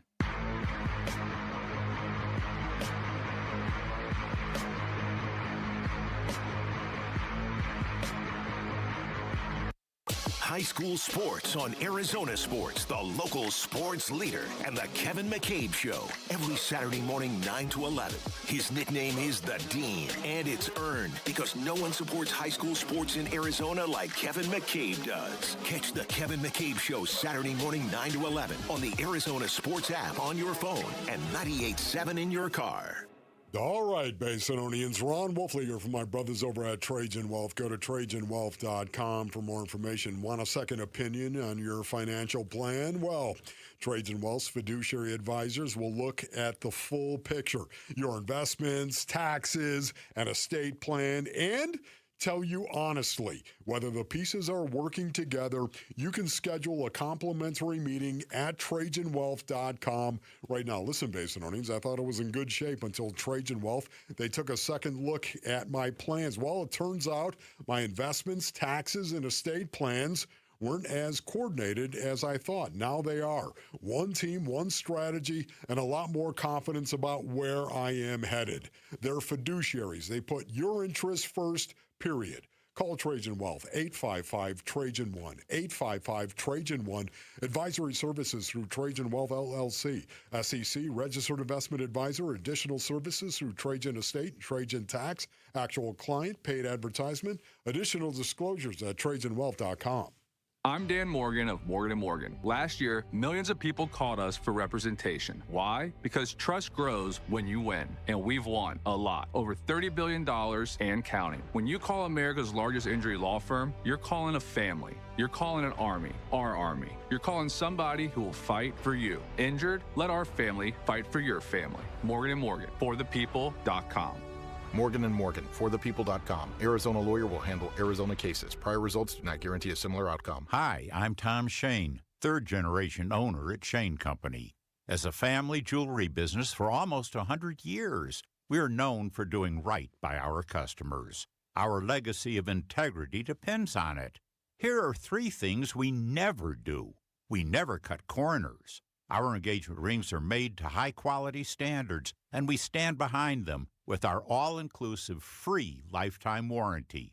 We never buy diamonds without seeing them in person. We travel to the source, eliminate the middleman, and get first pick of the most beautiful stones. Then negotiate the price on your behalf. We never try to trick you on price. We don't mark up the rings just to mark them down and call it a sale. We offer true value from the start, so you get the best price every time. At Shane Company, we put you first because a friend always has your back. Shane Company, your friend and jeweler. The Lovebird Lowdown with Tom and Tawny. Wow, look at those tough Toyota trucks. Tundra is so tough. Tacoma, nimble and tough. Tough like me. What was that? A teacup Pomeranian. Wow, those little things can really project. Get behind me, honey. Right now, get 3.99% financing for 60 months on a rugged Toyota Tacoma. Or get low 2.99% financing for up to 72 months on a full-size Tundra on both gas and hybrid models. With great deals like these, now's the perfect time to visit your Valley Toyota dealer or valleytoyotadealers.com. Toyota, let's go places. 3.99% with $18.41 per thousand borrowed for 60 months. 2.99% with $15.19 per thousand borrowed for 72 months. Offers end 8/3/26 and exclude TRD Pro and Trail Hunter models. See dealer for details. The garage door springs that come standard with most homes don't last. And when they fail, it's not just inconvenient, it's dangerous. Hi, I'm Tommy Mello at A1 Garage Door Service. Our springs are the toughest in the industry, backed by our lifetime warranty. That's right. Fix them once and you're covered for life. Don't risk your family's safety or your peace of mind. Let A1 replace your springs before they become a problem. From repairs to upgrades, it's A1 from day one. A1 from day one.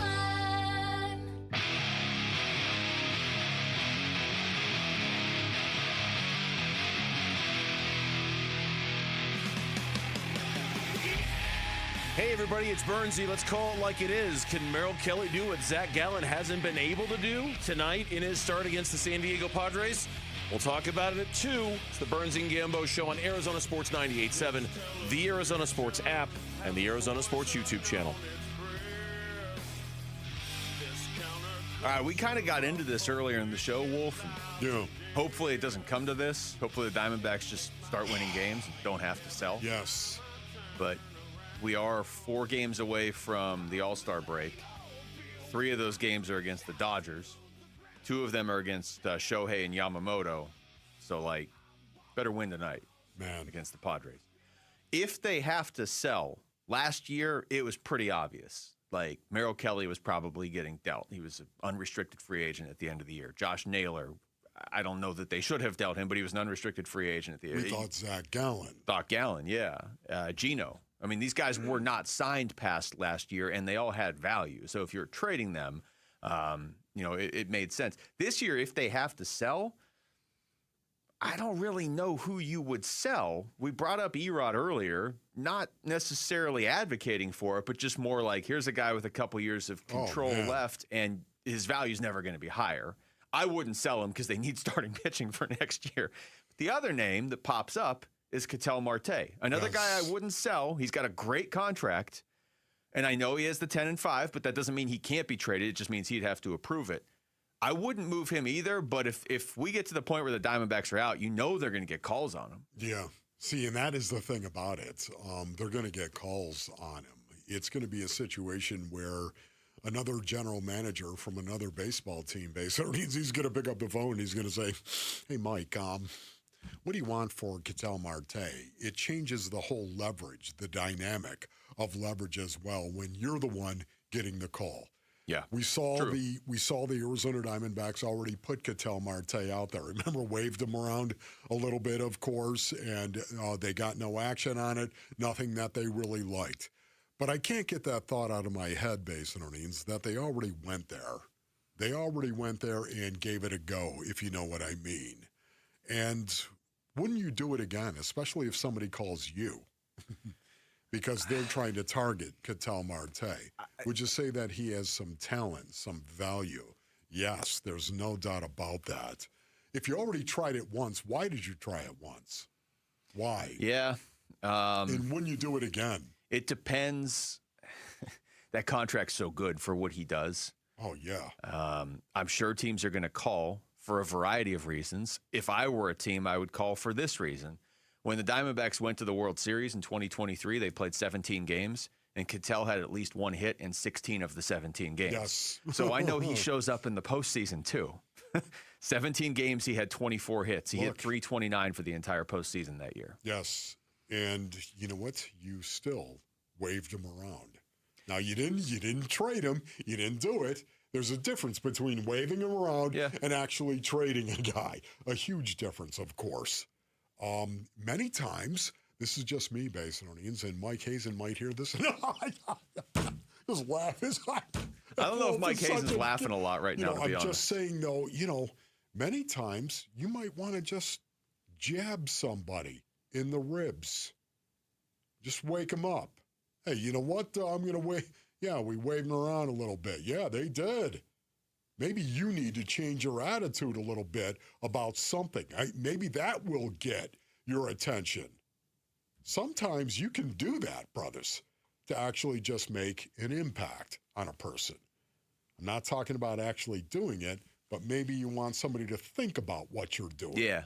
Somebody's going to see 20 seconds of this clip and be like, oh, you guys are trying to run Ketel out of town. No. I'm not saying trade Ketel Marte. No. I'm saying if the Diamondbacks get into a position where they're selling, those are the kind of names that teams are going to call on. Because, okay, let me give you the guys that are unrestricted free agents at the end of the year, and you tell me how much action, how many teams are going to call. Let's see, Zach Gallen, Pavin Smith. You get a lot of calls on these guys. I guess Max Kepler, but he hasn't really played much yet. Yeah. There is one name. We haven't talked about. All right. No. Paul Sewald. Oh. We broke Wolf at the end of the show. I mean, once again, Paul Sewald. I mean, that is selling high. I mean, Paul Sewald is raced on really, really well. Teams are going to call about him if they're selling. There's no denying that. He's an unrestricted free agent at the end of the year. Paul. That's... It's all, what are you going to get me? What are you going to get back? Yeah. You can't expect the moon for Paul Sewald. You know what, though? He's blown one save all year. If you're a team that's going to the playoffs... Yeah, Paul, no offense to you whatsoever. You know that. I love the fact that you've blown one save, gone out there and competed. Yet at the same time, man, you might have to pull the trigger on that one if somebody gives you something of real value. He's an unrestricted free agent, and if you are truly in a position where you're not going to make the postseason, what is he really doing for you the rest of the year? And you got Justin Martinez, I would think, coming back, and A.J. Puck. And also, by the way, Paul, I know you like it here. You can re-sign if you want in December. Pull a Merrill Kelly. Just come. Yeah, have you ever talked to Merrill? You're on it, man. I'd be okay with that. He's got some literature for you to read. Yes. Absolutely. Okay. Yeah. Welcome back, Paul. Yeah. If he, I mean, he's still here. He's still here. Yeah. Still Sorry. I'm trying to so it hurts less if we do trade him. Yeah. Try to build that distance. Look, if those three names we just rattled off, he's certainly the one I'd be willing to trade. Who do you think, though, you'd get the most for? It'd be Cattell. Oh, it wouldn't even be close. It'd be Cattell. He's making $15 a year. Yes.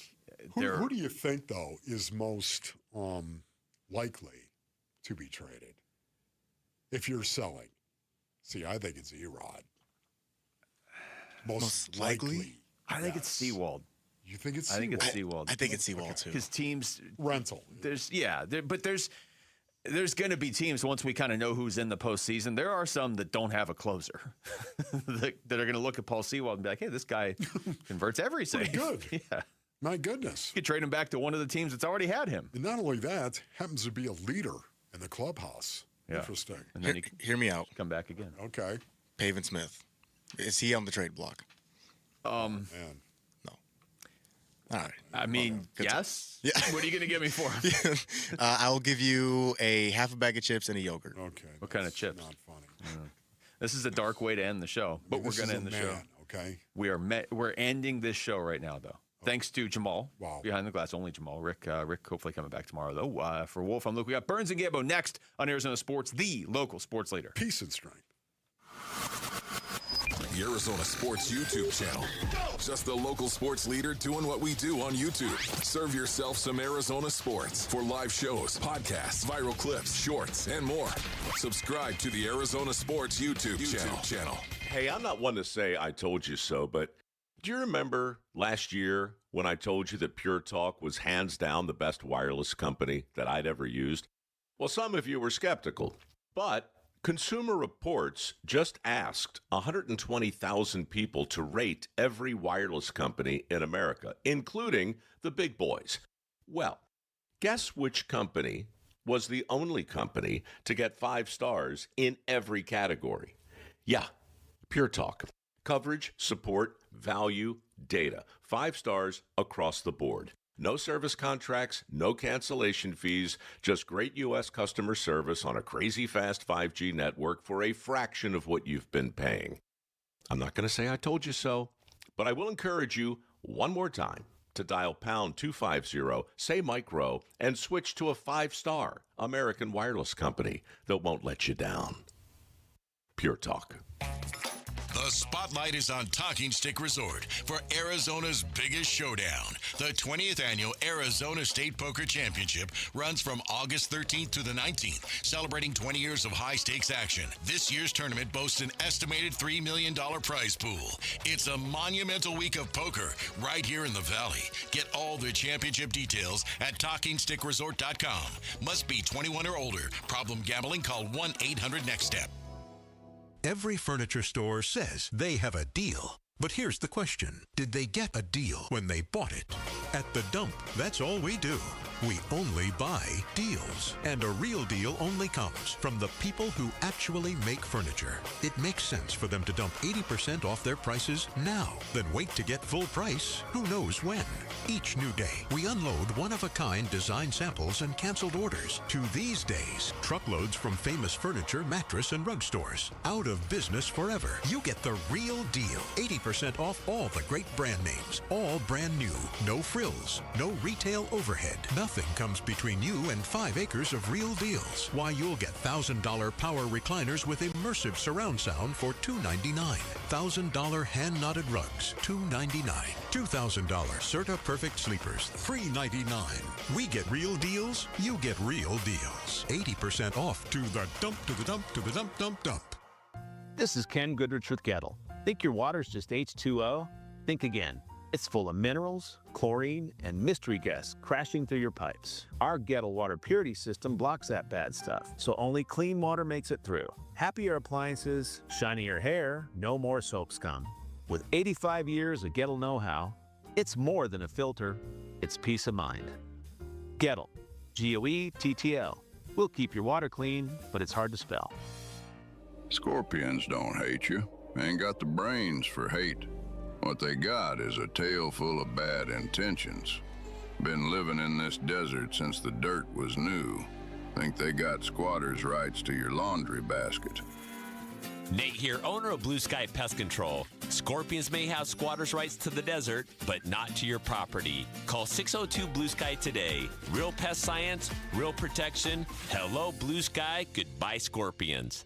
This July, it's time to celebrate our freedom to swim. Celebrate California Pools and Landscape, giving $1,776 off a brand new pool, plus buy Centennial Bucks, $250 off the most popular backyard features, barbecue, shade, water, and fire features, all to complete your oasis. That's the way at California Pools do at Casa Galdici. Now it's stars, stripes, and summer nights. Don't miss the patriotic pool deals at calpool.com/Paul.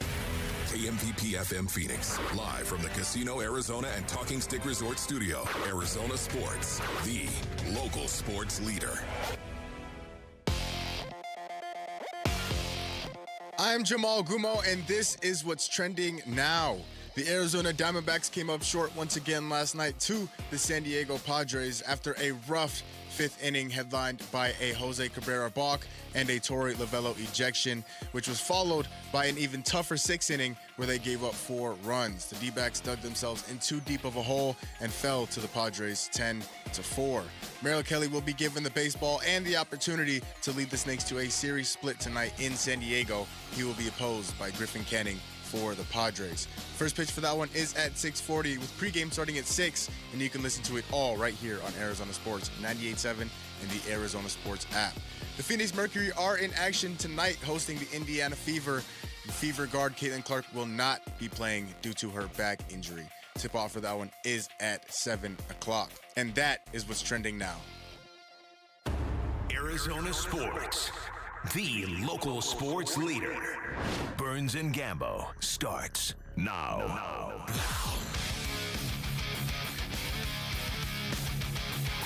Straight up to the claw.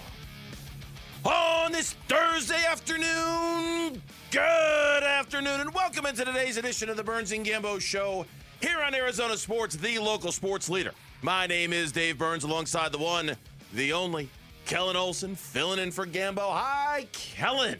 What's up? How you doing, bud? Good, man. How you doing? You good? Doing great.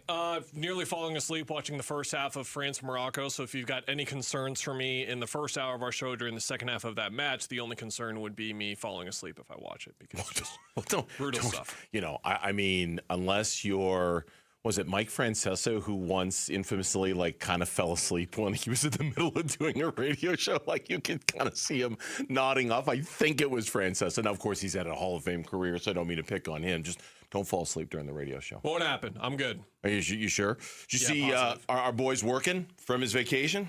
He's working? He's working. What's he doing? He's okay. My computer froze for a second. He tweeted about 15 minutes ago that Jose Cabrera has been sent down and Philip Abner has been called up. He being the John Gambadoro. He being the John Gambadoro, and apparently my computer is absolutely completely frozen right now, so that's not good. So are we at, we're probably at 5, work reporting tweets now for him? How many? We've had a couple of Bridges trade follow-ups so far. I'll give him credit. He's been pretty tame this year compared to past years. You know, there have been some, and maybe it's just because there hasn't been a lot for him to tweet about when he's been on vacation. I think we've been to 4 or 5 where... Made the mistake of scrolling and I saw the Loch Ness picture again. I never wanted to see that again. Once you see it, you if can't you're on our unsee YouTube stream, you saw me shudder for a second. That is why I got there. It is burned on my brain. I can't undo the image. Yeah, there have been a couple tweets about Miles 4. Bridges. 4? Okay, yeah. I count 4, and there's been some hey, what happened in the match? Didn't check it, that kind of thing. I'm not counting those. That's just general stuff. But yeah, only 4 or 5 reports so far from Gambo. Makes sense. Cabrera, that was his last start before the All-Star break. Bring in an extra arm for length, in case you need it, whatever. Totally makes sense. It also speaks to maybe Jose Cabrera's potential future in the rotation after last night. Oh, yeah, last night. Let's weigh in on our top story of the day here on the Burns and Gambo Show. Burns and Gambo, the weigh-in. Diamondbacks lose last night, and that's putting it mildly. They kind of got kicked around the yard last night, and they kind of kicked themselves around the yard last night with all their defensive mistakes. Cabrera's defensive mistakes, Taylor Clark's defensive mistakes. We saw it all over the place And the Arizona Diamondbacks now, Kellen, I think we can all agree, are dangerously close to that moment of surrender where it's done, it's over, it's not going to happen. Who are they playing tomorrow? They're playing the LA Dodgers tomorrow. Yeah, they're playing the LA Dodgers tomorrow. Who, since the last time these two teams met, I think they're 21 and 10. 20 and 10. They're top 3 or top 5 in pretty much every statistical category that you could look at: defense, relief pitching, starting pitching, offense. They're an absolute machine and juggernaut right now, as always. So I don't know if this is like the low point in the season right here, but what you don't want to see is Torrey having the old like ejection where, at least how I interpret it, was like, they're arguing, the umpire's like, Torrey, I'm going to run you if you keep going. And then Torrey goes, yeah, go ahead, run me. And then he gets run. And what did it do? What did it inspire out of his team? Just nothing. There was no reaction. If not, they played worse. Yeah, they played worse. Since he got ejected. And that is always a bad sign. One, when the manager feels like he needs to get ejected to spark his guys. Because that's what it was, right? Like, I'm clearly... not. That's how I interpreted it as. Yeah, I mean, it was a really quick hook. I mean, it was a really quick hook, and it wasn't. I mean, honestly, we've seen Torrey Lovello. I saw the number today. I think it's like 18 times, 21 times. It's been a long managerial career where we've seen more passionate, fiery, I'm getting myself kicked out of this game and I'm going to get my money's worth kind of moments from Torrey. Last night certainly was not that. Seemed to me like the conversation was done and the ump was like, we've talked about this enough. Like, what are you trying to do? Like, are you trying to get ejected? And then he kept going. And and it might have just been a very simple, hey man, if you say one more word, I'm going to eject you. And Torrey's like, fine, let's go. But even then he didn't like get this is what it sounded like, what it looked like, sounded like on ESPN. And a balk has been called. Jose Cabrera balking, according to plate umpire Willie Traynor. And the plate umpire, Willie Traynor, was pointing toward the leg. And that's what he saw from the rookie righty. He may have made a move toward the plate. And now Torrey Lovello's been thrown out.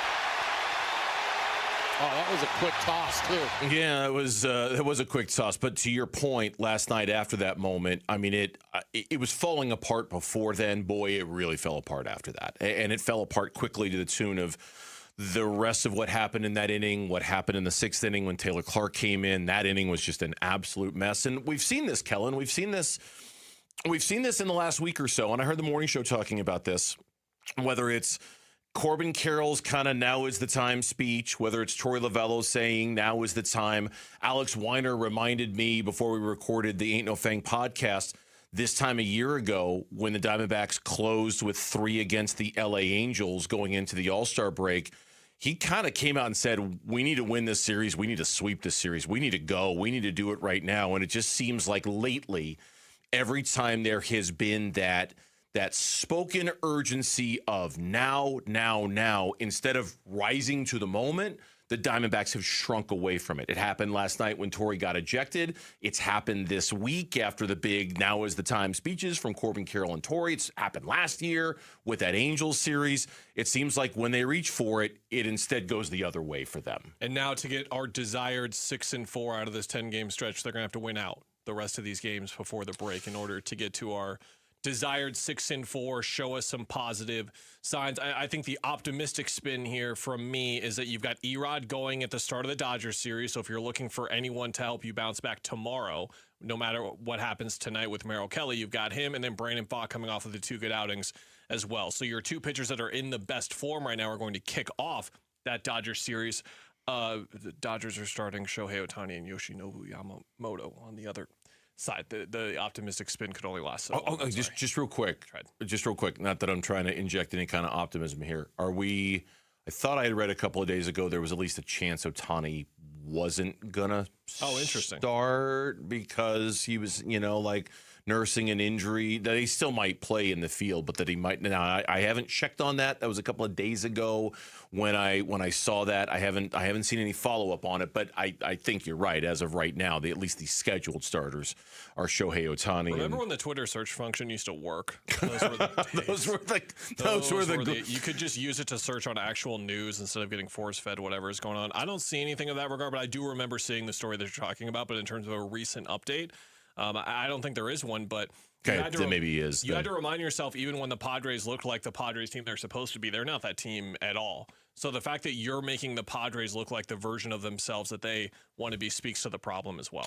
It does. And you ask if this is the low point, and I would say yes, this is the low point. This is the point where, and we'll talk about what Derek Hall had to say this morning on the morning show in a little bit. This is the moment where if you're, I don't know, have you decided? I think you have. I think you've already internalized that it is not happening this year. It is not going to happen this year. Once the Corbin Burns news came down, I felt that way. Yeah. Okay. Like Which was like 2.5 weeks ago. For you, it didn't. The Corbin Burns news came down like a month ago when he was going to be delayed because it was when I was coming back from my trip when that news broke. So for you, I'm guessing, and I don't want to speak for you, you didn't need a moment like last night to go. To you, that's just a continuation down the path. The realization, if you will, the moment of realization. I don't really need that right now, but I will say I'm curious to see when we land on that point, or if we're going to get one. Not every season has this, but we're coming off of 2 straight seasons where we know when the low point was. Like 2024, it was the Brewers series in the last week of the season, and then 2025, pick the Dodgers loss, pick the Rockies loss, whichever loss around May, late April, and early June when they had like 3 or 4 of those. The Cubs won really early in the season as well when they had this huge lead and then fumbled it away late in dramatic fashion. They had a lot of those.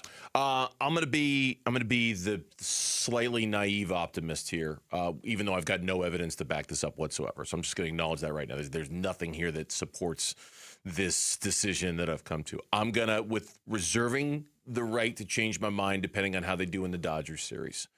I think the moment of surrender is going to come during that St. Louis Cardinals series after the All-Star break. Like if there's one last chance for this team, it is tonight against San Diego, the 3 against the Dodgers, the 3 against the St. Louis Cardinals. And if after that we're still in this spot, then at that point I'm going to, and I understand I'm being stupid by thinking that way. I'm really being like just trying to delay it as long as I possibly can.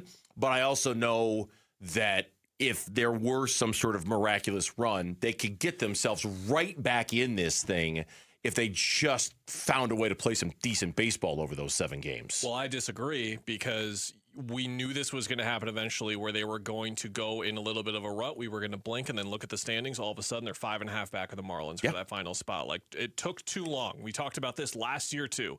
We can sit here and I can make my claims, which I still agree with, that 80, 83, 84 wins probably for that last wild card spot. You just got to shoot for 500 and you'll be in the mix. But eventually, one of these teams was going to get hot, whether it was the Pirates or the Nationals. It's the Marlins right now who have won 5 straight. They're 51-42 right now, and the D-backs are 5.5 games back from them as well. That's the furthest back they've been, I want to say, all year. It's kind of the magic number for thinking that it's done. When we come back on the Burns and Gambo show, on the eve of his Summer League debut for the Phoenix Suns, Koa Keats, the first-round draft pick to the Phoenix Suns, will join us next on the Burns and Gambo show with Kellen filling in. Stay tuned for that.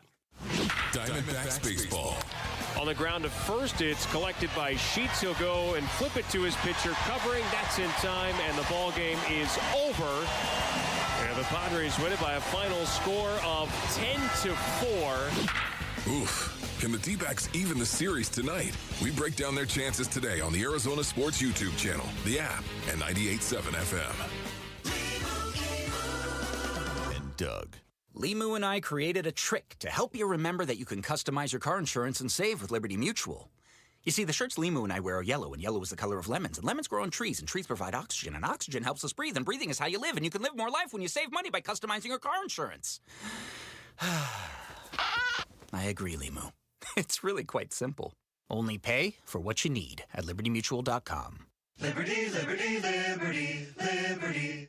Progressive's Home Quote Explorer helps you easily find and buy the right coverage for you. It's everything you've always wanted. Well, I mean, as far as a website that lets you shop, quote, and buy insurance in one place. But hey, maybe that is everything you've always wanted. Yeah, people have different types of dreams. And if all you've ever been searching for is a website that helps you choose home insurance rates and coverage, boy, do we have great news about Progressive's Home Quote Explorer. Progressive Casualty Insurance Company, affiliates, and third-party insurers. Comparison rates not available in all states or situations. Prices vary based on how you buy. On Sunday, July 19th, the D-backs take on the St. Louis Cardinals. And the first 5,000 kids to the game will receive a Baxter Ears cap, courtesy of Honeywell Aerospace. Get your tickets at dbacks.com. The big box testosterone franchises want to squeeze you in on their schedule. Vital for Men is different. We're Arizona's original men's health clinic, open 5 days a week, Monday through Friday, and we accept most insurance. Personalized care, by men, for men. And right now, your first testosterone test is completely free. Stop settling. Call Vital for Men or visit vitalformen.com today. Vital for Men, where Arizona men go to get their edge back. Hey everybody, Dan Bickley here, and joint pain is awful when you're the person who's fighting through it, but I'm betting you aren't the only ones affected by it. Maybe you love someone who struggles with joint pain. You see what they don't say, what they've slowly stopped doing. For instance, it's July, the days are long and hot, it's time to be in the pool, moving, living, and you're on the sideline sitting it out. Let's talk about getting that life back, because at QC Kinetics, that's what's happening every day. People who were stuck in that cycle of pain are finally stepping out of it with regenerative treatments done right there in the office. No surgery, no long recovery, no putting your life on hold. Just real relief. The inflammation eases, the pain lets go, and you suddenly feel like your old self again. Go find out what's possible with a free consultation. They have clinics in Phoenix, Scottsdale, Peoria, and Chandler. Get on the books by calling 602-837-PAIN. That's 602-837-PAIN for QC Kinetics. Sports fans, if sciatica is sidelining you, it's time to call DISC. Their world-class spine surgeons diagnose the real source of your pain and treat it with the most advanced, minimally invasive techniques available. Don't let pain keep you out of the game. You got to go to sciatica.com and schedule with Desert Institute for Spine Care, and you can do that today. Go to sciatica.com or text SPINE to 620-620. DISC, helping Arizona enjoy life again. Message and data rates may apply. Hi, I'm Jacob, your friend and an actual jeweler craftsman at Shane Company. I'm proud to work for a family business that's been committed to the highest quality standards for nearly 100 years. Your dream engagement ring is designed for quality every step of the way. We set your diamond by hand, not with machines. Prong tips are beautiful and secure, and intricate details are thoughtfully crafted. At Shane Company, there's no shortcuts, just craftsmanship. Because a friend knows true love deserves the highest quality. Visit us in store or at shaneco.com. Shane Company, your friend and jeweler. Is your vehicle's AC blowing hot air? Stay cool this summer with AC Pro. Right now, get a $20 O'Reilly gift card after rebate with the purchase of a select AC Pro refrigerant kit. Beat the heat with AC Pro at O'Reilly Auto Parts.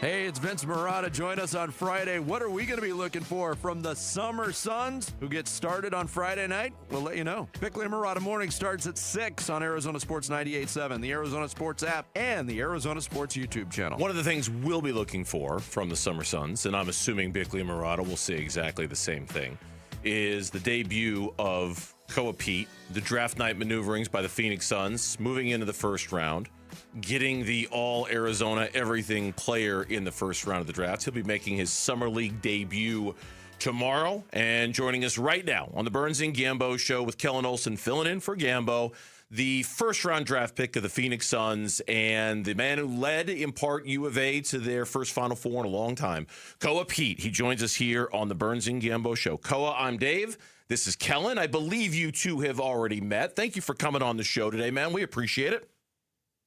Yes, sir. Of course. Thank you for having me. Yeah, absolutely. Tell me about where your excitement level is right now, knowing that I know it's just Summer League, but that you're about to play in your first game coming up about this time tomorrow. Super excited. We've been working pretty hard. And, super excited to get out there with the guys and, just hopefully win some games.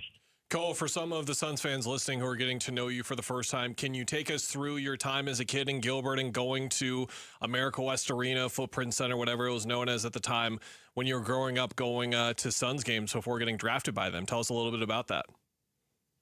Yeah, no, I remember going to a lot of Suns games. One that really sticks out is game, I think it was game one of the finals when they were playing against the Bucks. Me and my brother Keanu went to that game, and just the environment and, just how cool the fans were. It was super cool to see. And, as a fan and now a player, it's pretty full circle moment for me.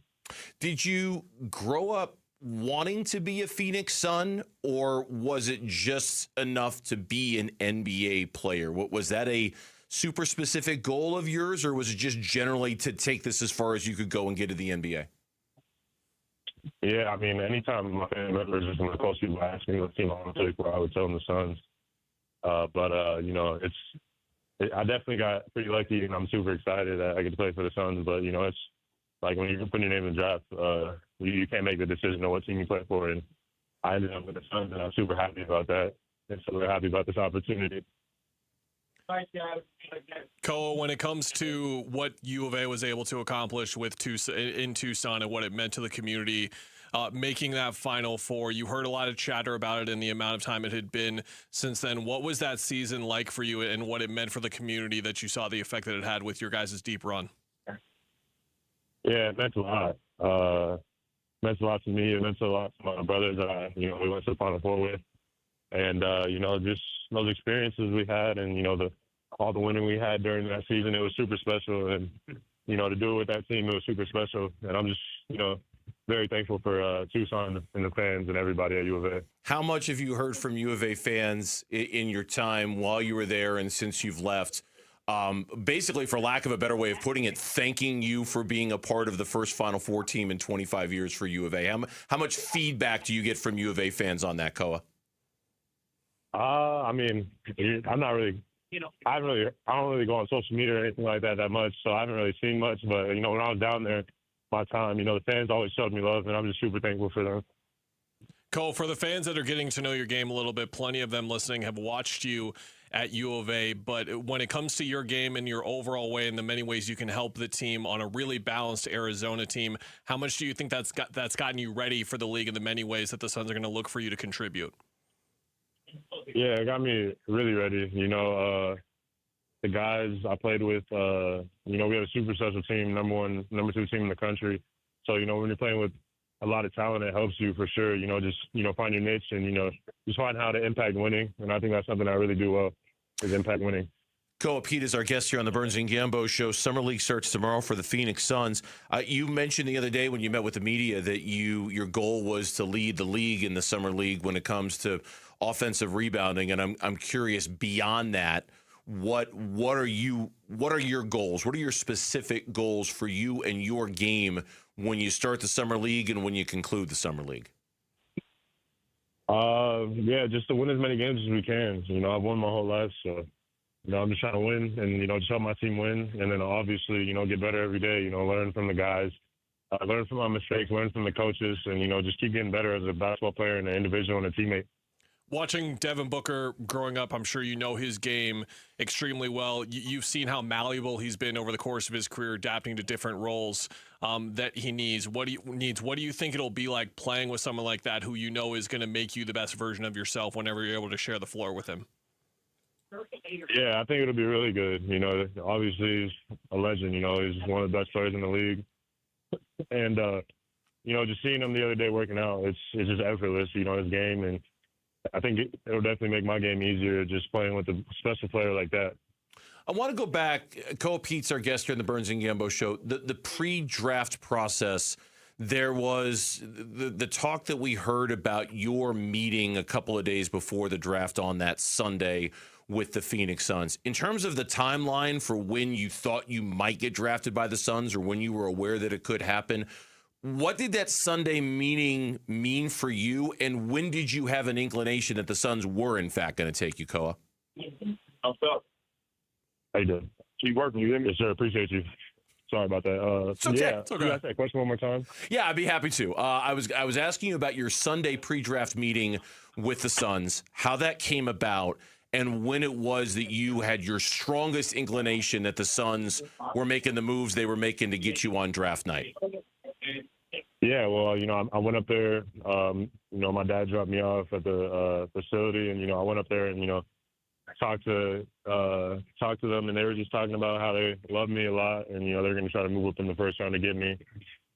Starting at pick 20 to anywhere from 20 to 30, and they made it happen, and I'm just super thankful and excited for this opportunity again. When did you get word that they were moving to make it happen? When did you or your people get a hint that process was underway on draft night? Around pick 21, my agent called me and told me they were trying to get up, and then he called me at 25 and then told me that they were going to get the pick and they were going to take me. So I was just ecstatic. Cole, we talked about this a little bit the other day. Third game of Summer League, you guys will be playing Milwaukee. That's where your Arizona teammate Braden Burries was selected. You told us that the two of you in scrimmages practices were on the same team a lot, so you didn't really get to play against each other too much. Is there a trash talker between the two of you? Do you think there will be a little chatter between the two of you during the game, or is it going to be all business for you guys? Probably all business, we're both competitors. I don't really talk that much trash unless someone talks to me, so we'll have to see what happens. But, not trying to make it bigger than the game, just playing basketball at the end of the day, trying to help my team win. How much talk was there between you and your U of A teammates? Because the draft was a busy couple of nights for you and your U of A teammates, where everybody landed. How much conversation was there among you guys about where you were going and what this next step in your journey was going to be like for all of you now that you're in the NBA? Yeah, a lot of talk. I was reaching out to my guys every day. So I was texting Tobe, JB, and Braden, and just letting them know I'm praying for them, and wherever they end up it's gonna be a good fit.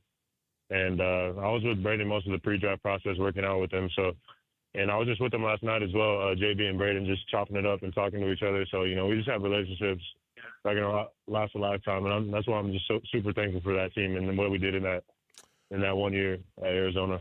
Well, we are safe to say we are looking forward to see what this is going to look like starting tomorrow night and with the rest of the Summer League and then beyond that as well. Koa, we do appreciate your time today. Sounds like you're very busy right there in Vegas, so we'll let you get back to what you're doing. Yes, sir. But thanks for carving out a couple minutes for us, man. We appreciate it, okay?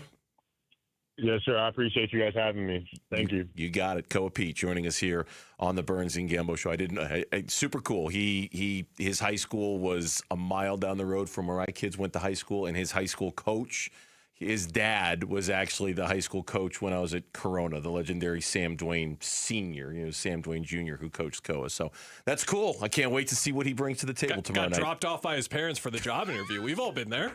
We've all been there. I didn't. I swear. I didn't want to make a thing about that, but Lauren and I kind of gave each other a little bit look like, oh, that's cute.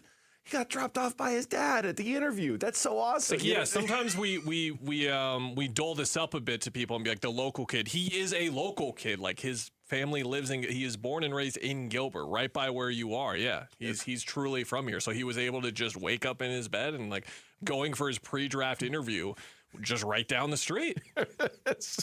Yo, Dad, can you give? What was it?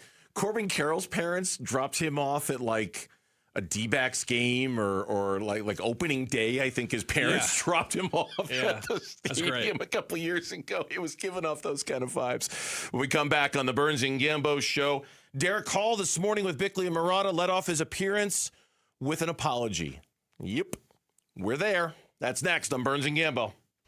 Live streaming audio, podcasts, video highlights. The Arizona Sports app has all this and more from the local sports leader and D-backs play-by-play. Marte grounds it to first, and it's under the glove of Sheets. That's into right field. Download the Arizona Sports app, presented by Ready Services Plumbing and Air Conditioning. Hey, it's Gambo. I've been on the radio now in Phoenix for just about 30 years. I've seen a lot of companies come and go. M-Drive didn't. In fact, I've been taking M-Drive for over 10 years. Yeah, over 10 years. Every single morning. And these days, that's probably the best endorsement I can give you. Because after you reach the age of 40, you start noticing changes. Your energy's not the same. Recovering, takes longer. Staying in shape takes more work than it used to. That's true for a lot of men. That's why M-Drive was created. It's designed to support healthy testosterone, energy, metabolism, and recovery with clinically tested ingredients. There's no hype. There's no shortcuts. Just a daily habit I've trusted for over a decade. I know the founder personally. I've watched the company grow right here in Phoenix, and I've continued taking M-Drive every single morning. Go to mdriveformen.com and use the code GAMBO for 20% off your first order. That's mdriveformen.com. M-Drive, over 10 years, every morning. You gear up, you ride safe, you follow all the rules. Then someone crashes into you and suddenly you're guilty until proven innocent? Hi, I'm Mark Breyer. And I'm Alexis Breyer. We're the husband and wife law team. If you're a rider, you're already fighting every day just to be seen. Distracted drivers love to blame riders, even when the facts say otherwise. We have been promoting motorcycle safety and trusted by the riding community for nearly 30 years. Do your research after a motorcycle injury. Call the husband and wife law team first. Message and data rates may apply. Hey, this is Dave Burns. And John Gambadoro. And every year we hear far too many heartbreaking stories involving children in water. Please take 2 seconds seconds out of your day to help prevent these tragedies. To learn life-saving water safety tips, go to Fulton2seconds.com or text the word SWIM to 620-620. And never forget that 2 seconds is too long to take your eyes off kids near water. This is Doug Fulton of Fulton Homes, proud to partner with KTAR to keep your kids safe around water. Most families get their financial advice in pieces. A financial advisor here, a CPA there, an estate attorney somewhere else. Everyone means well, but nobody's talking to each other, and those gaps can work against you.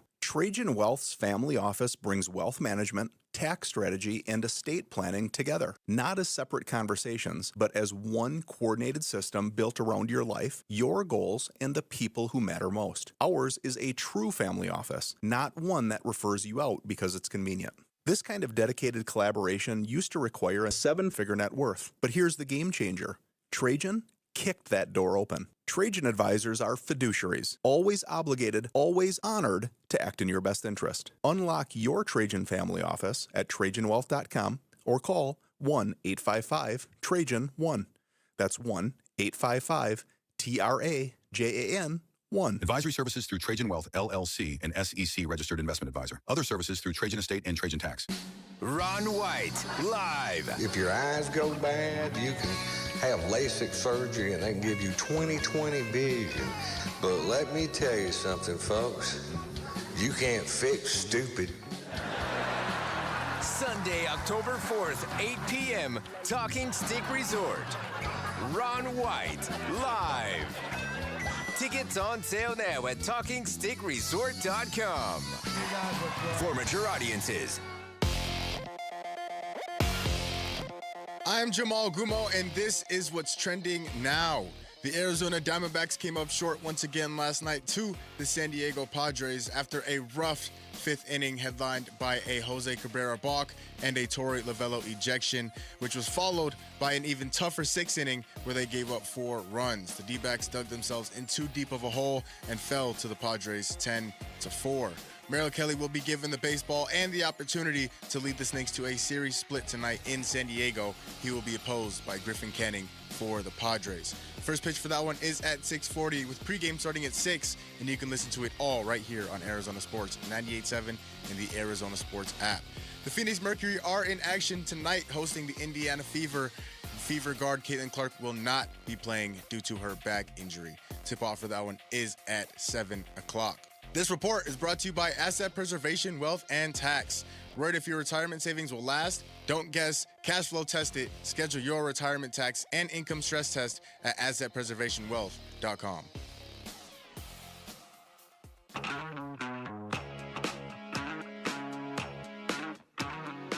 Hey, it's Luke. Is there any way the Diamondbacks can pull off a minor miracle and win this series against the Dodgers? And if so, would that get them back on track? We're going to preview D-backs Dodgers tomorrow starting at 10 a.m. It's Wolf and Luke on Arizona Sports 98.7, the Arizona Sports app, and the Arizona Sports YouTube channel. All right, real quick, World Cup update. 67th minutes, France is beating Morocco 2-0.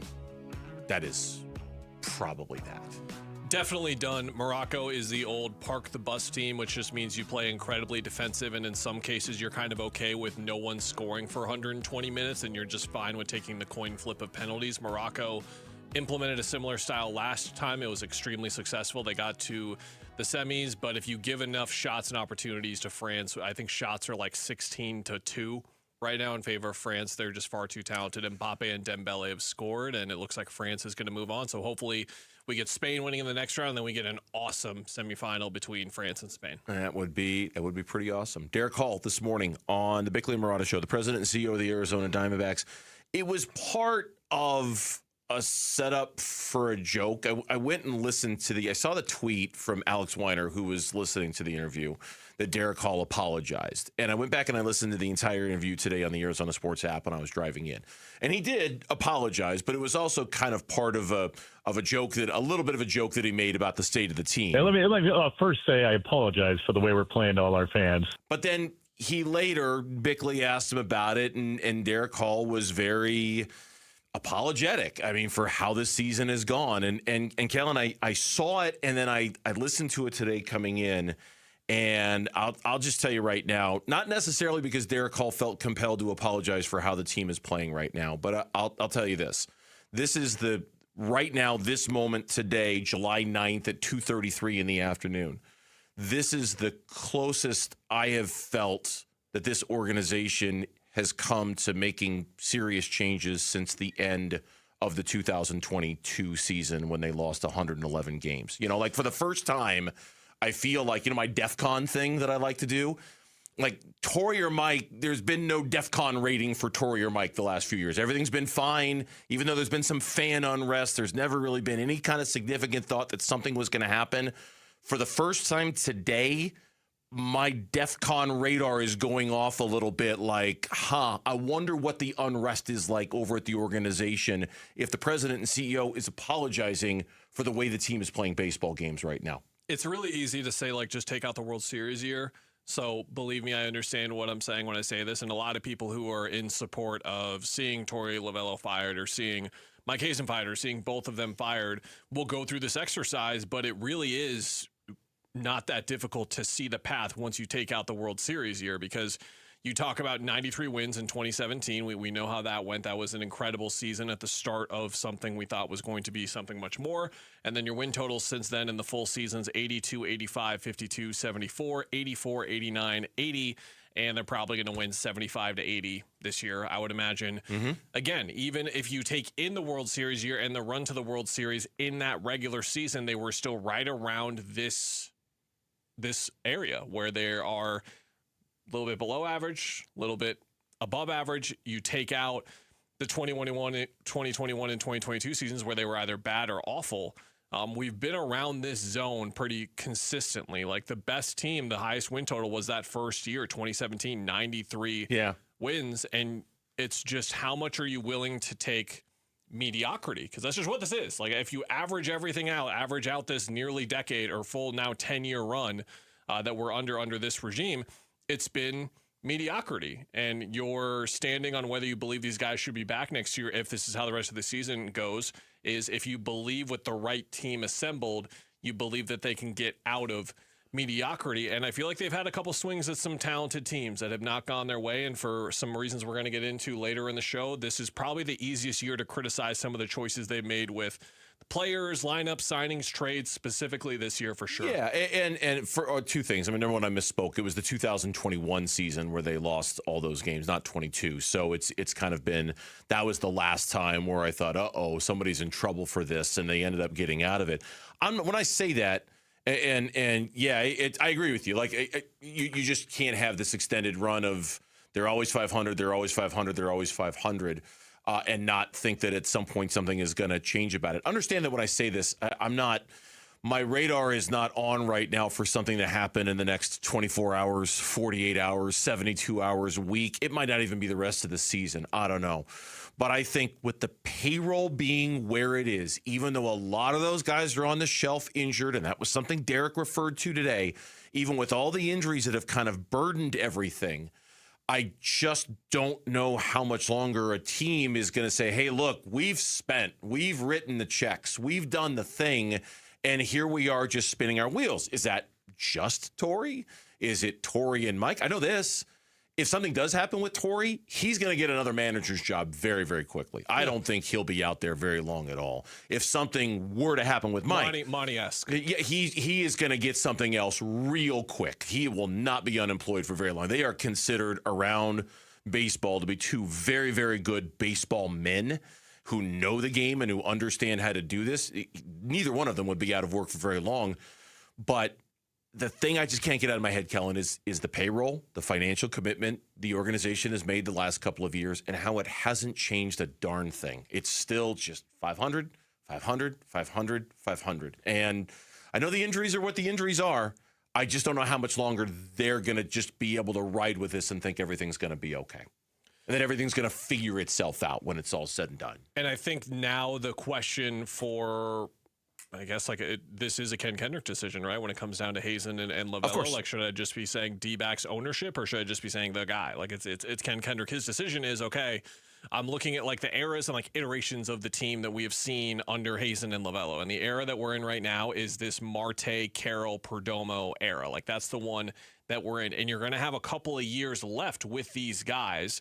And your question is this the GM and is this the manager that you believe will get the most out of these guys over the next couple of years? Or do you want to see them carry out the rest of this era? And if they can't get it done with these three guys, these three stars to superstars, wherever you want to qualify them over the last couple of years with where they've had their own accolades, is where you want to go. They're 17th in Major League Baseball since 2017 in win percentage. They're 709 and 739, which is the same record as the Giants. It's a little bit better than the Athletics. It's a little bit worse than the Mets and the Padres and the Royals and the Twins. Like, they're right in like that mid area. We've all lived it. We know. You know what I mean? Like, it's not in the World Series. I can't believe I'm going to say this. It only gets you so far, right? Like, there's only so long you can ride that as but they just went to the World Series, and there's only so much juice left in that tank.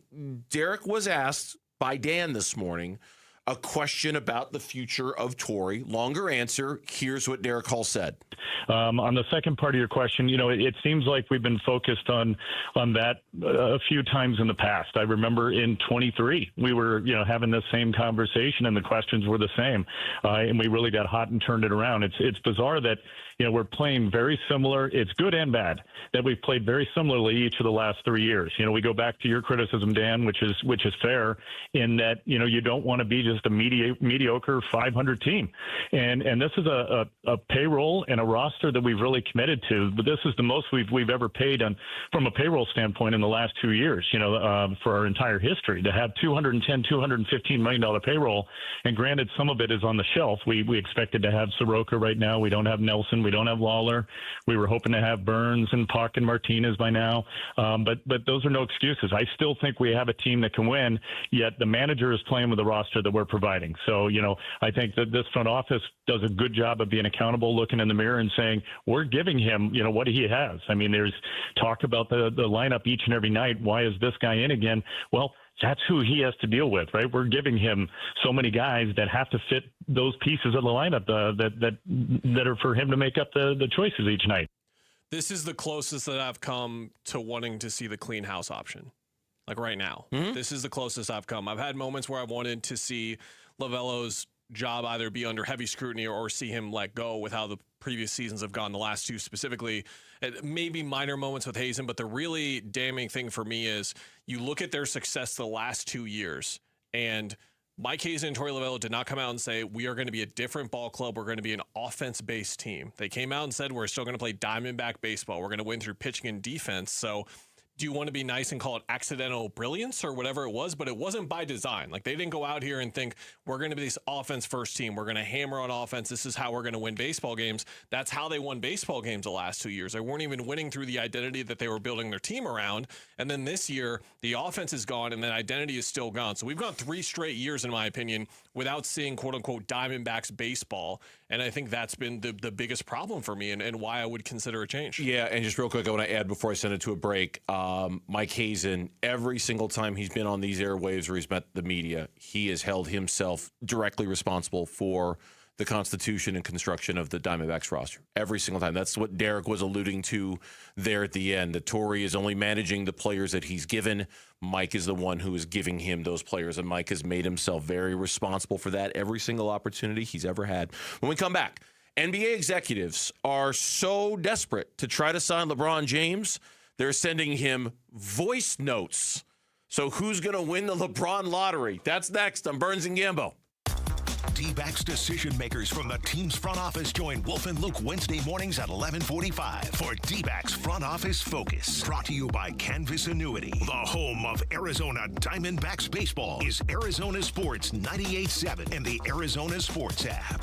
Plumbing problems never knock. They kick down the door at the worst possible time. A burst pipe turning your kitchen into a water park? A clogged drain bubbling like a swamp monster? Don't panic. Gettle wrestles plumbing nightmares for a living. Our perfectionist plumbers handle it all with the precision of a surgeon and the enthusiasm of a game show host. From sewer line repairs to water filtration to tankless water heaters, your home sparkles like we've never even been there, except your plumbing actually works now. Gettle, Goettl, will fix your pipes, but it's hard to spell. I'm Ultima Morgan of Morgan & Morgan. Every time one of my children started driving, it was terrifying. I am quite aware of the dangers being on the road. Thousands of accidents happen across the country. We see it every day. These families' lives will be changed in an instant. We fight for these families as if they were our own. We've become America's largest injury law firm by winning cases just like these. If you've been injured in a car accident, call us. Injured? Dial pound law or visit forthepeople.com for an office near you. At Freeway Chevrolet, it's about more than just getting from point A to point B. It's about the truck that powers your workday, the SUV that fits everyone's everything, and the drive that makes every journey feel like a win. From Silverados to Traverses, Equinox and beyond, Freeway Chevrolet has the selection, service, and hometown experience Arizona drivers count on. Chevrolet, together, let's drive. Freeway, Chevrolet, and Ray. Every furniture store says they have a deal. But here's the question. Did they get a deal when they bought it? At The Dump, that's all we do. We only buy deals. And a real deal only comes from the people who actually make furniture. It makes sense for them to dump 80% off their prices now, then wait to get full price who knows when. Each new day, we unload one-of-a-kind design samples and canceled orders. To these days, truckloads from famous furniture, mattress, and rug stores. Out of business forever. You get the real deal. 80% off all the great brand names. All brand new. No frills. No retail overhead. Nothing comes between you and 5 acres of real deals. Why, you'll get $1,000 power recliners with immersive surround sound for $299.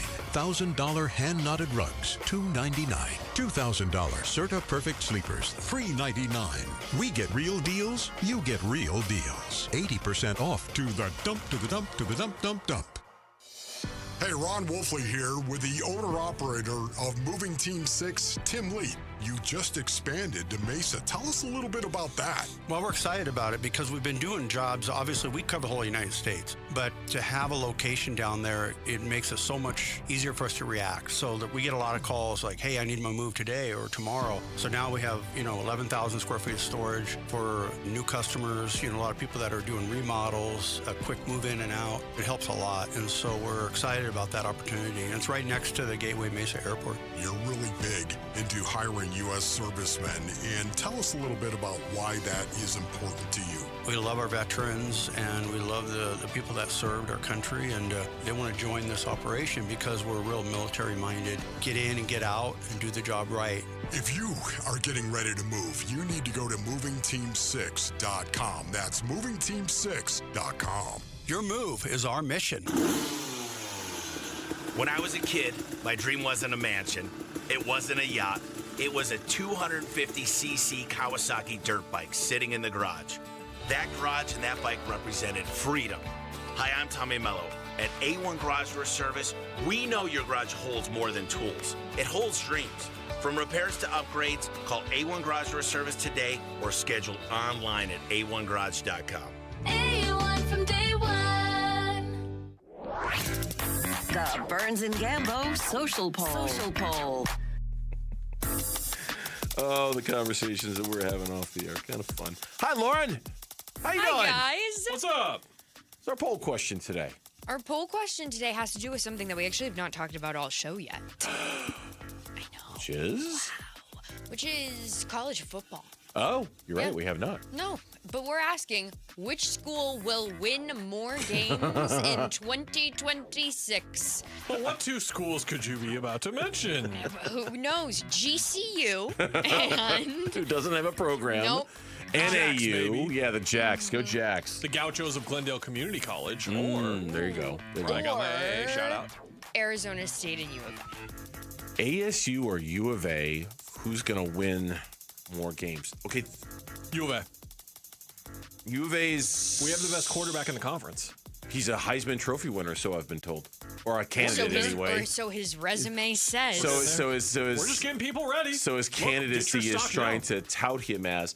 I mean, if I were to give like a truly honest answer... Well, that's what we want here. I know. I need to look at the schedules and just kind of... Because I don't know them off the top of my head. I kind of know ASU's. I need to look at U of A's. I have no idea what their schedule looks like, where the trap games are, where the tough games are. You know what? Sorry, Kellen. I'm going to say ASU. It got so quiet. It did get really. It did. I was waiting for a response from the peanut gallery. If only because U of A's supposed to be good, they're not.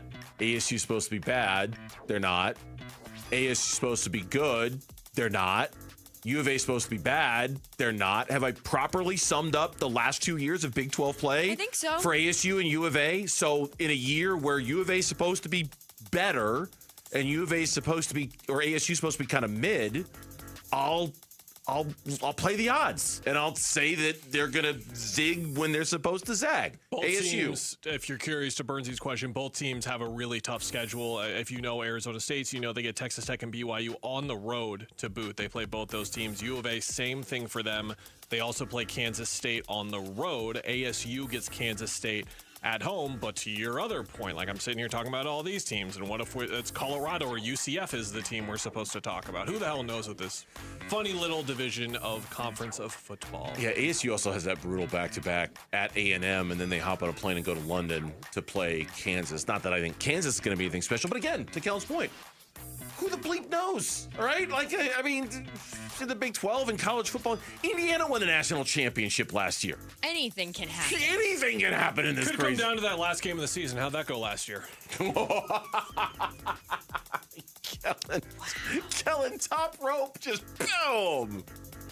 What's the result say? Have the U of A fans gotten a hold of this one at ArizonaSports.com yet? They have not yet. Okay. No. 79% going with ASU, 21% going with U of A. That's the poll question. You can find it on the Burns and Gambo X page. No, you can't. That's what we used to say. You can find it at ArizonaSports.com. Sorry, I kind of slipped into autopilot mode there for a second. Works. That's bad. Sorry, the website that actually works. That's the website you need to go to. So let's do a little NBA here because we've got 2 updates from Shams today, who I believe was doing his reporting live from the Summer League, which is basically where the NBA has kind of convened for the next couple of weeks or so.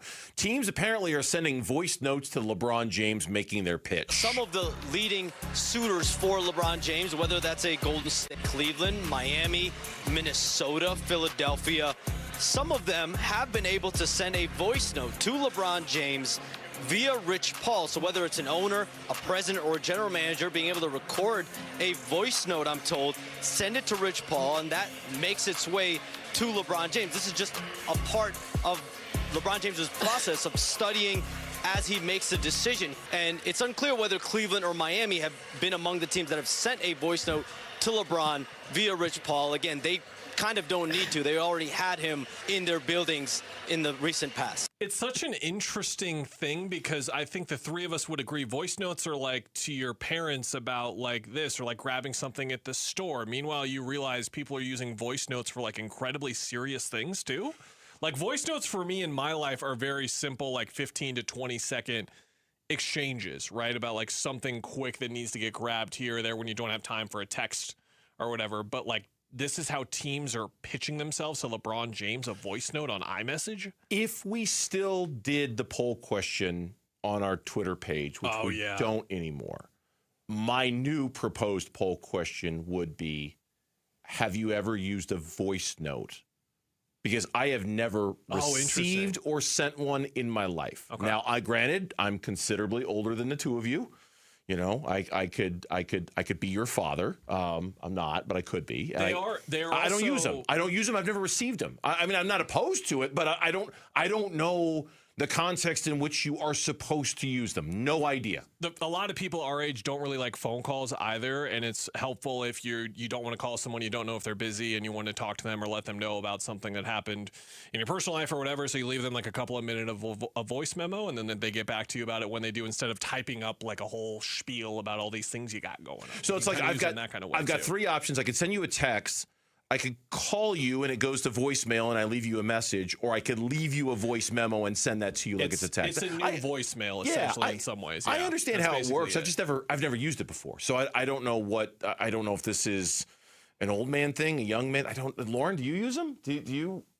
I have sent and received a few. I use them basically as like, I know my friend is doing something else, but I need to reach out to her about something, so I'll send her a quick 1-2 minute rundown of here's the plan or here's what we're going to do.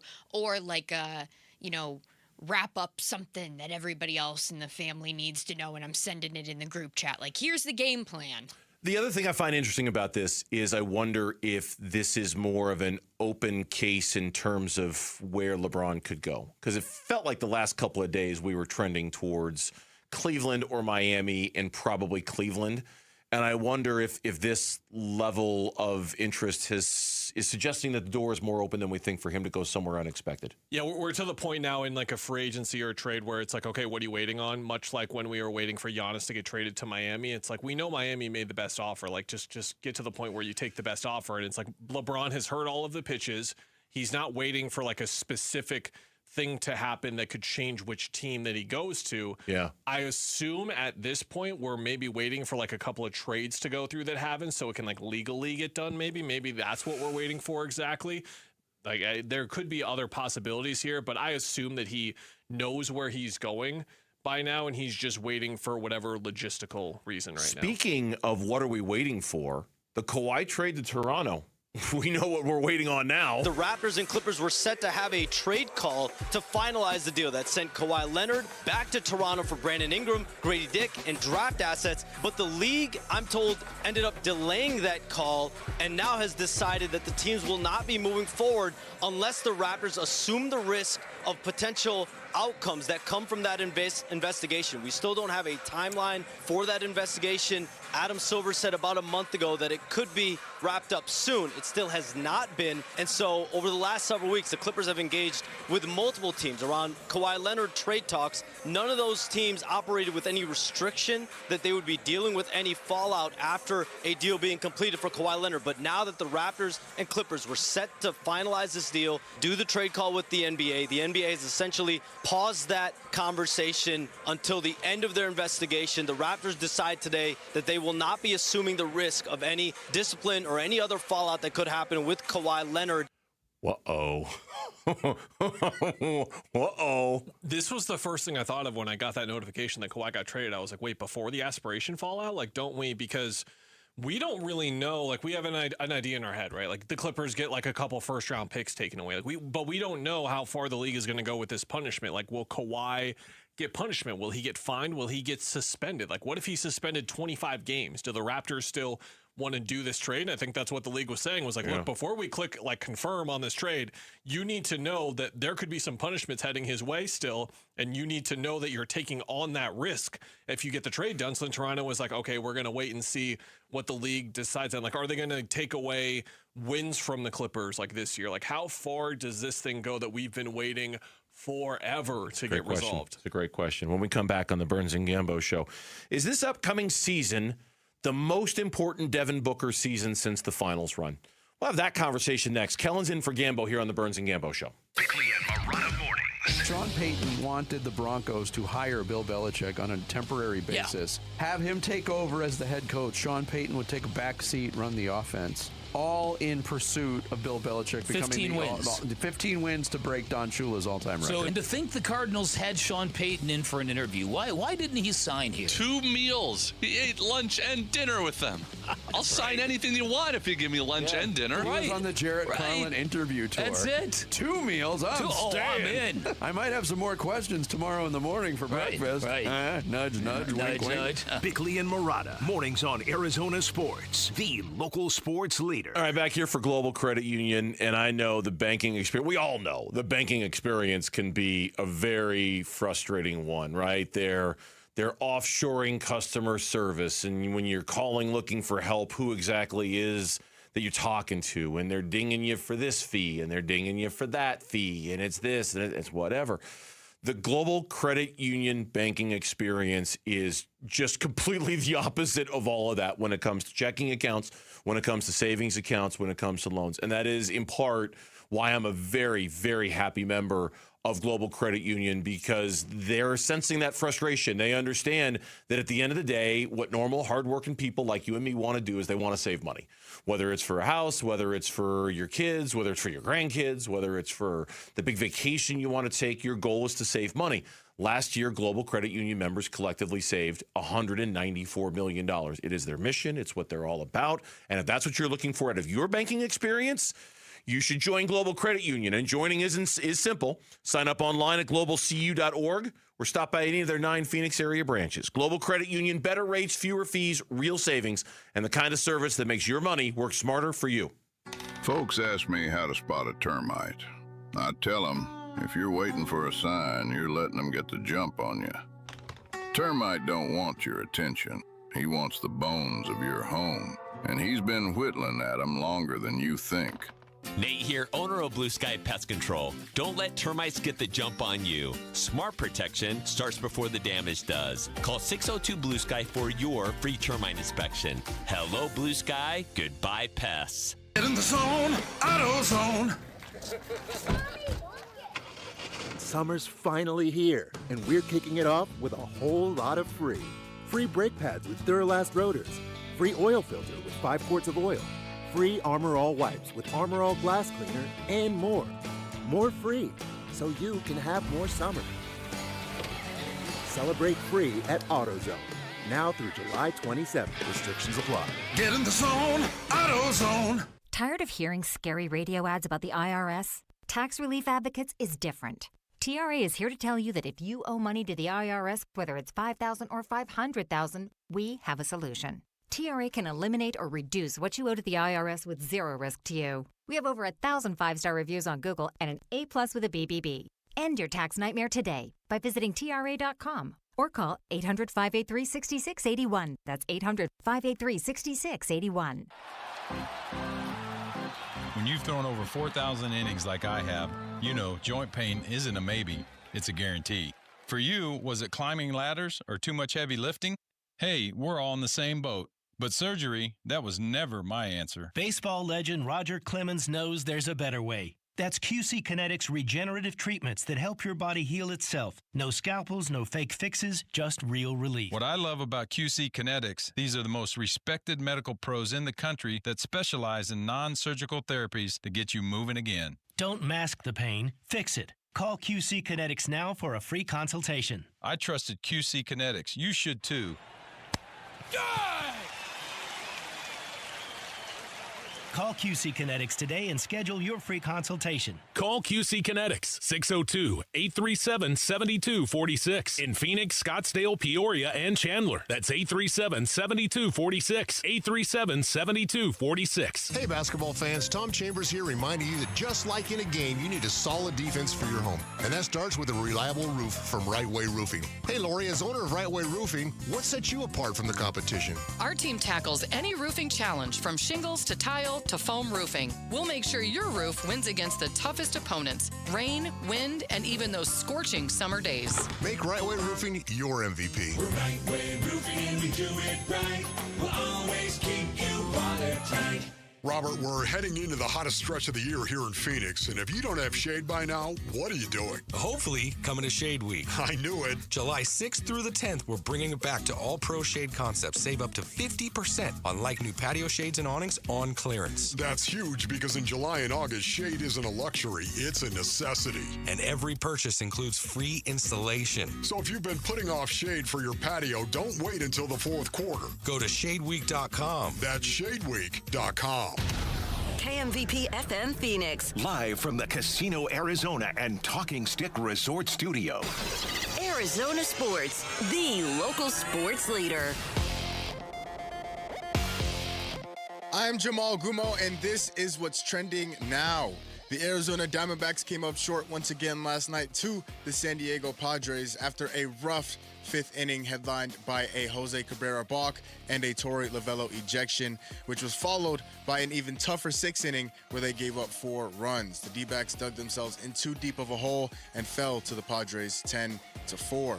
Merrill Kelly will be given the baseball and the opportunity to lead the Snakes to a series split tonight in San Diego. He will be opposed by Griffin Canning for the Padres. First pitch for that one is at 6:40 with pregame starting at 6, and you can listen to it all right here on Arizona Sports 98.7 and the Arizona Sports app.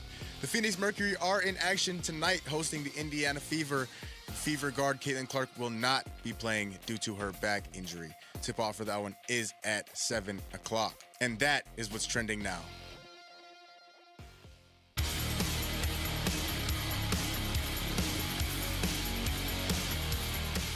Hey, everybody, it's Dan Bickley, and it's Darren Peterson versus AJ DeBonsa tonight, which means we're talking Summer League basketball. Fun begins at 6 a.m. on Friday. Join us on Arizona Sports, the Arizona Sports app, and the Arizona Sports YouTube channel. All right, 3 o'clock hour here on the Burns and Gambo Show. Happy Thursday to you. France eliminated Morocco from the FIFA World Cup 2026 quarterfinals. They are on to maybe play Spain. They're playing Belgium tomorrow. Noon. Look at you. Look at you. You got a finger on the pulse. Getting there. Getting there. It's going to end right when I feel like I've got a grip of this thing. It's going to end. The main event is Norway versus England, 2 o'clock on Saturday. Lauren's boys, the English, going on against Erling Haaland, who has become kind of like the fan favorite of like the newer fans getting into soccer because he's just like this goofy personality despite like the hulking figure that he is and is popping up in everyone's algorithm. So that'll be really fun on Saturday. All right, and that's the only World Cup match today. France beating Morocco 2-0. So yesterday, I think you and I had a very similar thought because we had a conversation yesterday, and it was a good one because we're trying to look at the other side of the coin when it comes to the Phoenix Suns and acknowledge that last year's Suns team was quite honestly one of the most pleasant surprises we've had around here in a while. Like it kind of came out of nowhere for a lot of people. And there is certainly, while you might not like everything they've done this offseason, I might not like everything they've done this offseason, certainly have to acknowledge that last year's season went really well, and there's at least a chance this year's season could do the same thing. You and I both talked about Devin Booker. And you even said something like, look, one thing that would really help the Suns hit their ceiling next year is if Devin Booker is an all-NBA performer. That'd be great, I mean, and it got me thinking, and I think it got you thinking as well about our expectations for Devin Booker and where they are now after such a disappointing season that he had a year ago, and how much this is on him now in ways that it hasn't been on him in a long time, Never. Right? That'd be kind of the way to say it. Yeah, last year was the first year of Devin Booker's career where he had attained the credibility and the accolades that he had, and is doing so where, from a leadership perspective, from an individual production standpoint, he is being leaned on in a way that he never has in his career before. Like, we know how the story goes. They get Ricky Rubio, the bubble, Chris Paul, and then it's Kevin Durant, and it's Bradley Beal. And now it's just him. Like, the top guys on the team, Dylan Brooks is, of course, a key part of their leadership figure. But when it comes to the leadership part and how much they're contributing to the team, helping them win basketball games, last year was the most Book had taken on in that facet by far. And last year went really well. The difference is last year we didn't have any expectations for this team, and this year we do. And we know how this goes. When you are a middling team in any sport, when you're a little bit below 500, a little bit above 500, wherever you foresee the Suns ending up, the thing that is going to impact that the most, whether it is in a good way or a bad way, is the performance of your superstar, franchise, best player, however you want to characterize it. Exactly, and that's Book. And we're coming off of 3 straight seasons where he has not looked like what it looked like he was going to be. And I've cited it several times, the 2023 postseason, all the numbers that he put up, they were just absolutely bonanza. It suggested like, okay, he's going supernova. This is now when he is going to not only establish himself as the best Sun ever, but he is going to become one of the 5 or 10 best players in the league if he has not won already. Mm-hmm. And no matter how you look at the fit, the coaching staff, whatever else has gone around him, he has lost that level of status for sure in the last 3 years. Question. Undoubtedly. And he is now, instead of like one of the next names you mentioned after the top 5 or 6 players in the league, he's in like that 3rd or 4th group instead. So can he get back to that level, or is this just kind of the guy that he is now? I think that's going to directly impact how good this team is next year. I mean, I'll be honest with you. I'm scared that this is just who he is now. Because I've come to see both sides of this, and I'll explain what I mean by that. If you had asked me a month ago, 2 months ago, I probably would have said to you, hey, look, Booker, while maybe on a little bit of a decline, boy, it's just got to get better around him, and he needs the right kind of help around him. And while I still believe in that, I do think that also kind of ignores the personal responsibility Devin Booker has in this. I mean, it can't all be about what's around him. It can't all be the fault of the roster construction or who his teammates are or how the roster looks around him. At some point, there is hey, you're in decline. You're still in your prime. It's not like Devin Booker's an old man in this league. He's been around a long time, but he's not at that age where we would expect to see significant decline in his game. I want to know what he's going to do about it this offseason. I want to know what he's doing about it this offseason. You know, like I want to know, like we had Koa Pete on the show earlier. You asked him about Devin Booker and learning from Devin Booker. He kind of let it slip, and not that it was some state secret, but that, yeah, hey, in workouts, you know, I watch him work, and it's been fun to see him out here. So clearly he's doing something. I want to know what Devin Booker is doing directly to respond to the subpar season by his standards that he had last year, and not worry about, hey, is Jalen Green the right fit? Is Dylan Brooks the right fit? Is this system the right fit? What's he doing about it? And I don't know the answer to that. I would love to find out, Kellen.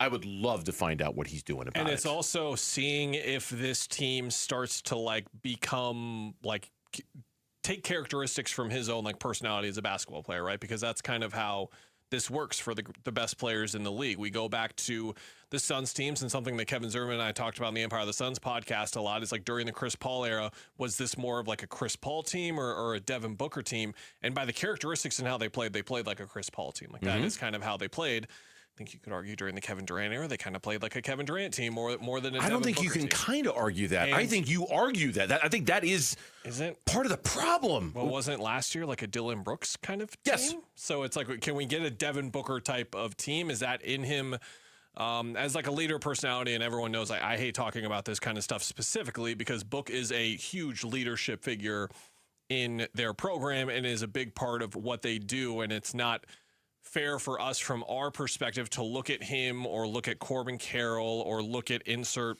Buda Baker, I guess, and looking at like their leadership style, and we have no idea what they're doing. But there's undeniably a lack of like connection to that level where it translates on the floor to like how he plays and how the team plays around him. Because again, like it has not just been like a Devin Booker type of team with the way that they play, and we know what it would look like if we saw it. Yeah, the Kevin Durant thing I really agree with, and the Dylan Brooks thing is an interesting point. I just want to go back to, because I'm sure he's doing something about it. I didn't want that rant to come off like he's not doing anything about it, because that is not at all what I meant.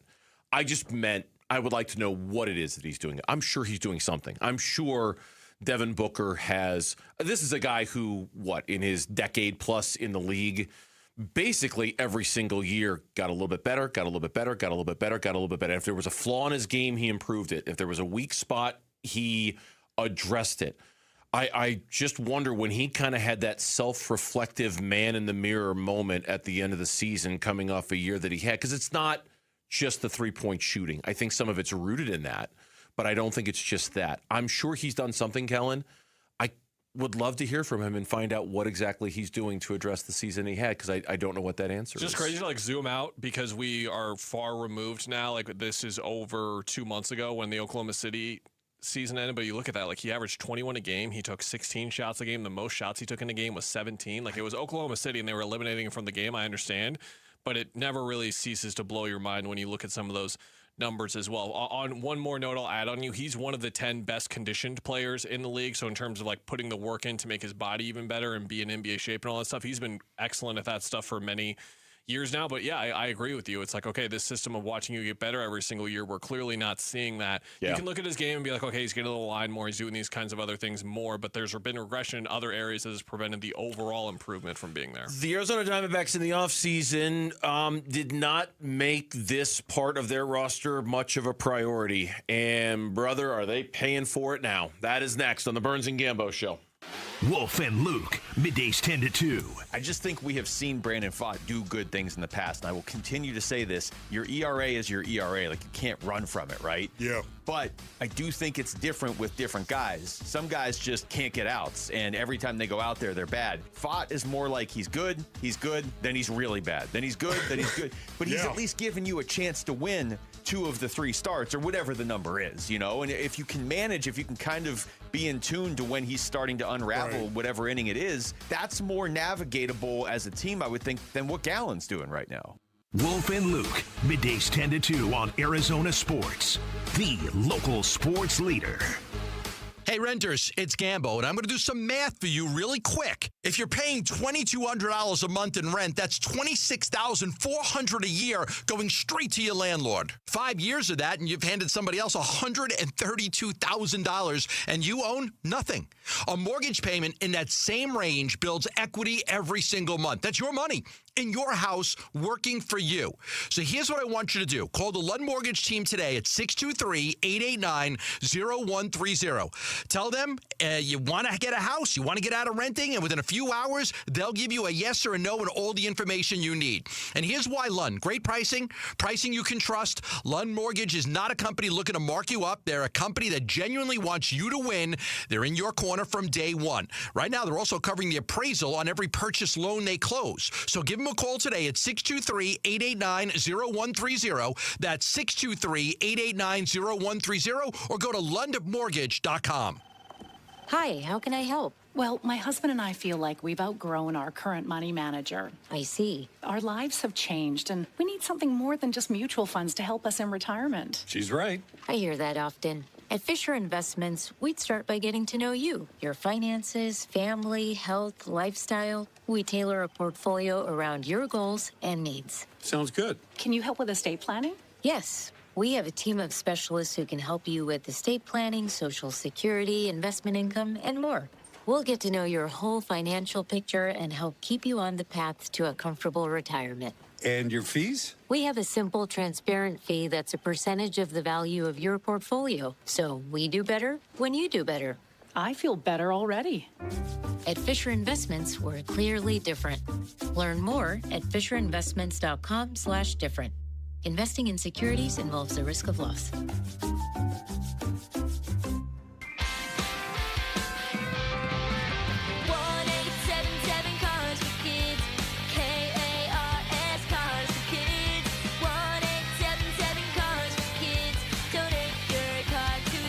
Call 877-CARS-FOR-KIDS to reach a friendly live agent. Donation is super easy, and your car can be picked up as soon as tomorrow. Call us now or go to carsforkids.org. Did you know you can donate real estate too? Every great player needs a great team behind them. For your child, that starts with you. At Valleywise Health, we're proud to be part of that team. With regular wellness visits, vaccinations, and pediatric care you can trust. And while most days are filled with games, practices, playgrounds, and after-school activities, sometimes unexpected injuries happen. When they do, Valleywise Health also provides specialized pediatric emergency care designed just for children. Valleywise Health, you're more to us. In baseball, every decision matters. One pitch can change the game. I'm Jeff Jr., founder of Trajan Wealth. And like a good manager, building a strong financial plan takes strategy and the right team. Torey Lavello here. Jeff's right. In baseball, you can't just watch one part of the field. You have to see the whole game. And that's how we think about financial planning. Most advisors just manage investments and refer you somewhere else for taxes or estate planning. But the best teams work together. Exactly. At Trajan Wealth, we built a family office model that brings everything together. Wealth, tax, estate. One team making sure every part of your plan plays well together. That's why I trust Trajan Wealth. With my family's plan, they see the whole field. Call Trajan today. 855-TRAJAN-1. That's 855-TRAJAN-1. Advisory services through Trajan Wealth, LLC, an SEC registered investment advisor. Paid advertisement. Other services through Trajan Estate and Trajan Tax. Additional disclosures at TrajanWealth.com.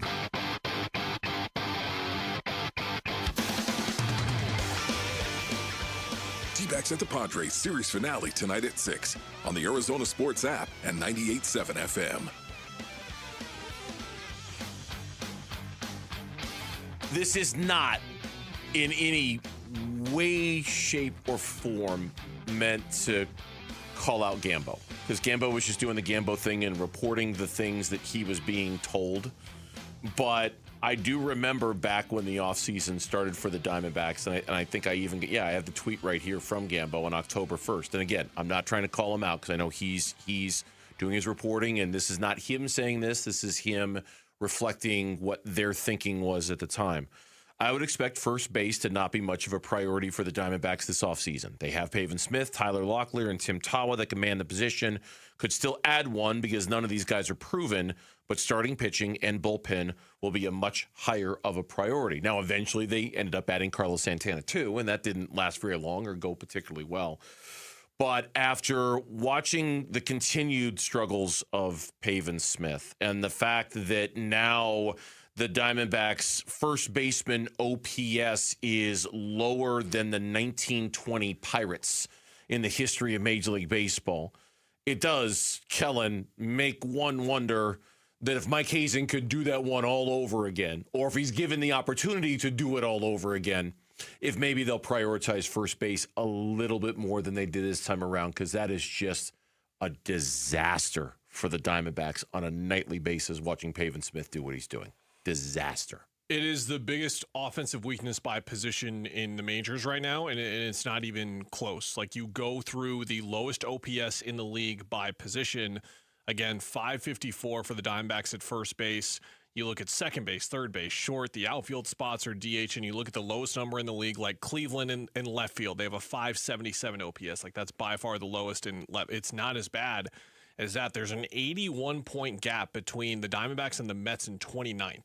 Like, that is the gap in OPS between them and the 29th, the second worst team in the league. And again, to the Gambo point, loyal listeners of the show will remember Gambo made this point several times over the couple of weeks when we weren't really sure what the D-backs moves were going to be.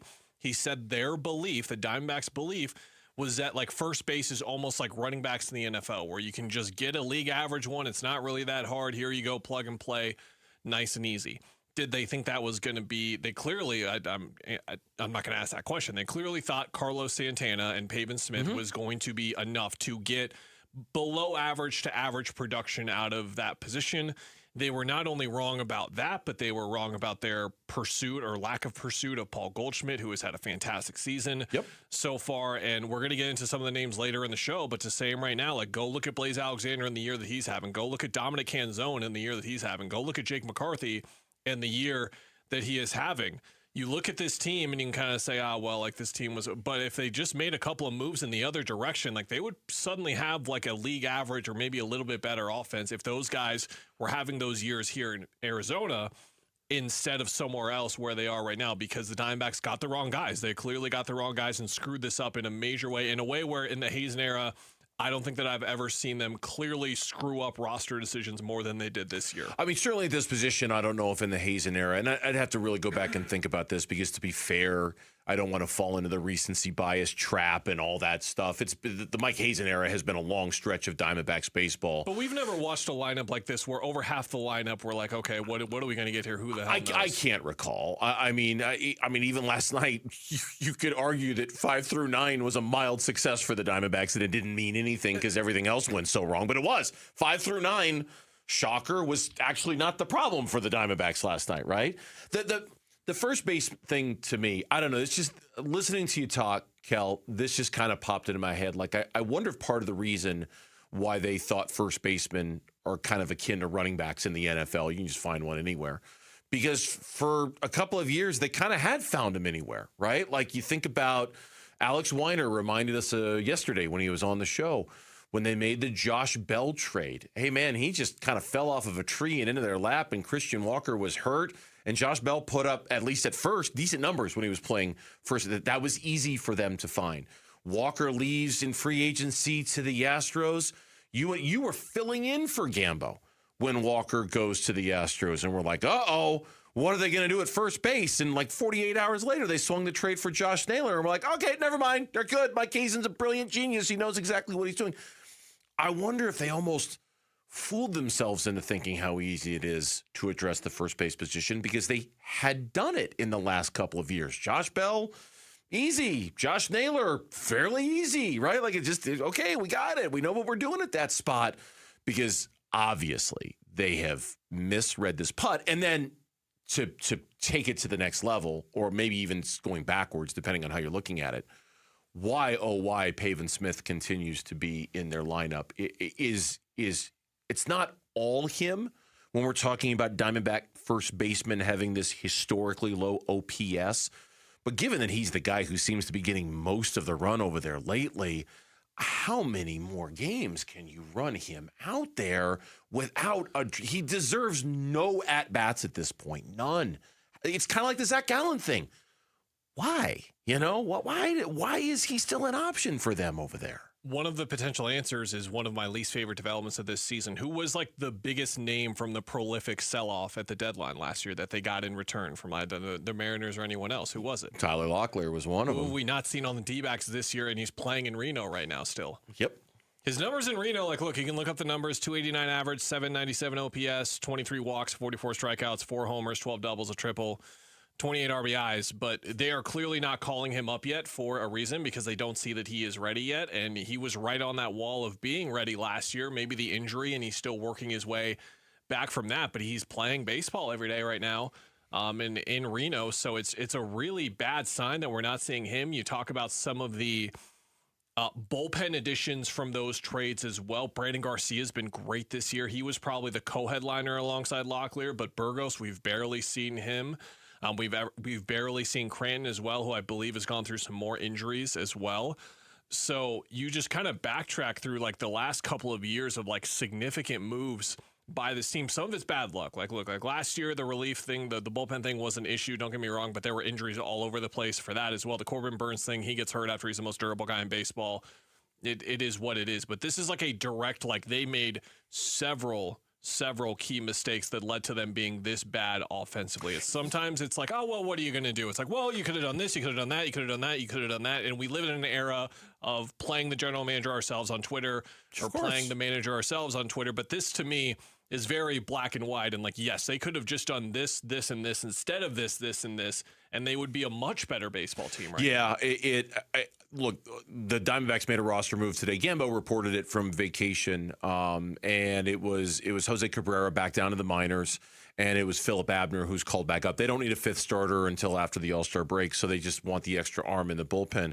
Believe me when I tell you that my social media feed, and I haven't looked at the YouTube chat yet, just filled with people wondering why today's move didn't have anything to do with Pavin Smith. Now, it doesn't, it's not really logical. You're trying to add a bullpen arm, and give yourself that extra possibility going into the Dodgers series. But it's just like every day, people are wondering, when are they going to do something about Pavin Smith? When are they going to do something about him? Because just running him out there at first, it's just not working, and it's not going to work. When we come back, Jacoby Brissett isn't the only Arizona Cardinal who's frustrated with Brissett's contract negotiations. A tweet that has yet to be deleted. Next on the Burns and Gambo Show. East Valley, West Valley, North Side, South Side, and Central. Arizona Sports covers high school sports all over the Valley. Saturday mornings 9 to 11 on the Kevin McCabe Show. If it involves competition on a court, field, pitch, rink, or track, the Dean is talking about it on the Arizona Sports app on your phone and 98.7 in your car. The Kevin McCabe Show. Saturday mornings 9 to 11. Hey, it's Gambo. Why choose Sanderson Ford? Because for over 70 years, Sanderson Ford has been doing business the right way, putting customers first and giving back to the community they call home. From online shopping to convenient delivery options, buying your next vehicle has never been simpler. When it comes to service, Sanderson Ford makes maintenance a breeze with mobile service plus pickup and delivery. Your vehicle gets the care it needs without disrupting your day. At Sanderson Ford, it's not just about selling, it's about honest pricing. It's about real value and helping you find the best deal for your budget and your family's needs. Check out the Ford Escape. Check out the Bronco Sport, the F-150. Always a great selection when you deal with Sanderson Ford. They're on 51st Avenue in Glendale, just south of Glendale, or you can go online at sandersonford.com. When you're in the market for a new or used vehicle, choose Sanderson Ford. Again, 51st Avenue in Glendale, or online at sandersonford.com. Empty slogans and cute jingles. Lawyers love to act like they care. Do they back it up? Hi, I'm Mark Breyer. And I'm Alexis Breyer. We're the husband and wife law team. One study found that half of all clients were unhappy with the lawyer they hired. The number one complaint, a total lack of communication. We take client happiness seriously. That's why we survey all our clients and know that over 97% are happy. Do your research. Call the husband and wife law team first. Summer in Arizona is pool days, backyard cookouts, and a house full of memories. But where does it all go? The gear, the towels, the camp stuff for the cabin. Space Solutions designs custom cabinetry for the rooms that hold your life together. Closets, mudrooms, and offices. From Munns Park to Mesa, Peoria to Payson, wherever home is, we'll come to you with a free design consultation. Local, family-owned. Call today to book your summer install. Visit SpaceSolutionsAZ.com. Call 602-298-6956. Dan Bickley here with my great friend Shane O'Hanrahan, GM of Chapman BMW, where there's big news coming from your service departments. That's right, Bick. We have slash prices on major repairs and 12 essential services, from oil changes to brake pads. The savings are incredible, and you don't have to take my word for it. Just go to ChapmanBMW.com, put your VIN number in, and you'll see all the money you're saving. And it doesn't matter where you purchase your BMW. That's Chapman BMW, 2 great locations, 1 great experience. This is a special alert to all Americans who own a vehicle with less than 200,000 miles with an auto warranty about to expire or with no warranty coverage at all. Due to a decline in the economy, CarShield is announcing a low-cost month-to-month vehicle protection plan that is now available to the public to save any driver out-of-pocket expenses on future auto repairs. Call now to find out how you can pay almost nothing for covered auto repairs. Yes, you heard that correctly. Pay almost nothing for covered auto repairs. An open phone line has been established for all drivers to call for a free quick quote. Call 800-330-8323 now. Drivers who are covered will not have to pay for covered repairs again. This protection plan is at an all-time low. Additionally, drivers who activate this vehicle protection today will also receive free roadside assistance, free towing, and car rental options at no additional cost. Call us for your free quick quote today. 800-330-8323. That's 800-330-8323. What do you have to lose? Call 800-330-8323. Again, 800-330-8323. Sciatica isn't just back pain, it's a nerve screaming for help. And if you're feeling that sharp shooting pain down your leg, the experts at Desert Institute for Spine Care can fix it. DISC are leaders in endoscopic spine surgery, helping patients recover faster with less pain and smaller incisions. They treat herniated discs, spinal stenosis, and all the conditions that cause sciatica. Visit sciatica.com and get back to enjoying your life again with DISC. Or text SPINE to 620-620. Message and data rates may apply. I'm Jamal Gumo, and this is what's trending now. The Arizona Diamondbacks came up short once again last night to the San Diego Padres after a rough 5th inning headlined by a Jose Cabrera balk and a Torey Lovello ejection, which was followed by an even tougher 6th inning where they gave up 4 runs. The D-backs dug themselves in too deep of a hole and fell to the Padres 10-4. Merrill Kelly will be given the baseball and the opportunity to lead the Snakes to a series split tonight in San Diego. He will be opposed by Griffin Canning for the Padres. First pitch for that one is at 6:40 with pregame starting at 6, and you can listen to it all right here on Arizona Sports 98.7 and the Arizona Sports app. The Phoenix Mercury are in action tonight hosting the Indiana Fever. Fever guard Caitlin Clark will not be playing due to her back injury. Tip-off for that one is at 7 o'clock. And that is what's trending now.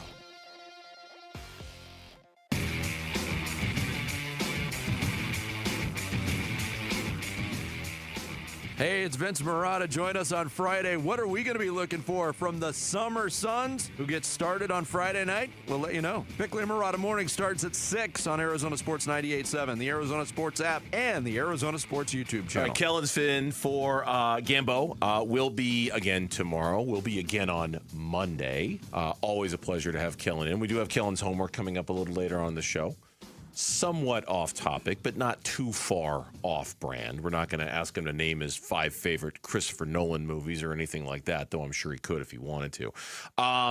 There's Kellen, dating back to Kyler Murray, heck, maybe even pre-Kyler Murray, maybe even dating back to Eric Bledsoe's tweet in which he was at a hair salon, right? Or he claimed he was at a hair salon. We have unfortunately gotten in the habit of sifting through social media, looking for clues on what's happening and trying to... I'd like to go through an offseason of not hearing Arizona Cardinals quarterback posted on Instagram. I think we're at 4 straight off seasons now where we've had to talk about something posted by the quarterback on Instagram. Yep, we pretty much are. And we got together as a show and decided that we weren't gonna spend a lot of time talking about Jacoby Brissett's post on Instagram. You know, it was interesting.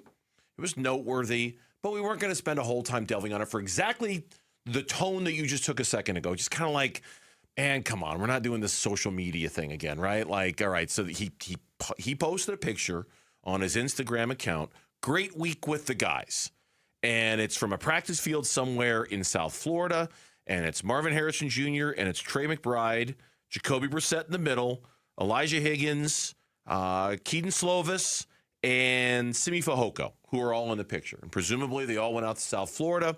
Jeremy Fowler and others reporting that there was a little get-together, and they worked out. Okay, and are there things to derive from that? Are there conclusions to be reached about what this means for Jacoby and his future and the re-signing and things like that? I don't know, man. It was a picture of 6 guys working out on a field in South Florida on social media. Do whatever you want to do with it.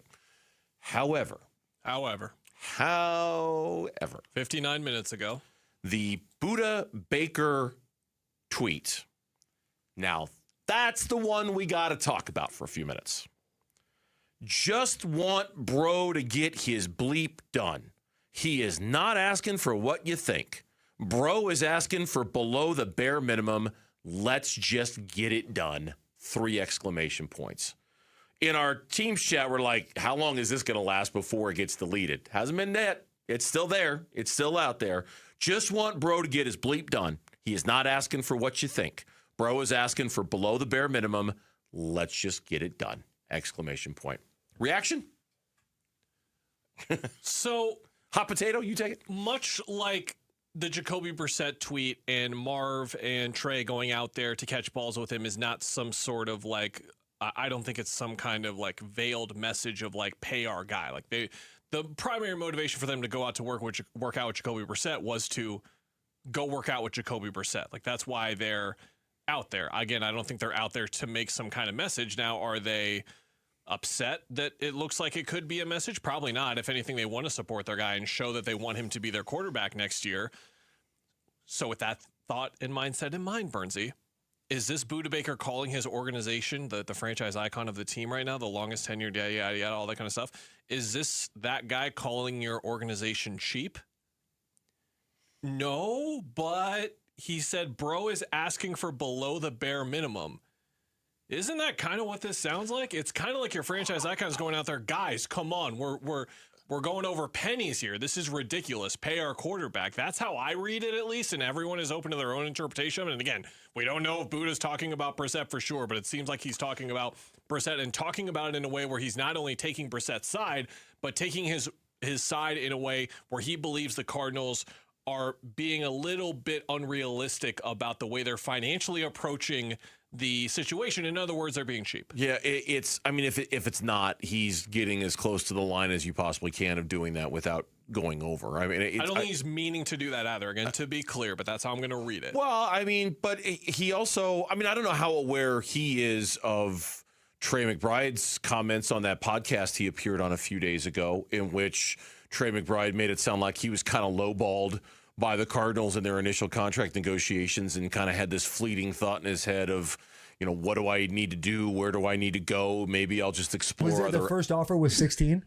No, the first offer was actually way lower, but it was like 12. You know, the Cardinals are. Oh, yeah. So then I was like, "Were you feeling disrespected?" You're like, well, then I was like, yeah, it might not be the Cardinals. Maybe I go somewhere else. Maybe I play my last year and kind of explore my options. And then they finally, you know, they wanted to get it done, and I knew I wanted to be the highest paid at the time. And Travis was at 17, and we got to 19, and I really wanted 20. 20 was the number I really wanted, but we couldn't get him up to 20. Get it on the next one.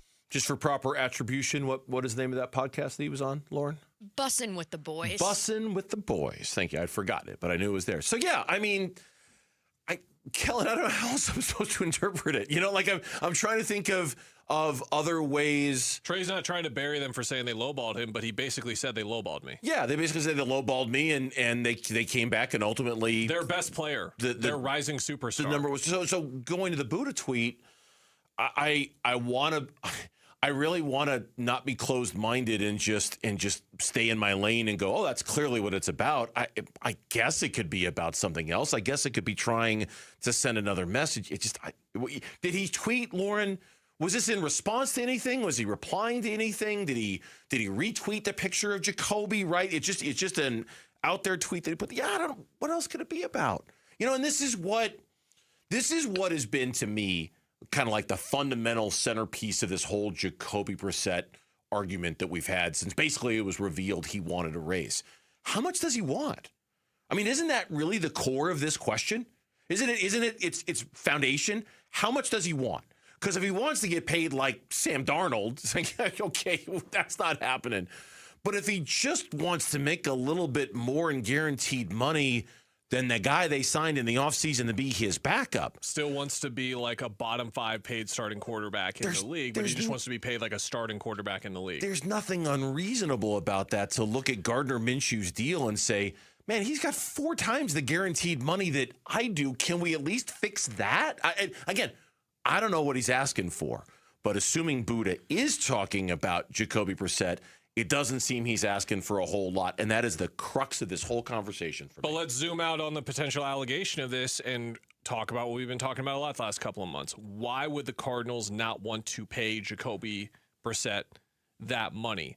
They have the money available in like the salary cap picture of it, and we know how the NFL works. We talk about a team not having money available, and then they find a way to make money available. We always have to mention in this conversation, there's the Kyler money, and there's all of that money left over there as well. I think the key thing in this, and what I assume, is that Jacoby is not asking for an additional year. If he's holding out for an additional year, then I think or holding in for an additional year, on the verbiage, that's where this does start to get hairy, because I don't think you want to commit to him for another year as well. What we all believe this is Brissett just asking for more money this year while he is a starting quarterback as the Arizona Cardinals. And the only thing that would be holding this up, and where I kind of lead to, is the Cardinals do not want to pay this guy what he believes he is worth. It comes down to just like a principle of it. That's all this has to really be, because this isn't going to be a team, Burnsy, that like would love to have a little bit of money open in case they make a big buy now move at the trade deadline. Like, we're not talking about this type of team from like a roster flexibility perspective. I think this is strictly about principle. And guess what? The other thing with Buddha's tweet and then the Instagram post and all this kind of stuff is 4-6 weeks ago, this was kind of like not so much a speculated thing, but it was just kind of out there. We weren't really hearing about it. Then we got the official report that it was there, but it hasn't really been talked about. It hasn't really been like a big thing within the team or from the players yet. We're there. Can you imagine what camp is going to be like if this still isn't done and these guys are asked about Brissett? All of them, it sounds like, are going to go out there and say, we want Jacoby back. We want Jacoby to, and then it's just going to become more and more and more of a thing. If there was one thing this team did not need with how many things it's looking behind the 8 ball for throughout this season, it is this type of storyline in training camp. They continue to hurt themselves year after year after year after year after year after year after year after year after year after year after year, and then after a year, one more year. It's funny because my initial reaction, knowing that it's just a post on Instagram and it's really foolish to have like crazy overreactions to anything you see on social media. My first reaction when I saw the Instagram post with those players working out with Jacoby Brissett, honestly, was good. I think this is probably over. That to me is a sign that something is in the works and something's going to get done, and that Jacoby Brissett will show up and we can put this really weird offseason story. This has been one of the weirdest offseason stories in the history of offseason stories for the Arizona Cardinals. The backup quarterback who went 1-11 last year as the starter, wanting a raise and trying to get to the bottom of that. I interpreted the Instagram post as maybe it's over and it's done and everything's okay, and now I don't know what to think. When we come back, if LeBron James goes to an Eastern Conference team, assuming he's taking all the voice memos from them on his phone, who just got a lot better in the Western Conference, and how does that impact the Suns? That's next on Burns and Gambo. He's the president of the Arizona Diamondbacks. Derek Hall talks D-backs baseball with Bickley and Murata. Thursday mornings at 7:45. Brought to you by Freeway Chevrolet. Watch it on YouTube. Listen on the Arizona Sports app and 98.7. Hey, it's Gambo, back to tell you about Stuart Willis from Asset Preservation Wealth and Tax. He's done a great job for me. Financial plan, retirement plan, estate plan, and a tax plan. If you've got a financial advisor that is not talking to you about those 4 things and just making sure you're investing and growing your money, you might have the wrong financial advisor. Your financial advisor needs to have a tax plan for you. Most of us are putting money away tax deferred, and at some point that tax bill is due. What Stuart told me from the beginning when I started working with him, it's not about how much money you've been able to make and save. It's about how much of that are you going to be able to keep. So if you've got a financial advisor that is not talking to you about the implications of taxes down the road, you got the wrong guy. Call Stuart Willis right now. Get a free portfolio review at 602-877-PLAN. That's 602-877-PLAN for a free portfolio review. Or go to assetpreservationwealth.com. Kids Free Weekend is back. When the St. Louis Cardinals visit Chase Field starting on July 17th, kids get in free, courtesy of Wendy's. Get tickets for the weekend at dbacks.com/kidsfree. For over a century now, Ford has been part of America. In my family, it's been generations. Paul Calvisi here. My grandfather worked for Ford Motor. My first car, a classic Mustang, still have it. But going to our Desert Ford dealers today means getting more than a vehicle. We're talking a full suite of benefits like complimentary Ford mobile service or try Ford pickup and delivery. Yes, to and from your door, and it's easy scheduling in the Ford Pass app. Tough would be built Ford tough. More than a slogan, it's an identity of the F-Series trucks, and the all-new 2026 F-150 is the best yet. With a completely redesigned interior and exterior adventure, how about the Ford Bronco Sport? It says, let's get it, with 5 available trims so you can forge your own path. We recently bought a new Explorer at our Desert Ford dealers. Love the flexible seating up to 7, all the cargo room, the advanced tech. Bottom line, Ford is the future at our Desert Ford dealers. Just click buyfordnow.com. Robert, we're heading into the hottest stretch of the year here in Phoenix, and if you don't have shade by now, what are you doing? Hopefully, coming to Shade Week. I knew it. July 6th through the 10th, we're bringing it back to all pro shade concepts. Save up to 50% on like new patio shades and awnings on clearance. That's huge because in July and August, shade isn't a luxury, it's a necessity. And every purchase includes free installation. So if you've been putting off shade for your patio, don't wait until the fourth quarter. Go to shadeweek.com. That's shadeweek.com. From the people who brought you It's the Dog Park comes. Your dog is limping, but she seems fine. Plus, you've heard they can fake it just to get what they want. So what's the deal now? You're being gaslit. Protect your dog from injury and illness with Progressive Pet Insurance. Oh, now she switched legs. What a diva. Progressive Casualty Insurance Company and affiliates. Not available in all states or situations. Coverage subject to policy terms. Get in the zone, AutoZone. Annie's first oil change wasn't as hard as she thought because she went to AutoZone, where a friendly AutoZoner helped her find the right oil and save on an oil filter. He explained the job and showed her free how-tos on AutoZone.com. When she was done, AutoZone recycled her old oil for free. Get a free oil filter and more during the Celebrate Free event at AutoZone, now through July 27th. Get in the zone, AutoZone. Restrictions apply. For the ones who get it done, Grainger offers the professional-grade products you need to get the job done. With fast delivery you can depend on and access to technical product experts ready to help you meet any challenge. Call, click Grainger.com, or just stop by.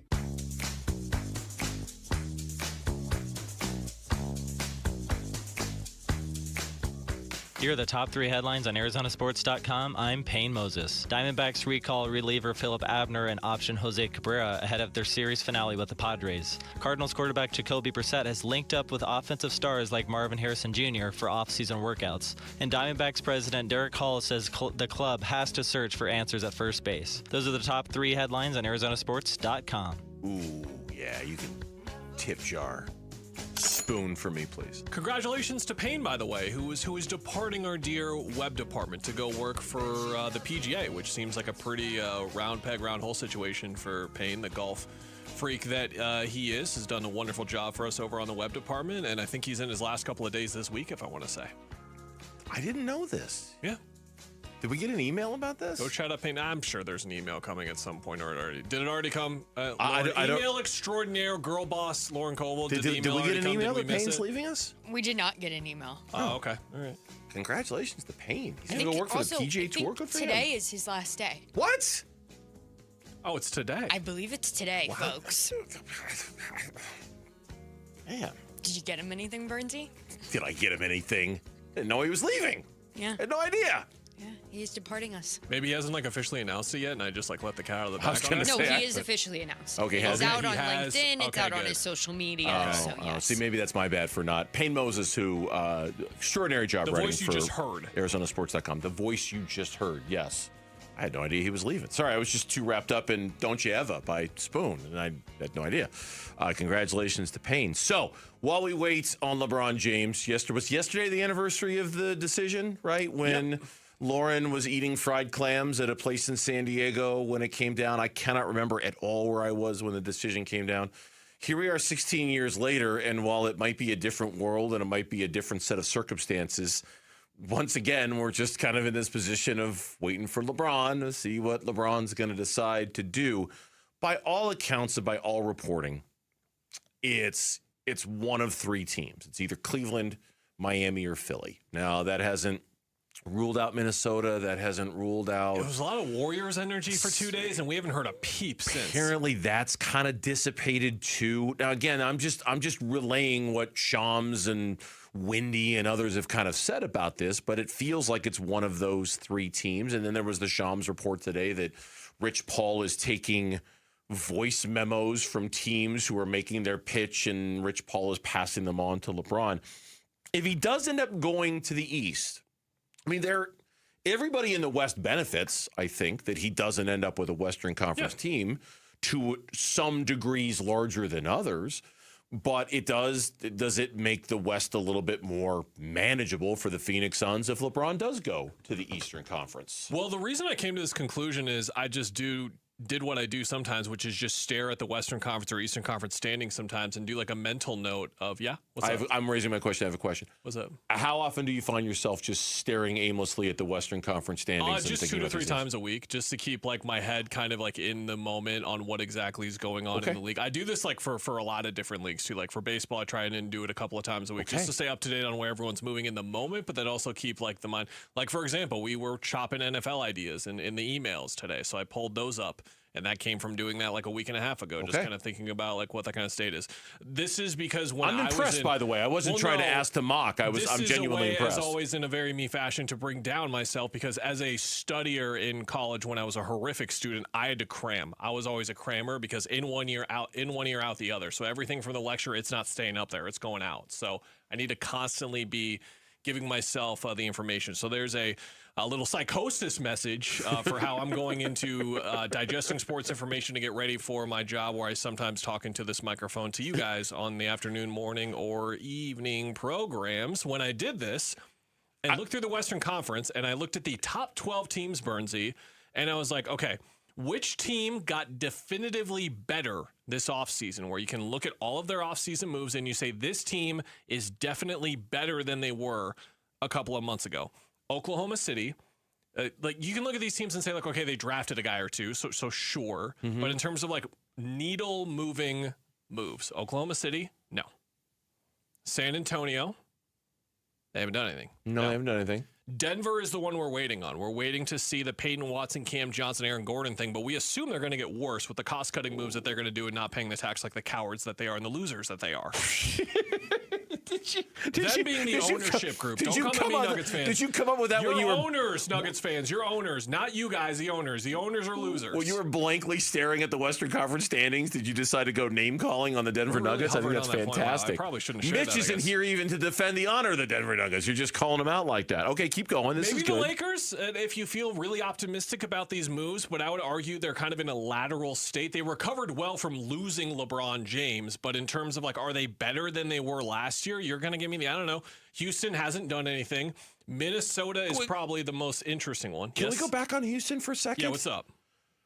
Okay, they haven't done much. I do wonder about the Marcus Smart acquisition, given his history with Udoka. And I certainly wonder about, I know it's not them doing anything, but Van Vliet's availability and how that changes. If we're just talking about Western Conference teams that got better, they didn't go out and get anybody to make them better. He will make them better. And I think they're the one team to me in the Western Conference that I'm not going to say, look out, here they come. They're going to challenge Oklahoma City and San Antonio. I think they've got the potential to be better next year because they're getting Van Vliet back. I don't know exactly what his timeline is, but I'm assuming at some point they will get him back. Agree, disagree? For sure. Okay. I agree. I think that's the outlier here for sure. Minnesota, we'll come back to them in a second. Portland, do you want to argue for the Ja Morant trade right now? Because that's the only real thing. Not particularly. That they've done. The Suns, look, maybe you absolutely loved the moves, but I think it's a shrug, and we're going to have to see how this thing looks when it comes together. The Clippers, no, they're losing Kawhi Leonard, we assume, if the trade goes through. Or maybe not. The Warriors, unless they find a way to make a big move that is not LeBron James, if it is indeed not LeBron coming, and they've got some other plan up their sleeve. The Anthony Davis thing has been talked about in the past. Pelicans, no. Mavericks are going to be better because they're going to be healthier, to your point on Houston, but they added Perez Johnson, a top 10 pick in the draft. And that's about it. So that's my whole case of saying, this has worked out extremely well for the Suns. There has not been this whole, muddled up 3 through 8, 3 through 10 tier that we talked about last year. None of these teams were able to really make a big swing that makes them definitively better. Minnesota, of course, is the X factor. If LaMelo stays healthy and it's just perfect with him alongside Ant, they are the outlier where they could make a huge jump. But there is no one really I see positioned to make a jump in that grouping. Utah is, of course, the team we're excluding. So I was just going to ask you, Darren Peterson, I know they lost Walker Kessler. Is Darren Peterson the X factor towards rapid ascension for Utah? And I know that's a big if that you can't answer, but I think that's kind of the rhetorical hypothetical that's out there.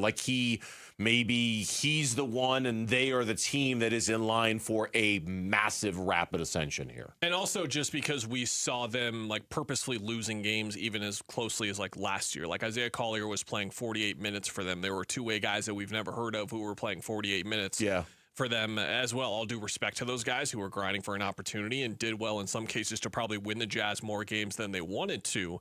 But it's going to be interesting to see how it all gels together, how good really Keontae George is after what we saw from him within that losing as well. And then I think Peterson, the X factor. Are you, just to gauge a temperature on you as not a draft nut like me or a college basketball nut like Lauren, are you tapped in tonight? Are you going to look at Peterson to Bonsa at all? Are you going to watch? We got a baseball game we got to watch first, of course. Does it have your attention? Because we know these are two awesome prospects, but do they have your attention? It has my attention. It has. I was very aware of their meeting tonight. Am I going to watch beginning to end? I don't know if I'd go that far. But does it have my attention? Is it on my radar as something that I know we will likely talk about tomorrow, or at least we'll have some space? Yes, absolutely. What time is that game? It's at 7, I think. And Lauren, remind me, or correct me if I'm wrong here, excuse me, but when this happened in the college basketball season, that was Peterson's best game of the year, right? He really showed out to outplay DeBonsa. Quick correction, 6 p.m. Okay, 6 p.m. Thank you. 6 p.m. for the game tonight. And yes, 100%, it was his best game. He scored 15 points in 6 minutes to start the game, and I was how is it not him? That was just my conclusion watching 6 minutes of basketball. He was that good. Eating bananas or had a pickle juice shot before that one. We're out of time, but Minnesota is the X factor in this entire conversation. And they are the sleeper LeBron team right now, too. If they got LeBron, that changes the whole dynamic of the West. When we come back here on the Burns and Gambo show, after that, I remind you about the Ain't No Fang podcast as the D-backs are at a crossroads. Alex Weiner and I break it down on the new Ain't No Fang D-backs podcast. Catch it on ArizonaSports.com, the app, or wherever you get your podcasts. 4 o'clock reset with Lauren is coming up next on Burns and Gambo. Live streaming audio, podcasts, video highlights. The Arizona Sports app has all this and more from the local sports leader and D-backs play-by-play. And now the 1-2 pitch.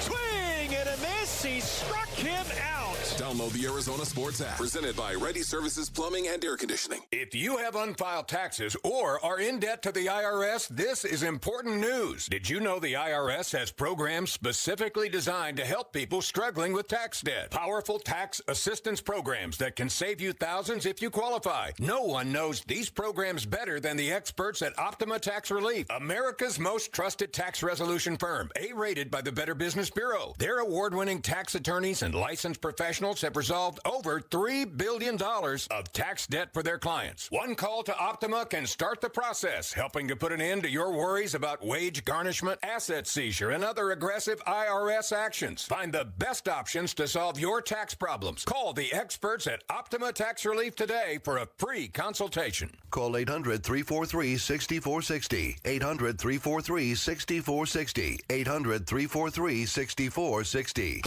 Optima Tax Relief. Some restrictions apply. For complete details, please visit OptimaTaxRelief.com. When your air conditioner stops working or a plumbing problem cannot wait, you need a company that's focused on helping you, not finding ways to charge you more. Home and business owners have trusted Ready Services Plumbing and Air Conditioning since 1957. The home of the no-fee emergency. No trip fees, no overtime fees, no weekend fees. What matters most to Ready Services is saving customers money and doing the job right the first time. For plumbing or air conditioning service, are you ready? Go to nofeeemergency.com. Every furniture store says they have a deal. But here's the question. Did they get a deal when they bought it? At The Dump, that's all we do. We only buy deals. And a real deal only comes from the people who actually make furniture. It makes sense for them to dump 80% off their prices now, then wait to get full price who knows when. Each new day, we unload one-of-a-kind design samples and canceled orders to these days, truckloads from famous furniture, mattress, and rug stores. Out of business forever. You get the real deal. 80% off all the great brand names. All brand new. No frills. No retail overhead. Nothing comes between you and 5 acres of real deals. Why, you'll get $1,000 power recliners with immersive surround sound for $299. $1,000 hand-knotted rugs, $299. $2,000 Serta Perfect Sleepers, $399. We get real deals, you get real deals. 80% off to the dump, to the dump, to the dump, dump, dump.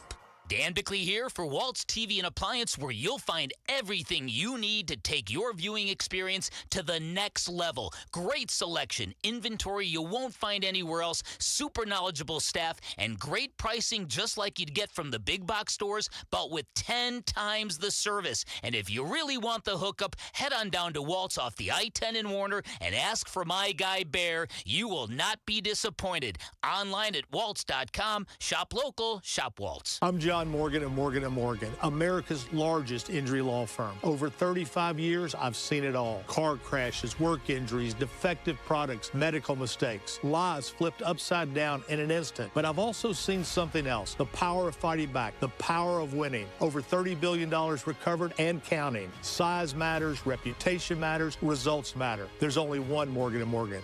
Morgan & Morgan, forthepeople.com. Arizona lawyer will handle Arizona cases. Prior results do not guarantee a similar outcome. It's Wolf, and America is 250 years old. Independence from kings and tyrants, and today, independence from missing teeth, loose dentures, and hiding your smile.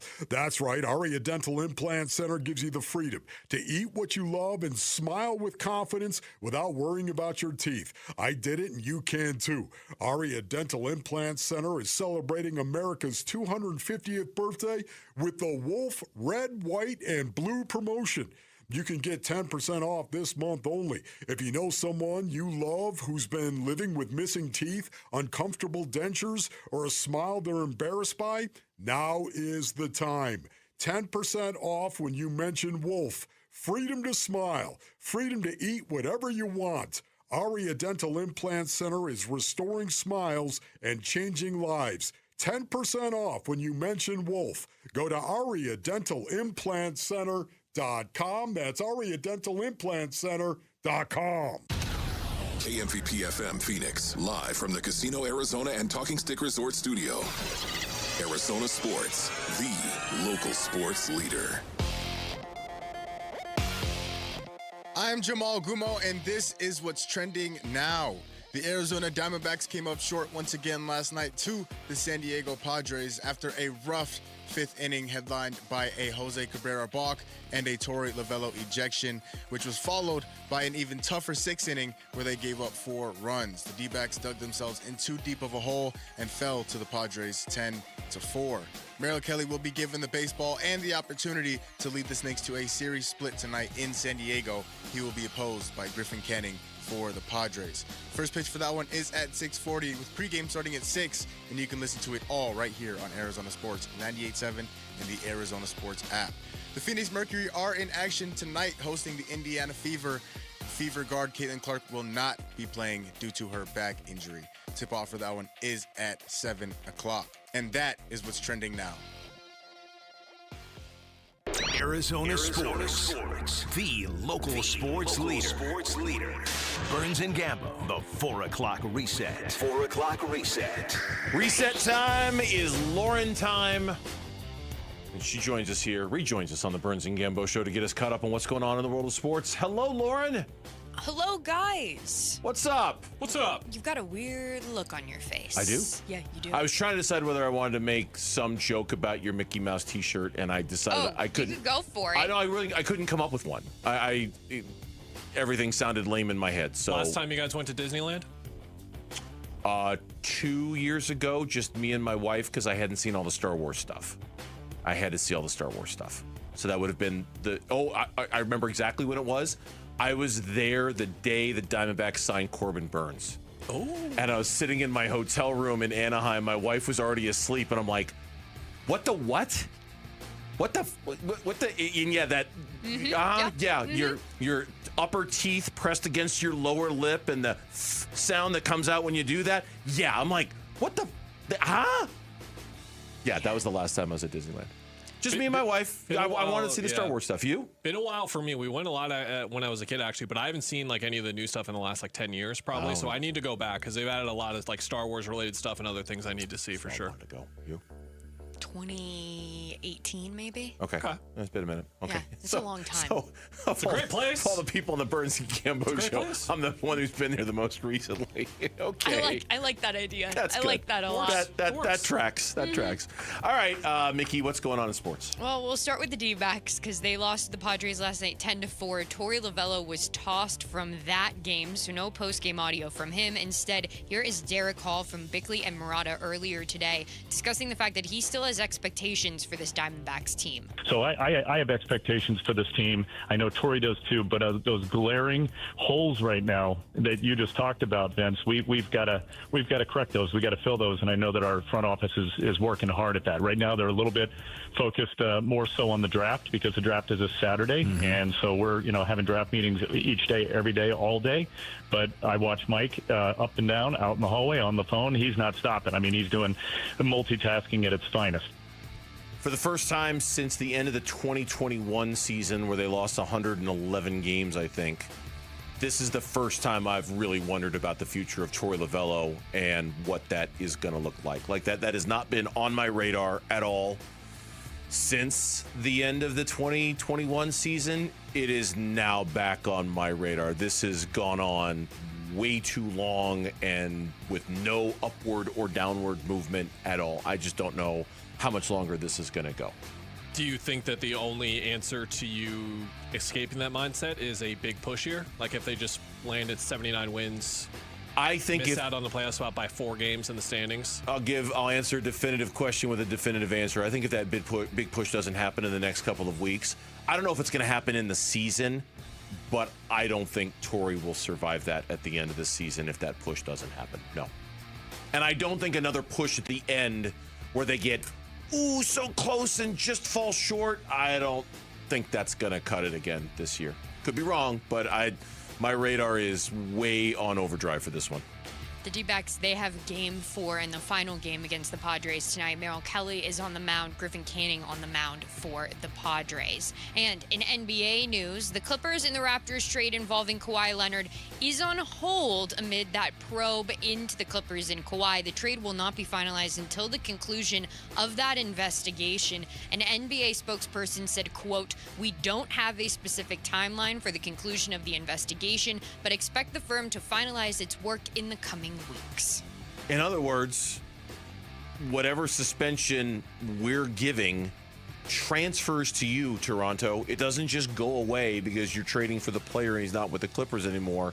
And that's given everybody a big moment of pause on this deal. Interesting that Sham said today he still expects the trade to be finalized by the end of the day, which I took as like, oh, we're going to find out the punishments by the end of the day. But that doesn't sound like we're going to know the punishments by the end of the day. So does Toronto have an inkling that whatever punishments are going Kawhi's way aren't really that severe and they're willing to weigh them? Of course, like allegedly behind the closed doors, under the table, all that kind of stuff. Maybe, I don't know. Mm-hmm.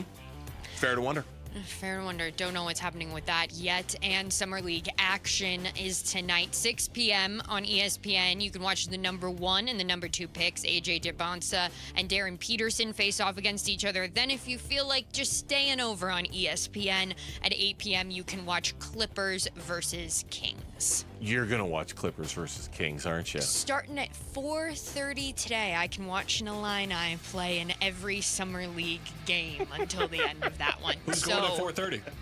Kylan Boswell for the Charlotte Hornets. Really? Okay, there we go. I do have to say, Not a big Boswell fan. I'm not going to lie. I'm fair. not a big Boswell fan. that's fair. I will say already, I have ESPN on in the booth up here, and already having the Summer League game on this versus whatever weird stadium broadcast they had for the other games, I can actually see who has the ball. I can read the name on the back of their jersey. So the games that were airing earlier, my God. Couldn't tell. No. Yeah, It's just a smudge. It's what Lauren's referring to as like obviously the color balance, but then sometimes they'll do this thing now during Summer League games where they'll do like the little window thing and they'll go to like a studio show while a live game is going on, and it's like, well, we're here to watch the basketball game. Please show the basketball. And then even when they're at the basketball game, like the lighting is too dark in the stadium, or like you can't tell who has the ball. I just learned this the other day. They zoomed in on a guy. I'm like, I know who you are, clear as day with the zoomed in camera. Yeah, not loving that. So shout out to ESPN's broadcast. For giving us a nice normal broadcast. Thank you. Exactly. Thank you. And World Cup news. France took down Morocco 2-0 today. They will play the winner of Spain-Belgium. That game is at noon. But U.S. men's national news. Christian Pulisic sustained a bone bruise and a micro fracture in his lower leg against Belgium. He will be sidelined at least several weeks. Kellen Olsen, does that explain / forgive everything when it comes to Christian Pulisic, in your opinion? Absolutely not. Okay. And it has been very damning of him to see what Landon Donovan had to say about him, what Carly Lloyd had to say. Like, he has been... Well, he's wearing it. He has been like the prince that was promised in many ways for the last 8 years, and I think that his attitude and a couple of different things behind the scenes had always rubbed people the wrong way, but they weren't willing to go out on a limb and criticize him for it. That went away very fast, and I wonder if we're ever going to see him play for this team again with the way that went down. Ooh. All right. Ooh. Also, you guys were discussing this yesterday. We finally got the numbers from the most watched non-NFL single network U.S. telecasts of the past decade. Okay. All right, in reverse order. Okay. 31.2 million watched the 2016 Summer Olympics Night 6 primetime show. That's when they gave the medals out to the U.S. women's gymnastics team. 33 million watching the 89th Annual Academy Awards. 2026 FIFA World Cup game, U.S. versus Belgium, 33.1 million people watched that. Then 33.4 million watching the 2016 Summer Olympics Night 4 primetime show, and 40 million watching the 2016 World Series Game 7. Really? So the most watched non-NFL was the Cubby Bears win in Game 7? The lovable losers. Fantastic. Fighting a curse put on them by a goat. John Strong was pleading to a lot of people, I guess, when he was... I had wondered about those numbers just because I assumed that match got so out of hand so quickly that they were never going to hit the target. The whole tournament has been a huge success for Fox. I was reading a story, kind of nerdy inside broadcasting stuff, about how much they paid for the rights and how these hydration breaks have basically allowed them to basically make the money they spent for the rights just in the hydration breaks alone, let alone all the other programming on the outside. It's been a huge success for them. But I got to imagine that was kind of a clunker for them when the U.S. got behind as quickly as they did and the interest faded as fast as it did that match. Interesting. And finally, we'll wrap up this reset with a little bit of NCAA news because top 2027 prospect Marcus Spears Jr. is reclassifying, and he is joining the Texas men's basketball team this season. He also announced that he was going to Texas. U of A was in contention for him as well. He visited the campus in late June. You got nothing? Huh? Do you want to explain the extra context there, perhaps, by looping in Texas and Arizona? No. At all? No? Okay. Like Sean Miller beating us out for a recruit or whatever? Well, we've seen what happens when you go. just said it. We've seen what happens when you go play for Sean Miller. Enjoy not being in the Final Four. So I'm sure somebody out there listening would love the extra context, but I think we just got it now. Yeah, that's the context that you need is Sean Miller going up against his former do you team. want to throw in the Sean UCLA Miller commitment too, to throw even more at I me? cannot pronounce that man's name to save my life, okay? Our arch rival's got a big-time recruit who could be is going to be a top draft pick here in about 2 years' time, an international prospect. So apparently, Mick Cronin, kids still want to play for him, which you couldn't explain to both of us, Prince. We have no idea why. No idea why anybody would want to play for Mick Cronin. No. Ever.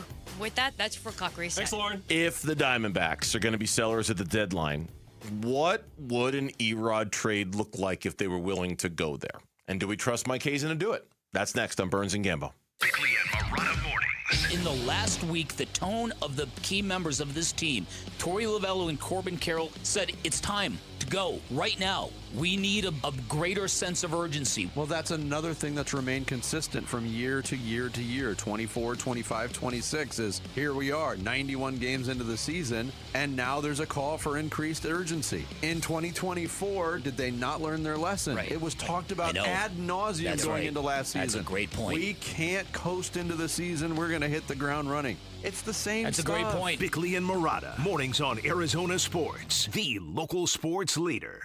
America First Credit Union has everything you need to get your money working. And for a limited time, new members get a $150 cash bonus for opening a checking account and $200 more for enrolling in and using direct deposit. If you're ready to do more with your money and get up to $350 cash, head to americafirst.com and become a member today.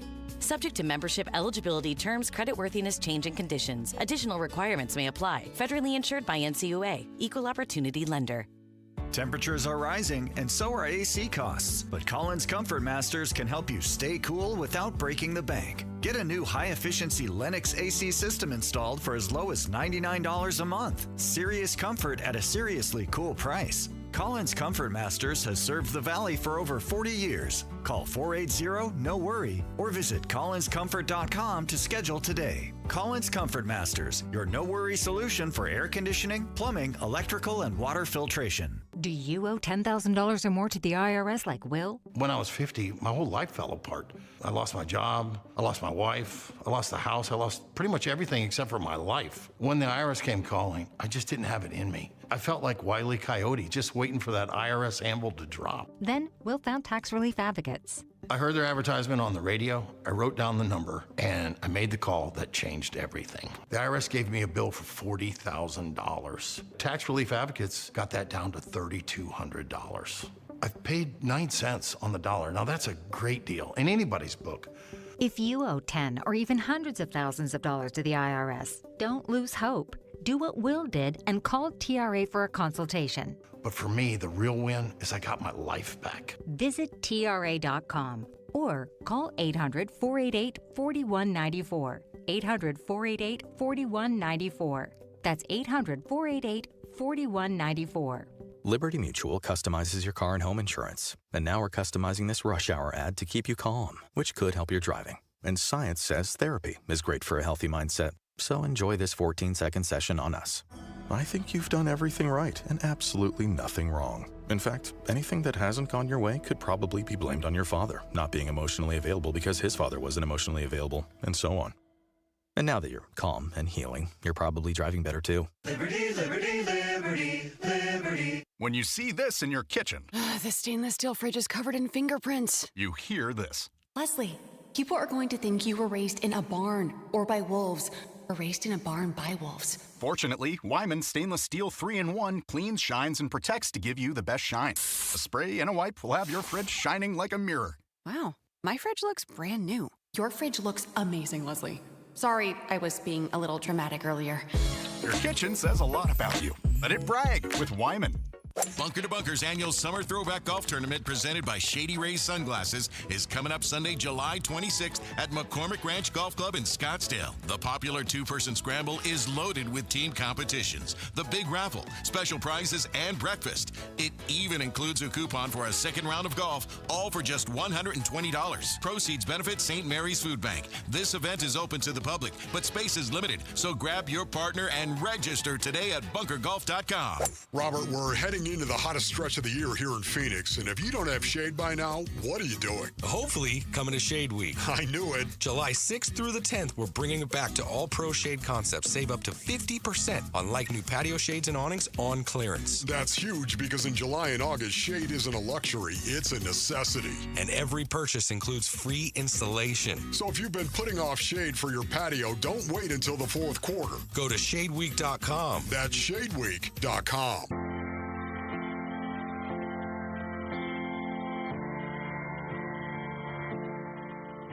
Hey, it's Vince Marotta. Join us on Friday. What are we going to be looking for from the Summer Suns, who gets started on Friday night? We'll let you know. Bickley and Marotta Morning starts at 6 on Arizona Sports 98.7, the Arizona Sports app, and the Arizona Sports YouTube channel. Welcome to the final show. Hope you're wearing your best clothes. I'm so proud of myself. You should be proud of yourself, and I also feel now is the time to confess something to you.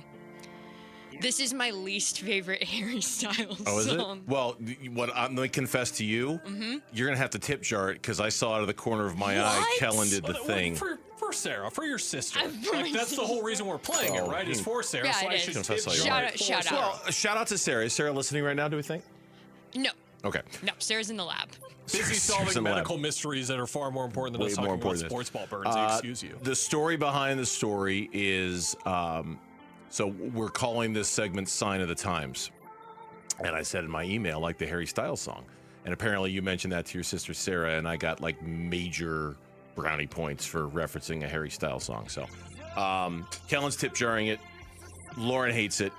And the reason why it's relevant to our conversation right now, because it is a sign of the times for the Arizona Diamondbacks. Today, Jeff Passan on ESPN.com. 2026 MLB trade deadline, Passan's top moves for contenders. All right, clickbait. I'll take the bait. Control F. Let's see. I'll click on it. And okay, there's the Dodgers, there's the Brewers, there's the Braves, there's the Cubs, there's the Phillies, there's the Marlins, there's the Cardinals. Did you say the Marlins? Yeah, I said the Marlins. There's the Cardinals, there's the Pirates. Wait, that's the end of the story? Where are the Arizona Diamondbacks? Why are they not considered one of the top contenders who would be making a move this trade deadline? Oh, wait, because they're playing themselves right out of it. Oh, wait, because they're not anymore. It's a sign of the times. This is the first time that I can tell, and not that I'm like plugged into all media or anything, because I'm not. That's a joke. But it's the first time I can tell that, like, for the first time, someone's looking at it and going, they're not a buyer. They're not a contender. They're not in on these guys. They're not going to be in on these guys. Every article, Kellen, that I had ever seen up until this point referenced them as, hey, if they were going to buy, this is what they'd get. This is the first one I'm seeing where they're not. It is a sign of the times, as Harry Styles once sang. And is what's the actress's name in Project Hail Mary when she did the song on the boat?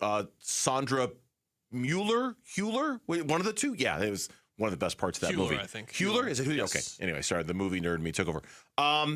So there you go. They've officially crossed over into the threshold of. Do you think they should cross over into the next threshold? Of seller? Yep. I think we're a week minus the All-Star break away from that threshold. I think we're one more game against the Padres, 3 more games against the Dodgers, and 3 more games against the St. Louis Cardinals from crossing into that threshold and saying, yep, they're sellers. And if we're going to have that conversation, then we need to have the E-Rod conversation because our friends over at Arizona Diamondback Stats and Info, and I enjoy this and I appreciate what they do over there because they kind of make it easy and digestible like this. They came out with their trade bait rankings on the Diamondbacks roster. They had E-Rod as the best value in terms of they're going to put him out there as trade bait, what they could get in return. Michael Soroka as moderate value. Ryan Thompson, Taylor Clark, Kevin Ginkel, Jonathan Loaisiga, Nolan Arenado as all moderate to minimal value. And then minimal to zero value, Sewald, Vargas, Gallen, and Gurriel as guys who have almost no value on the trade market whatsoever.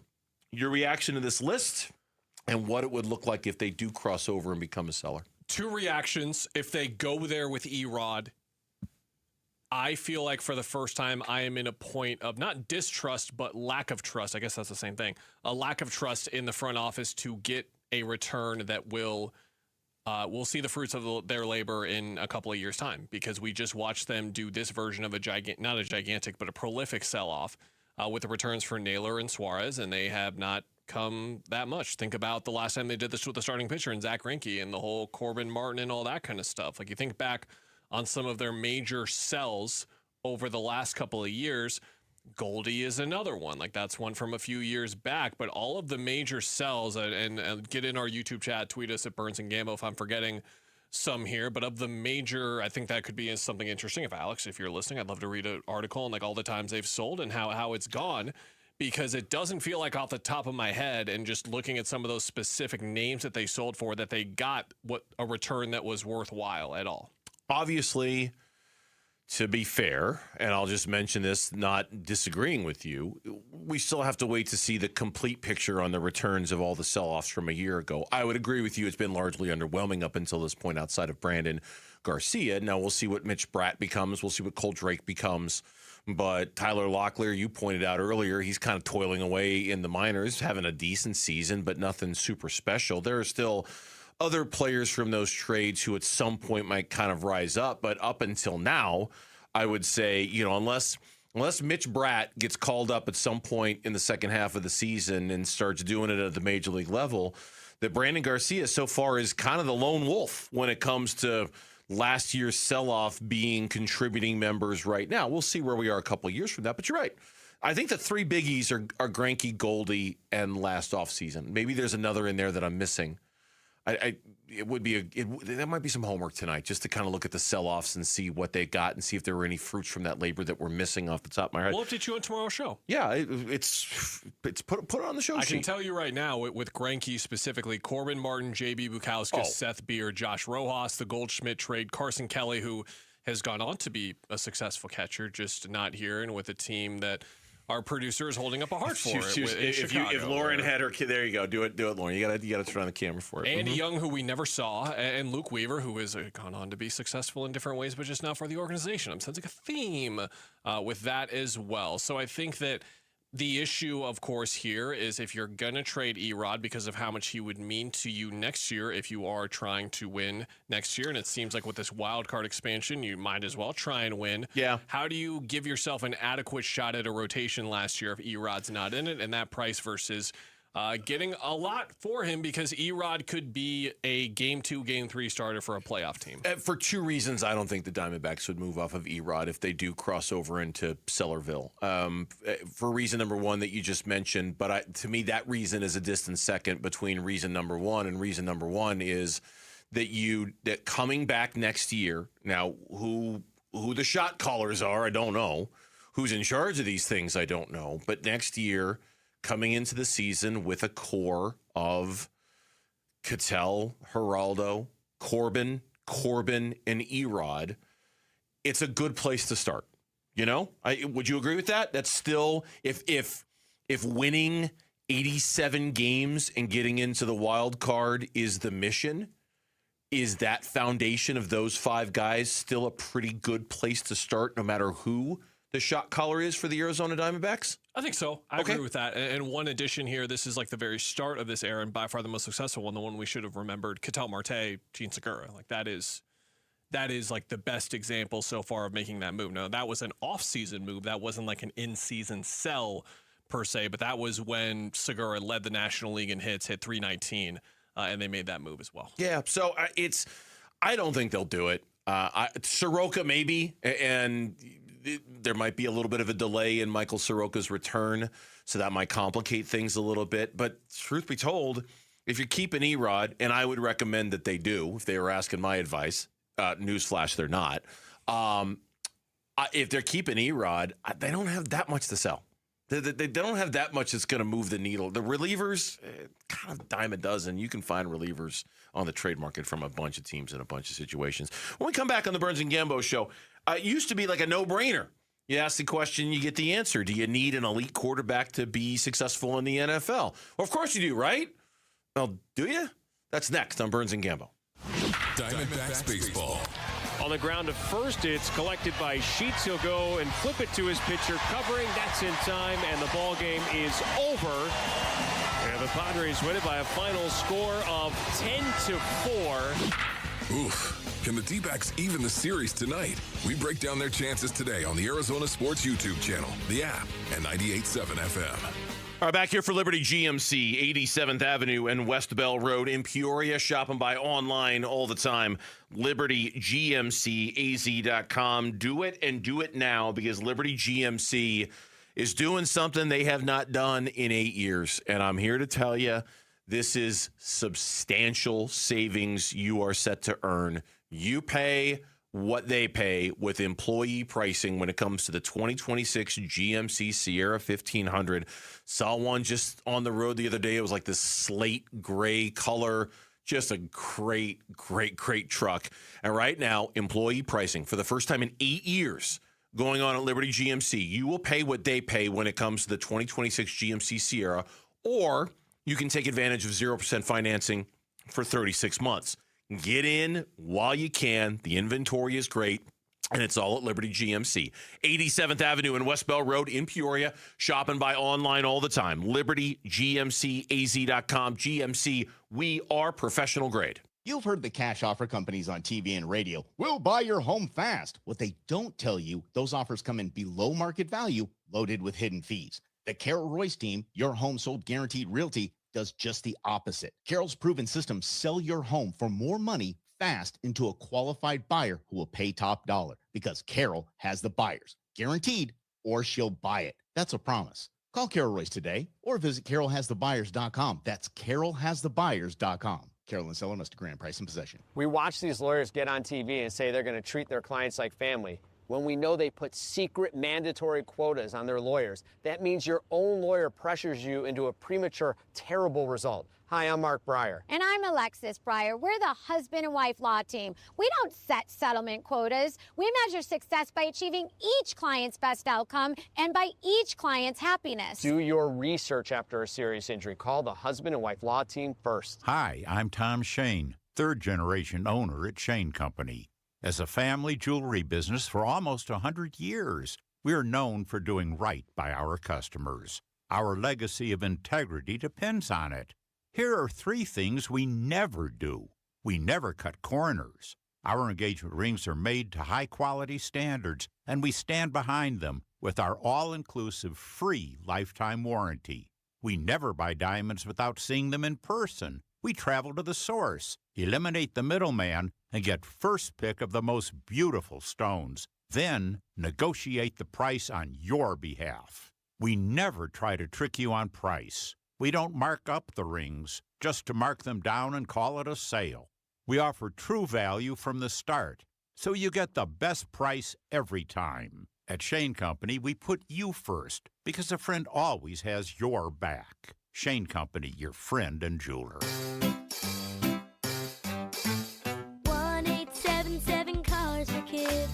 KARS Cars for Kids. 1-877 Cars for Kids. Donate your car today. Call 877-CARS-FOR-KIDS to reach a friendly live agent. Donation is super easy, and your car can be picked up as soon as tomorrow. Call us now or go to carsforkids.org. 7 Cars for Kids. Donate your car today. Did you know you can donate real estate too? Hey basketball fans, Tom Chambers here reminding you that just like in a game, you need a solid defense for your home. And that starts with a reliable roof from Right Way Roofing. Hey Lori, as owner of Right Way Roofing, what sets you apart from the competition? Our team tackles any roofing challenge, from shingles to tile to foam roofing. We'll make sure your roof wins against the toughest opponents: rain, wind, and even those scorching summer days. Make Right Way Roofing your MVP. We're Right Way Roofing and we do it right. We'll always keep you watertight. I I'm Jamal Gumo, and this is what's trending now. The Arizona Diamondbacks came up short once again last night to the San Diego Padres after a rough fifth inning headlined by a Jose Cabrera balk and a Torey Lovello ejection, which was followed by an even tougher sixth inning where they gave up 4 runs. The D-backs dug themselves in too deep of a hole and fell to the Padres 10-4. Merrill Kelly will be given the baseball and the opportunity to lead the Snakes to a series split tonight in San Diego. He will be opposed by Griffin Canning for the Padres. First pitch for that one is at 6:40 with pregame starting at 6, and you can listen to it all right here on Arizona Sports 98.7 and the Arizona Sports app. The Phoenix Mercury are in action tonight hosting the Indiana Fever. Fever guard Caitlin Clark will not be playing due to her back injury. Tip-off for that one is at 7 o'clock. This report is brought to you by Freeway Chevrolet. Summer road trip, start at Freeway Chevrolet. They have the lineup to handle whatever comes your way. And right now, you can save on every new Chevy. Hurry in today.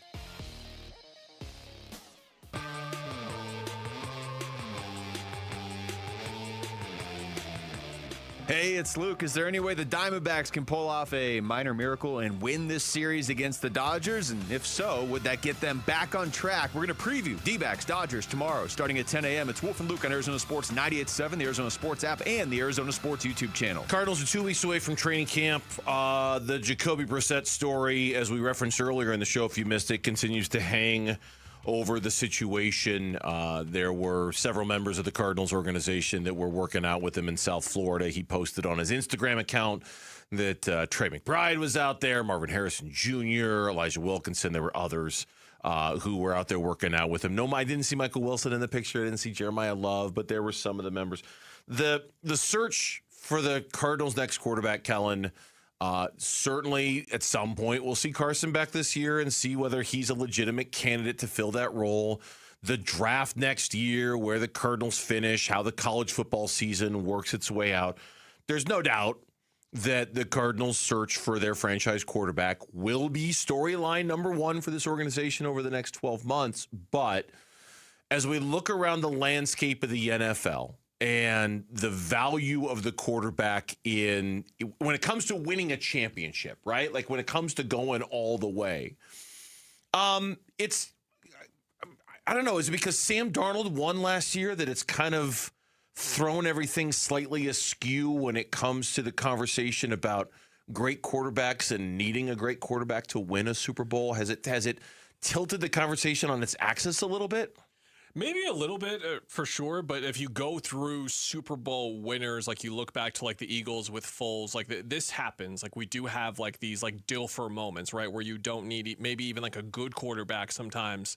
Like Tampa in 03, Brad Johnson is another example as well. But the inspiration for like this thought and this conversation came to me when just thinking about, okay, who are like the quarterbacks of this decade right now? Because we're halfway through this sucker, and we've got half of it to go. Oh, trust me, I know. But we know. Oh, I know, Kellen. I just went to an establishment over the weekend, and I was informed I'm eligible for the senior discount.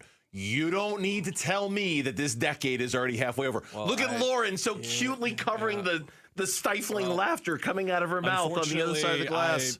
I do this part for a living. I have to ask the follow-up. Did you take the senior discount? Oh, I'm like Jack Nicholson at the end of A Few Good Men. You're damn right I did. I'm like, oh, over 55 is eligible? Yeah, I'm taking the discount. Give me the discount. Attaboy. Of course. Proud of you. But you don't need to tell me the decade's flying by. So I know. The quarterbacks of like this decade so far, we've got Mahomes, who has won some Super Bowls already, to say the least, maybe in the previous decade. But like, let's not act like they have to win the Super Bowl in the decade for the conversation we're talking about. We're just talking about the quarterbacks you think of when you think of a decade. It's Mahomes, it's Josh Allen, it's Lamar Jackson, and let's throw Joe Burrow in there for fun. Mahomes is the only guy that has won a championship so far, and those other three guys have not. And the reason why I bring them up in this kind of way is go through every decade in the Super Bowl era. And the great quarterbacks of that decade, they were winning championships. Bradshaw, Staubach, Stabler, Greasy in the 70s. In the 80s, Montana, Elway, and then Marino, of course, is the exception to what we're talking about. The 90s, Aikman, Favre, Elway, Young. 2000s, Manning, Brady, Breeze. They go on to win more in the next decade as well, where Russell Wilson and Aaron Rodgers join the party as well. They win a championship at least.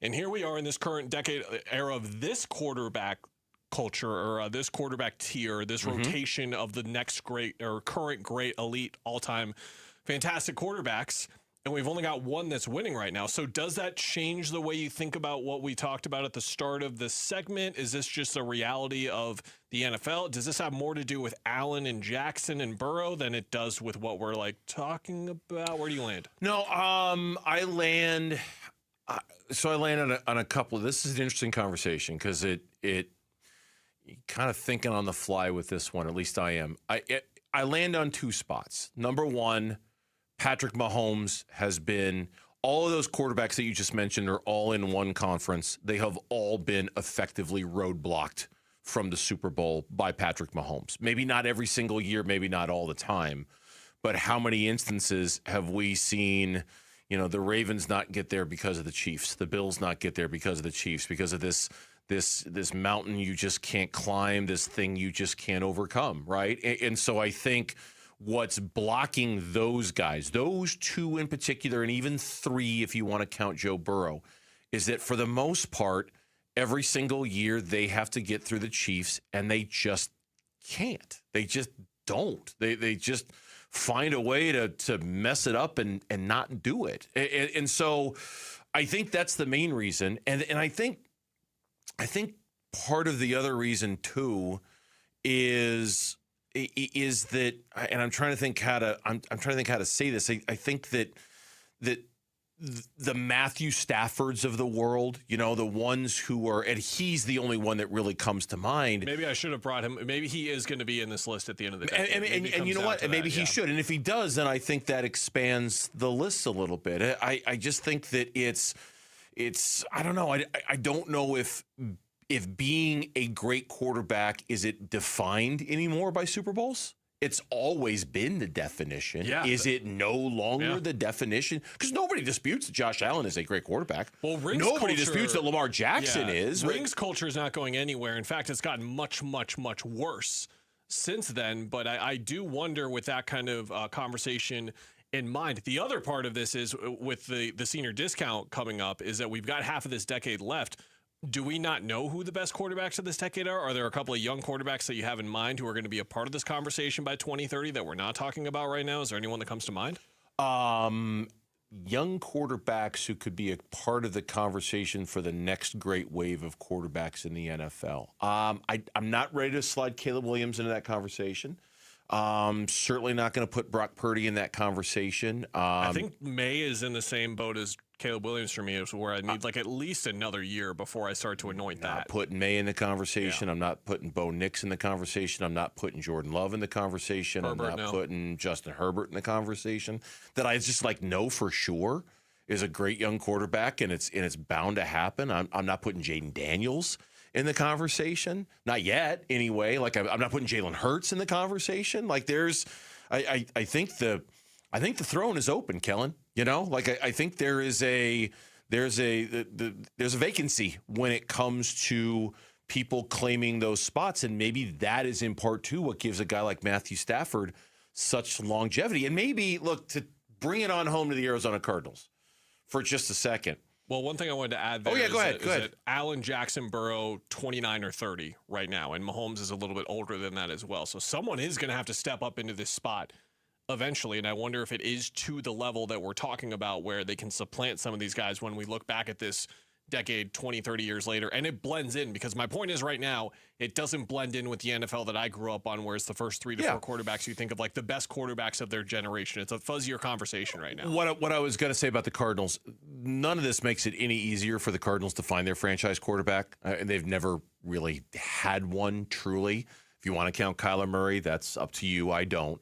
But while it might not be easy for them to find one, like I say, the path is open for one to come in and be that dominant quarterback, right? I'm not saying the Cardinals are going to do that. I'm just saying that if they do get it right and they do truly find their guy, boy, there really is a vacancy when it comes to the great quarterback conversation right now. Guys who could be that guy, but who aren't that guy right now. And all it takes, to be clear, is like if Josh Allen wins one of these in the next couple of years, if Lamar wins one of these in a couple of years, then we've got our regularly scheduled programming we're talking about. Because a lot of these guys that I mentioned, they've only won one Super Bowl, but it's just always been accompanied by the great quarterbacks of their time. And so far, that hasn't been the case here, which makes me wonder, is the league changing or is this just this current set of guys? I'm leaning more towards the latter, but let's see how the next couple of years play out while you're enjoying those sweet senior discounts, baby. Let's go. I shouldn't have said a thing. Is senior discounts typically 55 or is it 60? I think 55 felt young when you said it. I think 60. Yeah, I think 60. That's what I thought so too, because when I looked at the sign, I'm like, oh, senior discounts. That's not 55, is it? I remember, and the guy said, yes, it is. I'm like, oh, I think it's okay. I think it's 60 at Harkins or AMC, because I remember the elation from my mom when she realized that she was eligible. I will be elated when I get senior discounts at movies. Isn't it like $8 or $9 compared? Like it's crazy low, right? Elated. And I'll tell you just one thing, real quick aside, because I do go to the movies a lot. I'll tell you that some of the more like random movies that you see, not like the mainstream stuff that's like killing it at the box office, but some of the random stuff, man, you'd be shocked at how many old people go to those movies. Like it's like I have a day off and I'm going to go see Hamnet on the middle of a Tuesday at noon because I have the day off. And I'm in there, and it is me and a bunch of people in their 70s who are watching that movie. I went to a different movie theater than I normally go to see Disclosure Day on Sunday. The man in the front row, movie's over, everything's over. He had fallen asleep. He was about 75, and he fell asleep with the bag of popcorn on his chest. Oh, my gosh. As we walked out. And I was like, well, he's living it up. Your Letterboxd account in retirement is going to be prolific. Oh, I'm going to go for it when I'm retired. But I'm not retiring anytime soon. No, sir. We are in the peak of summer. Water safety matters more than ever. Arizona Sports and Fulton Homes reminds you 2 seconds is, in fact, too long to look away from your kids around water. Text SWIM to 620-620 to learn about the 5 layers of protection. Kellen's homework. What has he been assigned today, and what does it have to do with sports on TV? Next on Burns and Gambo. Wolf and Luke, middays 10 to 2. If I'm Mike LaFleur in the Arizona Cardinals, I'm coming into the 2026 season. What is it about, Luke? What is it? What is I believe it's about player development. Player development. We need to find out about these young guys before we can even advance. We don't know about these guys. We have to find out. What if 2 or 3 of these guys are really good that take that next step? Player development is the wild card. How much better was I in year 2 than year 1? Don't answer that question. Don't use. You know what? As a matter of strike look that up. No, Will Google you strike that from the logger, please? Okay. Just no, yes. No, that's how much that's better? a promo. Wolf and Luke, middays 10 to 2 on Arizona Sports, the local sports leader. This is a special alert to all Americans who own a vehicle with less than 200,000 miles with an auto warranty about to expire or with no warranty coverage at all. Due to a decline in the economy, CarShield is announcing a low-cost month-to-month vehicle protection plan that is now available to the public to save any driver out-of-pocket expenses on future auto repairs. Call now to find out how you can pay almost nothing for covered auto repairs. Yes, you heard that correctly. Pay almost nothing for covered auto repairs. An open phone line has been established for all drivers to call for a free quick quote. Call 800-547-9177 now. Drivers who are covered will not have to pay for covered repairs again. This protection plan is at an all-time low. Additionally, drivers who activate this vehicle protection today will also receive free roadside assistance, free towing, and car rental options at no additional cost. Call us for your free quick quote today. 800-547-9177. That's 800-547-9177. What do you have to lose? Call 800-547-9177. Again, 800-547-9177. On BritBox, there is a place where stories twist like cobblestone roads, grand manners hide secrets, and stakes are higher than seaside cliffs. Find places worth getting lost in on BritBox. Watch new series like The Other Bennett Sister from the world of Jane Austen and A Woman of Substance starring Golden Globe winner Brenda Blethyn. If you want to get away, you're in the right place. Stream the best of British TV on BritBox. Free trial at BritBox.com. From the FIFA World Cup to competitive business environments, grand ambitions lead to game-changing achievements. At Bank of America, we're there to support businesses at every step, providing insights and expertise to help you gain an edge. He shoots, he scores! What would you like the power to do? Explore winning business solutions at BofA.com/gamechangers. Bank of America, official bank of the FIFA World Cup 2026. Every furniture store says they have a deal. But here's the question. Did they get a deal when they bought it? At The Dump, that's all we do. We only buy deals. And a real deal only comes from the people who actually make furniture. It makes sense for them to dump 80% off their prices now, then wait to get full price who knows when. Each new day, we unload one-of-a-kind design samples and canceled orders to these days, truckloads from famous furniture, mattress, and rug stores. Out of business forever. You get the real deal. 80% off all the great brand names. All brand new. No frills. No retail overhead. Nothing comes between you and 5 acres of real deals. Why, you'll get $1,000 power recliners with immersive surround sound for $299. $1,000 hand-knotted rugs, $299. $2,000 Serta Perfect Sleepers, $399. We get real deals, you get real deals. 80% off to the dump, to the dump, to the dump, dump, dump. Luke Lipinski back to tell you about Orchard. Most home sellers get one offer, and it's somewhere between lowball and not good enough. But Orchard changes that. With Orchard's new Orchard offers, you don't just get one offer. You get multiple cash offers from serious investors who are all competing for your home. That's right. Make those investors compete with Orchard's cash offer marketplace. Here's how it works. You work with an Orchard agent who submits your home to their exclusive network of hundreds of local cash buyers. They come to you with offers, you review them all, and you pick the best one on your terms. That way, you don't have to worry about settling on one offer or maybe leaving money on the table without even realizing it. You see every offer side by side. That's how you know you're getting top dollar. Orchard offers means no repairs, no showings, no drawn-out process. Before you accept any offer, see them all first. See, not only does Orchard give you the freedom to buy and move into your new home first and sell your old home later, you still get top dollar for your home. And this is how. If you're ready to find out how much your home is worth, visit Orchard.com to get your free home valuation. That's Orchard.com, Orchard.com. The Burns and Gambo Social Poll Update. Here's Lauren, and we're going to find out if the U of A fans got their grubby little paws on this one yet or not. All right, well, let's Did find they? out. Did well, they? well, I'm not going to read You're the not gonna- results first. Okay. No, we'll start. I don't mean that in a bad way. Remember, when it comes to this in-state rivalry, I am a mercenary, man. I will root for whoever I want, whenever I want, because I went to all three. Take that. Yeah, you're Trying to- Switzerland. I'm Switzerland, and if I could get my master's from GCU, then I could say I root for all four, and I could really thumb my nose at all of it. But I went to all three. I have absolutely no rooting interest in this. I'll just root for whatever the best story is. Well, U of A in the Final Four, I was rooting for them. ASU in the Peach Bowl, I was rooting for them. I'm total mercenary. Not too particularly invested in the rivalry per se, but I like that I get to jab with it every now and then. So I just jab with it every now and then. You know, whatever. And I take the jabs back from ASU fans. That's fine. Yeah, that's fine. That works. That's how sports work. No question. That's how fandom works. That's how There you fandom go. works. It's fun. That's why we're all here. Well, our poll question today is which school will win more games in 2026, ASU football or U of A football? I'm voting for ASU, if only because 2 years into the Big 12, when you're picked to be bad, you're good. When you're picked to be good, you're bad. This year, U of A is picked to be good. They're going to be bad. ASU is picked to be They're going to be good. ASU. A big part of U of A's success last year was that Brent Brennan went and got a bunch of under-recruited transfers from a lot of maybe even D2 and D3 schools in some instances and did extremely well. That was a really good sign that he's going to be able to hold up in the portal and then do that type of addition. But beyond that, it's just Noah Fafita is arguably the best quarterback in the conference. So objectively coming from it from a non-U of A fan standpoint, I'm going to say the Wildcats.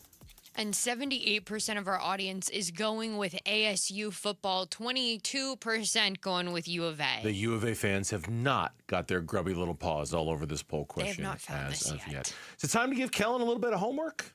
I think it is time to give Kellen a little bit of homework. Let's review Kellen's homework. Saw this note today on a story by Jimmy Traina, who covers sports media for SportsIllustrated.com. I like Jimmy. He's kind of funny. ESPN apparently sent out a press release for their June ratings for their TV programs on ESPN. And what struck him and what struck me as well is that while they were all up, they were all better than they were the previous month. NFL Live, the Pat McAfee Show, Get Up, First Take, The one that continues to lead the way for the daytime programming on ESPN is venerable old PTI, Pardon the Interruption. It had 665,000 viewers, more than First Take, more than Get Up, almost, well, not quite, almost double the Pat McAfee Show, but substantially more than the Pat McAfee Show, substantially more than NFL Live. And he was just kind of giving credit to the fact that here's a show that doesn't do a lot of digital clips, doesn't do a lot of social media. It's one guy's in his 70s and one guy's in his late 60s, and they just kind of do the thing a half hour every day. And the show's been around for years, for decades, and it continues to be a very viable source of ratings and something that people still watch. A lot at ESPN, which kind of took me by surprise.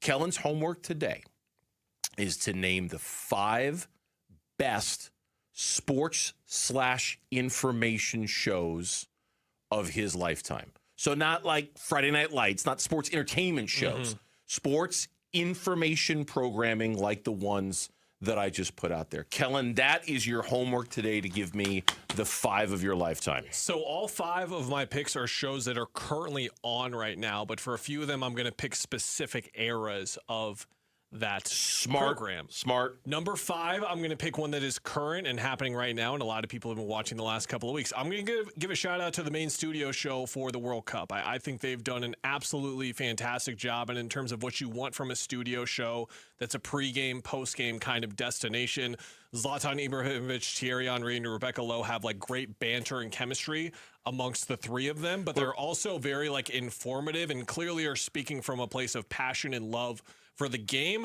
Yes, I'm counting the show with the 3 of them, not the 4 of them when Alexi Lawless is on the show. I'm picking the version where it's only those 3, which they've leaned into a lot more over the last 2 weeks since it got off to a rocky start.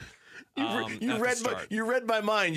I'm like, Nope. No, okay. All right, so we're not counting him. It's been a lot of fun to watch those 3, and I hope we get them for future iterations of the World Cup. Number 4, another current shout, NFL Live, I think is just like a great show. What they managed to do throughout the entire year to find ways to have interesting conversations still on the network that is notoriously known for not really having interesting conversations and just creating lower third chyrons just to get you stuck there as well. I think Mina Kimes is the best at what she does in any sports field at all. Any sport you go through, I think she's the best. Their dynamics with Marcus Spears, Anna Orlovsky, Laura Rutledge, absolute pro at what she does as well. That show is great. Anytime I scroll through and I find it, I'm staying. I find there is no better daily show to keep up with the general nuts and bolts of the NFL during the season than NFL Live. And when the NFL season starts, I will watch NFL Live every day just as sort of a baseline. What is going on in the NFL that I need to know about it? I think they're fantastic at it. Go ahead, please. Number 3. Number 3, Baseball Tonight, the 2000s era. I think this is really when I got like my true love of baseball. I partially attribute to that era of guys like Kirchkin. Like I fanned out when we were sitting here, I think on Wolf and Luke, and we had Buster Olney on. I couldn't believe I was talking to Buster Olney because I watched him every day for like years and years and years. And Kirchkin, same thing on that program. Ravage, like Web Gem. Think of like Web Gem. That came from that show. Or the screaming baseball before they would give you the home run list, right? The baseball's coming at you and screaming. Then they would show you everybody who hit home runs that day. Joe Morgan and Jim Miller. Is that who it was? Yeah, John Miller. Yeah. Number 2, inside the NBA. You can pick really any era since Shaq joined, which was in 2011. Probably mid to late 2010s because like the last couple of years, it's very clear that the guys don't really pay that much attention and have a way of talking about the game negatively that really frustrates some people specifically. Not really me. I'm more there for the entertainment, but you would like for them to like know how to pronounce like Devin Vassell when we're at the NBA Finals. Like when Shaq couldn't say Julian Champagny right, like he had just said it out loud for the first time all year, like one of the best players on one of the best teams in the league. Why you have to come at me like that, Kellen? I don't understand. Why are you talking about me like that, man? I don't understand. ESPN era has been rough because the shows are really short and don't allow them to be on longer. And when they're on longer, that's when they get even goofier, and that's when we get the great moments. Number 1, primetime PTI. Do I have to explain the answer? I don't think so. Wow, PTI number 1. Love it, huh? That was every day after school. I'm sure there are hundreds of thousands of sports fans who are like my age, a little bit younger, maybe a little bit older, who every day after school, if they were able to get home that early, were turning on 2 o'clock, 2:30, 3 o'clock, whenever PTI was on. We're on the air, obviously, when PTI is on, and it doesn't. We're also on the air when NFL Live is on, so that wouldn't stop me from watching that either. And I capture it, watch it, and watch it later. Does PTI still got it? I mean, like, I haven't watched PTI in. And I'm looking at Lauren like I would expect you to know the answer. You're working during that time too. How would you know? I wonder if PTI still is. They've still got it fresh and cool, and like if they still bring it the way they used to bring it. I think they bring it from an opinion standpoint, but like obviously like their chemistry is just unmatched compared to anyone. And that was the case like when they first started the show. You could tell how much chemistry those two had. Like a lot of like the banter that I look for, honestly, when I'm doing shows like this or podcasts comes from them. And a lot of times they had to do it virtually, by the way. Like they were one of the first shows ever that went through that challenge of like, we're not in the same room together, but we're going to make this happen. And they did it in a really unique and interesting way. This is a wonderful list. I would add 2 to this list. I'm not sure what I would take off, but I would add 2 to this list. I would add College Game Day at its peak, when it was peak Corso. Nothing against Reese Davis, but when it was Chris Fowler, Lee Corso, like peak at that show. And then I would add Good Morning Football when it was Kay Adams, Kyle Brandt, Peter Schrager, and Nate Burleson. When those era for that show. When those four were together, that show was gold. It was just gold. Lauren, did I miss any that you would have had? She's thinking. She's perusing a little bit. College basketball doesn't really have like a go-to. Even like back in like 10, 20 years ago, there wasn't really like a great era of those shows. Like Gumball, obviously, when the bracket is revealed, is like legendary. But outside of that, not really. No, the selection shows here was good.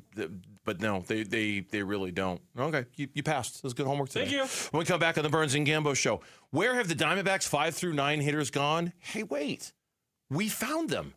They're just on somebody else's roster. Next, Burns and Gambo. The Arizona Sports YouTube channel for live shows, podcasts, viral clips, shorts, and more.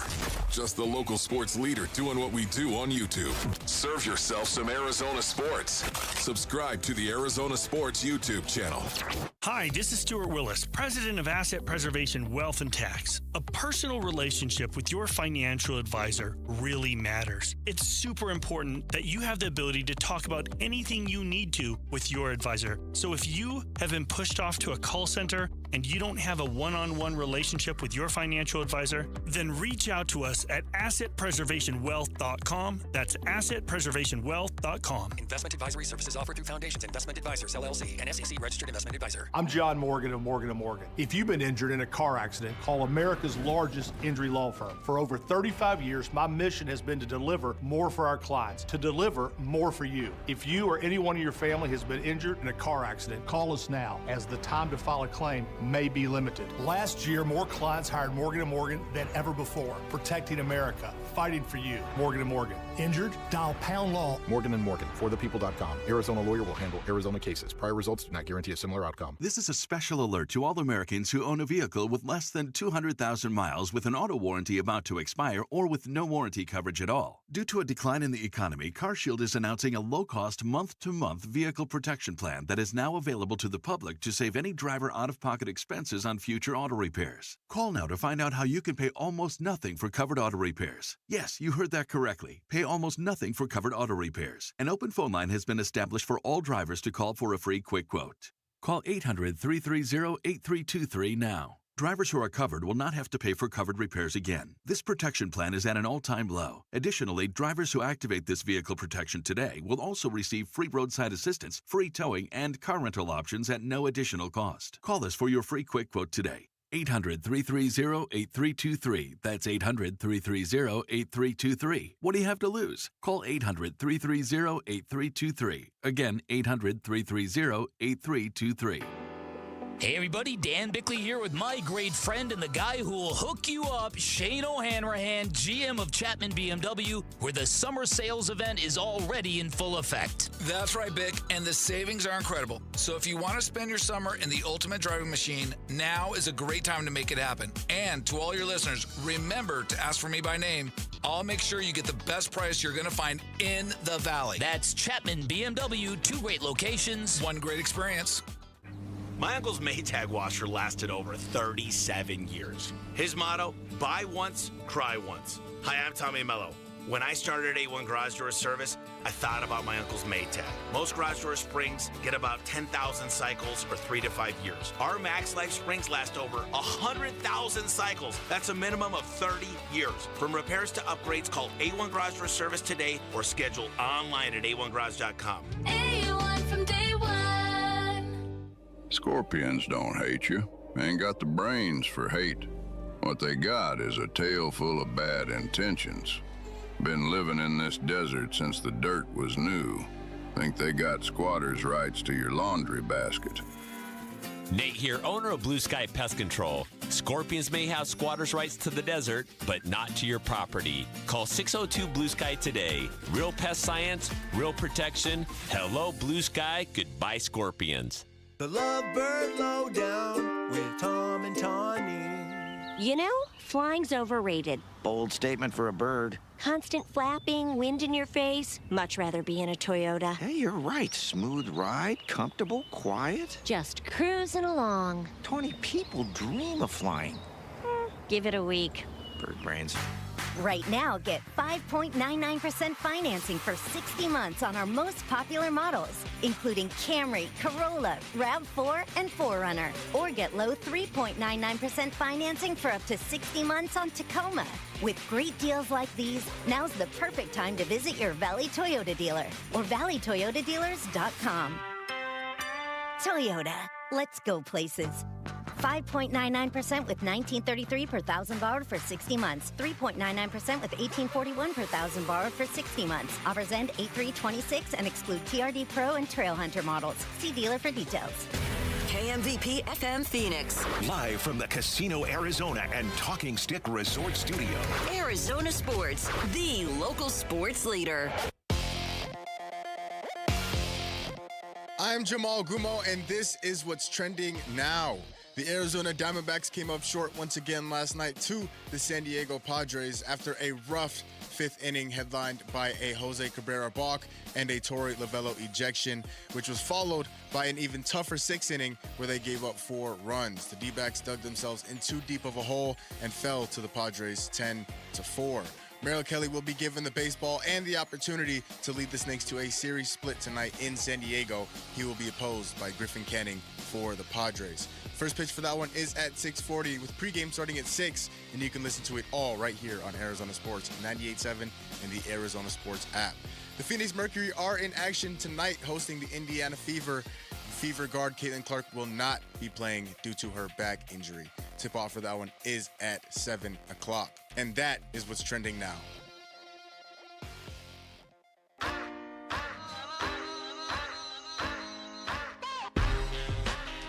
Hey, it's Vince Marotta. Join us on Friday. What are we going to be looking for from the Summer Suns, who get started on Friday night? We'll let you know. Bickley and Marotta Morning starts at 6 on Arizona Sports 98.7, the Arizona Sports app, and the Arizona Sports YouTube channel. All right, Diamondbacks released their lineup for tonight's finale against the San Diego Padres, in which they need to win to earn a split of the 4-game series. Perdomo's back in. Okay, that's good. Pavin Smith is out. I would argue that is equally as good. Your 5 through 9 hitters tonight that we're looking to for, which, by the way, were not the problem last night. I mean, there were a lot of problems last night. They weren't elite, but they weren't the problem. 5 through 9 hitters tonight are Kepler is your DH batting 5th. Lourdes Gurriel is your left fielder batting 6th. Nolan Arenado is your third baseman batting 7th. Tommy Troy is in center. He's batting 8th. Tim Tawa gets the start at first base tonight. He is batting 9th. So 5 through 9, Kepler, Gurriel Jr., Arenado, Troy, and Tawa, 5 through 9. We have talked about 5 through 9. You've filled in now for a full week for Gambo here on Burns and Gambo. Kellen, has there been a day where we haven't talked about 5 through 9 when it comes to the D-backs? I don't believe there is. No, and you and I like reflexively have like the type of not issue with this, but we always want to preface it with like, we're not blaming these guys specifically. We're blaming the team for putting themselves in a position where they have to play these guys with such regularity, where you just, like I said, when 5 through 9 comes up in the order, I am going to go get whatever done in the kitchen that I need to get done. If there's some laundry that I need to fold, I'm going to go do it. I'll be listening in the background, and if I need to rewind because something happened, I will, like I did yesterday when there was some eventful stuff in the 5 through 9 part of the order. But that is when I'm getting tasks done right now, because these guys just aren't able to consistently bring anything offensively. And unfortunately, well, not unfortunately, that's the wrong word. The reality of it is that we've had a lot of conversations about this team today, about the future of Torey Lovello, about the future of Mike Hazen. I told you earlier, I told everybody listening earlier, this is the first time since the end of the 2021 season where I am genuinely, my radar is on when it comes to Torey Lovello and his future. It's been a while since, I know for the fan base, some of the fan base, they blame Torey for everything, and I understand that angst, but really legitimately now for me for the first time, this is where like, boy, what is going to happen with Torey Lovello? And I haven't felt this way about that since the end of the 21 season when they lost over 100 games. But we've also had some Mike Hazen conversations, and he'll be the first to take responsibility for this. He has taken responsibility for this on many moments. 5 through 9, you look around the league, and there's Blaze Alexander in Baltimore, and there's Jake McCarthy in Colorado. If you want to dig even a little deeper, there's Canzone up in Seattle doing what he's doing. There's guys who would have looked decent in those roles for the D-backs who are elsewhere doing it for other teams. We knew the impending decision here with the outfield as soon as like 2 years ago. Like we knew eventually like, okay, Carroll is going to be in one spot now. The other different conversation here is like they thought Drew Jones was going to be in center field for a very long time for them, but that hasn't worked out to say the least. The former number 2 overall pick that they made as well. We knew Carroll was going to be in one corner. We knew Gurriel was going to be in one corner, and then someone was going to be in center, and then there was going to be a fourth outfielder too. And it was like, okay, is this going to be Alec Thomas?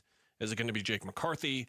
Is it going to be someone else? And then we had this ever so brief moment with Blaze Alexander where he was out there in the outfield and making some athletic plays. We're like, okay, maybe it's him. Maybe he's at third instead. It seemed like he was going to be at third this year for a little bit of time. And clearly the biggest misread that Hazen made this year, along with first base, is the situation in center field, because Jake McCarthy's hitting .302 with an .856 OPS that is top 40 in baseball. He's playing in Coors.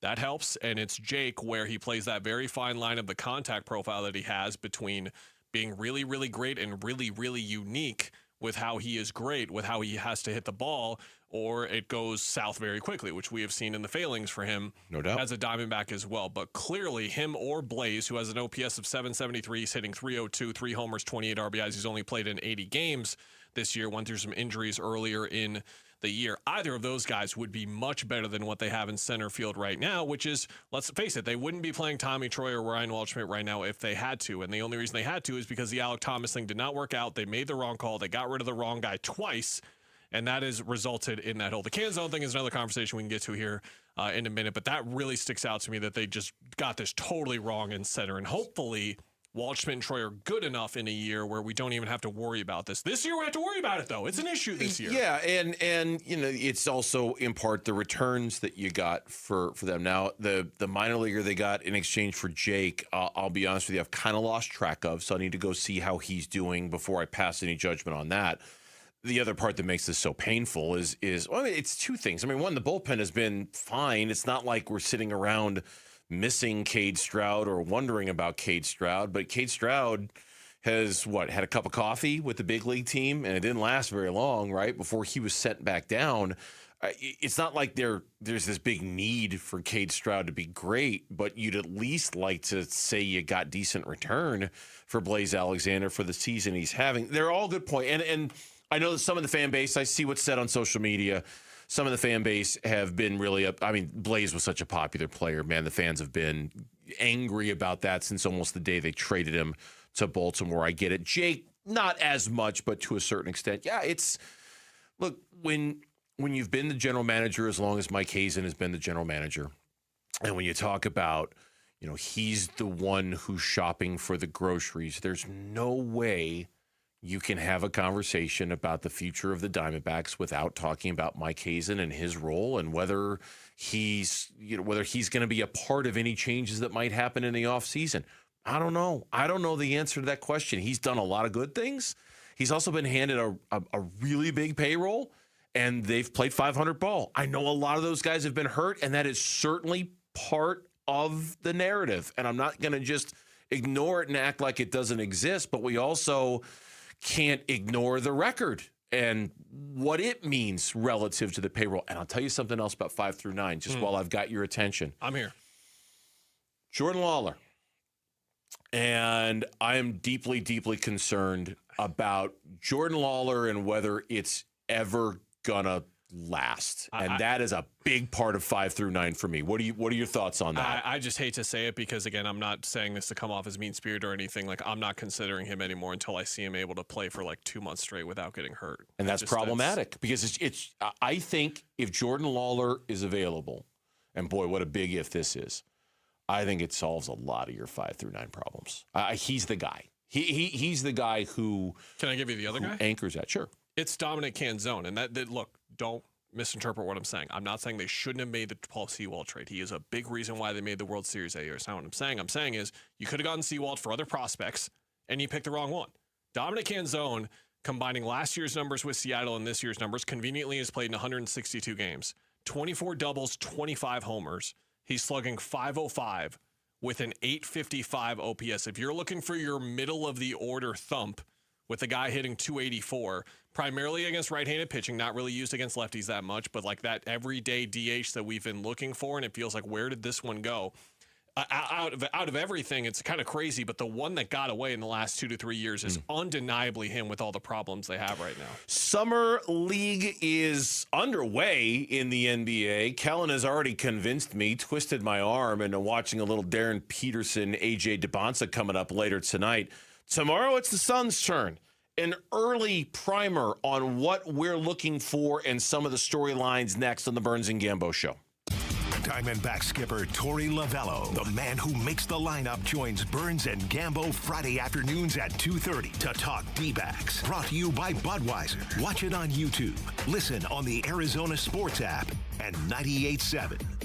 When it comes to vision, the name you need to know is Dr. Jay Schwartz at the Schwartz Laser Eye Center, the team eye doctor for the Phoenix Suns and Arizona Diamondbacks. Ready to ditch glasses and contacts?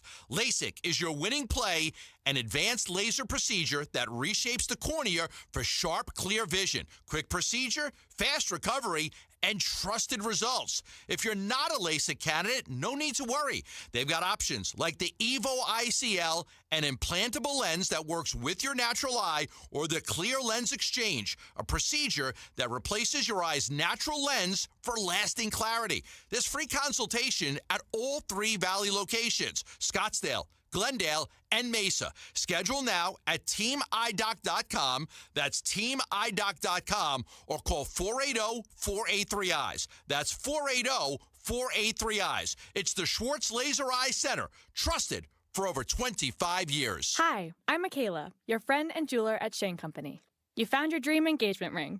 As a jewelry consultant, I recommend to start shopping for your wedding band 6 months before your big day.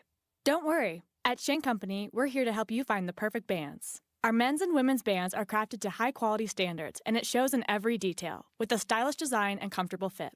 At Shane Company, we'll take care of your engagement ring and wedding bands for life, because a friend wants you to say, I do, to your rings again and again. Shane Company, your friend and jeweler. Hey everybody, Dan Bickley here, and joint pain is awful when you're the person who's fighting through it, but I'm betting you aren't the only ones affected by it. Maybe you love someone who struggles with joint pain. You see what they don't say, what they've slowly stopped doing. For instance, it's July, the days are long and hot, it's time to be in the pool, moving, living, and you're on the sideline sitting it out. Let's talk about getting that life back, because at QC Kinetics, that's what's happening every day. People who were stuck in that cycle of pain are finally stepping out of it with regenerative treatments done right there in the office. No surgery, no long recovery, no putting your life on hold, just real relief. The inflammation eases, the pain lets go, and you suddenly feel like your old self again. Go find out what's possible with a free consultation. They have clinics in Phoenix, Scottsdale, Peoria, and Chandler.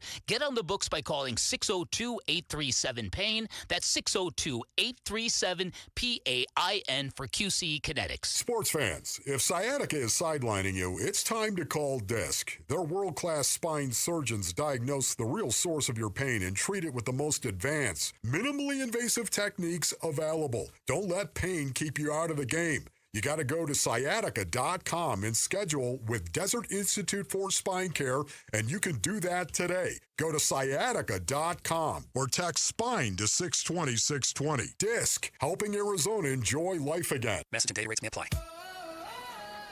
I love days like these at the pool, but my moderate to severe plaque psoriasis can sometimes take me out of the moment.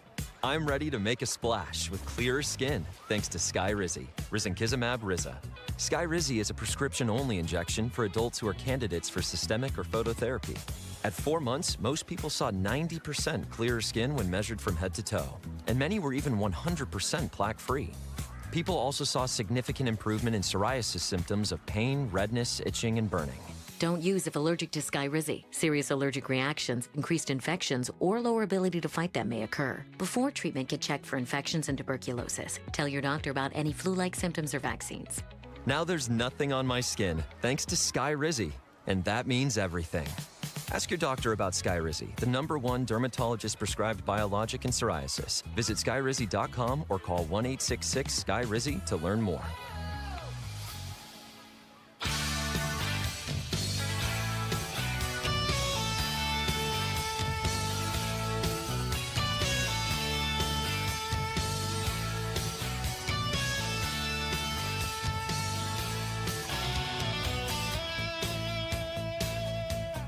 D-backs at the Padres series finale tonight at 6 on the Arizona Sports app and 98.7 FM. All right, welcome back, Burns and Gambo. Kellen Olson in for Gambo. We'll be again tomorrow. Tomorrow, I imagine, I know us pretty well. I imagine we'll take a couple of passes at the Suns Summer League tomorrow on what we expect to see with the debut. Who are they playing tomorrow? The Portland Trailblazers. Hansen Maluach. The battle. 7 p.m. ESPN. The most basic thing you can say about Summer League action. ESPNU. Oh, ESPNU? Tough.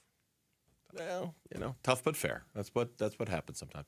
The easiest thing anybody can ever say about the Summer League, but it's easy because it's true, is that in a moment like this, you're expecting your second-year players to very quickly show, I don't belong here. Get me out of here. I've played in the league. I'm not a Summer League player. I will dominate at this level.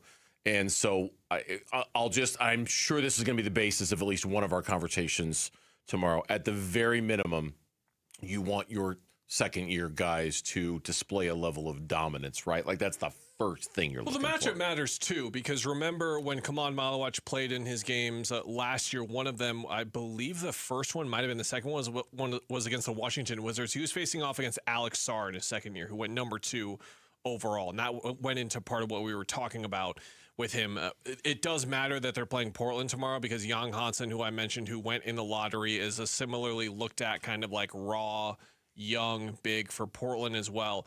Portland isn't really playing, from off the top of my head, any other draft picks that I can see. Certainly not first-round picks that are out there. So if we're talking about Maluach, Kobe Brea, and Rasheer Fleming looking like they should stand out. I'm not saying they should stand out in a way where they're 10 of 16 and they have 29 points or whatever. I'm saying you, eye testing from home, watching this game, should be able to tell who the marquee talents are in this game. And every single one of them, except for Hansen, should be wearing a Suns jersey in that game, Koa Pete included.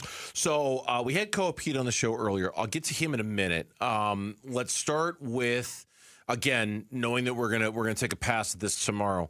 You've been out at Suns HQ, the lab, a couple days earlier this week, in particular talking to the younger players on Monday before they made their way to Vegas. And it was on Monday where Rasheer Fleming revealed that he had put on, 10 pounds in the offseason, gotten a little bit bigger. This is the start of the journey for Rasheer Fleming to basically muscle his way into the conversation and demand playing time, not with his words, but with his actions and how he plays. You could argue that he should be their best player in Vegas, not Kaman Maluach, because Rasheer was the guy that played more meaningful minutes than Kaman. Like, he got more of a chance in the rotation. He had more cracks. Like, he was guarding Luka, he was guarding LeBron.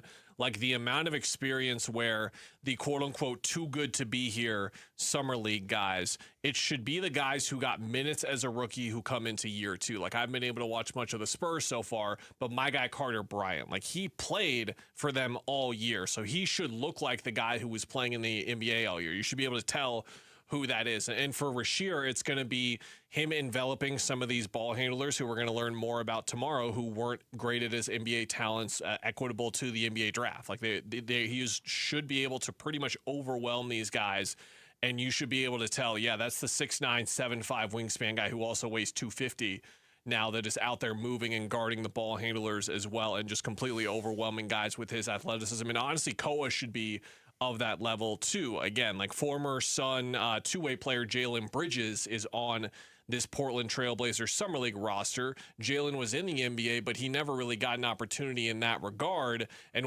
wasn't drafted as well. So again, like the core attributes and like who looks like they were drafted in the first round, who looks like they were playing NBA minutes last year, that is what Summer League is for. It is not for how well someone played, how their shooting numbers were and all that kind of stuff. Remember, Ryan Dunn in his first year, the jumper looked a little scary in Summer League, and then his jumper was great in the preseason. It was great at the start of the season.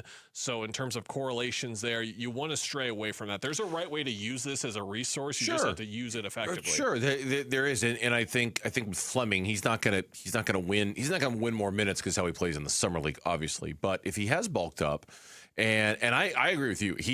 There's no question he should be the best player on the floor tomorrow night for the Suns. I mean, he's the one who's got the most experience, and he's the one who clearly, Miles Bridges or not, he bulked up, he got bigger, and I think there's a real case for him to come in, and as long as the opportunity is presented to him, because last year I felt that got a little sketchy at the end of the season, that he should have gotten more opportunities than he was being given.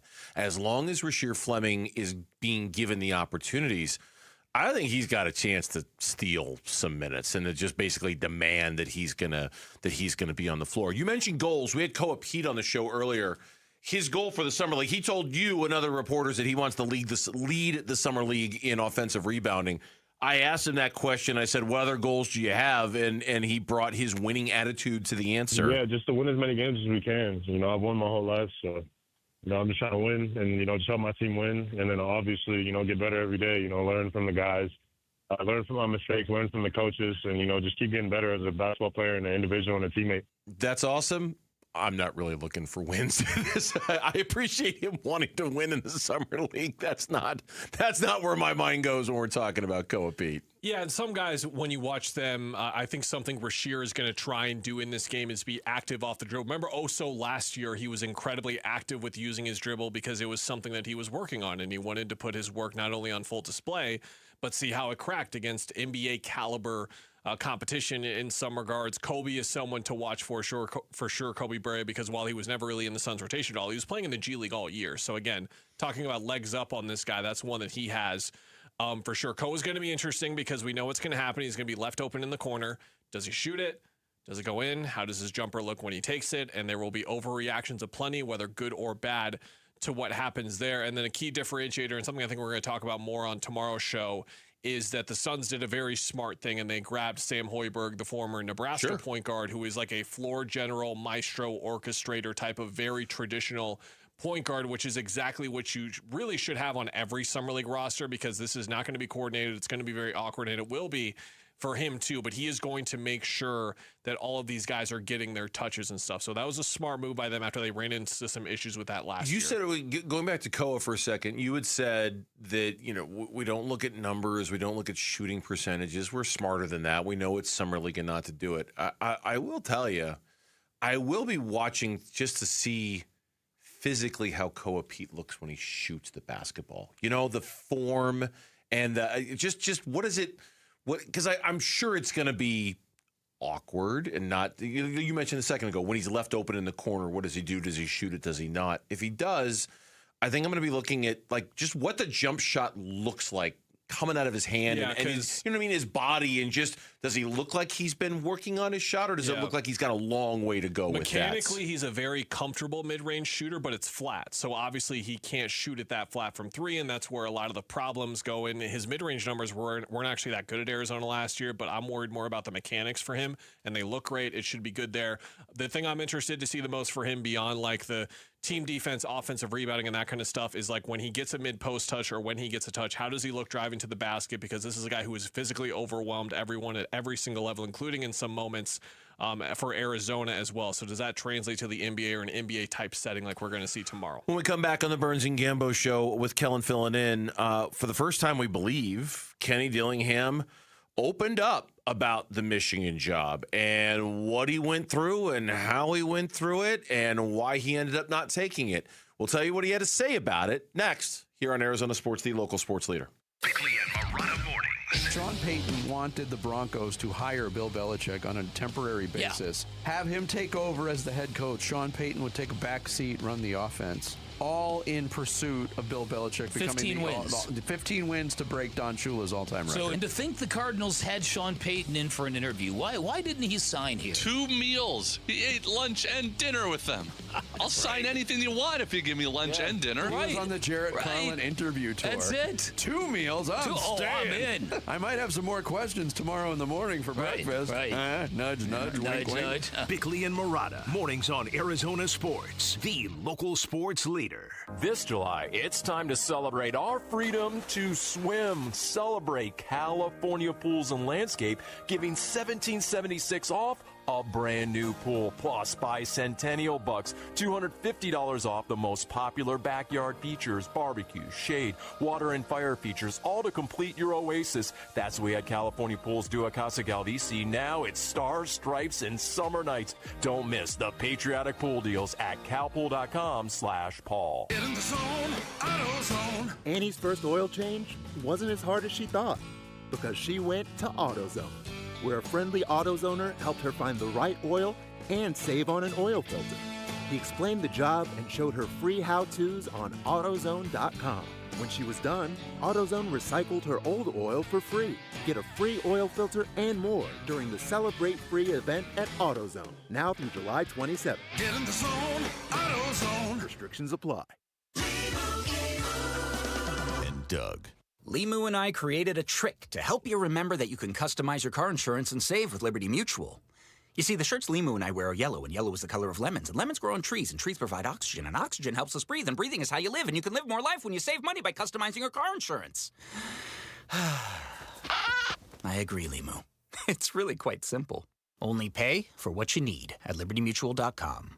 Liberty, liberty, liberty, liberty. Most families get their financial advice in pieces. A financial advisor here, a CPA there, an estate attorney somewhere else. Everyone means well, but nobody's talking to each other, and those gaps can work against you. Trajan Wealth's family office brings wealth management, tax strategy, and estate planning together, not as separate conversations, but as one coordinated system built around your life, your goals, and the people who matter most. Ours is a true family office, not one that refers you out because it's convenient.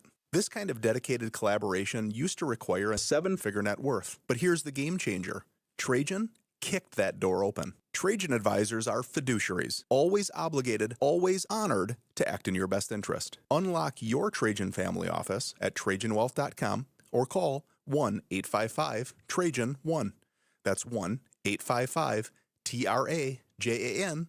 Advisory services through Trajan Wealth, LLC, an SEC registered investment advisor. Other services through Trajan Estate and Trajan Tax. For decades, Morgan & Morgan has represented hundreds of thousands of people at their hour of need. Injuries on the job, car crashes, medical malpractice, and nursing home abuse, Social Security claims, dangerous drugs, and dangerous products. We became America's largest injury firm for a reason, and no firm is even close. Then we got to thinking, what if we could prevent these terrible events before they occurred? So we built the AI-powered People Protector. Simply visit peopleprotector.com and type in the product you have questions about before you buy it. Children's toys and accessories, cars, drugs, products, you name it, we got it. With our success, we decided to pay it forward for all of America. Our way of saying thank you for your trust all these years. Morgan & Morgan, protecting America. And if you've already been injured, just visit us at forthepeople.com. Morgan & Morgan, forthepeople.com. Arizona lawyer will handle Arizona cases. Prior results do not guarantee a similar outcome. I'm Jamal Gumo, and this is what's trending now. The Arizona Diamondbacks came up short once again last night to the San Diego Padres after a rough fifth inning headlined by a Jose Cabrera balk and a Torey Lovullo ejection, which was followed by an even tougher sixth inning where they gave up 4 runs. The D-backs dug themselves in too deep of a hole and fell to the Padres 10-4. Merrill Kelly will be given the baseball and the opportunity to lead the Snakes to a series split tonight in San Diego.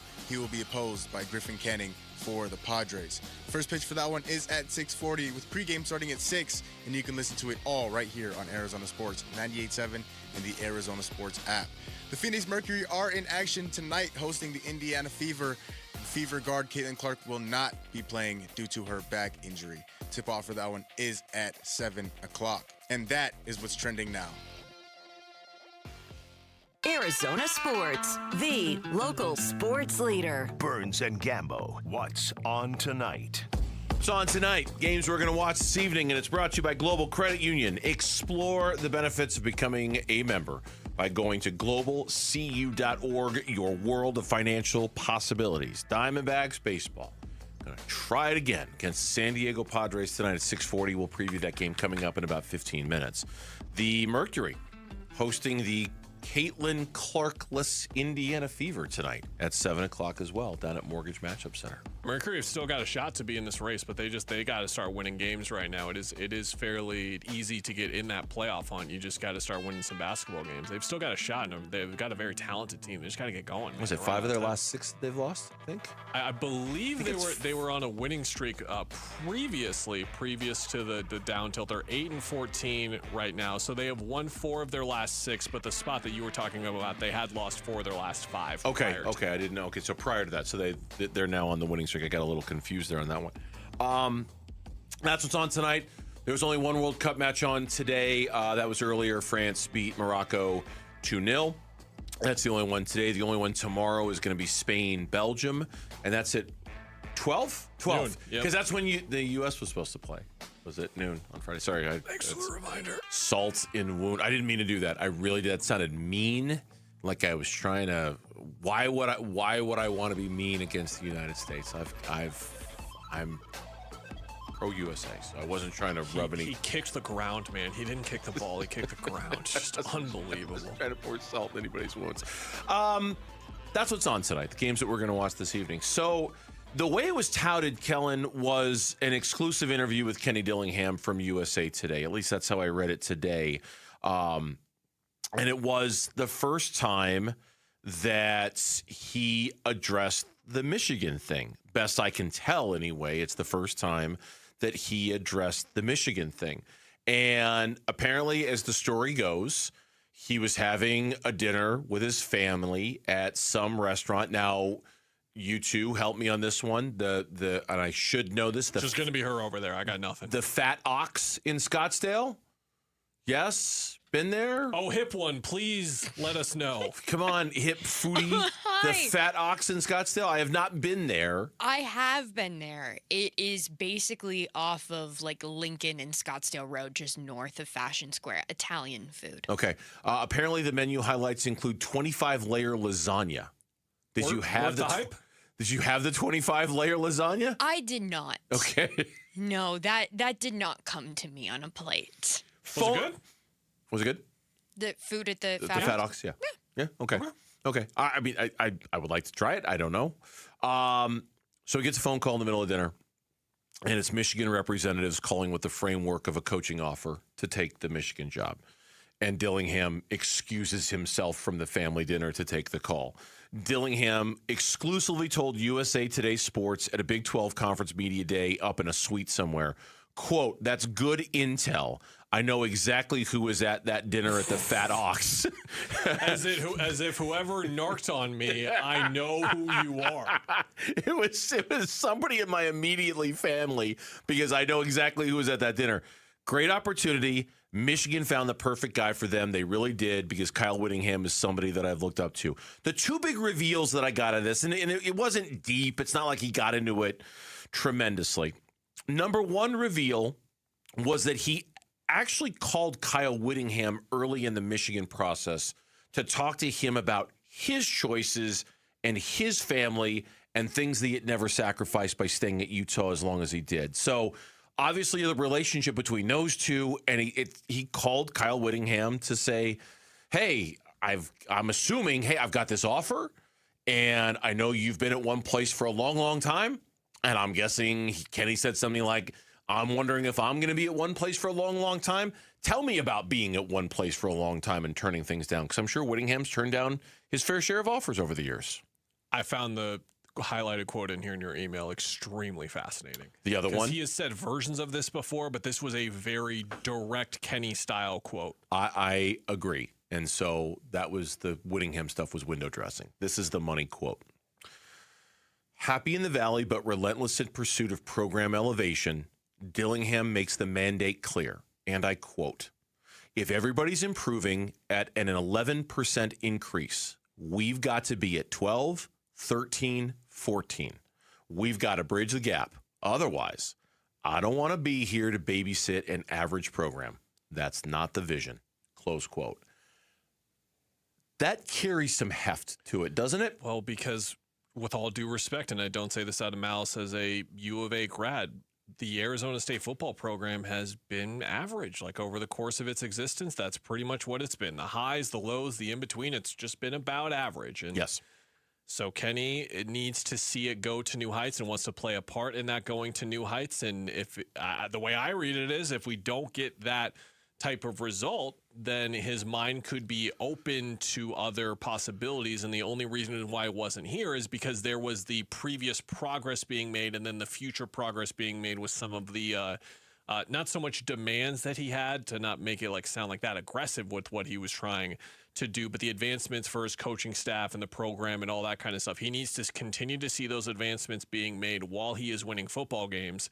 But if those stop for some reason, then we could just be back here in a couple of years' time. And I hate to see that because I want to see Kenny coach here for the next 50 years. I do too. And I think, look, the tone, not the tone, the content of what he said is basically, yeah, it's how every ASU fan feels. It's how Kenny, being an ASU fan growing up, I'm sure feels. You know, I'm not here to do average. We've got to do better than average. We ASU fans everywhere understand how average this program has been for decades, right? So that in and of itself is nothing new.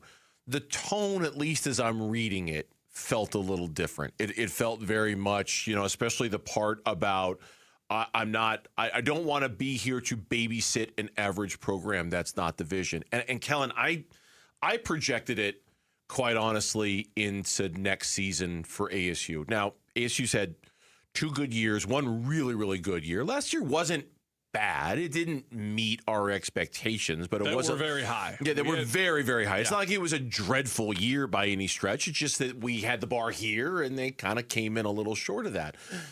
I wonder, like, for this vision to become a reality, it makes it feel to me like Kenny's got to follow this up now with a pretty good to above average to great year, right? Like otherwise, the minute he has one of those seasons that's just kind of the closer you get to that fear that ASU is just ASU all over again, right? And so it won't happen after one season of that. But if Kenny has back-to-back seasons of just meh, kind of mid, then those fears of ASUing are going to come right back in. And then you got to worry about this. You got to worry about whether he's going to want to be around to quote unquote babysit an average program. And if he has like even some meh seasons, I think that he has established such a fantastic rep for himself over the last couple of years that if that happens, it will be directly attributed to the university's program failing him and not his own failures. Like, I think that his own rep is now so secured, meaning if a really big job comes up and ASU is coming off a 7-win season, I still expect for him to be in the hunt for that because that's almost kind of what we just watched that happened anyway. Yeah, I kind of thought the same thing. Like, has Kenny already elevated his status to the point of, if we do have a couple of blah seasons back to back, ain't my problem, ain't my fault. You know, like I've already proven my worth and who I am and what I'm about. And if it's, and not that he would look to blame anybody else for his problems, but if they are average, I think you're right. I think the big programs would still come knocking on his door, even if the record isn't all that great. Now, maybe I'm wrong. Maybe his star gets knocked down a peg or two if they have a couple of average seasons. But I do think it puts an onus on him to make sure he doesn't have a pair of back-to-back kind of blah seasons, because then everyone gets real twitchy and nervous around here about this. Does the quote shake your faith at all that if next year some big top 10, top 15 program, Michigan-esque, has a surprising head coach ousting, that you worry at all? Or no? No, I think it's going to take... Is the faith that was still concretely established by him staying still there? It's still there. I think, as I said, I think it's going to take a couple of years of a lack of success, unless The funding all dries up. The money's not there. Did you see what Cody Campbell said the other day? Or I don't know when he said it, but basically the multi-billionaire donor of Texas Tech basically said, I think every team in the Big 12 should have a version of me. I don't know why they don't. Well, I don't know why every Big 12 team doesn't have somebody like me who's willing to write big old checks in the name of making. And you know what? As crazy as it sounds, I do think there are some programs who no doubt have Cody Campbell's in their arsenal who aren't writing the checks that he is. I don't want to give him or them credit because I don't like them particularly much. But I think he does make a point in that you can't really tell me that there isn't a few fat cat alums of every single program in the Big 12 who are just as capable of writing those checks that Cody Campbell is. Yeah, and if Kenny expects them to, within 3 to 5 years, be at Tech's level or BYU's level, maybe more so Tech's level, but I bring up BYU too because they were able to retain their coach as well with the financial security that they gave him. Would you be afraid if a big job came open? Does it depend on the job? No, I need 2 years. I need 2 years and 2 years of I need 2 years. I need 2 years. And more so to what he said, because again, like if they're stalling out at like 5 to 7 wins or 8 wins, and it happens for back-to-back years and then that job opens up, that's when I'd start to be a little scared. He also suggested that if he took the Michigan job, his entire family was going to move out to Michigan. Everyone. Like everyone. He's like navigating the family. Like my family's crazy. My family's like, if accepting the Michigan job is what you want to do, we'll all move. That's how my family operates. We're very close. It's like doing it together. We're doing things together. That would have been crazy if he would have had the financial freedom to help them out. That's for sure. Yes, he would have. When we come back, we'll preview the final game of this series against the San Diego Padres. D-backs on deck is next here on Burns and Gambo. Wolf and Luke, middays 10 to 2. Colin Gillespie, and you've got Jordan Goodwin in particular. I'm just isolating those two guys that personify it. Like they do exactly what you say. Yeah. You can't then let them walk. These are guys you figure out a way to keep around. Yes. Because they don't define your season, but they make up your identity. But they also produced. Yeah. Too. No, it's not like It's not like they're just out there trying as hard as they possibly can. Yeah. And because they're just trying as hard as they possibly can, we gave them $48 million. No, it's not like it's the sentimental thing, or he's like the team mascot, like he's producing. Wolf and Luke, middays 10 to 2 on Arizona Sports, the local sports leader. Get in the zone, AutoZone. Summer's finally here, and we're kicking it off with a whole lot of free. Free brake pads with Duralast rotors. Free oil filter with 5 quarts of oil. Free Armor All wipes with Armor All glass cleaner, and more. More free, so you can have more summer. Celebrate free at AutoZone. Now through July 27th. Restrictions apply. Get in the zone, AutoZone. When you see this in your kitchen, The stainless steel fridge is covered in fingerprints. you hear this. Leslie, people are going to think you were raised in a barn or by wolves, or raised in a barn by wolves. Fortunately, Wyman Stainless Steel 3-in-1 cleans, shines, and protects to give you the best shine. A spray and a wipe will have your fridge shining like a mirror. Wow, my fridge looks brand new. Your fridge looks amazing, Leslie. Sorry, I was being a little dramatic earlier. Your kitchen says a lot about you. Let it brag with Wyman. Every furniture store says they have a deal. But here's the question. Did they get a deal when they bought it? At The Dump, that's all we do. We only buy deals. And a real deal only comes from the people who actually make furniture. It makes sense for them to dump 80% off their prices now, then wait to get full price who knows when. Each new day, we unload one-of-a-kind design samples and canceled orders to these days, truckloads from famous furniture, mattress, and rug stores. Out of business forever. You get the real deal. 80% off all the great brand names. All brand new. No frills. No retail overhead. Nothing comes between you and 5 acres of real deals. Why, you'll get $1,000 power recliners with immersive surround sound for $299. $1,000 hand-knotted rugs, $299. $2,000 Serta Perfect Sleepers, $399. We get real deals, you get real deals. 80% off to the dump, to the dump, to the dump, dump, dump. Folks ask me how to spot a termite. I tell them, if you're waiting for a sign, you're letting them get the jump on you. Termite don't want your attention. He wants the bones of your home, and he's been whittling at them longer than you think. Nate here, owner of Blue Sky Pest Control. Don't let termites get the jump on you. Smart protection starts before the damage does. Call 602 Blue Sky for your free termite inspection. Hello, Blue Sky. Goodbye, pests. All right, it's officially the most wonderful time of the year at Staples. They've got back-to-school supplies as low as 25 cents, up to 40% off select tech, 20% off for teachers, and more. Check out all the deals at staples.com/back-to-school. Staples, that was easy. Take your taste buds on vacation this summer at Sonic. Heat things up with the Tropical Heat Sonic Smasher. 2 hand-smashed patties made with Angus beef, drizzled with jalapeno pineapple glaze. Then, cool down with the Tropical Cream Slush with coconut, pineapple, and creamy vanilla soft serve. It's like a tropical vacation, minus the flight delays. Try the Tropical Duo for a limited time this summer at Sonic. Live free, eat Sonic. Limited time only at participating Sonic drive-ins. Hey, everybody. Dave Burns here with Liberty GMC General Manager Chris Scott. Chris, what can customers expect right now from your service department? What's up, Dave? It's our red, white, and blue sale all month long. You can save $25 off any service, including oil changes. Plus, with our after-hour drop-off, you can drop off your vehicle by 8 p.m. and we'll have it back to you on the road by the next morning. And while you're there, don't forget you can also lease a 2026 GMC Terrain for just $269 a month. Schedule your service or shop online all the time at libertygmcaz.com. GMC, we are professional grade. Arizona Sports, the home of Arizona Diamondbacks baseball. We're checking in on the Diamondbacks as they warm up for the game's first pitch.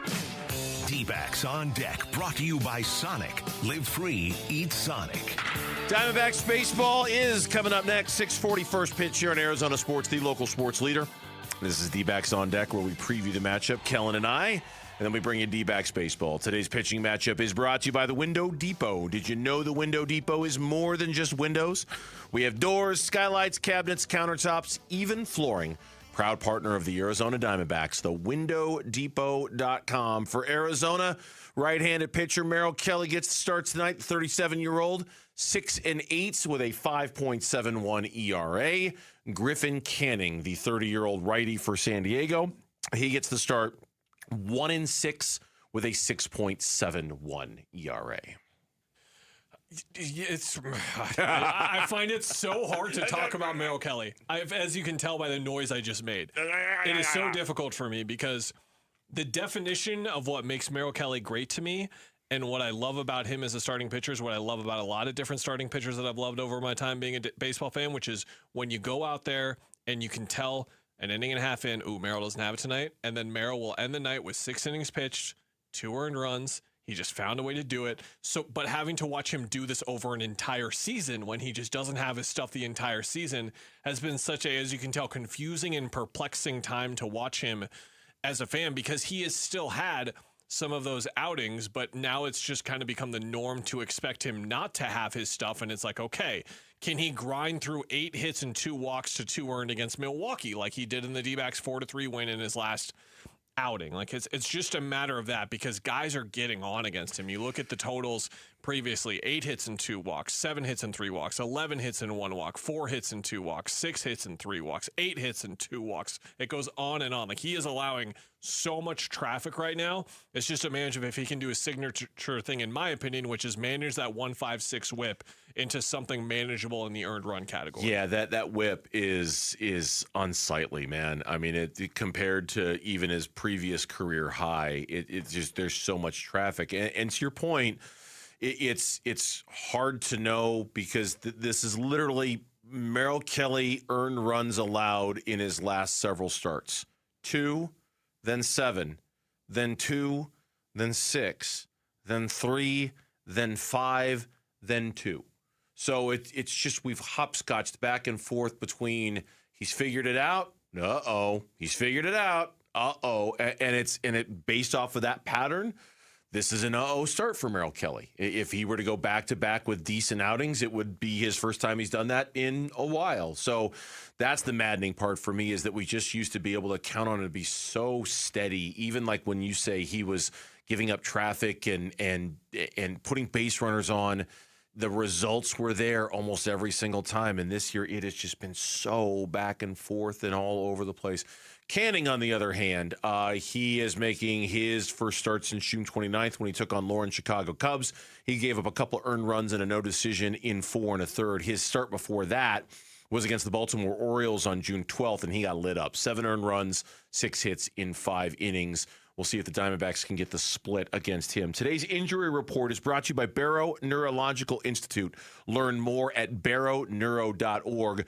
I'll update something on Michael Soroka here in a minute. There was a roster move made by the Diamondbacks earlier today. It was reported by Gambo via his Twitter account, and that was that Jose Cabrera has been sent down. Philip Abner has been recalled. Cabrera not going to make another start before the All-Star break as the 5th starter on the roster, so they don't need him. They opted to call up Philip Abner to give them another arm in the bullpen for these final 4 games before the break. Here's the update on Michael Soroka from Torey Lavello. And this is from Nick Picoro on AZ Central. It no longer appears likely that Soroka is on schedule to return the way we thought. Manager Torey Lavello said Soroka, who's on the injured list with a glute injury, threw a bullpen session last week, but did not bounce back from it as hoped. He has not thrown off a mound since. He's scheduled to get back to throwing off the mound this Sunday with the hopes of throwing another bullpen session after that. The hope is that he could move quickly from there, but maybe now he needs a minor league rehab assignment because the days are starting to pile up. So this idea that Soroka is going to be ready right after the All-Star break, maybe that has hit a little bit of a snag here, Kellen. Feels like the universe is going to force the Diamondbacks to DFA Zach Gallen. Like they're just not going to give them the simple solution that they're looking for. I think the universe is going to make them do that. Yeah, because Soroka could have been the play, or Cabrera's performance could have been the play. Burns could have been the play. Yeah. Exactly.